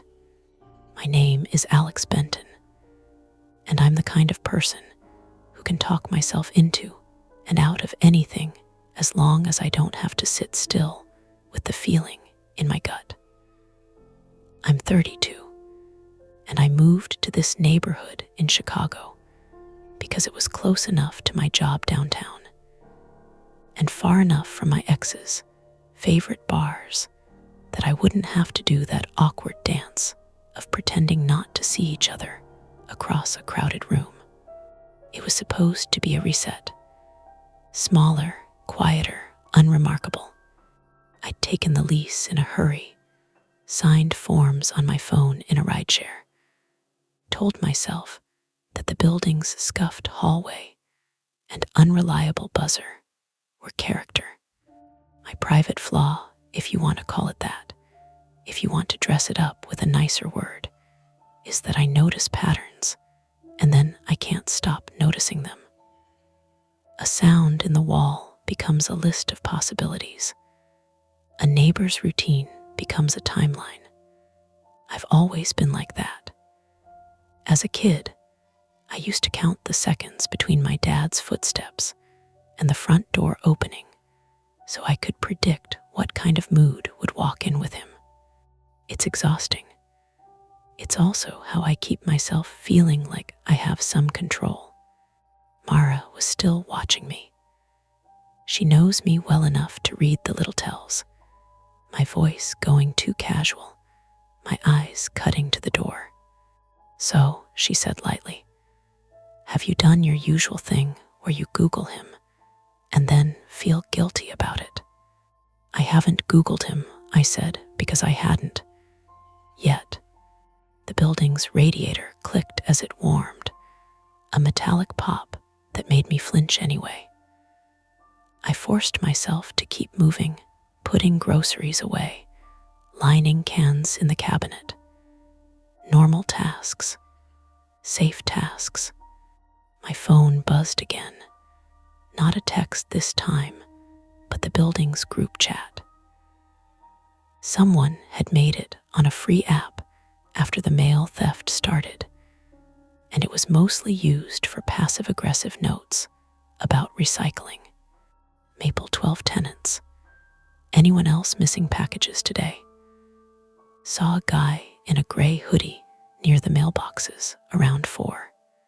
I paused with a jar of pasta sauce in my hand. Gray hoodie. I heard Mara say, Alex. Nothing, I said too fast. Just building chat. What's up? I stared at the jar label, the tiny tomatoes printed on glass, and felt the air in the kitchen shift, not colder, not warmer, just different. Like when you realize you've been holding your breath without meaning to. I think my neighbor was wearing a gray hoodie, I said. Mara's eyes widened in that way she has when she's trying not to scare herself.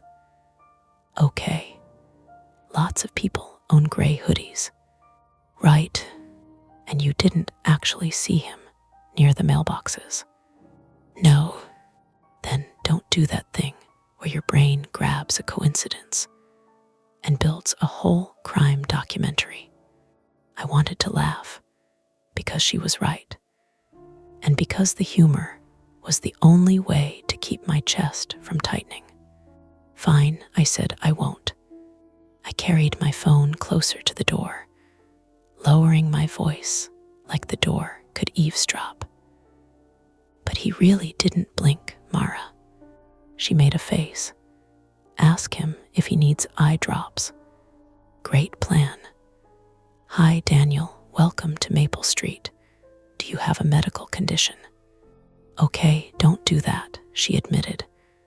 "Maybe just be polite. Observe, like a normal person." Observe, that was the problem. Observing is my specialty. After we hung up, I washed my hands and stood at the peephole without thinking, one palm on the cool metal of the deadbolt. I didn't open it. I just looked out. The hall was empty, but as I watched, a faint sound came from across the way. A soft scrape, like furniture shifting, followed by a brief, delicate tap, tap, tap that could have been someone setting something down carefully. Then, for a moment, the corridor light flickered just a stutter, a hiccup, and steadied again. The building was old. The wiring was old.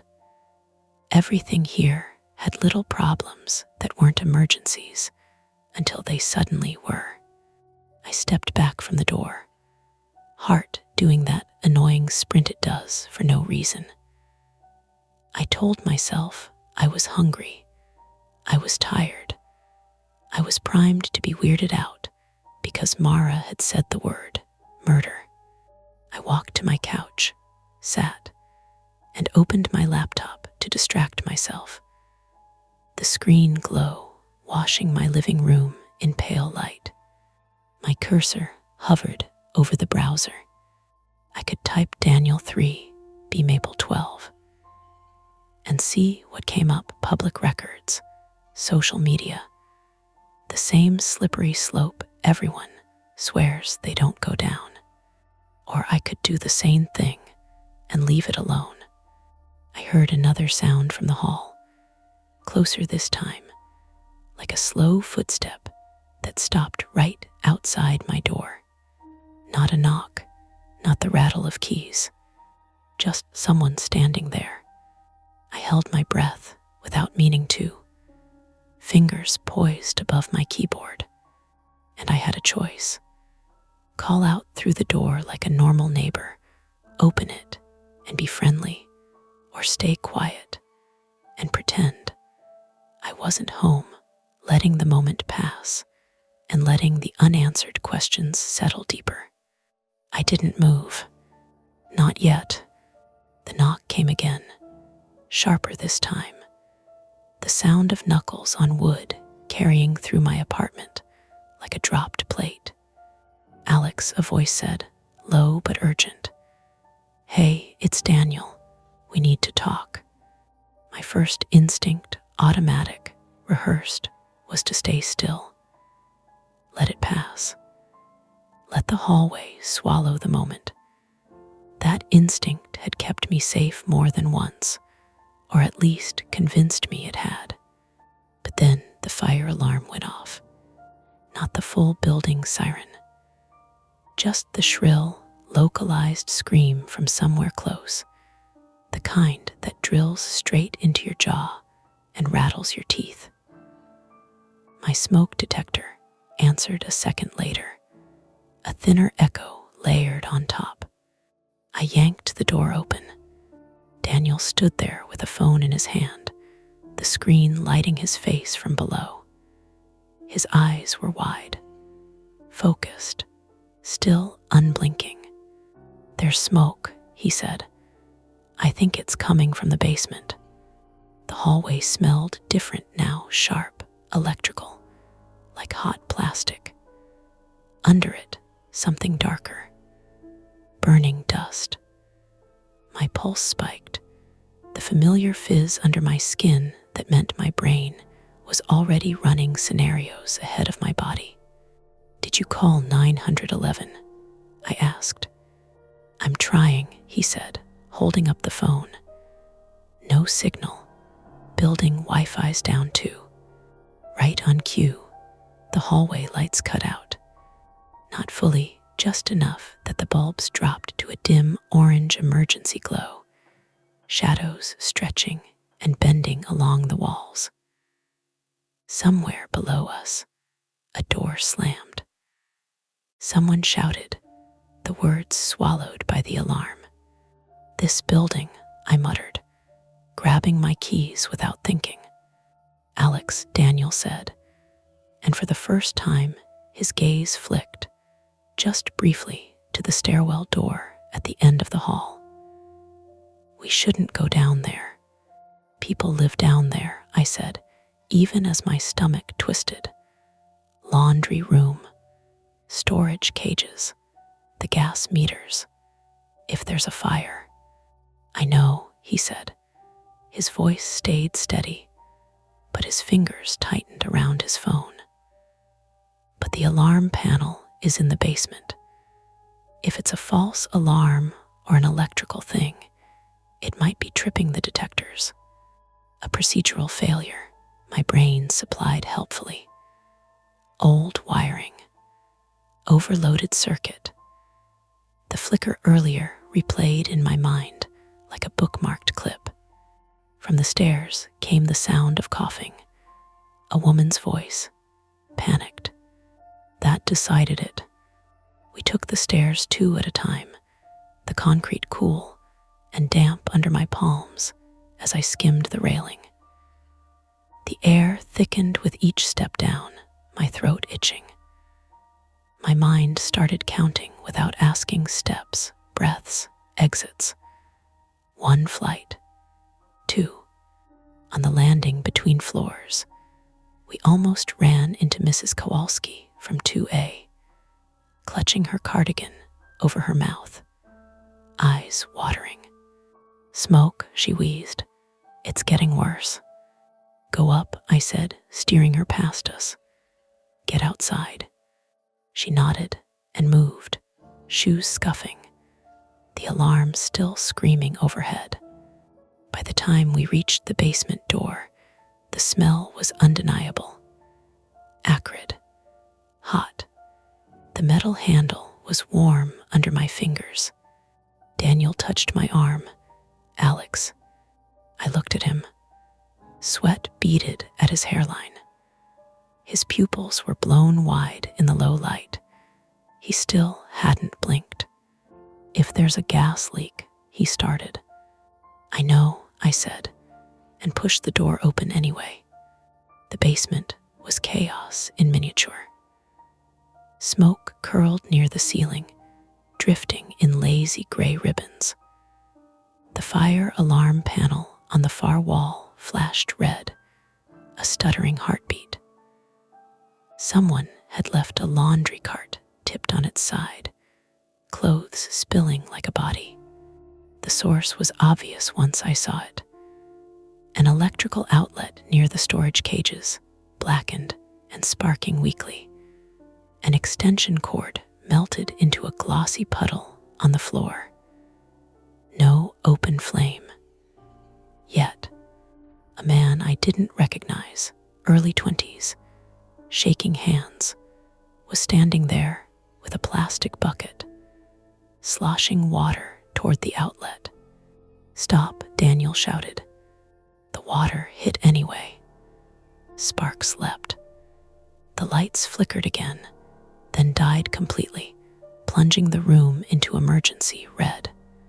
The alarm changed pitch, higher, angrier. Jesus, I breathed.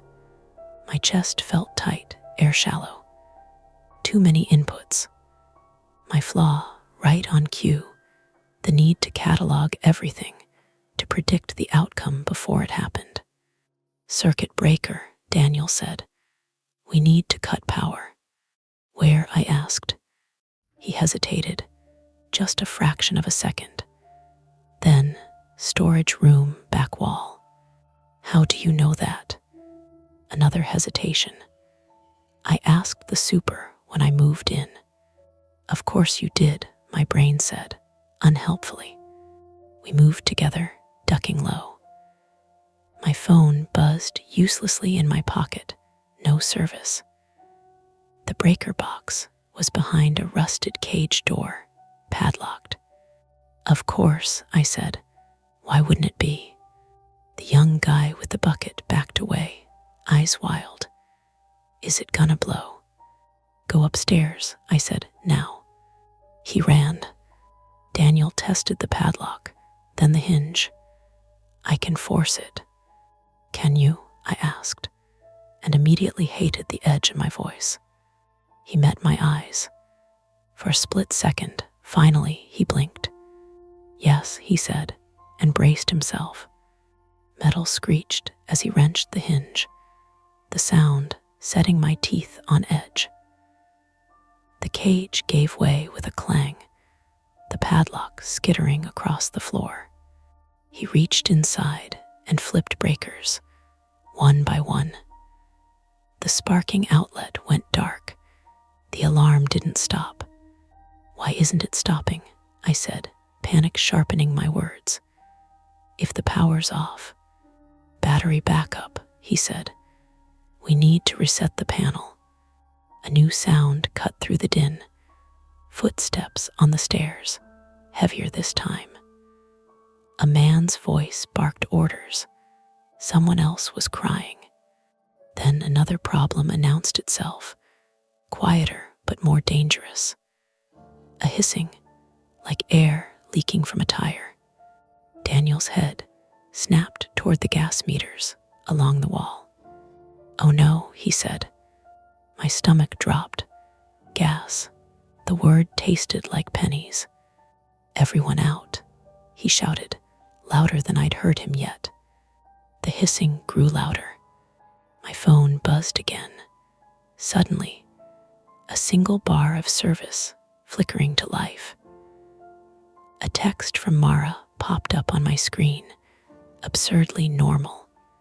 Mara, fire trucks, just past my place headed your way. You okay? Before I could answer, the basement door slammed shut above us. Not the soft swing of a door caught by a draft. A deliberate slam. The handle rattled. Daniel and I stared at the stairs. Did someone? I started. The hissing intensified. The alarm kept screaming. We're locked in, Daniel said, and there was no room for doubt in his voice. Somewhere above us, footsteps retreated. My brain started counting again. Seconds, oxygen, exits. But the numbers slipped, wouldn't line up. My flaw turned on me, the pattern seeking spiraling into panic. Daniel grabbed my arm, grounding solid. Alex, look at me. I did. His eyes were steady now, blinking normally, like nothing about him had ever been strange at all. There's a secondary exit, he said, through the storage cages. But it's tight, and we have maybe a minute before this gets bad. A minute, I echoed. The hissing rose to a shriek. Why would someone lock us in? I asked, the question tearing out of me. Daniel didn't answer. He just pulled me toward the dark, between the cages, where the air was thick and the path uncertain. Behind us, something sparked again, and above us, sirens wailed close enough to hear, too far to help. The storage cages formed a narrow maze, wire walls rattling as we shoved past, the emergency lights bleeding everything into shades of rust and shadow. My shoulder clipped metal and sent a sharp spark of pain down my arm. I hissed and kept moving. Left, Daniel said, then right. There's a service corridor. How sure are you? I asked, breath already turning shallow. Enough, he said, keep low. The hissing followed us, not louder exactly, but closer, like it had learned our pace and matched it. My chest burned. The air tasted wrong, metallic, and dry, and my tongue felt thick in my mouth. We reached the end of the cages and turned into a concrete corridor barely wide enough for 2 people. Exposed pipes ran along the ceiling, wrapped in yellowing insulation. A single emergency light flickered at the far end, buzzing like a trapped insect. Door should be at the end, Daniel said. Leads to the alley. Should, the word stuck with me. Halfway down the corridor, my foot slid. I windmilled, caught myself against the wall, and felt something wet soak into my palm. Careful, Daniel said, grabbing my elbow. I looked down. The floor was slick, with a dark puddle that reflected the red light. My brain jumped straight to the worst place. Is that, I started. Oil, Daniel said quickly, crouching. He rubbed his fingers together, sniffed. From the boiler. Old buildings leak. Relief came late and incomplete, my pulse still racing. A misfire, I told myself. Get a grip. We reached the end of the corridor and found the door. It was chained shut. The chain was thick, looped through the handle, and a wall-mounted eye bolt, secured with a heavy padlock that looked newer than anything else down here. You've got to be kidding me, I said. Daniel pulled once, hard. The chain held. He tried the padlock, then leaned his forehead briefly against the door, breathing through his nose. Okay, he said, okay. That's attempt 1, I said, my voice cracking despite my effort to keep it light. What's attempt 2? He looked around, eyes scanning, blinked again. Normal now, too normal. There's a vent, he said, back near the meters. It connects to the trash room. If we can pry it open. The hissing spiked, as if offended by the delay. We retraced our steps, slower now. My legs felt heavy, coordination slipping. Sweat soaked the collar of my shirt, chilled by the bad air. Somewhere above us, muffled through layers of concrete, a siren Dopplered past. Help's close, I said, mostly to myself. Close doesn't matter if we're sealed in, Daniel replied.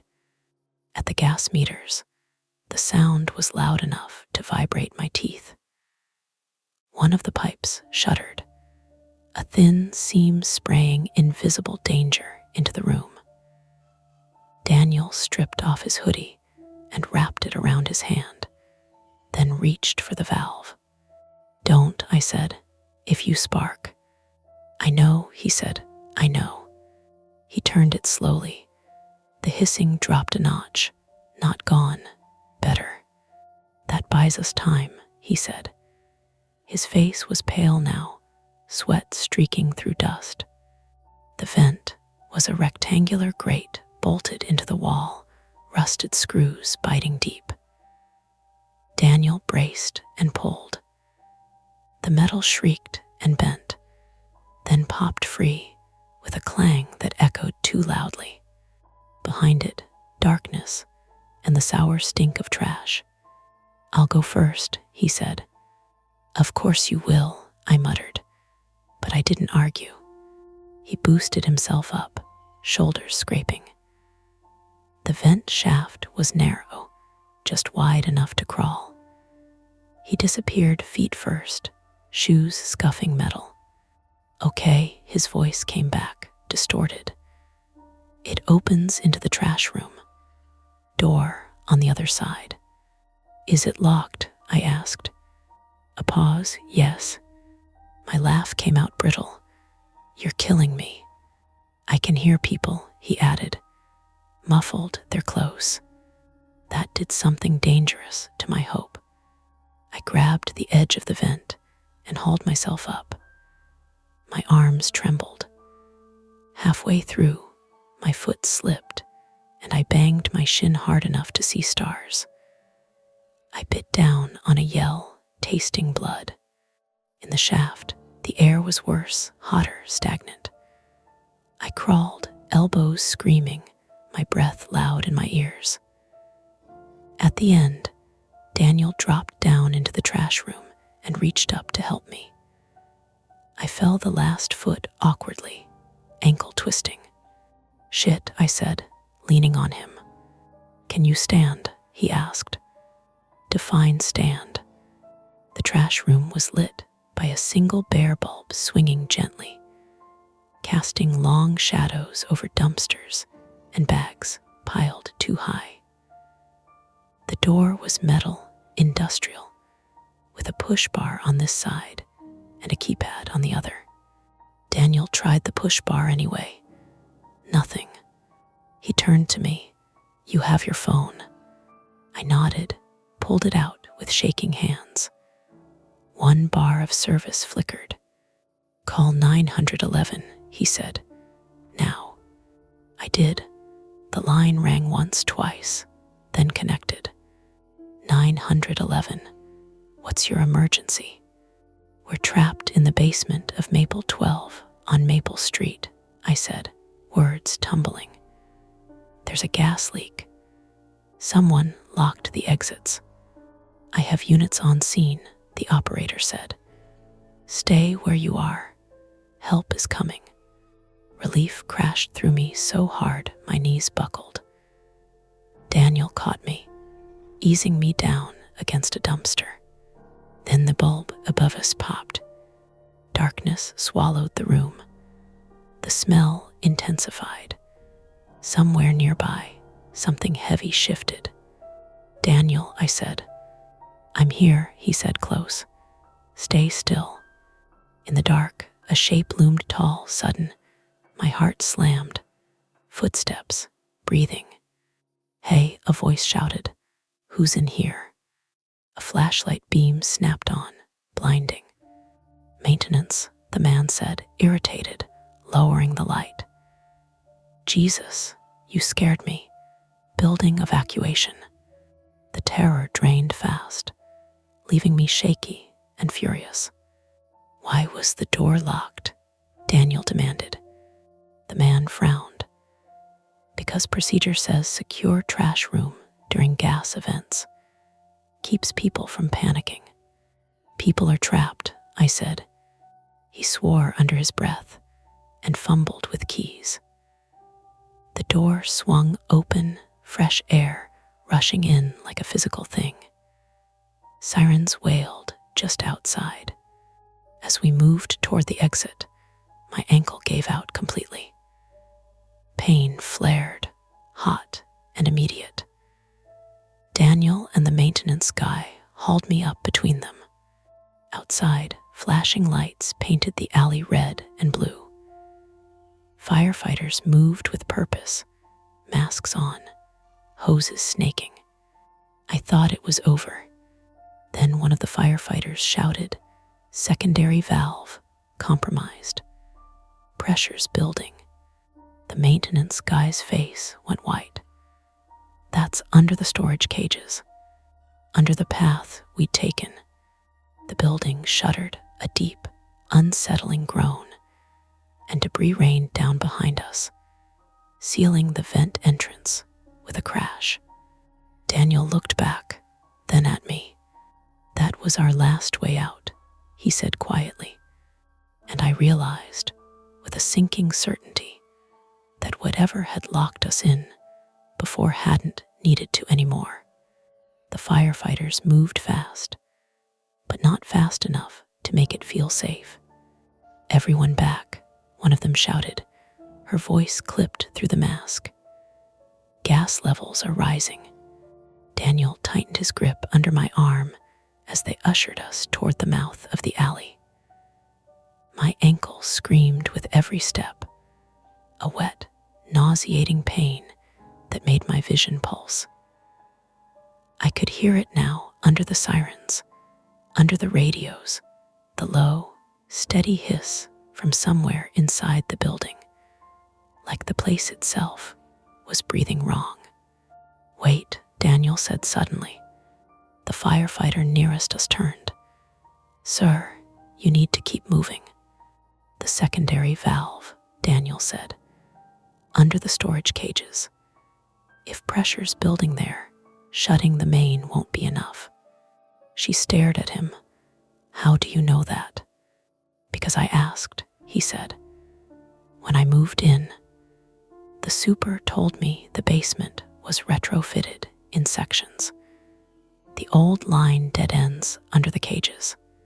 The firefighter hesitated, then spoke into her radio, rapid and technical. Another voice crackled back, urgent. She swore, "He's right." My stomach dropped. I looked at Daniel, really looked at him. His face was drawn now, fear finally breaking through the composure. He met my eyes and didn't look away. "There's no access," she said. "That area's unstable." "There was a crawl gap," Daniel said. "Behind cage D it's tight." The firefighter shook her head. "We're not sending anyone in there." Daniel's jaw clenched. Then the building goes up. The alley fell into a strange pocket of quiet, like everyone was holding the same breath. I could hear my own pulse, loud and irregular. "I can show you," Daniel said. "I can get there." "Absolutely not," she said. "You're a civilian." "I live here," he snapped. "So does he." He nodded at me. I laughed, sharp and ugly. "I'm not going anywhere." Daniel turned to me. "Alex, I can't even walk," I said, "but I can crawl. And if this thing blows while we're standing out here arguing, that's it." The firefighter's eyes flicked between us. She made a decision, and I saw the weight of it settle on her shoulders. 2 minutes, she said, "in and out. You follow my guy, you don't deviate. If anything shifts, you abort. Understood?" Daniel nodded. I nodded, then immediately regretted it as pain shot through my ankle. They fitted us with masks, the rubber biting into my skin, the air inside stale and plasticky.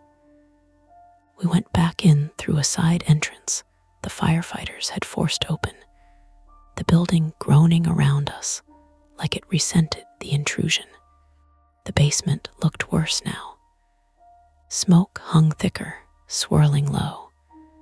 The emergency lights flickered, then steadied, casting everything in a sickly red. Debris littered the floor, chunks of concrete, twisted wire. "Cage D," the firefighter said, pointing. We moved, slow, careful. Every sound felt amplified. My ragged breathing, the crunch of grit under boots, the distant, relentless hiss. Behind the cages, there it was, a narrow gap where the wall didn't quite meet the floor, hidden by shelving. Barely wide enough for a person to squeeze through. The firefighter crouched, shining his light. "I'll go." The floor shifted under him as he did. A soft, ominous crack. "Stop," Daniel said. Too late. The shelving shuddered, then collapsed inward with a metallic scream, blocking the gap in a tangle of wire and rusted steel. The firefighter cursed, "Exit now." The hissing spiked, high and violent. Something banged deep in the walls, like a fist pounding from the inside. "There's another way," Daniel said. "The meter crawl. It loops." The firefighter stared at him. That route was sealed. "Not completely," Daniel said. "I checked." "You checked," I said, breathless. The words weren't accusation, just realization. He glanced at me, blinked. "I like to know my exits." The building lurched. Dust rained down. Somewhere above us, glass shattered. The firefighter made a call. "You have 30 seconds," she said. "That's it." We didn't argue. The crawl space was worse than I remembered, lower, tighter, the air hot and thin. I went first because my ankle wouldn't bear weight anyway. I dragged myself forward on my elbows, the concrete scraping skin raw. Panic clawed at my throat as the space narrowed, the ceiling pressing close enough that I could feel it with every breath. Behind me, Daniel kept pace, his breathing steady in my ear. "Don't stop," he said. "You're doing good." I wanted to laugh at that. I wanted to scream. The hiss was deafening now. I could feel it in my bones. Ahead, a faint glint metal. The old valve, crusted with corrosion, the handle half melted. "There," I said, voice shaking. Daniel surged past me despite the space, wedging himself in front of the valve. He wrapped his hoodie, still looped around his arm, over his hand, and grabbed the handle. "On 3, he said. "If it sticks, we force it together." "1, I said. The building groaned again, louder this time. A deep, structural sound that made my stomach flip.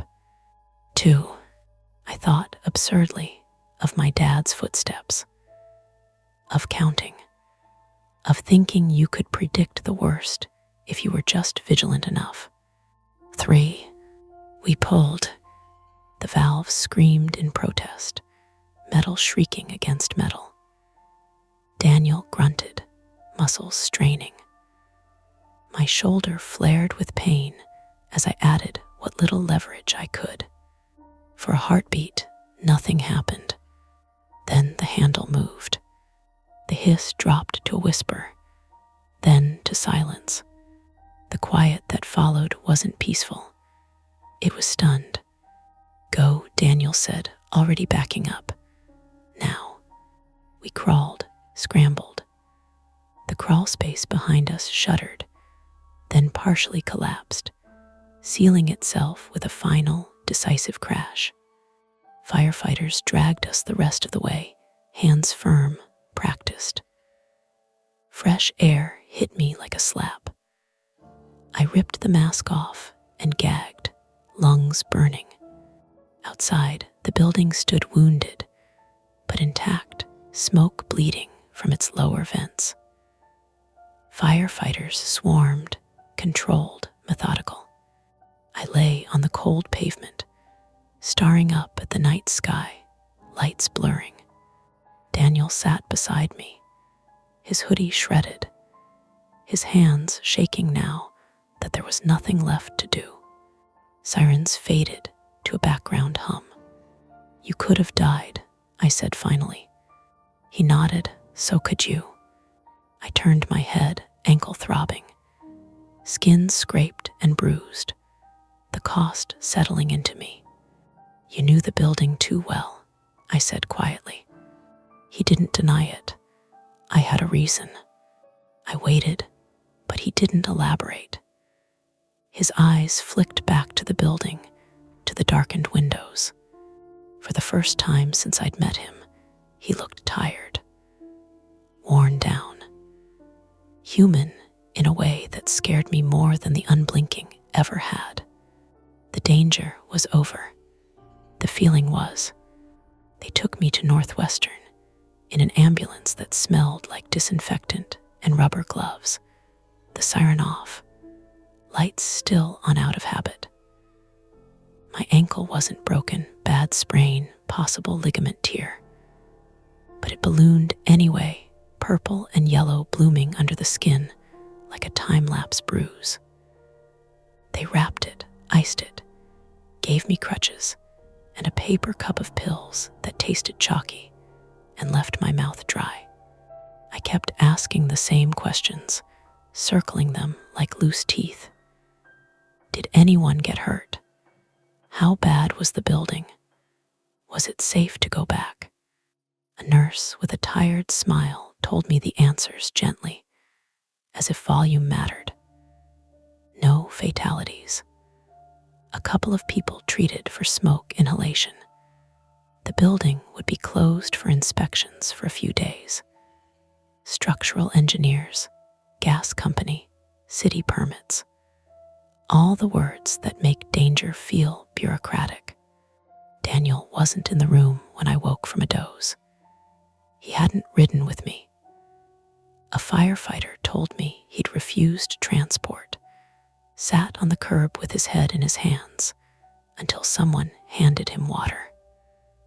I pictured him there, hoodie shredded, blinking normally now, and felt something complicated loosen in my chest. Mara showed up just after midnight, hair still in a bun, jacket thrown over paint-splattered jeans. She hugged me carefully, then immediately scolded me for being reckless and brave in the same breath. "You're not allowed to do that again," she said, gesturing vaguely at my leg. The hospital, the idea of heroics. Whatever that was. "I didn't plan it," I said. She snorted. "No one ever does." She drove me to her place because the building was sealed and because I didn't want to sleep alone. On the way, the city looked exactly like it always did, late-night buses sighing at stops, a couple arguing on a corner, a man walking a dog too small for the cold. Ordinary life resumed with impressive speed. In the morning, a city inspector called to take my statement. He asked about the alarms, the chain on the alley door, the timing. He wrote everything down in a neat hand and nodded in the right places. When I mentioned Daniel's knowledge of the building, the inspector's pen paused. "Did he work here?" he asked. "I don't think so," I said. "He said he talked to the super." The inspector nodded again, neutral. "We'll follow up." They followed up with everyone. The maintenance worker explained procedures. The super explained shortcuts taken years ago, lines rerouted, paperwork lost. The chained door was traced to a previous theft incident. Someone had added the padlock, temporarily, and never removed it. No one admitted to locking the basement during the alarm, but no one could prove they hadn't. The official conclusion arrived by email 2 days later, a PDF with the city seal at the top. An overloaded extension cord caused the initial electrical failure. Heat damaged a nearby gas line already weakened by corrosion. Contributing factors included outdated infrastructure and improper emergency access control. Human error, plural. I read it twice and felt both satisfied and cheated.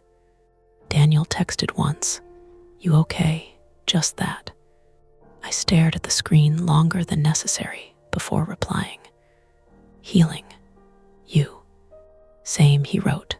"Listen, can we talk?"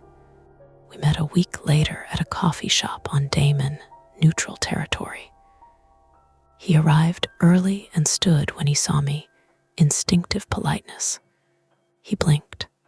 A lot. Too much, maybe. Or maybe that was just me counting again. "I'm sorry," he said before I could speak, "for putting you in that position." I shook my head. "You saved the building." He winced. "It shouldn't have been on us." There was a pause, filled by the hiss of the espresso machine and the low murmur of other people's conversations. I noticed small things. The way he held his cup with both hands, knuckles pale. A faint scar along his forearm I hadn't seen before. "You said you had a reason," I said finally. for knowing the exits. He nodded, eyes dropping to the table.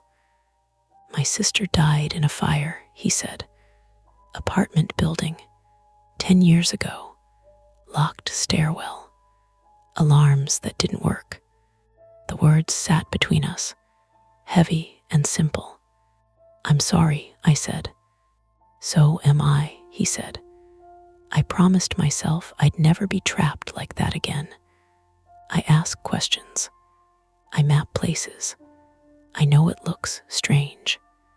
I thought of my own habit, my counting, my need to anticipate. 2 different scars, same shape. People cope how they cope, I said. He looked up then, searching my face. You don't think I? No, I said, quick and honest. I don't. We talked about small things after that. Logistics. The building repairs. Where he might stay in the meantime. When we stood to leave, he hesitated. I'm moving, he said.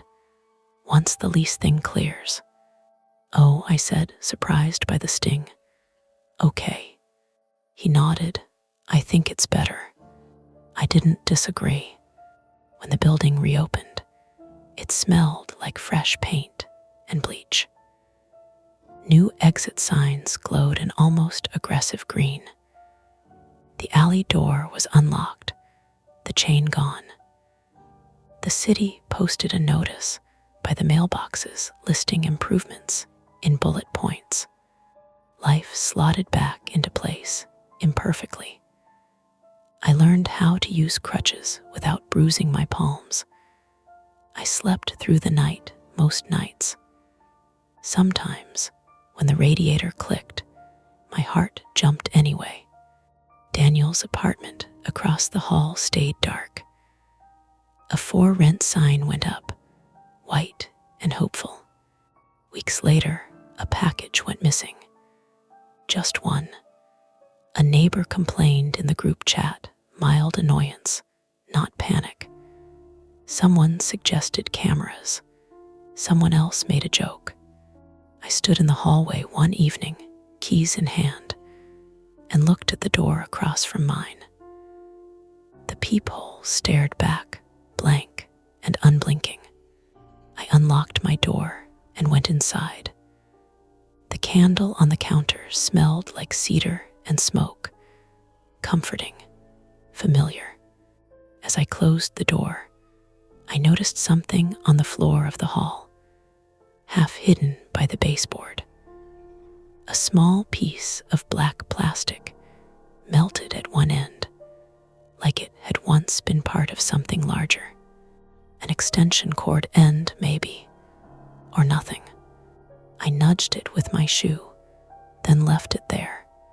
Some questions don't need answers to keep you awake. They just need a place to sit. And that's the end of today's chilling tale.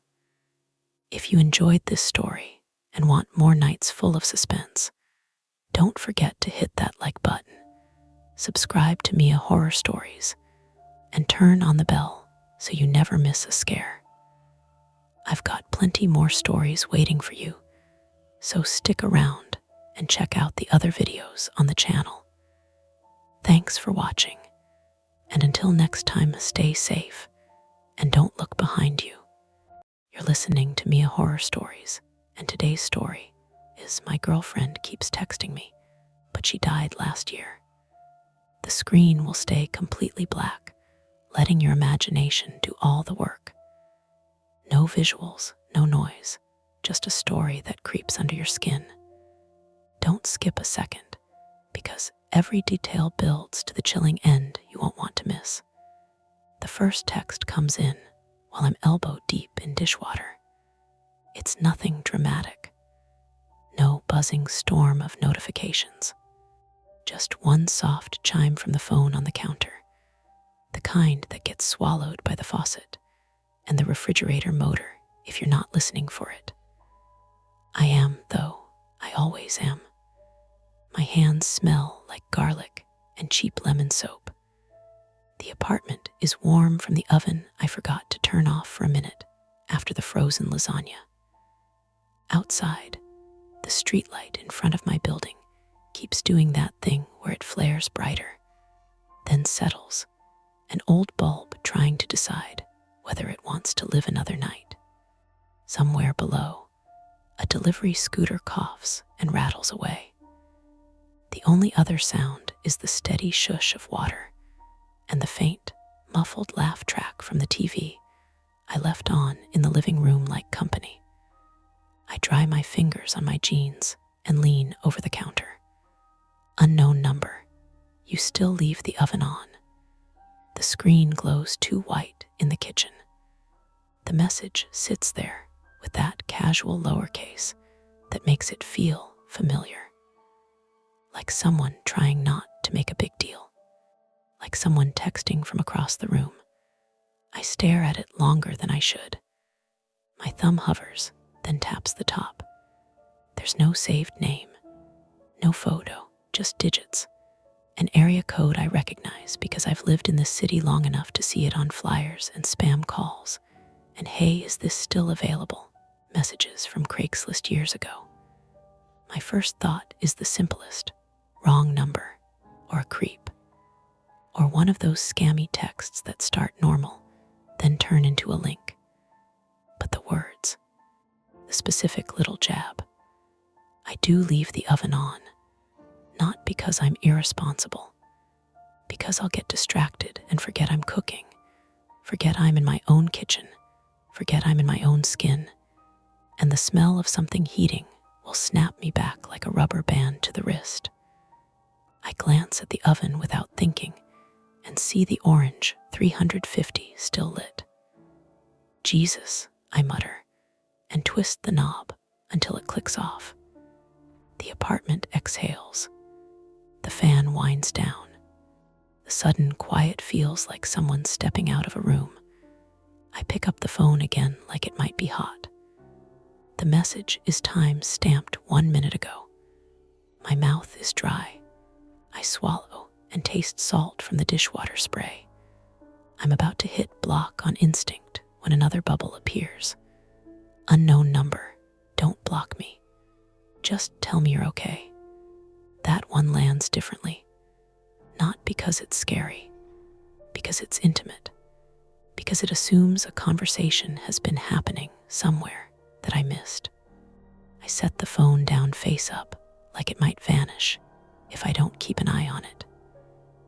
My name is Evan Mercer, 32, and I live in a third-floor walk-up in South Boston that is always either too hot or too cold, depending on which way the wind decides to bully the old windows. I work as a project coordinator for a small construction outfit that mostly renovates offices for people who think exposed brick is a personality.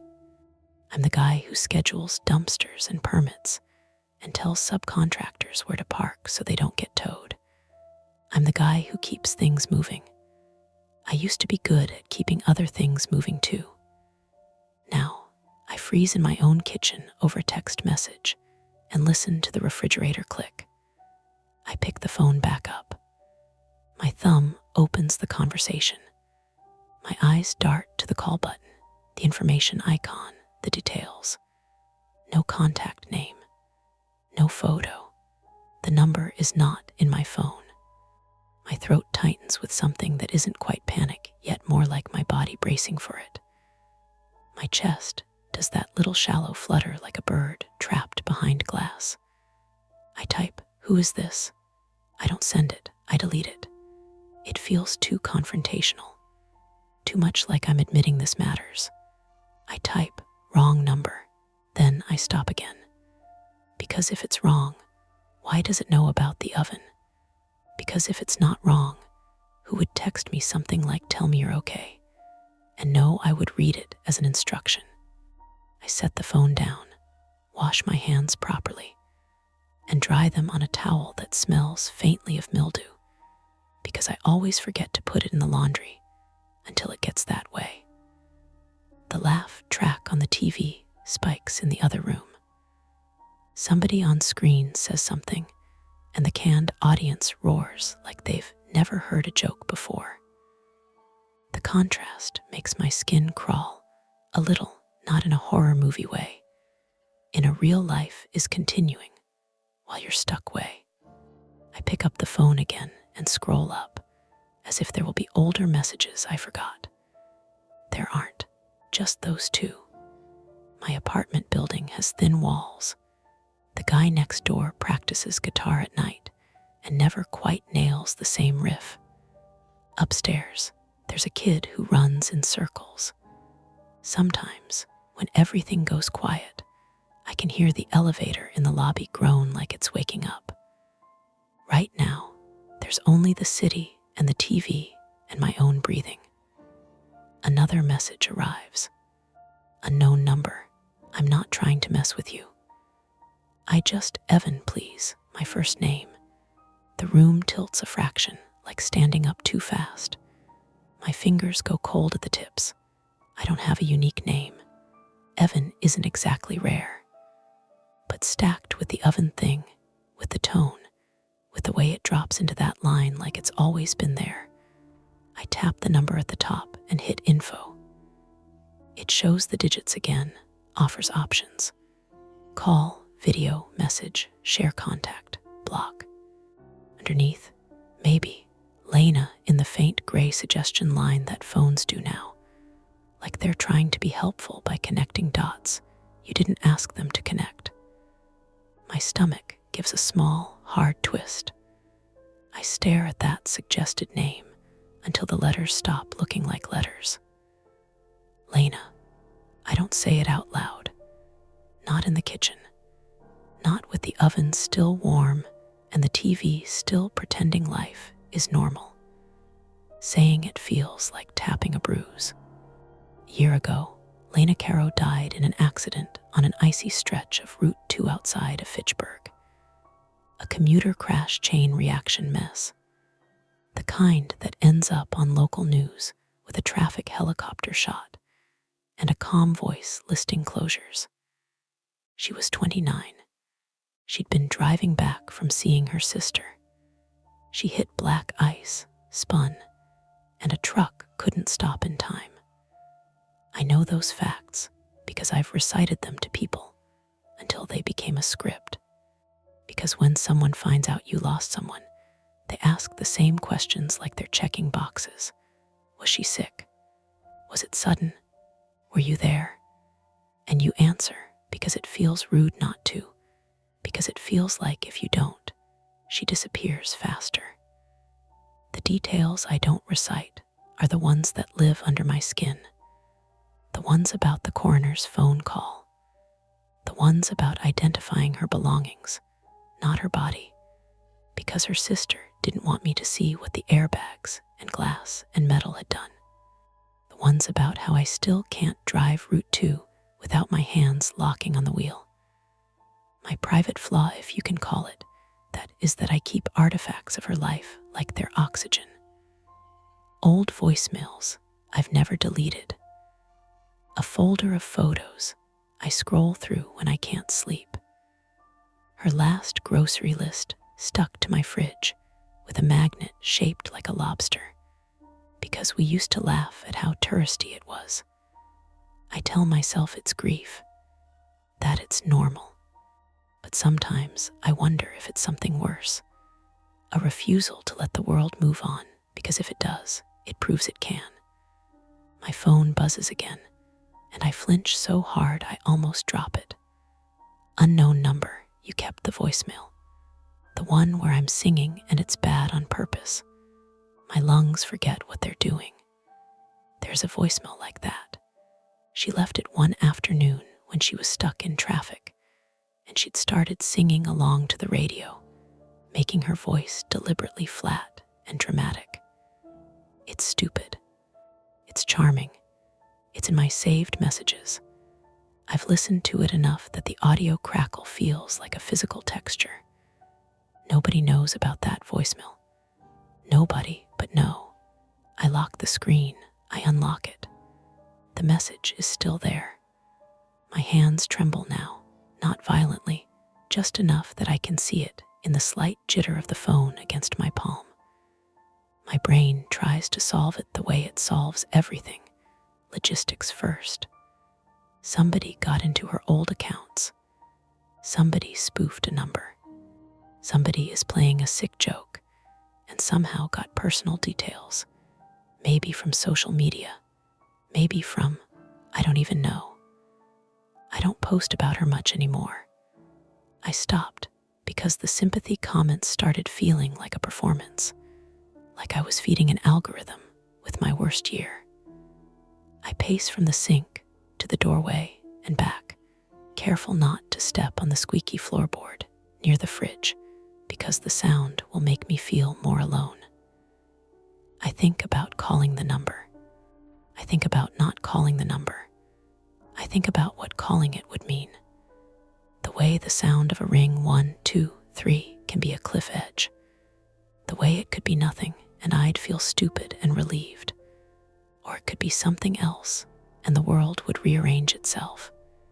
The TV laugh track hits again, sharp as a slap. I grab the remote, mute it, and the apartment drops into a more honest quiet. Just the hum of the fridge, the distant city. I open the message thread again. No new texts. I scroll to the top like there might be a hidden beginning. There is. I tap the number. I hover over call. My thumb sweats. My front door buzzes, someone downstairs letting themselves in, or the door not catching properly. Then the stairwell thumps with footsteps. A neighbor, normal life. People moving in and out of buildings without thinking twice. I can't do this alone. That's my first clear thought. Not because I'm brave, because I know what my mind does in isolation. It spirals. It turns a single anomaly into a whole world of worst-case scenarios. And then I start believing those scenarios because they have momentum. I need a witness. Someone who will look at the screen and tell me if I'm losing it. Someone who will take my phone out of my shaking hands if I start doing something dumb. I pick up my keys from the hook by the door. The metal is cold and grounding. I grab my jacket, even though it's warm inside. The fabric smells like outside air and old coffee. Phone buzzes one more time as I'm lacing my shoes. Unknown number. Don't go to the police. Please, just come talk to me. I stare at that, my pulse suddenly loud in my ears. The choice crystallizes in a way that makes my mouth taste like pennies.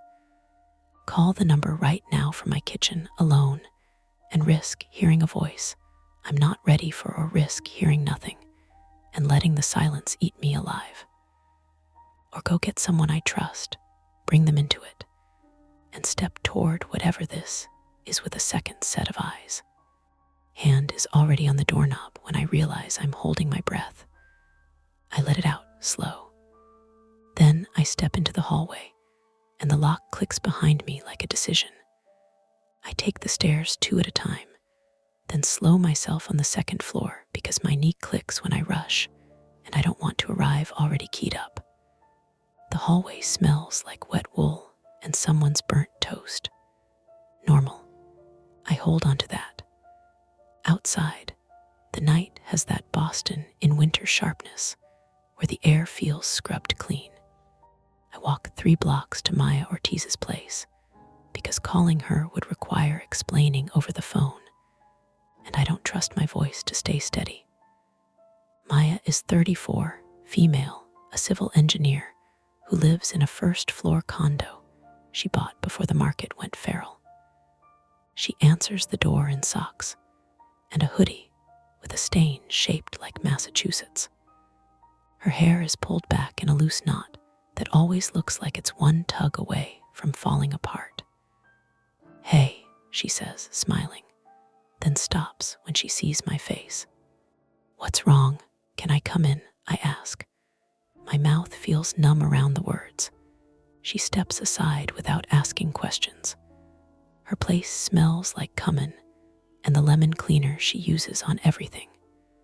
There's a pot simmering on the stove. A cat darts past my ankle giggles and disappears under the couch. I pull my phone out before I can lose nerve and hold it out like evidence. "Read this," I say. She takes it, squints, scrolls.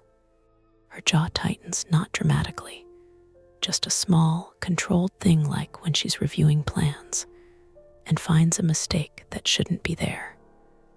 "Okay," she says after a beat. "That's not okay." "It suggested her name," I say, pointing. "My phone did that thing where it guesses. But the voicemail." "I know," she says gently. "I remember the voicemail. Maya was the one who sat with me the night after the funeral, passing me water and not flinching when I played it for her at 2 a.m. like it was proof of life.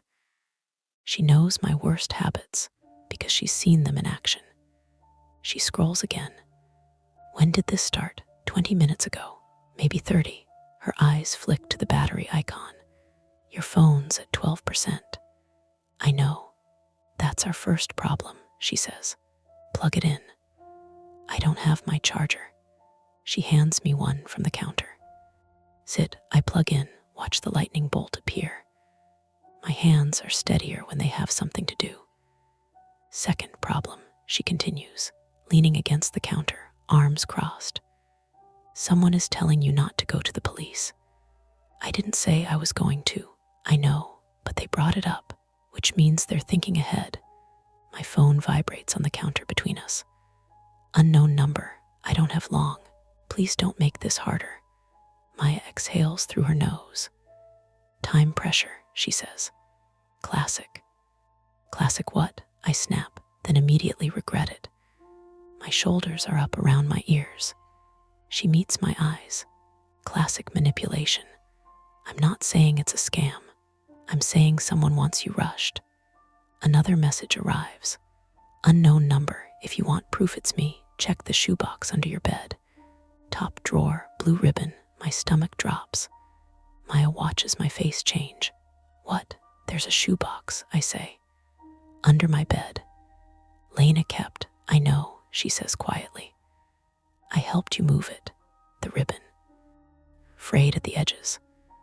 From a dress she wore to a wedding where the DJ played too much early 2000s pop, and she danced anyway. It's not on social media. It's not in any cloud backup. It's a physical object that hasn't left my apartment. "Evan," Maya says, "look at me." I do. "We don't go there alone," she says. "If someone has been in your place, that's a crime scene." My phone vibrates again, like it's impatient. "Unknown number. He's coming back soon. You have to decide." "Who is he?" asks, reading over my shoulder. "I don't know." She takes a breath. "Okay, new plan. We call someone." "They told me not to." "I don't care what they told you," she says, sharper now. "This is where your flaw kicks in. You don't want to involve anyone because you think you should be able to handle it. You can't." The words sting because they're accurate. "Fine," I say. "Who?" she thinks, then grabs her keys. "We go to your place. Together, right now. If someone has been there, we document. Photos. We don't touch anything we don't have to. If this escalates, we call 911. Not before, not never when. And if the texts stop," I ask. "Then they stop," she says. "That's information too." We're halfway back to my building when my phone buzzes again. I unlock it with my thumb, the streetlight flickering overhead. "Unknown number, location sent." A map opens. A pin drops. It's not my apartment. It's a public park 2 miles away, along the harbor. The one with the long concrete pier and the broken lamppost at the end that the city keeps promising to fix. I've walked there 100 times. Lena and I used to go at night in the summer and sit with our feet dangling over the edge, listening to the water slap concrete. Maya stops walking. "Nope. They want me to meet them," I say, though it's obvious. "At night," she says, "in a place with bad lighting." I know. My phone buzzes again. "Unknown number, 25 minutes. Battery dying." After that, I can't help you. I laugh, a short, ugly sound.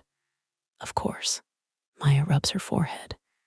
This is either someone who knows you frighteningly well, or someone who's been watching you. Either way, that park is a bad idea. They said someone else coming back to my apartment, I say.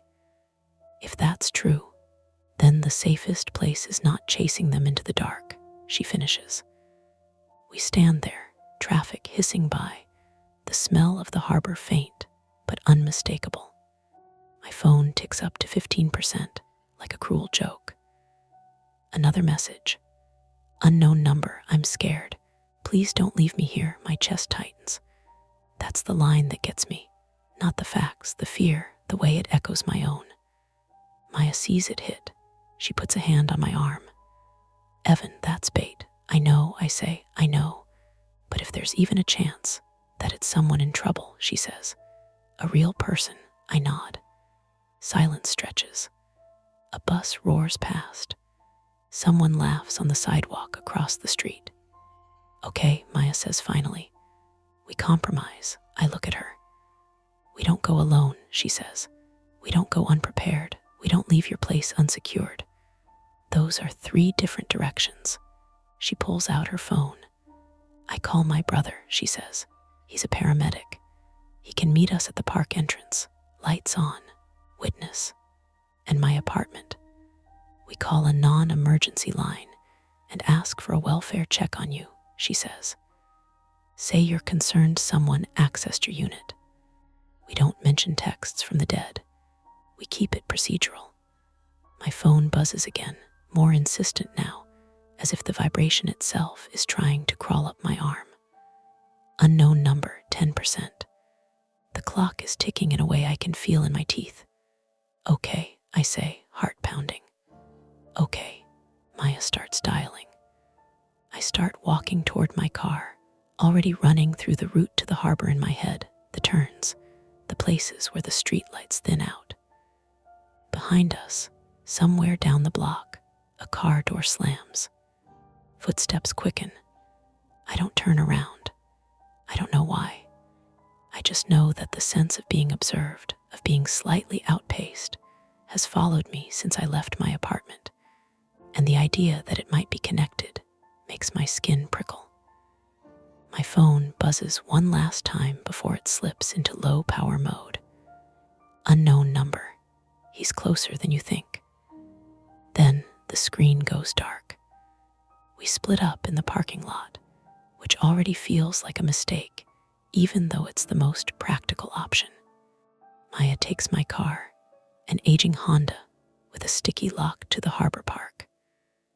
I stay with her brother on the phone while he drives in from Cambridge with his lights on, but siren off, a compromise between speed and not attracting attention. I walk back toward my building with my own phone in low power mode, every step feeling like I'm moving against a current. South Boston at night is a grid I know by muscle memory. West Broadway hums with traffic. Side streets soften into residential quiet. My building sits on one of those in-between blocks, 3 stories of tired brick with a busted intercom panel that someone keeps taping over instead of fixing. The non-emergency operator keeps me on hold long enough that my calf starts to cramp from standing. When she finally comes back, her voice is calm, procedural. An officer can swing by, but response time is about 40 minutes, she says. If there's an active threat, you should call 911. There might be someone inside my apartment, I say, careful with the wording like Maya suggested. Do you hear anything? I listen. A truck passes.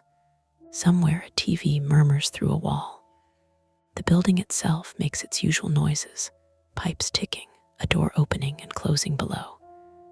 No, I say. Okay, an officer will check when available. The call ends.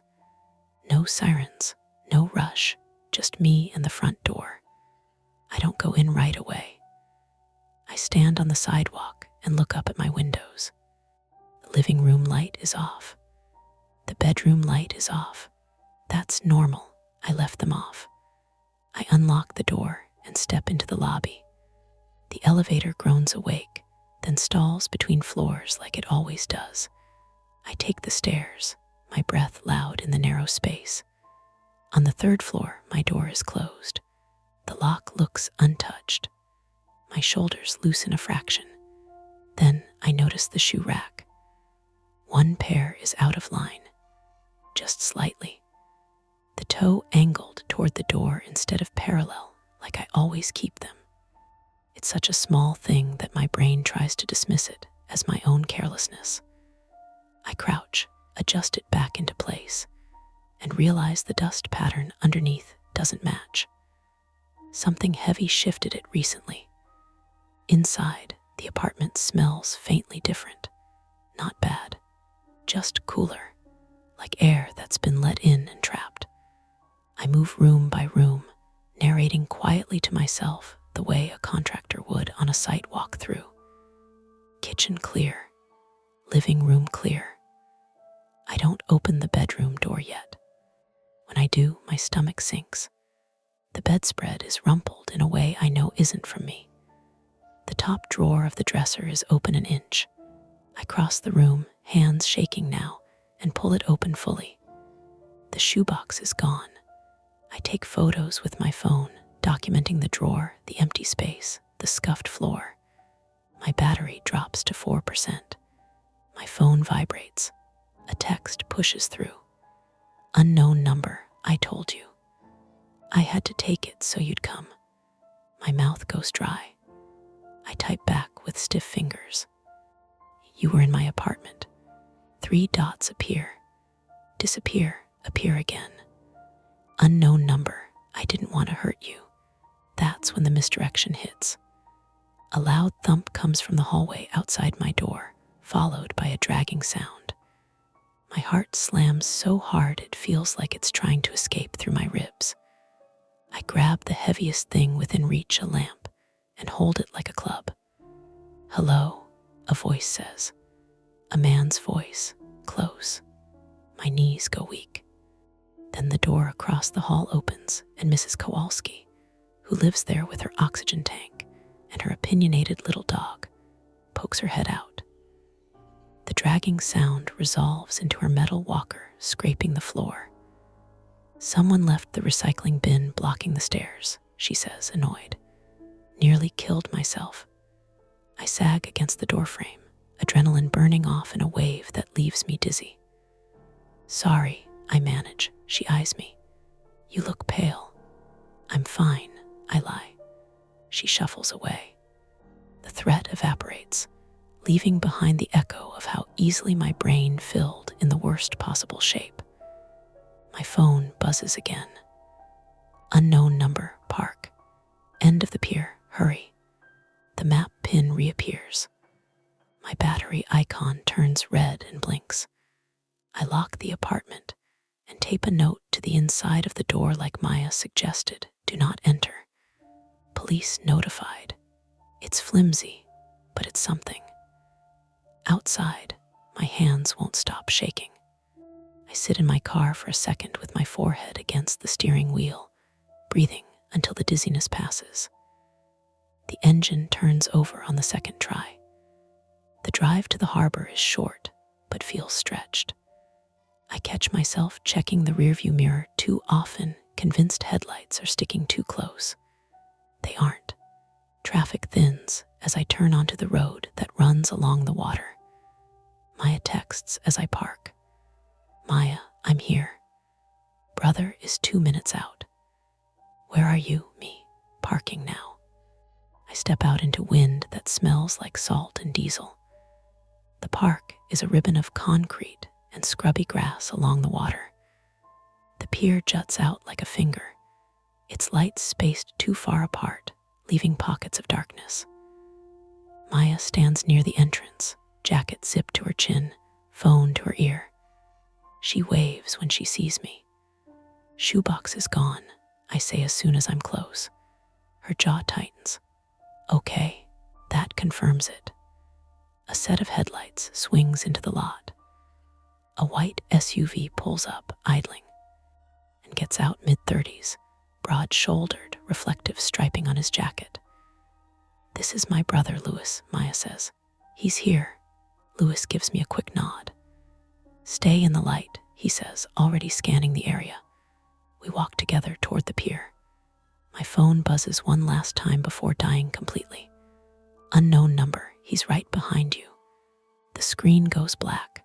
I stop dead. My pulse roars in my ears. Louis turns. "What?" "My phone died," I say. "They said." A shape moves near the end of the pier. Just a silhouette, resolving and unresolving as it passes through the broken lamplight. Maya grips my sleeve. "Evan," we keep walking. The boards underfoot creak softly, the sound swallowed by the water slapping against concrete below. Halfway down, I notice a dark smear near one of the benches. I crouch, touch it with my finger. Grease. From a food truck, probably. My brain had leapt straight to blood. At the end of the pier, someone stands facing the water. As we approach, they turn. It's not Lena. It's a woman about my age, hair pulled back, eyes too bright in the low light. She holds the shoebox under one arm like a shield. Relief and dread crash together in my chest. "I'm sorry," she says quickly. "I didn't know how else to get you here." "Who are you?" Maya demands. The woman looks past us, back toward the park entrance. "We have to hurry," she says. "He's not supposed to be here yet." "Who is he?" I ask, my voice hoarse. She opens her mouth to answer, and the pier lights go out. All of them at once, plunging us into darkness broken only by the glow of distant city and the reflected shimmer of water. Behind us, footsteps break into a run. Louis swears. There's no way back without crossing the length of the pier in the dark, with someone closing in. Retreat is no longer an option. The dark isn't total, not really. There's the city glow bleeding over the water, the low red blink of a distant buoy, the pale smear of moon behind clouds. Enough to see shapes. Enough to trip.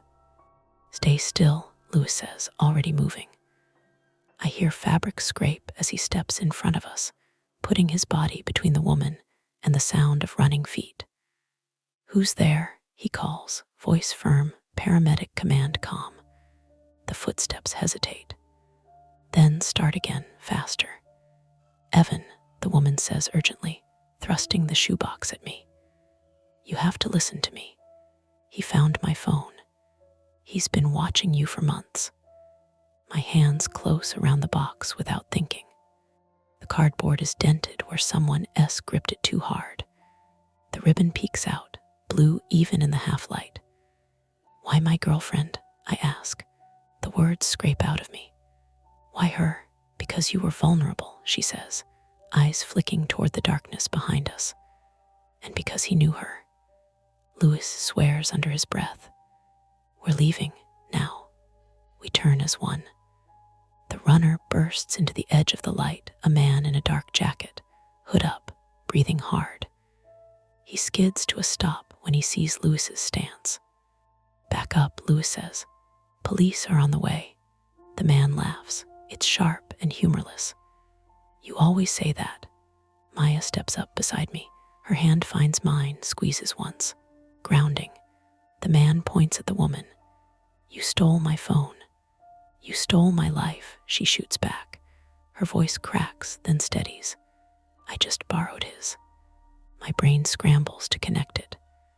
"The texts, typed by her," the man says, smug. "Sent from Lena's old iCloud backup I helped her access. You'd be amazed what people leave behind." The word backup hits like a punch.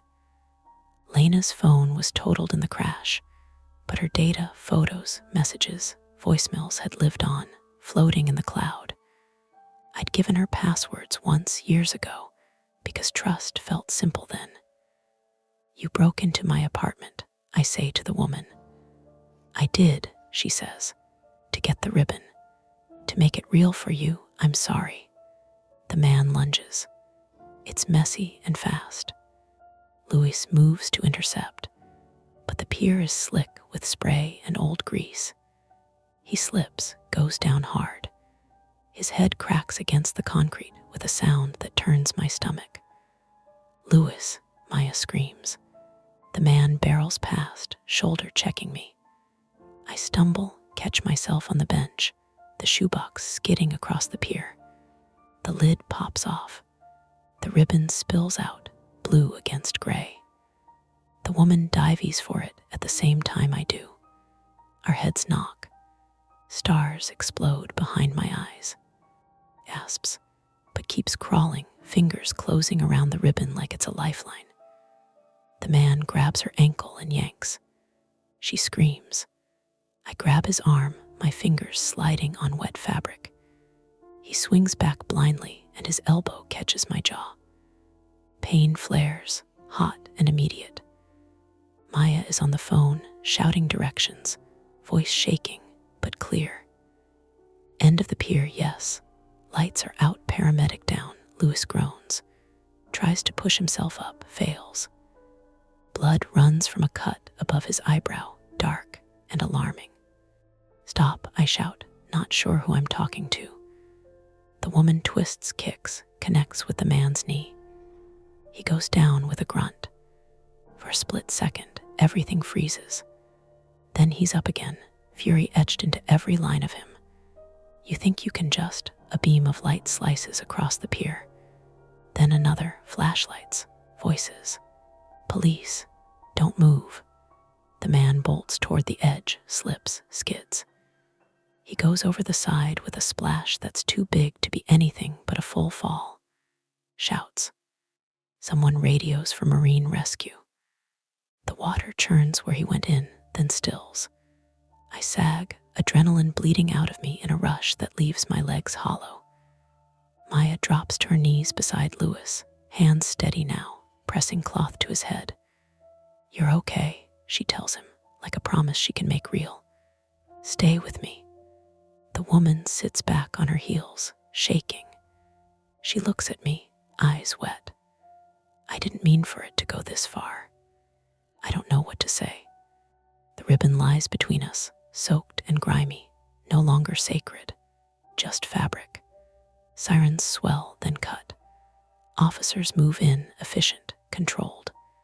An ambulance backs onto the pier, lights painting everything red and blue. They take our statements separately. I watch them wrap Louis's head, lift him onto a stretcher. He catches my eye and gives a weak thumbs up. Relief crashes through me so hard I have to sit down. An officer kneels in front of me. Sir, can you tell me how this started? I look at the shoebox in my lap, at the ribbon, at my hands scraped and shaking. With a text, I say, from someone who knew exactly where to press. They pull the woman aside, cuff her gently. She doesn't resist. As they lead her away, she turns back once. I'm sorry, she says again. I thought if I controlled the story, I could stop him. Who is he? I ask. She swallows. My ex. He works in it. He helped me access old backups. When I tried to cut him out, he threatened to expose what I'd done. Then he found you. The officer nods, scribbling. They never find the man that night. The harbor gives up nothing but cold. By the time it's over, my jaw aches, my knuckles throb, and my phone, retrieved from the bottom of my jacket pocket, is still dead. When I finally plug it in at the hospital waiting room hours later, it boots up slow and stubborn. No new messages. Scroll through my saved voicemails and delete the singing one before I can stop myself. The empty space it leaves feels like a bruise I've been protecting and finally pressed. Maya sits beside me, eyes red, jacket stained with blood that isn't hers. We don't talk for a long time. When we do, it's quiet. You did the right thing, she says. I'm not sure what that means anymore. Only that the night took something from me and gave nothing back except the certainty that some doors, once opened, don't close cleanly. The hospital waiting room smells like antiseptic and burnt coffee. The chairs are bolted to the floor in tidy rows, blue vinyl cracked from years of bodies shifting and sighing. A TV mounted in the corner plays a morning show on mute, captions crawling along the bottom like insects. It's almost dawn. The windows have gone from black mirrors to a dull gray. Lewis comes out of imaging with a bandage wrapped around his head and the kind of careful gait that says he's pretending not to hurt. Doctor follows, brisk and practiced, explaining concussion protocols, warning signs, the importance of rest. Lewis nods, eyes half-lidded, absorbing just enough. "I'll be fine," he says when Maya rushes him. His voice is softer than usual. "I've had worse." She doesn't argue. She just presses her forehead to his shoulder for a second, breathing him in like she needs proof he's still solid. I sit apart, my jaw aching in a way that feels deeper than bruising. The nurse offered ice earlier. I declined. It seemed like one more thing I didn't have the energy to accept. A uniformed officer finds me before sunrise. She's younger than I expect, hair pulled back tight, notebook already open. We go over it again, how the text started, the park, the pier, the fall. She asks about passwords, devices, old accounts. "You shared access at some point?" she asks. "Yes," I say. "Years ago." She nods, not judgmental, just factual. We see this more now. Old data repurposed. People don't think about digital remains. The phrase sticks with me. Digital remains. Like a second body, invisible, but just as real. They took my phone overnight for a forensic copy. I get it back mid-morning with a plastic evidence tag and a new screen protector I didn't ask for. Everything is there, except what I deleted myself. No new messages. No ghost in the machine. The woman, her name is Rachel Kim, 31, confesses to breaking into my apartment. She's charged with unlawful entry, theft, harassment. They find her phone in her bag, wiped, but not clean enough. The texts came from a web-based service routed through her device, timed to look organic. No magic, just planning and a willingness to step on a stranger's grief to solve her own problem. Her ex, the man who ran, is identified within a day. Name, address, a thin paper trail of complaints that never quite rose to charges. He isn't found. Not right away. Maya stays with me the first night back at my apartment. An officer has already been through dusted surfaces, photographed the bedroom. The shoebox sits on my kitchen table now, returned, but no longer where it belongs. The ribbon is sealed in a clear bag like contraband. "I can take it," Maya offers, meaning the box, meaning the weight. "Not yet," I say. "I just need to decide where it goes." She nods.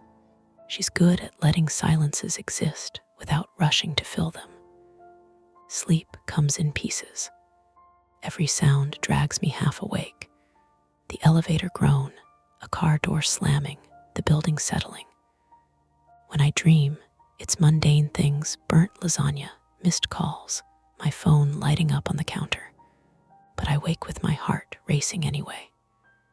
In the following weeks, life resumes its routines with the indifference of a machine that never noticed it stalled. I go back to work. I reschedule a site visit I missed. A contractor jokes about me taking a personal day, like it's interchangeable with what happened. I change my passwords, all of them. I turn on two-factor authentication, download an app that tracks logins and sends alerts. I call my carrier and lock down my number. Each step feels both necessary and absurdly late. I see a therapist again, a different one this time. I tell her the story without embellishment. She listens, hands folded, occasionally asking me to slow down. "You were targeted because you were visible in your grief," she says gently. "That doesn't mean your grief is wrong." "I know," I say. "I just don't know what to do with it now." "That," she says, "is the work." Louis recovers. He sends me a photo of the scar once the stitches come out, like proof he earned it. Maya goes back to her job and pretends not to flinch every time her phone buzzes late at night. The police update me sporadically. Rachel pleads guilty. She cries in court, apologizes without meeting my eyes. I accept the apology because holding onto anger feels like another way of letting the whole thing live rent-free in my head. They still haven't caught her ex. There are sightings, rumors, a warrant. Nothing solid. One evening, months later, I drive Route 2 for the first time since the crash. It's autumn now. The trees have turned red and gold, like the world insisting on beauty. My hands sweat on the wheel, but I keep going. The road is just a road. Ice only matters when it's there. At home, I finally deal with the shoebox. I take the ribbon out of the bag, wash it in the sink with gentle soap, lay it flat on a towel. It's frayed. It always was. I fold it once, then again, and put it back, not under the bed, but in a drawer with other things that belong to the past without owning the present. I delete more voicemails. Not all of them, just enough to prove to myself I can. On a Tuesday morning that looks exactly like every other Tuesday morning, my phone buzzes while I'm making coffee. A notification banner slides down. Security alert. New login to your account detected. My stomach tightens, sharp and familiar. I open it. Location, unknown. Device, unrecognized. Status, blocked. My breath comes back slowly. The system did what it was supposed to do. No breach. No message. Just a warning that something or someone knocked and didn't get in. I report it, follow the steps, close the app. The coffee maker clicks off. Steam fogs the window. Outside, the streetlight flickers, then steadies. I take my mug to the table and sit. The apartment is quiet in a way that feels earned, not imposed. My phone stays face up, silent. After a while, I turn it over anyway. The shadows fade for now, but the stories never end. Don't forget to hit like, subscribe to Mia Horror Stories, and join our community of horror lovers. If you're hungry for more, check out the next video. Just remember, the scariest part is often the one you don't see coming. Hey everyone, this is Mia Horror Stories, and the title of today's horror story is My Phone Shows Photos I Never Took, Always of Me Sleeping. For your comfort, the screen will stay black throughout the video, so you can relax without strain and just focus on the story. Make sure you stick around until the end. Sometimes the last few moments are the ones that stay with you the longest. At first, I thought it was one of those tiny phone glitches you laugh about later. Your screen does something weird. Your brain supplies the explanation, and you go back to buttering toast like your life isn't balanced on a slab of glass and lithium. I was standing in my kitchen with my socks half on, one foot cold on the tile, the other perched on the edge of a rug that kept curling up at the corner, no matter how many times I smoothed it down. The kettle clicked off with a dry little sigh. Outside, the alley behind my building was waking up. A delivery truck revering beep, beep, beep, then the slam of a metal door. Somebody laughed too loudly, like they were trying to make a point. My phone buzzed on the counter beside a bowl of keys and a stack of unopened mail. I wiped my hands on my sweatshirt and tapped the screen without thinking. Photos, new memories. A banner I hadn't seen before. Under it, a thumbnail. Not a cute collage. Not a vacation. Not a sunset. Just darkness. Mostly.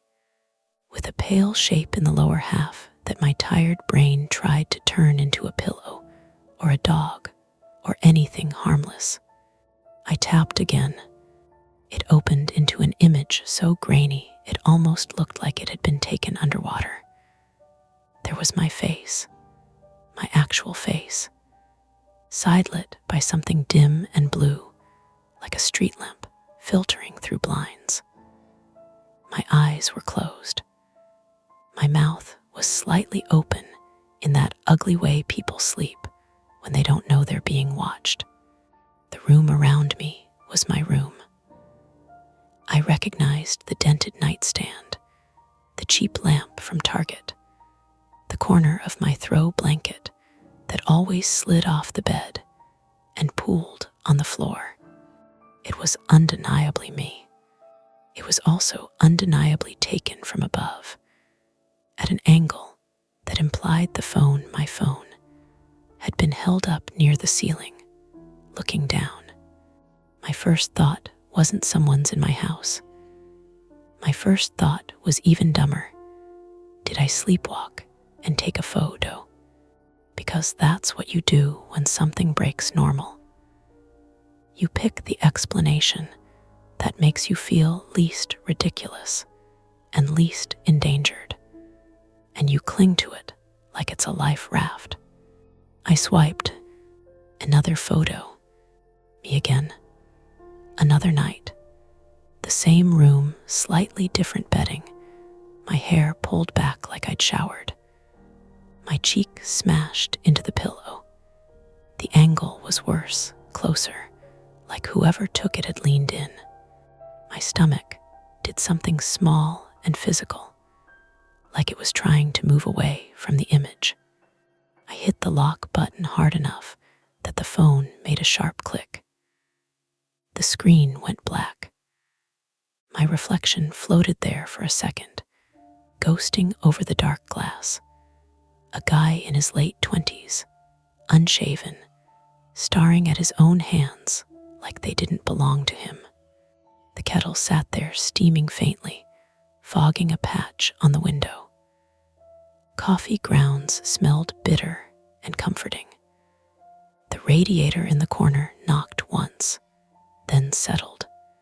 Everything in the apartment was normal, except for the fact that it suddenly didn't feel like mine. I forced myself to breathe through my nose, slow. You don't get to panic over a thumbnail. Not yet. Not without checking. I unlocked the phone again and went into the photo details. My thumb left a sweaty smear on the glass. Date yesterday, 3:12 a.m. Location, device, iPhone 14 Pro. Yesterday I'd been asleep at 3:12. I knew because I'd woken up at 6:40 to my alarm, hit snooze twice, and rolled out of bed with that sour taste you get when you dream of running, but never quite move. I went to the next photo's details. 2 nights ago, 3:09 a.m. Same device, no location, no live photo movement, no weird burst shots, just clean, still frames. I felt my skin go tight across my arms. A laugh drifted up through the thin walls. My neighbor, probably. Someone's TV. The building had that constant background hum, plumbing, footsteps overhead, an elevator cable whining if you listened for it. Normally, it made me feel less alone. This morning, it made me feel like there were too many ways sound could cover other sound. I I set the phone down on the counter like it was hot. "Okay," I said out loud to the kitchen. My voice came out flat and a little higher than usual. "Okay, Ben, you're not doing this." That's me, Ben Harrow, 29. I work IT support for a mid-sized healthcare company in downtown Seattle, the kind of job where you spend your day telling people to turn things off and on again, and pretending you aren't terrified of the one problem you can't fix. I moved into this one bedroom in Capitol Hill because it was close enough to commute, and because the rent was barely something I could justify if I didn't eat out and didn't think too hard about the future. And because after my last breakup, I couldn't stand a place with too much space. Space echoes. My private flaw, if you want to call it that, is that I don't like not knowing. Not in a quirky, I'm so organized way. In a way that makes my chest squeeze when I can't account for something. I keep lists. I check locks twice. If I misplace my wallet, my whole day gets an ugly edge to it until it's back where it belongs. I tell myself it's practical. My therapist used the word control once, and I didn't go back after that session. The phone, though. The phone is supposed to be the thing that knows. The thing that tracks and timestamps and remembers when I don't. I picked it up again and went straight to settings. My hands were steadier now, not because I was calm, but because the part of me that fixes things had grabbed the wheel. Face ID, passcode, changed it last month. 6 digits, not my birthday, not the obvious ones. I checked for any new apps, anything that looked like remote access, screen sharing, MDM profiles. Nothing. I opened my Apple ID devices list. It showed my laptop and my phone. That was it. I checked the login history. No strange locations. No midnight sign-ins from Ohio or Romania or wherever my brain wanted to put the villain. It was boring. It was clean, which somehow made it worse. My phone buzzed again, a calendar reminder. Maya coffee, set for 10:15. I stared at the reminder until it blurred, then hit accept like muscle memory. Maya always did that, put reminders in both our calendars when we made plans, because she was the kind of person who didn't trust her own brain to hold everything and didn't apologize for it. She and I had been friends since a contract job 2 years ago where we'd sat in adjacent cubes and survived on vending machine pretzels and mutual sarcasm. I tapped her contact. Maya Ainsley, 31, female. Her photo was her in a yellow raincoat, hood up, squinting at the camera like she was about to say something rude and funny. I hovered over call. Then I didn't, because there's this shameful, irrational moment when you find something wrong and you don't want to hand it to someone else yet. You want to solve it privately, like that will keep it smaller. Like if you can explain it before anyone hears it, it won't become real. Also, I didn't want to be the guy who called a friend at 9 a.m. and said, "Hey, my phone has photos of me sleeping. Isn't that weird?" As if I was fishing for attention or spiraling. Maya could be kind, but she could also be brutally direct. I opened the photo again instead, zoomed in until pixels broke apart. The blue light source, my alarm clock display on the dresser. The shadowy rectangle near the top, my closet door. the edge of something near the right side, a blurry line that might have been the window frame. I could even see the faint reflection of the blinds on my cheek. There was no obvious hand in frame, no face, nothing dramatic, just the intimacy of being seen when you weren't consenting to be seen. I turned and looked down the hallway toward my bedroom. The door was half open. I hadn't shut it last night. I never did. It helped the apartment feel less like a box. Now it looked like an invitation. I walked over slowly, not because I thought someone would jump out, but because my body was giving my brain time to invent better explanations. Inside, everything looked the way it always did: rumpled sheets, my jeans draped over the chair, a paperback face down on the dresser. The air smelled like detergent and stale sleep. The window had condensation at the bottom, beads catching the gray morning. I stood there listening. The building, the street, a distant siren, the soft tick of the old ceiling fan I never used but never bothered to fix. Nothing else. I checked the window lock anyway. It was latched. I checked the front door deadbolt. Still locked. Then I did the thing I hate admitting.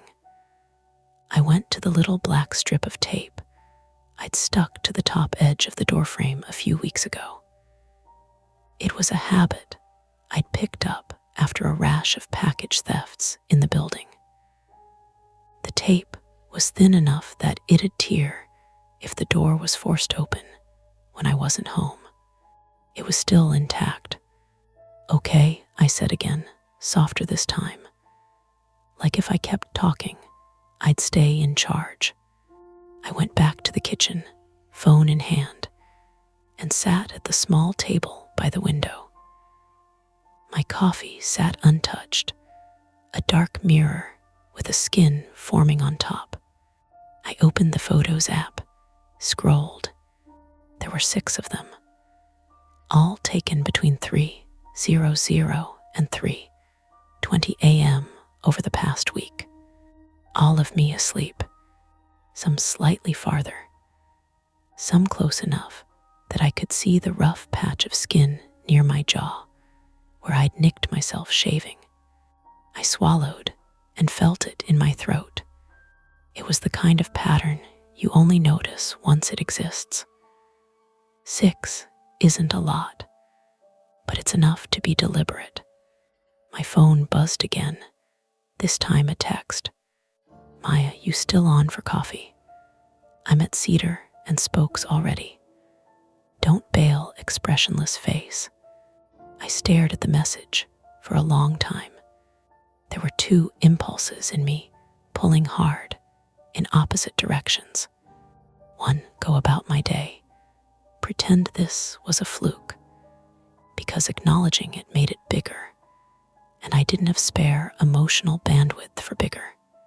2, tell someone, because whatever this was, it had already crossed the line from weird to personal. And then a third thought, quiet and mean. If you tell Maya, you're admitting you can't handle your own life. I typed, deleted, typed again. Me on my way, running a little late. Can we talk about something weird? The 3 dots appeared immediately. Maya, define weird. I looked at the hallway again, at the half-open bedroom door, at the ordinary apartment that suddenly had edges. I could go to coffee, show her the photos, ask her to help me figure out whether I was losing my mind or whether there was an actual problem to solve. Or I could cancel, stay home, and try to handle it alone. Start with a factory reset, change all my passwords, buy a little camera for my room, like one of those paranoid Reddit threads suggests, and keep this private. Both choices felt bad in different ways. I picked up my keys, put them down, picked them up again. My thumb hovered over Maya's contact photo. Outside, the delivery truck in the alley revved, then pulled away, leaving a gap of quiet that made the apartment feel too spacious for the first time. I stood there with my phone in my hand, hearing my own breathing, and decided which lie I could live with for the rest of the day. By the time I got to Cedar and Spokes, my hands smelled like cold metal and keys. I'd washed them twice before leaving, a pointless little ritual, but the smell lingered anyway. The cafe was doing its usual weekday thing, low music, steam hissing from the espresso machine. A couple of people hunched over laptops like they were afraid of being seen working. It was warm in that damp way coffee shops get in winter. Coats draped over chairs, wet footprints darkening the floor. Maya spotted me before I reached the counter. "Hey," she said, waving once and then squinting at my face. "You look like hell." "Good morning to you too." She slid a paper cup across the table toward me. "I ordered you a drip. You were going to do that thing where you overthink it." "Thanks," I said, though my throat felt too tight to drink. Maya Ainsley is 31, with a sharp chin and a voice that always sounds like she's smiling, even when she is. She grew up in Portland, moved to Seattle for grad school, and has this way of leaning into problems like they're puzzles she's already halfway solved. It's one of the reasons I trust her. It's also the reason I hesitate before handing her something I don't understand myself. We sat there for a moment, the normalcy of it pressing in. Outside, a bus sighed to a stop. Someone dropped a spoon. The world was still very much functioning. "So," she said finally, wrapping both hands around her mug. "You said weird." I pulled out my phone and slid it across the table, screen down. "Before I show you anything, promise you won't immediately tell me I'm being dramatic." She raised an eyebrow. "I promise I will consider telling you you're being dramatic." "Fair." I flipped the phone over and opened the Photos app. Scrolled to the folder I'd made because of course I made a folder, and tapped the first image. Maya leaned in, her shoulder brushing mine. I felt myself tense at the contact, which was new and unpleasant. She didn't say anything for a few seconds. Her mouth did a small, thoughtful thing, like she was chewing on a word. "That's you," she said eventually. "Yes." "Sleeping." "Yes." "In your bed." "Yes." "And you didn't take this." "No." She swiped to the next one, then the next. Her brows knit together slowly, the way they did when she was actually concentrating. "Okay," she said. "Okay, first question, are you on any new meds?" "No." "Any history of sleepwalking?" "Not that I know of." "Anyone else have access to your phone?" "No." "Face ID, passcode, I checked." "And you're sure these aren't old?" "They're from this week." She handed the phone back to me, careful, like it might bite. "That's not great." Relief flared stupidly in my chest. "Thank you." "But," she continued, "it doesn't automatically mean someone is breaking into your apartment." I waited. "Phones do weird stuff," she said. "Cloud sync glitches. Restore's gone wrong." I once had my phone resurrect a whole album of screenshots I'd deleted months earlier. These have timestamps. Those can be wrong too. 6 nights in a row. She hesitated. That's less great. We sat there in silence, the low murmur of other conversations filling the gaps. I took a sip of coffee. It tasted thin. Here's the thing, Maya said finally. If someone is physically in your place at night, that's a police thing. But if it's a phone thing, you need to lock it down. Hard. I checked everything. You checked everything you know to check, she said gently. Which is not the same thing. I bristled. I work in it. I know, she said. Which means you're also very good at assuming systems work the way they're supposed to. That landed. It was uncomfortably accurate. Okay, I said. So what do we do? She took out her phone and opened the calendar. First, timeline. You said they're all around 3 in the morning. Yeah, between 3 and 3:20. Consistent enough to be intentional, she said. Second, environment. Your apartment building any recent issues. Maintenance. New neighbors. Nothing I can think of. Third, she said. You don't stay there alone tonight. I blinked. What? Ben. That seems like an overreaction. It seems like the bare minimum, until we know more. I opened my mouth to argue, then closed it. Because the idea of sleeping in that bed tonight made my skin crawl in a way I hadn't let myself acknowledge yet. Fine, I said. I can crash on your couch.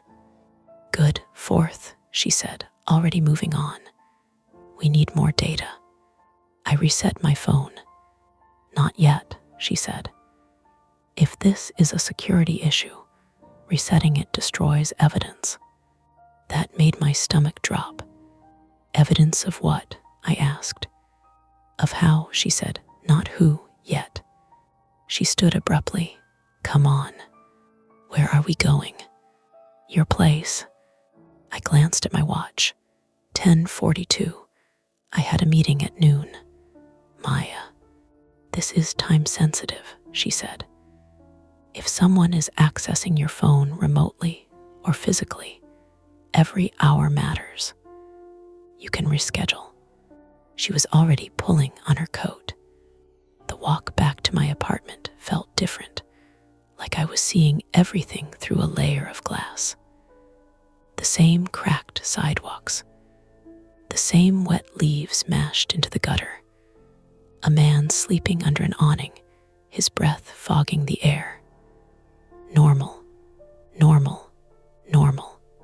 Inside my building, the lobby smelled faintly of cleaning solution and old carpet. The security camera above the mailboxes blinked a steady red. Does that thing actually work? Maya asked, following my gaze. I assume so, I said, which wasn't reassuring even to me. Upstairs, in my apartment, the daylight made everything look less threatening. The bed was just a bed. The shadows were shorter. The tape on the doorframe was still intact. Maya moved like she owned the place, methodical. She checked the window locks, the bathroom, the closet. Do you ever charge your phone in here? She asked, pointing to the living room. Sometimes.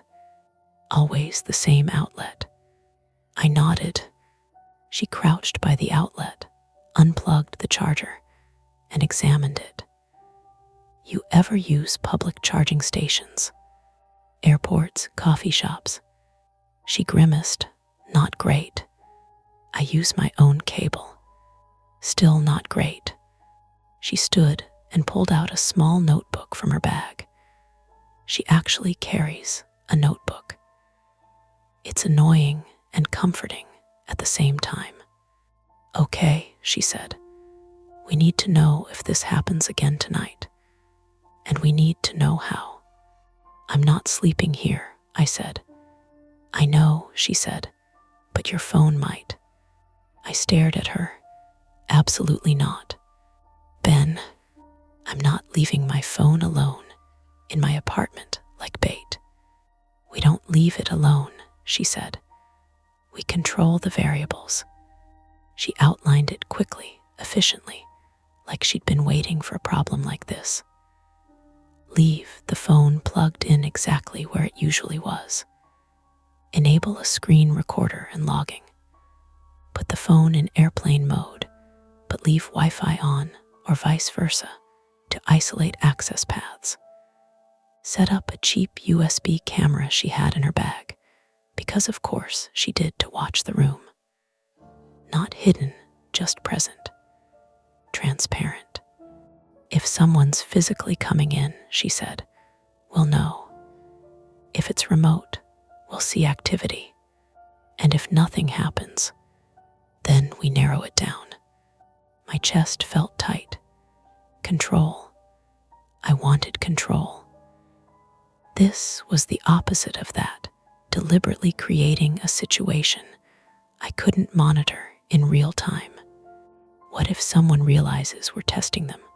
I asked. Maya met my eyes. "Then they make a move, which is scary, but it's also information." I hated how much that made sense. We set it up together. The camera on the bookshelf, angled toward the bedroom. The phone on the nightstand, plugged in. Maya triple-checked the settings, narrating as she went, like that would keep me anchored. When we were done, the apartment felt staged, like a set. "Okay," she said, zipping up her bag. "We go to my place. We check the feed periodically. If anything happens, we call the police. And if something happens before we check," she shrugged just a little, "then we deal with it." As we were leaving, my phone buzzed in my hand, my other phone, the old one I kept as a backup. A notification from my carrier. "Unusual activity detected on your account. Please verify recent changes." My heart kicked hard against my ribs. "Maya," I said, holding it up. "That wasn't there before." She went very still. "Okay," she said slowly. "That just escalated." The red light on the lobby camera blinked as we walked past it.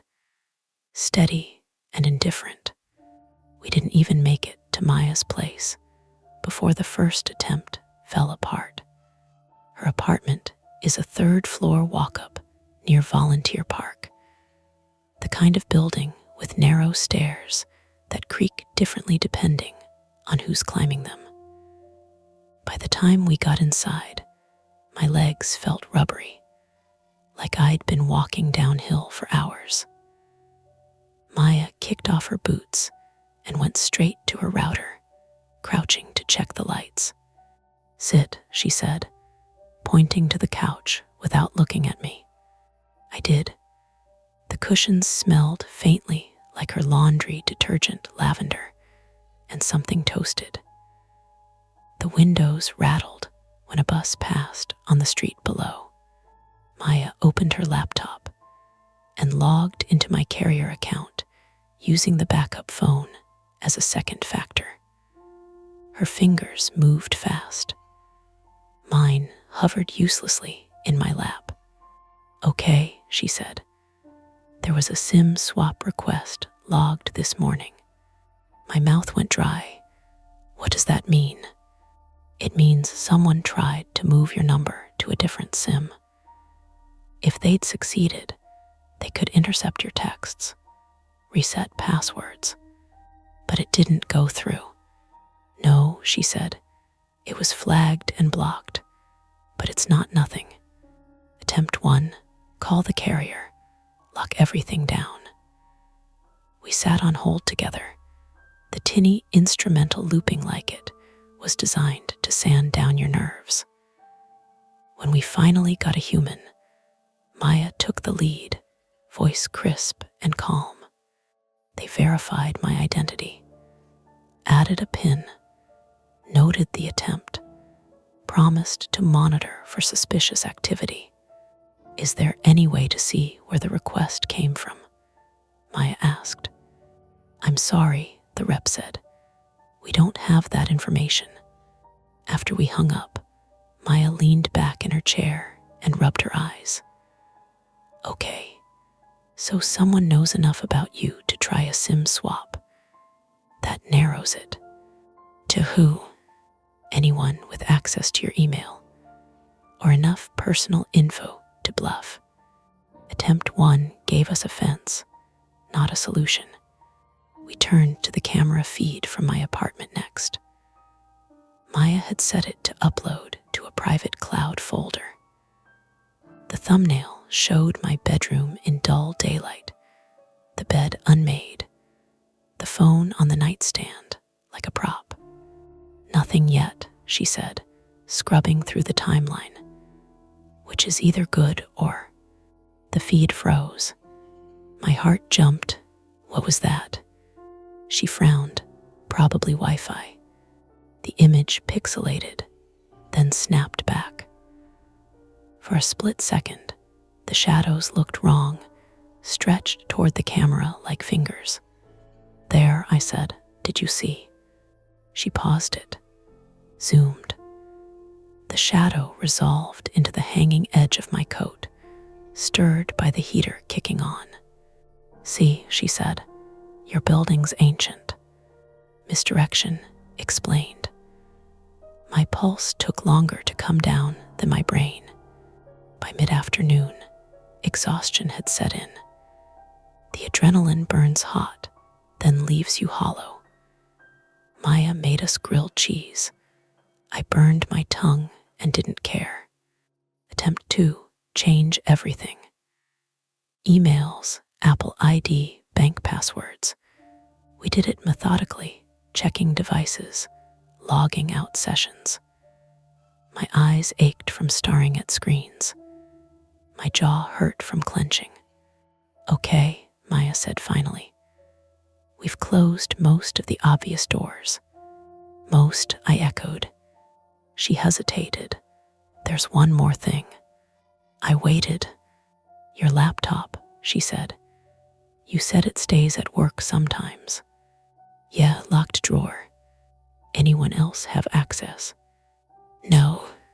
She nodded, but her mouth was tight. We should still check it.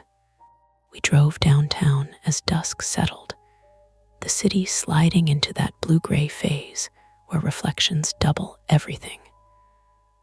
My office building loomed, all glass and concrete. Security let us up after I badge swiped, the fluorescent lights humming like insects. At my desk, I woke my laptop. It took longer than usual, the fan whining. Maya leaned over my shoulder. Check your login history. I did, my stomach dropped. There was a login from 2 nights ago. 3:14 a.m. from this machine. That's impossible, I said. It was here. Are you sure? She asked softly. Yes. She didn't argue. She just started pulling logs, scanning for remote access software. Attempt 2 revealed something worse. My own device, in a locked office, showing activity when it shouldn't. Could it be a backup restore glitch? I asked, desperate. Maybe, she said, but the timing. Her phone buzzed. She glanced at it, then at me. Ben. What? The camera feed. She turned the laptop toward me. My bedroom was dark now, lit only by the glow of the alarm clock. The phone on the nightstand was black, and then the screen lit up. Not the lock screen, the camera app. I felt dizzy, like the room had tilted. "Is that live?" I whispered. "Yes," Maya said. Her voice was very steady. "Someone's accessing it." The image shifted slowly, the angle changing. The camera was being lifted. My breath came shallow. I could hear my own heartbeat, loud as the office HVAC.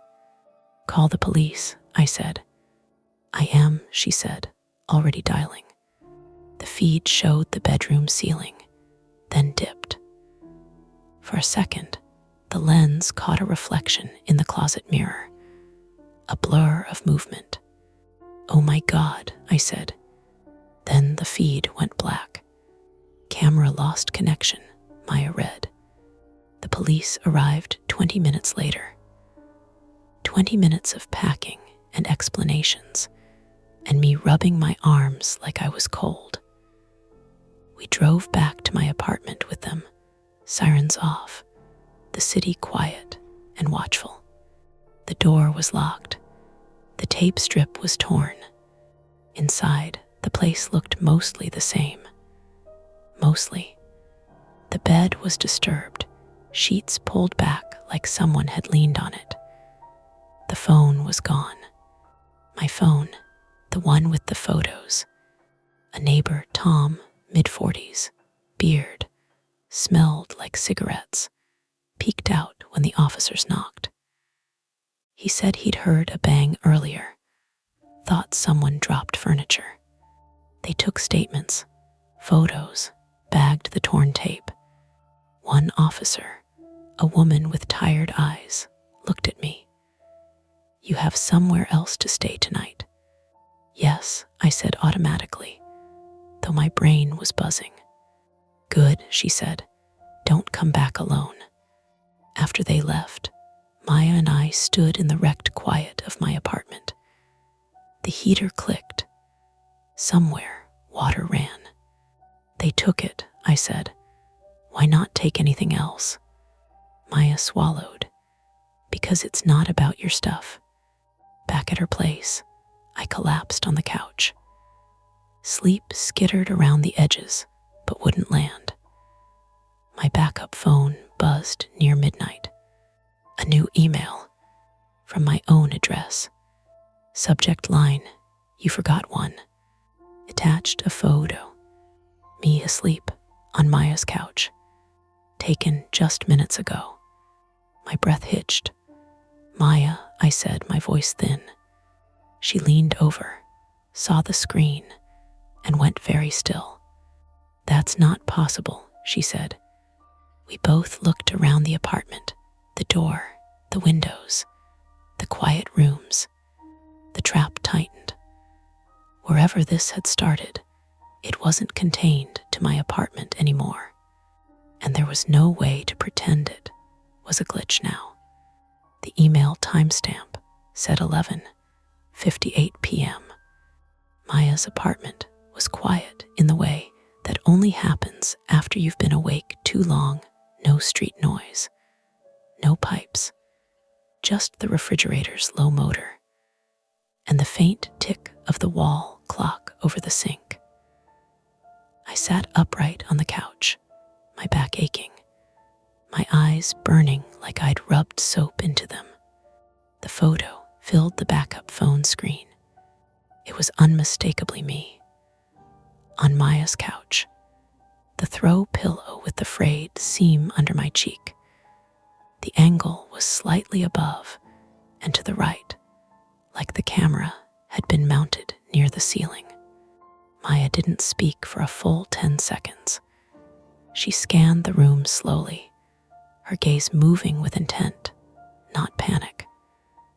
When she finally talked, it was measured. "Okay," she said. "We assume physical presence until proven otherwise." My pulse thudded in my ears. "You think someone's here?" "I think someone was," she said. "And I think they didn't need to stay long." She walked to the front door and checked the lock. Still deadbolted. She pressed her palm flat against it, feeling for vibration, listening. Nothing. Lights, she said. We turned them all on. Kitchen, hallway, bedroom, bathroom. The apartment shrank under the glare, corners losing their softness. Every object took on a sharper outline, books aligned on the shelf, shoes by the door, a stack of mail on the counter. Okay, she said again. Ben, sit, don't move. I hated how relieved I felt obeying. She started at the living room, eyes tracking the ceiling line. She reached up and tugged lightly on the smoke detector. It didn't budge. Is this new? She asked. No, I said. At least I don't know. It was here when you moved in, right? She nodded, then frowned. There should be two, one near the bedroom. We moved together slow. In the hallway, above the thermostat, was another white disc. Maya stood on a chair, twisted it. It came down too easily. Behind it, a small black lens stared back at us. For a beat, neither of us breathed. Then Maya swore, sharp, furious, and almost dropped it.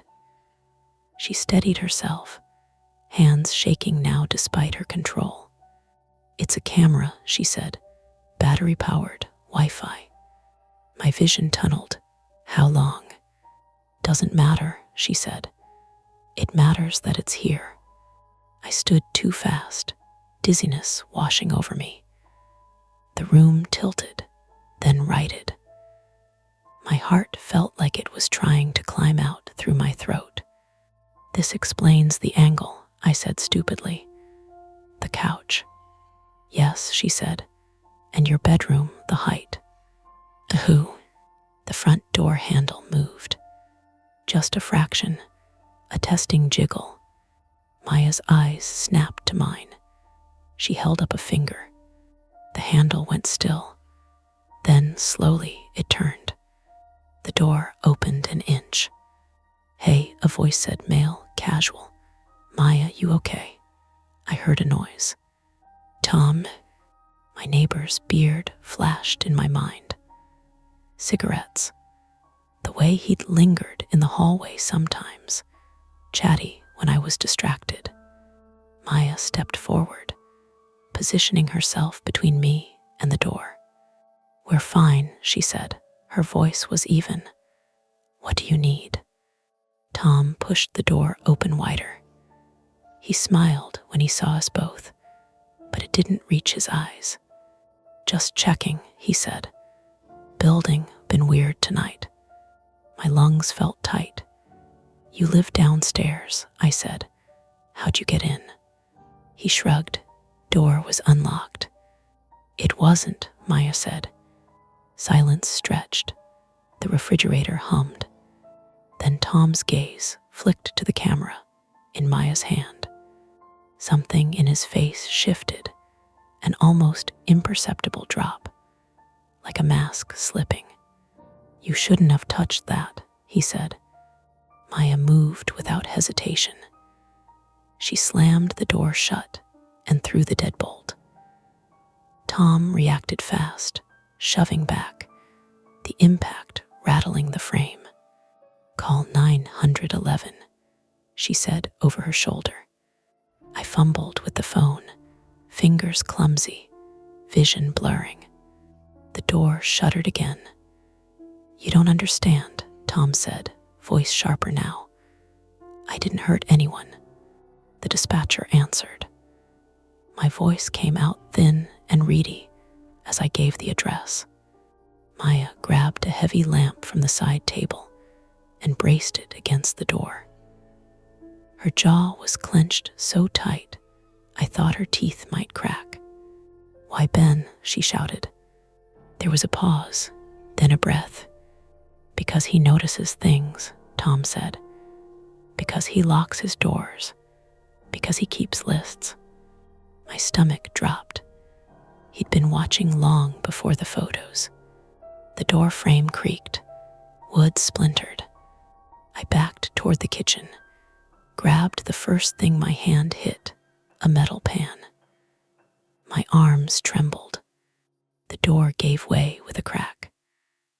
Tom stumbled through, off balance, surprise flashing across his face when he saw the pan swing.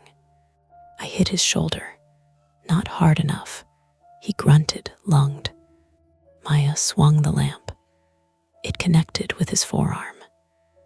He cried out, staggered back, crashed into the coat rack. The cheap hooks tore free, coats raining down. He bolted for the hallway. "Don't chase," Maya said, breathless. Sirens wailed in the distance, far, but coming. Tom hesitated at the door, turned. For a second, I saw something like regret flicker there. Then he ran. The apartment was wrecked. The doorframe splintered. The smoke detector lay in pieces on the floor, its tiny camera dark. We stood there, shaking, listening to our own breathing, until the sirens grew loud enough to swallow everything else. The police came fast this time. Statements again. Evidence bagged. Tom was caught 2 blocks away, hiding behind a dumpster, the camera's SD card in his pocket. Later, hours later, when the adrenaline had burned off and left me hollow, an officer told us what they'd found. Tom had done maintenance work in my building years ago. He'd learned routines, copied keys, planted cameras, used compromised Wi-Fi and my exposed charging habits to slip into my accounts. He fixated, the officer said gently. "You weren't the first, but you were the one who noticed." By dawn, my head pounded and my hands wouldn't stop shaking. Maya's arm was bruising purple where Tom had grabbed her. My shoulder throbbed from the pan's swing. We were alive, safe technically, but when I closed my eyes, I still felt watched, and I knew sleep wouldn't come easy again. The ER waiting room smelled like disinfectant and burnt coffee. It was almost morning, gray light bleeding through the high windows, the night shift winding down with the soft clatter of carts and murmured handoffs. A nurse wrapped Maya's forearm in a compression bandage, efficient and gentle. The bruise had bloomed overnight, deep purple with a sickly yellow edge already forming. "You'll feel it more tomorrow," the nurse said. "Ice today. Ibuprofen if you can tolerate it." Maya nodded, jaw tight. She thanked her, because Maya always thanked people, even when she was rattled. I sat 2 chairs away, my shoulder stiff, a paper cup of water sweating onto the vinyl seat between my knees. Every time the automatic doors slid open, my muscles jumped. I told myself it was just adrenaline wearing off, that it would pass. It didn't, not really. A police officer met us in the hallway afterward. He was younger than I expected, polite, tired. He explained the next steps in a voice that sounded like he'd said the same words 100 times before. Restraining order paperwork, a follow-up with detectives. Digital forensics would take time. Weeks, maybe months. There would be a court date. We might be called to testify. "Your stolen phone hasn't been recovered yet," he said, almost apologetic. "But we seized storage devices. If there's anything else, we'll let you know." Anything else, like more photos, like videos. Maya squeezed my wrist when the officer left. It grounded me in a way I hadn't expected. I realized then how much of the night I'd spent not touching anything, like contact itself might give something away. Back at her apartment, the sun was up enough to make the damage visible. The door frame splintered, the smoke detector missing, wires capped with electrical tape by a building maintenance guy who kept saying Jesus under his breath. Normal repairs, he called them. I called my boss from the kitchen, voice flat, told him I'd need time. He didn't ask questions. I appreciated that and resented it in equal measure. We slept in pieces, 20 minutes here, an hour there. I dreamed of light turning on and off, of angles. By afternoon, the building manager had taped a notice in the lobby about recent security concerns. Neighbors hovered, spoke in lowered voices. Tom's door downstairs was open, empty. The smell of cigarettes lingered anyway. Maya insisted I move my things out that day. Not everything, just enough. We boxed clothes, books, my laptop. Each item felt newly suspicious in my hands, like it might carry something with it if I wasn't careful. Maya labeled boxes in her neat block letters. The normalcy of it almost made me angry. At one point, she stopped and leaned against the counter, eyes closed. "Hey," I said. "I'm fine," she said immediately. Then, after a beat, "I will be." That was the closest she came to admitting how hard it had hit her. My apartment emptied out faster than I expected. When we were done, it echoed. The bed frame bare, the nightstand scarred where my phone had lived. I stood in the doorway, longer than I needed to. "Ben," Maya said gently. "I know," I said. I turned off the lights. I stayed with her for the next 2 weeks. We fell into a quiet routine. Work during the day, long walks in the evening, takeout eaten straight from containers because dishes felt like effort. Sometimes we talked about it, what had happened, what we'd missed. Sometimes we didn't. The detective called once to tell me Tom had confessed. He'd accessed other apartments over the years, planted cameras where he could, watched, escalated when people noticed. There were other victims. Some knew, some didn't.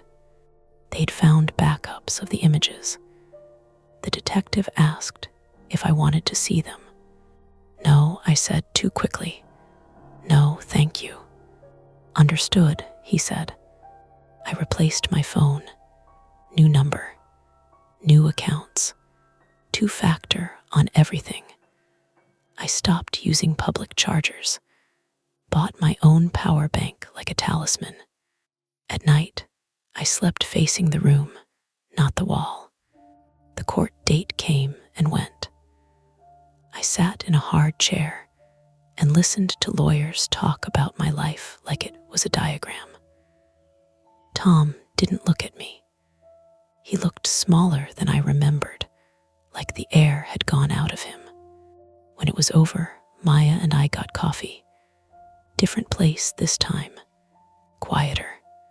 "So," she said, stirring her cup, "what now?" I thought about that, about my old apartment, about the way my body still tightened when a screen lit up unexpectedly. "I don't know," I said. "Normal, I guess. A new version." She nodded. "That tracks." A month later, I moved into a different building across town. Higher floor, better locks. I met my neighbors and learned their names on purpose. Some nights, I wake up at 3-something anyway. No photos, no notifications, just the familiar glow of the clock and my own breathing. I lie there and listen to the building settling, to a car passing far below, to the ordinary sounds of a city that doesn't care what happened to me. Eventually, I sleep again. Mostly. Once, weeks later, I was scrolling through my new phone, deleting screenshots, when I noticed a folder I didn't remember making. Empty. No thumbnails. Just a name I didn't recall typing. Archive. I stared at it for a long moment. Then I deleted it, emptied the trash, restarted the phone. The screen came back clean. I set it face down on the nightstand and turned off the light. The room was quiet, quiet enough to hear my own pulse, steady now, almost normal. The shadows fade for now, but the stories never end. Don't forget to hit like, subscribe to Mia Horror Stories, and join our community of horror lovers. If you're hungry for more, check out the next video. Just remember, the scariest part is often the one you don't see coming. Welcome back to Mia Horror Stories.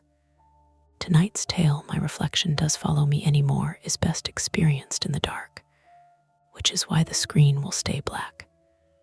No distractions, no flashing images, just you, your imagination, and the story.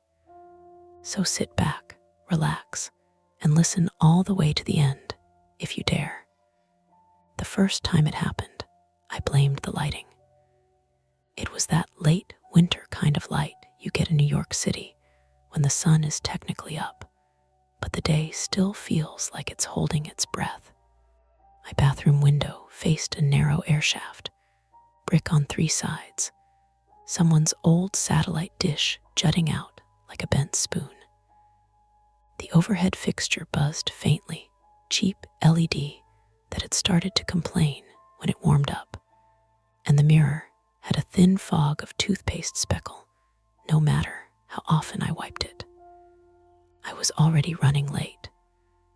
I had the electric toothbrush in my mouth, elbow on the sink, and I was half watching myself, half watching the clock on my phone propped against the soap dispenser. There was a beat where my reflection didn't move, not in a dramatic way, not like it turned its head or smiled when I didn't, just a tiny mismatch, like a lag in a video call. My wrist lifted. I saw my actual wrist lift in my peripheral vision. But in the mirror, the toothbrush hand hesitated, an eyelash of time, then caught up. I froze, toothbrush buzzing against my molars, the sound suddenly too loud in that small room. The kind of loud where you realize the walls are thin, and there are neighbors on the other side, and you've been living alone long enough that you forget other people can hear you. I leaned closer to the glass. My eyes looked normal. Tired, sure. A little red around the rims from too much screen time. The faint crease between my brows that had gotten used to after 30. I lifted my left hand and waggled my fingers. This time it matched. Okay, I said around the toothbrush, which came out as okay, and sounded like I was talking to a dog. I spat, rinsed, and tried to laugh at myself. The faucet rattled when I turned it off, a loose washer I kept telling myself I'd fix. The mirror was old, probably original to the pre-war building, its edges darkened under the glass, where silvering had started to go. I'd noticed that when I moved in a kind of permanent bruise around the perimeter, and I'd thought charming, vintage, like I was in a movie where people wore nice coats and bought bread from corner shops and had problems that were poetic. The laugh didn't really land. It stayed in my throat, half formed. I dried my hands on the towel that always smelled faintly of detergent, and underneath it, something sour, because I kept forgetting to wash it often enough, because I kept thinking I'd have time later. I checked my phone. My meeting with Nina started at 8:45, and she lived 2 avenues over, and the MTA didn't care about my calendar. I grabbed my jacket, patted my pockets for keys, and called, "Milo, you coming?" A muffled thump came from the living room, then a small chirp that could have been a bird if you didn't know Milo. He was a rescue cat with a knack for making any normal sound feel like he was narrating a documentary about himself. I heard his paws skitter on the hardwood like little dry brushes. When I stepped into the hallway, the building smelled like someone's burnt toast and old radiator heat. My neighbor's door across the hall, 5B, was cracked the width of a finger. Lights spilled out, warm and yellow. "Morning," a voice called. I stopped without meaning to. I had learned, in New York, to pretend you didn't hear half the things you heard. People talked to themselves. People argued with imaginary enemies. People sang. But this was normal. A woman's face appeared in the crack. Marion Leach, 62, female. She moved into 5B a month after me and had since appointed herself the hallway's unofficial weather service and package monitor. Her hair was silver and clipped short, her cheeks always a little flushed, like she'd been walking fast even when she hadn't.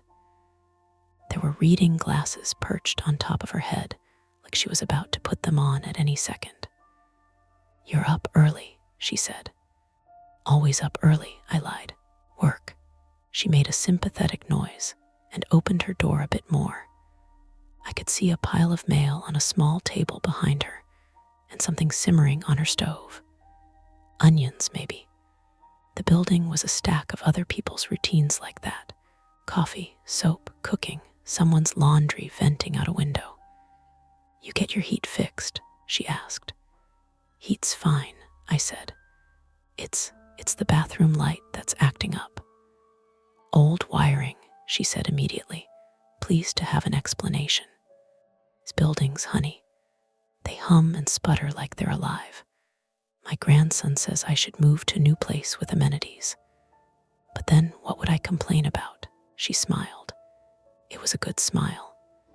A smile that made you feel like you were part of the building's little community, even if you didn't know anyone's last name.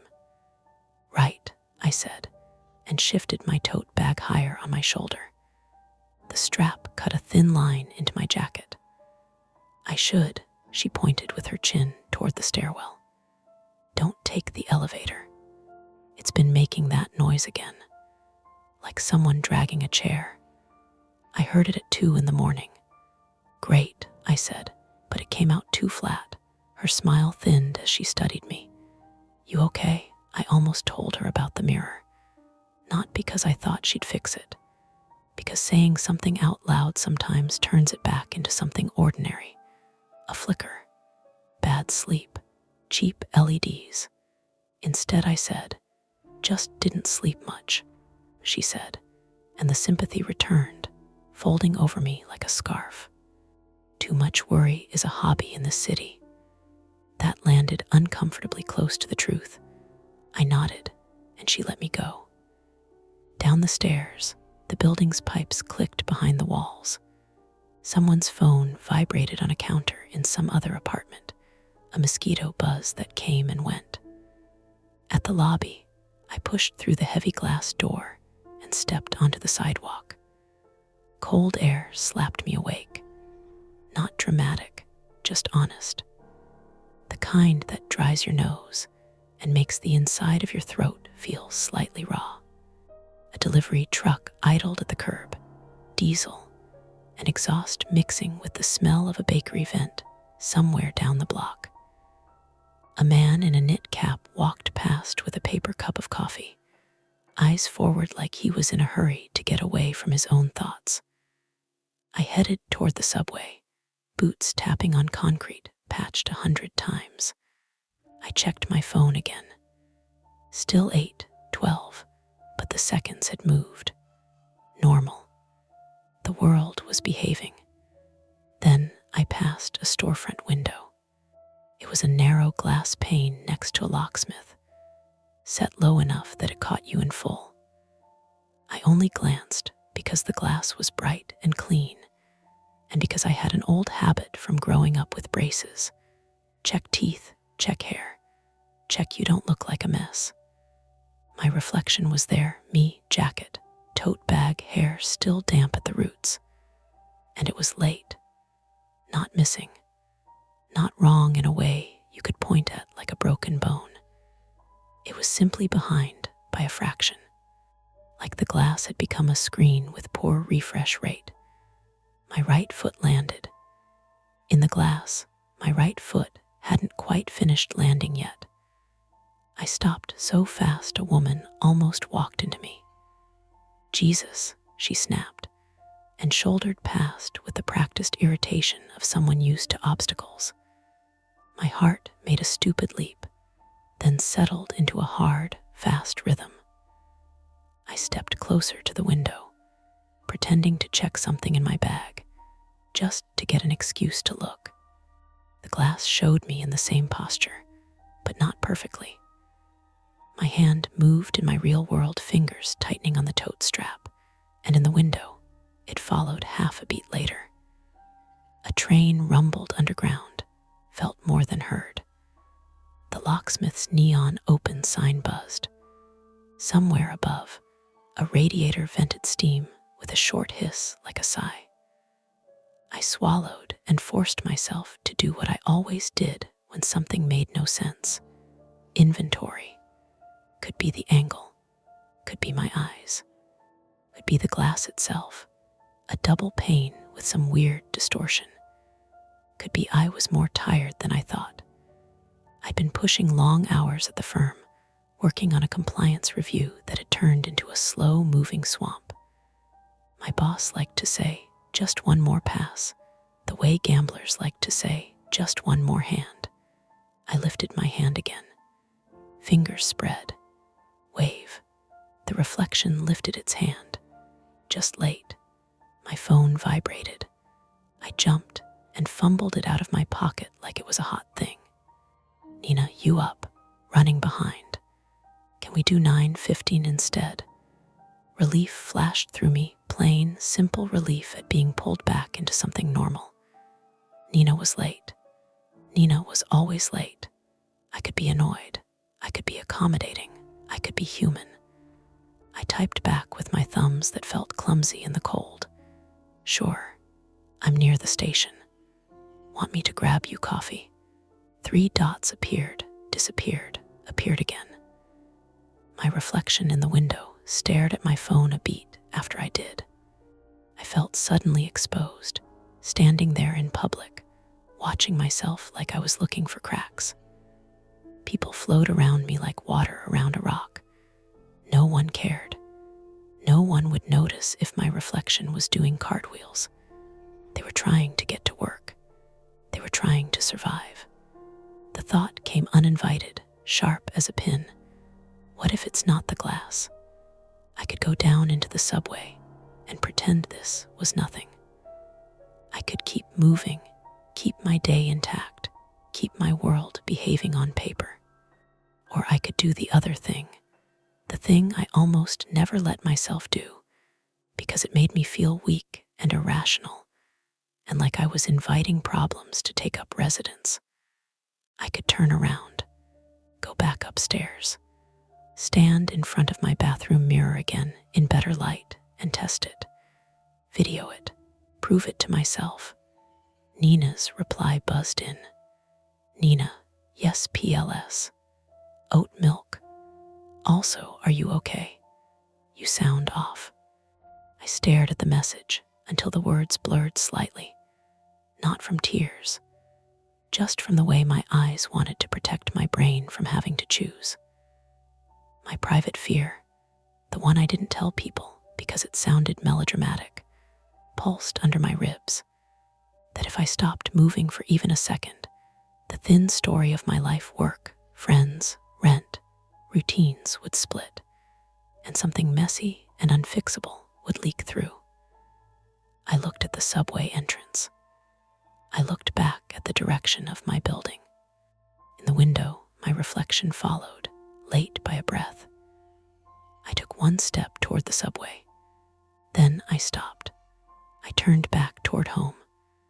I made it back to my building in under 10 minutes, which meant I walked faster than was smart and didn't notice my breathing until it was already shallow and high in my chest. The glass door stuck the way it always did. I shoved harder than necessary, and it swung open with a muted bang that echoed up the stairwell. Inside, the lobby lights flickered once, then steadied. The radiator hissed. Someone's radio murmured behind a door on the first floor news, the rhythm of a voice used to being ignored. I took the stairs 2 at a time. Halfway up to 5, my phone buzzed again. "Nina, you disappear. Went back home. Something weird. Call me." I typed, then immediately regretted the lack of explanation. I hit send anyway. The call came through before I reached my door. "What's wrong?" Nina asked, skipping hello. Her voice grounded me in a way I hadn't realized I needed. Nina had a habit of being late and underprepared, but when something actually mattered, she locked in. She was 31, sharp as a tack, and allergic to nonsense, including her own. I think I stopped with my key halfway to the lock. The hallway light buzzed overhead. I think something's wrong with my mirror. There was a pause, not the dramatic kind, the practical kind where someone decides how much patience to spend. "Okay," she said. "Wrong how?" "It's lagging. Like my reflection is a half second behind." Another pause, longer this time. "You hit your head?" she asked. "No." "Are you sick?" "No." "Did you sleep?" "Not much." "Are you standing right now?" I leaned my forehead briefly against my door, the cool wood seeping into my skin. "Yes." "Sit down." "I'm outside my apartment." "Go inside." "Sit." "If you feel dizzy, call 911. "I don't feel dizzy." "You sound like you do." I unlocked the door and stepped into my apartment. Milo wove around my ankles, meowing like he'd been abandoned for days instead of 40 minutes. "I'm inside," I said. "I'm fine." "Do you smell anything weird?" Nina asked. "Gas, chemicals, burning." I paused, inhaled deliberately. Coffee grounds, cat food, the faint mildew note from the bathroom I kept meaning to bleach. "No." "Okay," she said, and I could hear her moving now, keys, maybe, or shoes. "I'm coming over." "You don't have to. I'm already late." "I can be late in your apartment as easily as a cafe." I didn't argue. That was another private flaw of mine, relief disguised as independence. I hung up and dropped my bag on the chair. The bathroom was at the end of the short hall. The door was open. The light was off. I stood in the living room and looked at the dark rectangle of it, suddenly aware of how quiet my place was. Not ominous quiet, just the ordinary hush of an apartment sealed up against winter, broken by Milo's purring and the distant city hum that filtered through the windows. "Okay," I said to no one. "We're doing this like an adult." I turned on the bathroom light. The mirror greeted me with my own face, slightly washed out under the LED glare. I stepped closer, heart steady enough. I lifted my hand. This time, the lag was obvious, not dramatic, still not a horror movie thing, but undeniable in the way of a dropped stitch. You can't unsee once you've spotted it. My fingers rose. In the mirror, they followed just a fraction later, enough that my brain tripped over it. "Oh," I said. It came out small. I tested again. Faster, slower. I tilted my head. The reflection tracked me, obedient but delayed. "Jesus," I muttered. I grabbed my phone and switched to video. The camera app opened without fuss. I aimed it at the mirror and hit record, narrating like a lawyer documenting a scene. "Okay," I said. "It's 8:34 a.m. Tuesday, this is my bathroom mirror. I lifted my hand into frame and waved. On the screen, the delay was there too, but worse. The phone camera added its own fraction of processing lag, stacking it on top of whatever the mirror was doing. The effect made my stomach tighten. I stopped recording and scrubbed back. Watched again. It wasn't subtle anymore. Great, I whispered. That's great. A knock sounded at the door. I jumped, nearly dropping the phone. Nina came in with a blast of cold air and a paper bag tucked under her arm. She had her hair in a low knot and wore the same coat she always did, the lining frayed at the cuffs. Her eyes went immediately to my face. "Show me," she said. I led her down the hall without ceremony. She leaned over the sink, squinting at the mirror like it was a trick image. "Do it again." I lifted my hand. Nina's mouth tightened. "Huh, right. Okay," she said slowly. "First thought, this mirror is garbage. It's been fine for 2 years. Everything is fine until it's not." She reached out and tapped the glass with her knuckle. It made a dull, thick sound. "Is it loose?" She tugged at the edge. It didn't budge. "Could be the light flicker messing with your perception," she went on, already in problem-solving mode. "Or your eyes. Or my eyes wouldn't affect the phone video," I said. She didn't like that. I saw it in the way her jaw set. "Okay," she said. "Let's test another mirror." We went into the bedroom. The closet door had a full-length mirror attached, newer, cleaner. Nina stood beside me this time, watching both me and the glass. I moved. The lag was there too. Nina exhaled through her nose. "Okay, that's not ideal. What if it's me?" I asked before I could stop myself. "Like neurological." She turned to me fully then. "Hey, no spiraling." "I'm not spiraling. You're cataloging your own failure modes," she said, "which is spiraling adjacent." I laughed, a short, brittle sound. "I don't have time for this." "There it is," she said quietly. My phone buzzed on the bed. "Unknown number," I frowned. "I don't answer those." "Answer it," Nina said. "If it's spam, hang up." I answered on speaker. "Hello," static, then a voice, male, calm, professional in the way that always makes you listen. "Is this Alex?" he asked. My stomach dropped at the sound of my name. I hadn't given it to Nina yet, hadn't given it to anyone that morning. "Yes," I said. "Who is this?" "This is Officer Daniel Ruiz with the NYPD," he said. "I'm calling regarding a report from a local business." Nina's eyes snapped to mine. "What kind of report?" I asked. "A locksmith on your block has exterior security cameras," Ruiz said. "This morning, their system flagged a discrepancy. A time-stamp mismatch involving you." I sat down hard on the edge of the bed. "A mismatch how?" Nina asked, leaning toward the phone. Ruiz paused. "According to the footage, there's a delay between your physical movements and your reflection in the storefront glass. The owner thought the camera was malfunctioning, but it appears consistent across multiple angles. The room felt suddenly too small." "Why are you calling me?" I asked. "Because the same camera also shows someone else," Ruiz said. "Someone moving where your reflection should be. It's probably a glitch. But we'd like you to come down to the precinct to take a look." Nina stared at me, her expression gone very still. "And," Ruiz added, "because that footage was from 30 minutes ago and our system just updated. There's new footage from 5 minutes ago." My throat went dry. "From where?" "From your building's lobby camera," he said, "which suggests this is time sensitive." I looked at the mirror across the room. My reflection sat on the bed with me. It didn't blink when I did. We took the stairs down together, fast, but not running, the way people do when they're trying not to draw attention. My building's stairwell curved tight. the paint on the walls layered thick from decades of touch-ups.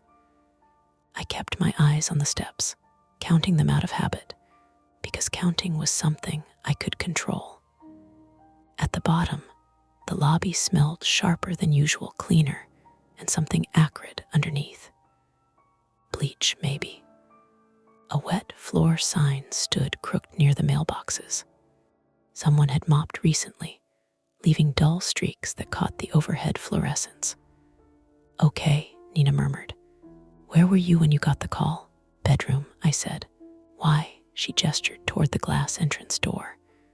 "Because if there's new footage from 5 minutes ago, it's probably from here." I didn't want to look at the glass. That felt childish, but it was true.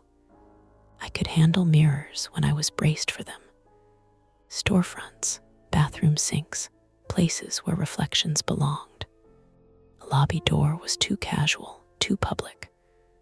Officer Ruiz was already there.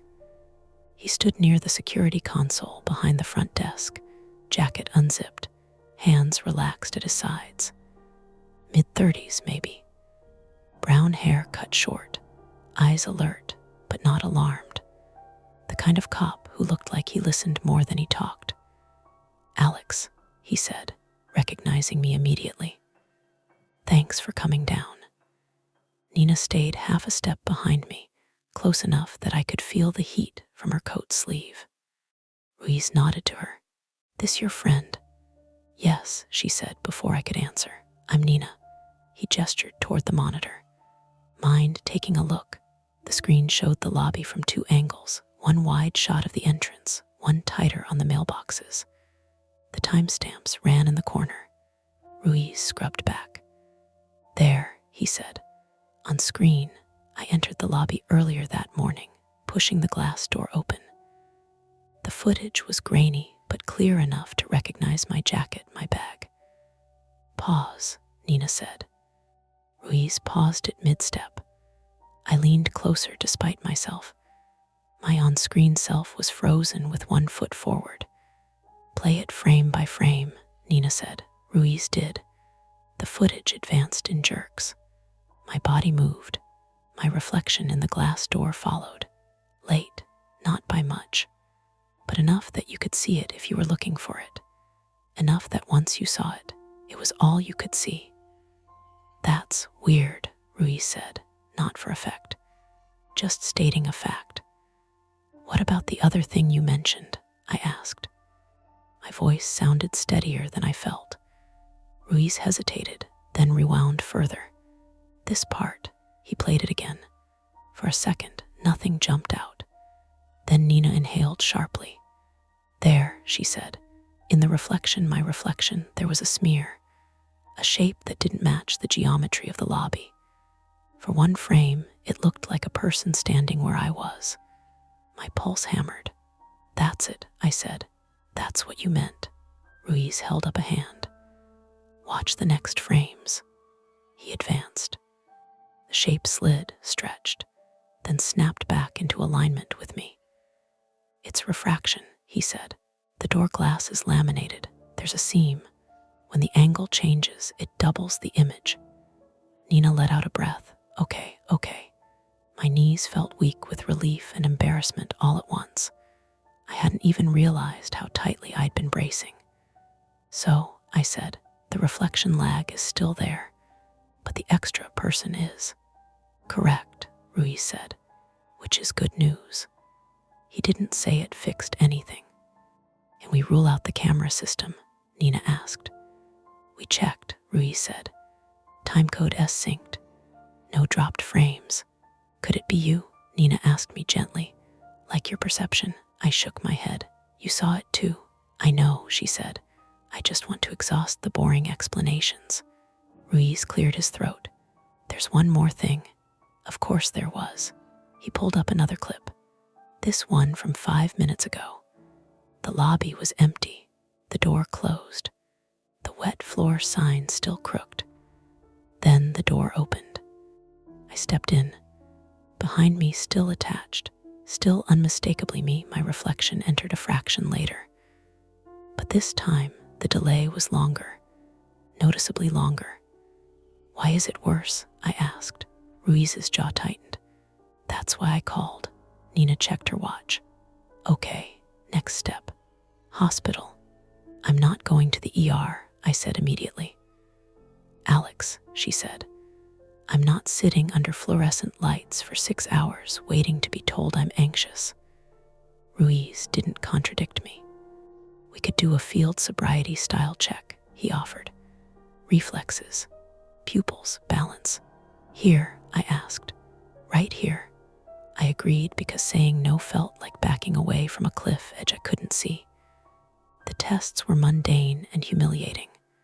Follow the pen with your eyes. Touch your nose. Walk heel to toe across the lobby tiles, which were uneven enough to trip anyone. I passed. Vitals are fine, Ruiz said. No slurred speech. No disorientation. So now what? I asked. He glanced at the glass door again. We need more data. Different surfaces. Different lighting. Nina's eyes lit with a terrible idea. The subway. My stomach dropped. No, Alex, she said. It's wall-to-wall reflective surfaces. Stainless steel, windows, turnstiles, and cameras everywhere. And crowds, I said, and delays. That's the point. Ruiz hesitated. I can escort you partway. Keep things calm.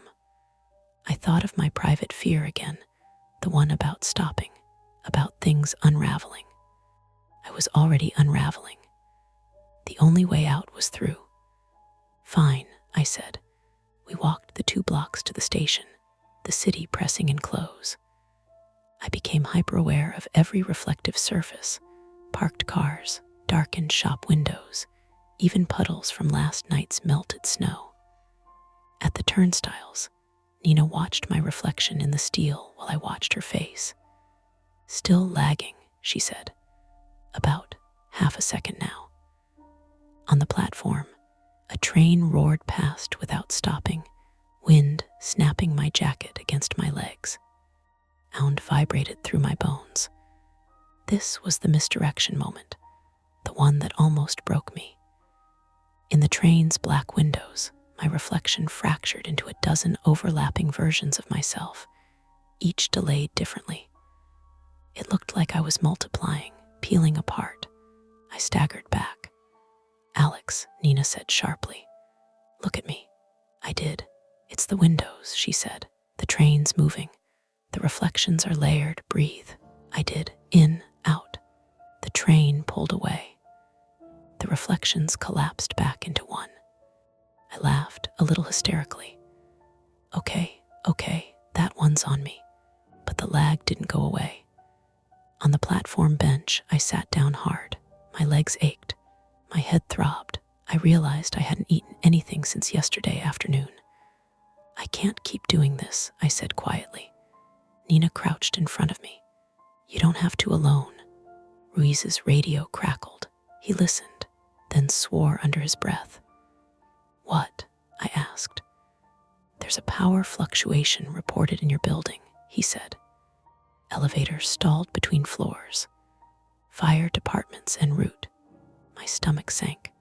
Marion, he nodded. She was last seen entering the elevator this morning. A choice slammed into place, heavy and final. If I went back to my building now, into a stalled elevator, into enclosed metal and mirrored walls, there would be no pretending this was academic.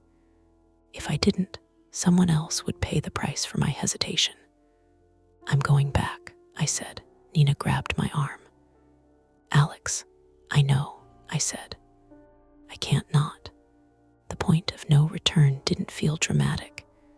It felt like stepping off a curb without looking. The fire truck was already there when we got back, red lights stuttering against the brick like a bad pulse. Yellow tape cut the lobby in half. The smell of ozone hung in the air, sharp and metallic, layered over the bleach from earlier. Which floor? Ruiz asked a firefighter. Between 4 and 5, the firefighter said. Cars dead. Emergency lights only. My chest tightened. 4 and 5. Marion's floor. I'm going up, I said. Nina grabbed my sleeve. Alex, I know, I said, I know, but she talked to me this morning. Ruiz looked between us, then nodded once. Stairs only. Don't touch anything you don't have to. The stairwell felt narrower than it had an hour ago. The paint flakes caught at my palms as I used the railing to pull myself faster. Somewhere above, metal groaned, a long, tired sound. We reached the 4th floor landing. The elevator doors there were closed, but the seam between them glowed faintly with emergency light. Marion, I called a beat then. I'm here, her voice was steady. Too steady. I'm okay, she added quickly, like she knew what I'd hear in the pause. We're here, Nina said. Fire department's working on it. They keep telling me that, Marion said. I believe them. The firefighters pried the outer doors open enough to see the car stuck a few feet above the landing. The inner car door was closed. Through the narrow gap, I could see the elevator's interior wall brushed steel, scuffed with decades of rings and keys. A mirror. My reflection stared back at me from it. Late. The lag had stretched into something obscene. I lifted my hand and counted under my breath 1, 2 before the reflection followed. It was like watching a thought arrive after the feeling had already passed. Alex, Nina said softly. Don't. I have to, I said. My voice sounded like it belonged to someone else. A firefighter leaned toward the gap. Ma'am, we're going to open the car door manually. It may take a minute. I'm not panicking, Marion said. I just don't like not knowing what's happening. I swallowed. Marion, I said, keeping my eyes on her, not the mirror. Can you hear me? Yes. Don't look at the walls, I said. Just look at me, okay. There was a pause, then, quietly, all right. The firefighter started cranking the manual release. Metal protested. The car shuddered. My reflection moved. Not wrong, not monstrous, just off. When I leaned forward, it didn't lean, it watched.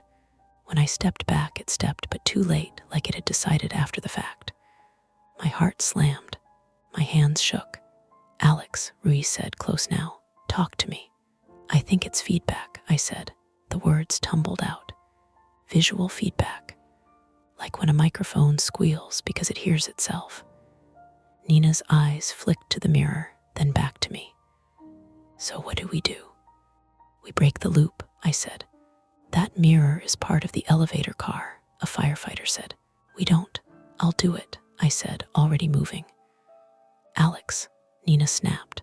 I didn't answer. I grabbed the fire extinguisher off the wall with both hands. It was heavier than I expected. My wrists screamed. Ma'am, the firefighter warned. I'm sorry, I said to no one in particular, and swung. The glass didn't shatter cleanly. Spiderwebbed with a gunshot crack, then collapsed inward in chunks, raining down with a sound like hail on a tin roof. Shards skittered across the car floor. The reflection vanished. So did my balance. I pitched forward, foot slipping on the landing edge. Hands grabbed me, Ruiz, Nina, someone else, and hauled me back as my shins slammed into the metal doorframe. Pain flared hot and immediate. Inside the car, Marion gasped. Oh my. Ma'am, stay back, the firefighter said, firm. We're almost there. The car lurched, then dropped an inch with a stomach-turning thud. The inner door finally peeled open. Marion stepped out slowly, clutching her purse like it was a life raft. Her eyes went to the broken mirror, the glass on the floor. What on earth, she said. You're safe, Nina said, guiding her away. That's what matters. I slid down the wall and sat, shaking. My leg throbbed. Blood seeped through my jeans in a dark bloom. Ruiz crouched in front of me. Stay with me. I am, I said, though my teeth chattered. Is it? I glanced toward the car. The broken mirror reflected nothing, just jagged light. The firefighters finished securing the elevator. Someone wrapped my leg. Someone else pressed a paper cup of water into my hands. The adrenaline drained, leaving me hollowed out. They took Marion downstairs. She squeezed my shoulder as she passed. "Thank you," she said, eyes shining. "I don't know what you did, but thank you." I nodded, unable to speak. Later time blurred, then reassembled. They put me in the back of an ambulance. Not lights and sirens, just careful. Nina rode with me, her knee bouncing, fingers tight around mine. In the ambulance's small mirrored cabinet, my reflection moved when I did. On time, I laughed, then hissed when it pulled at my leg. The sound came out broken. "You okay?" Nina asked. "I think so," I said. "I think it stopped." She watched me, searching. At what cost? I looked down at my leg. At the dried blood. At the tremor I couldn't quite control. "I don't know yet," I said honestly. The doors closed. The city noise dulled. The ride began. In the metal surface above me, my reflection followed, faithful now, but changed. We both were. The hospital stitched me up and sent me home with instructions printed in gray ink that smelled faintly of toner and disinfectant. 12 stitches along the shin. No fracture. Avoid strenuous activity, the resident said. Like that was a reasonable request. He asked me how I fell. I told him I slipped during a rescue. That was true enough. He didn't ask what I'd rescued. Nina stayed until they discharged me, then walked me back to my apartment. Slow because of my leg, slower because neither of us wanted to say goodbye yet. The building looked the same from the outside: brick, tired cornices, a banner advertising a yoga studio 2 blocks down. But inside it felt rearranged, like furniture moved an inch to the left. The elevator was taped off. A handwritten sign said "out of service," PARTSON order. Someone had drawn a sad face in the corner. Marion's door was open. She sat at her small table with a cup of tea, wrapped in a cardigan that looked older than me. When she saw us, she stood, then thought better of it and waved. "They told me to take it easy," she said, as if apologizing for being alive. "Imagine that." "You okay?" Nina asked. Marion nodded, a little shaken. "But my grandson's coming by tonight." She looked at me, then away. "I keep thinking about that sound the glass made." I did too. The crack that wasn't a shatter, the way the mirror had given up all at once. "I'm sorry about your elevator," I said. She patted my hand. "It's just a thing. You did a brave thing." Then, more quietly, "You should get some rest." Back upstairs, my apartment smelled like cat food and the lemon cleaner Nina favored. She set my pain meds on the counter in a careful line, like an offering. Milo inspected my bandage with suspicion and then settled on my chest, heavy and warm. The first night, I didn't sleep much. That wasn't new. What was new was the way I kept the bathroom door open, the light on, so the mirror couldn't surprise me. When I finally did get up to pee at 3 in the morning, I moved slowly, testing each motion like a swimmer entering cold water. The mirror followed me. On time, I lifted my hand. It lifted with me. I blinked. It blinked back. The LED still buzzed faintly. The silvering was still dark at the edges. Everything was ordinary in the way of objects that had always been slightly wrong, but never dangerous. I filmed it again. The phone showed what my eyes saw. No lag. I sent the video to Nina with a single word: normal. She replied with a heart, and then, 10 minutes later, get sleep. The legal part came next. Officer Ruiz called to take a statement. He asked me to walk him through the morning again, slow this time. He asked what I'd noticed first, where I'd been standing, whether I'd felt dizzy or confused. "Just tired," I said. He made a sound that wasn't agreement. The locksmith's cameras are being recalibrated.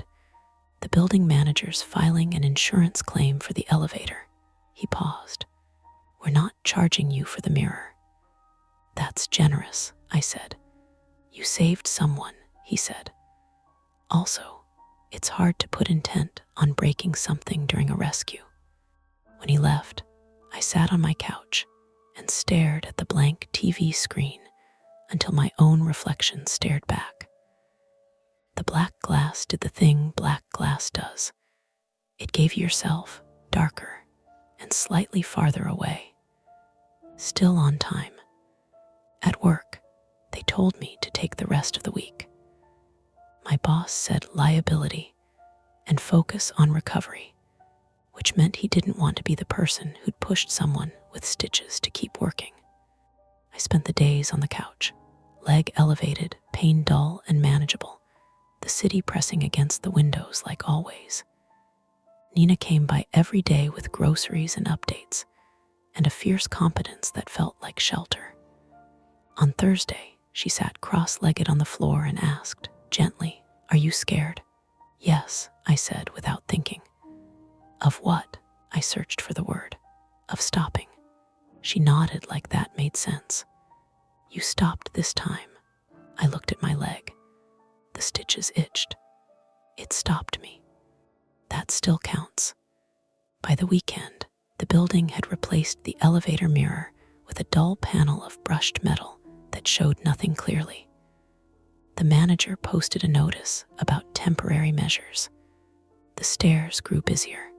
People complained. Life adjusted. I tested myself the way people do when they've been rattled. Store windows, car doors, the dark screen of my phone.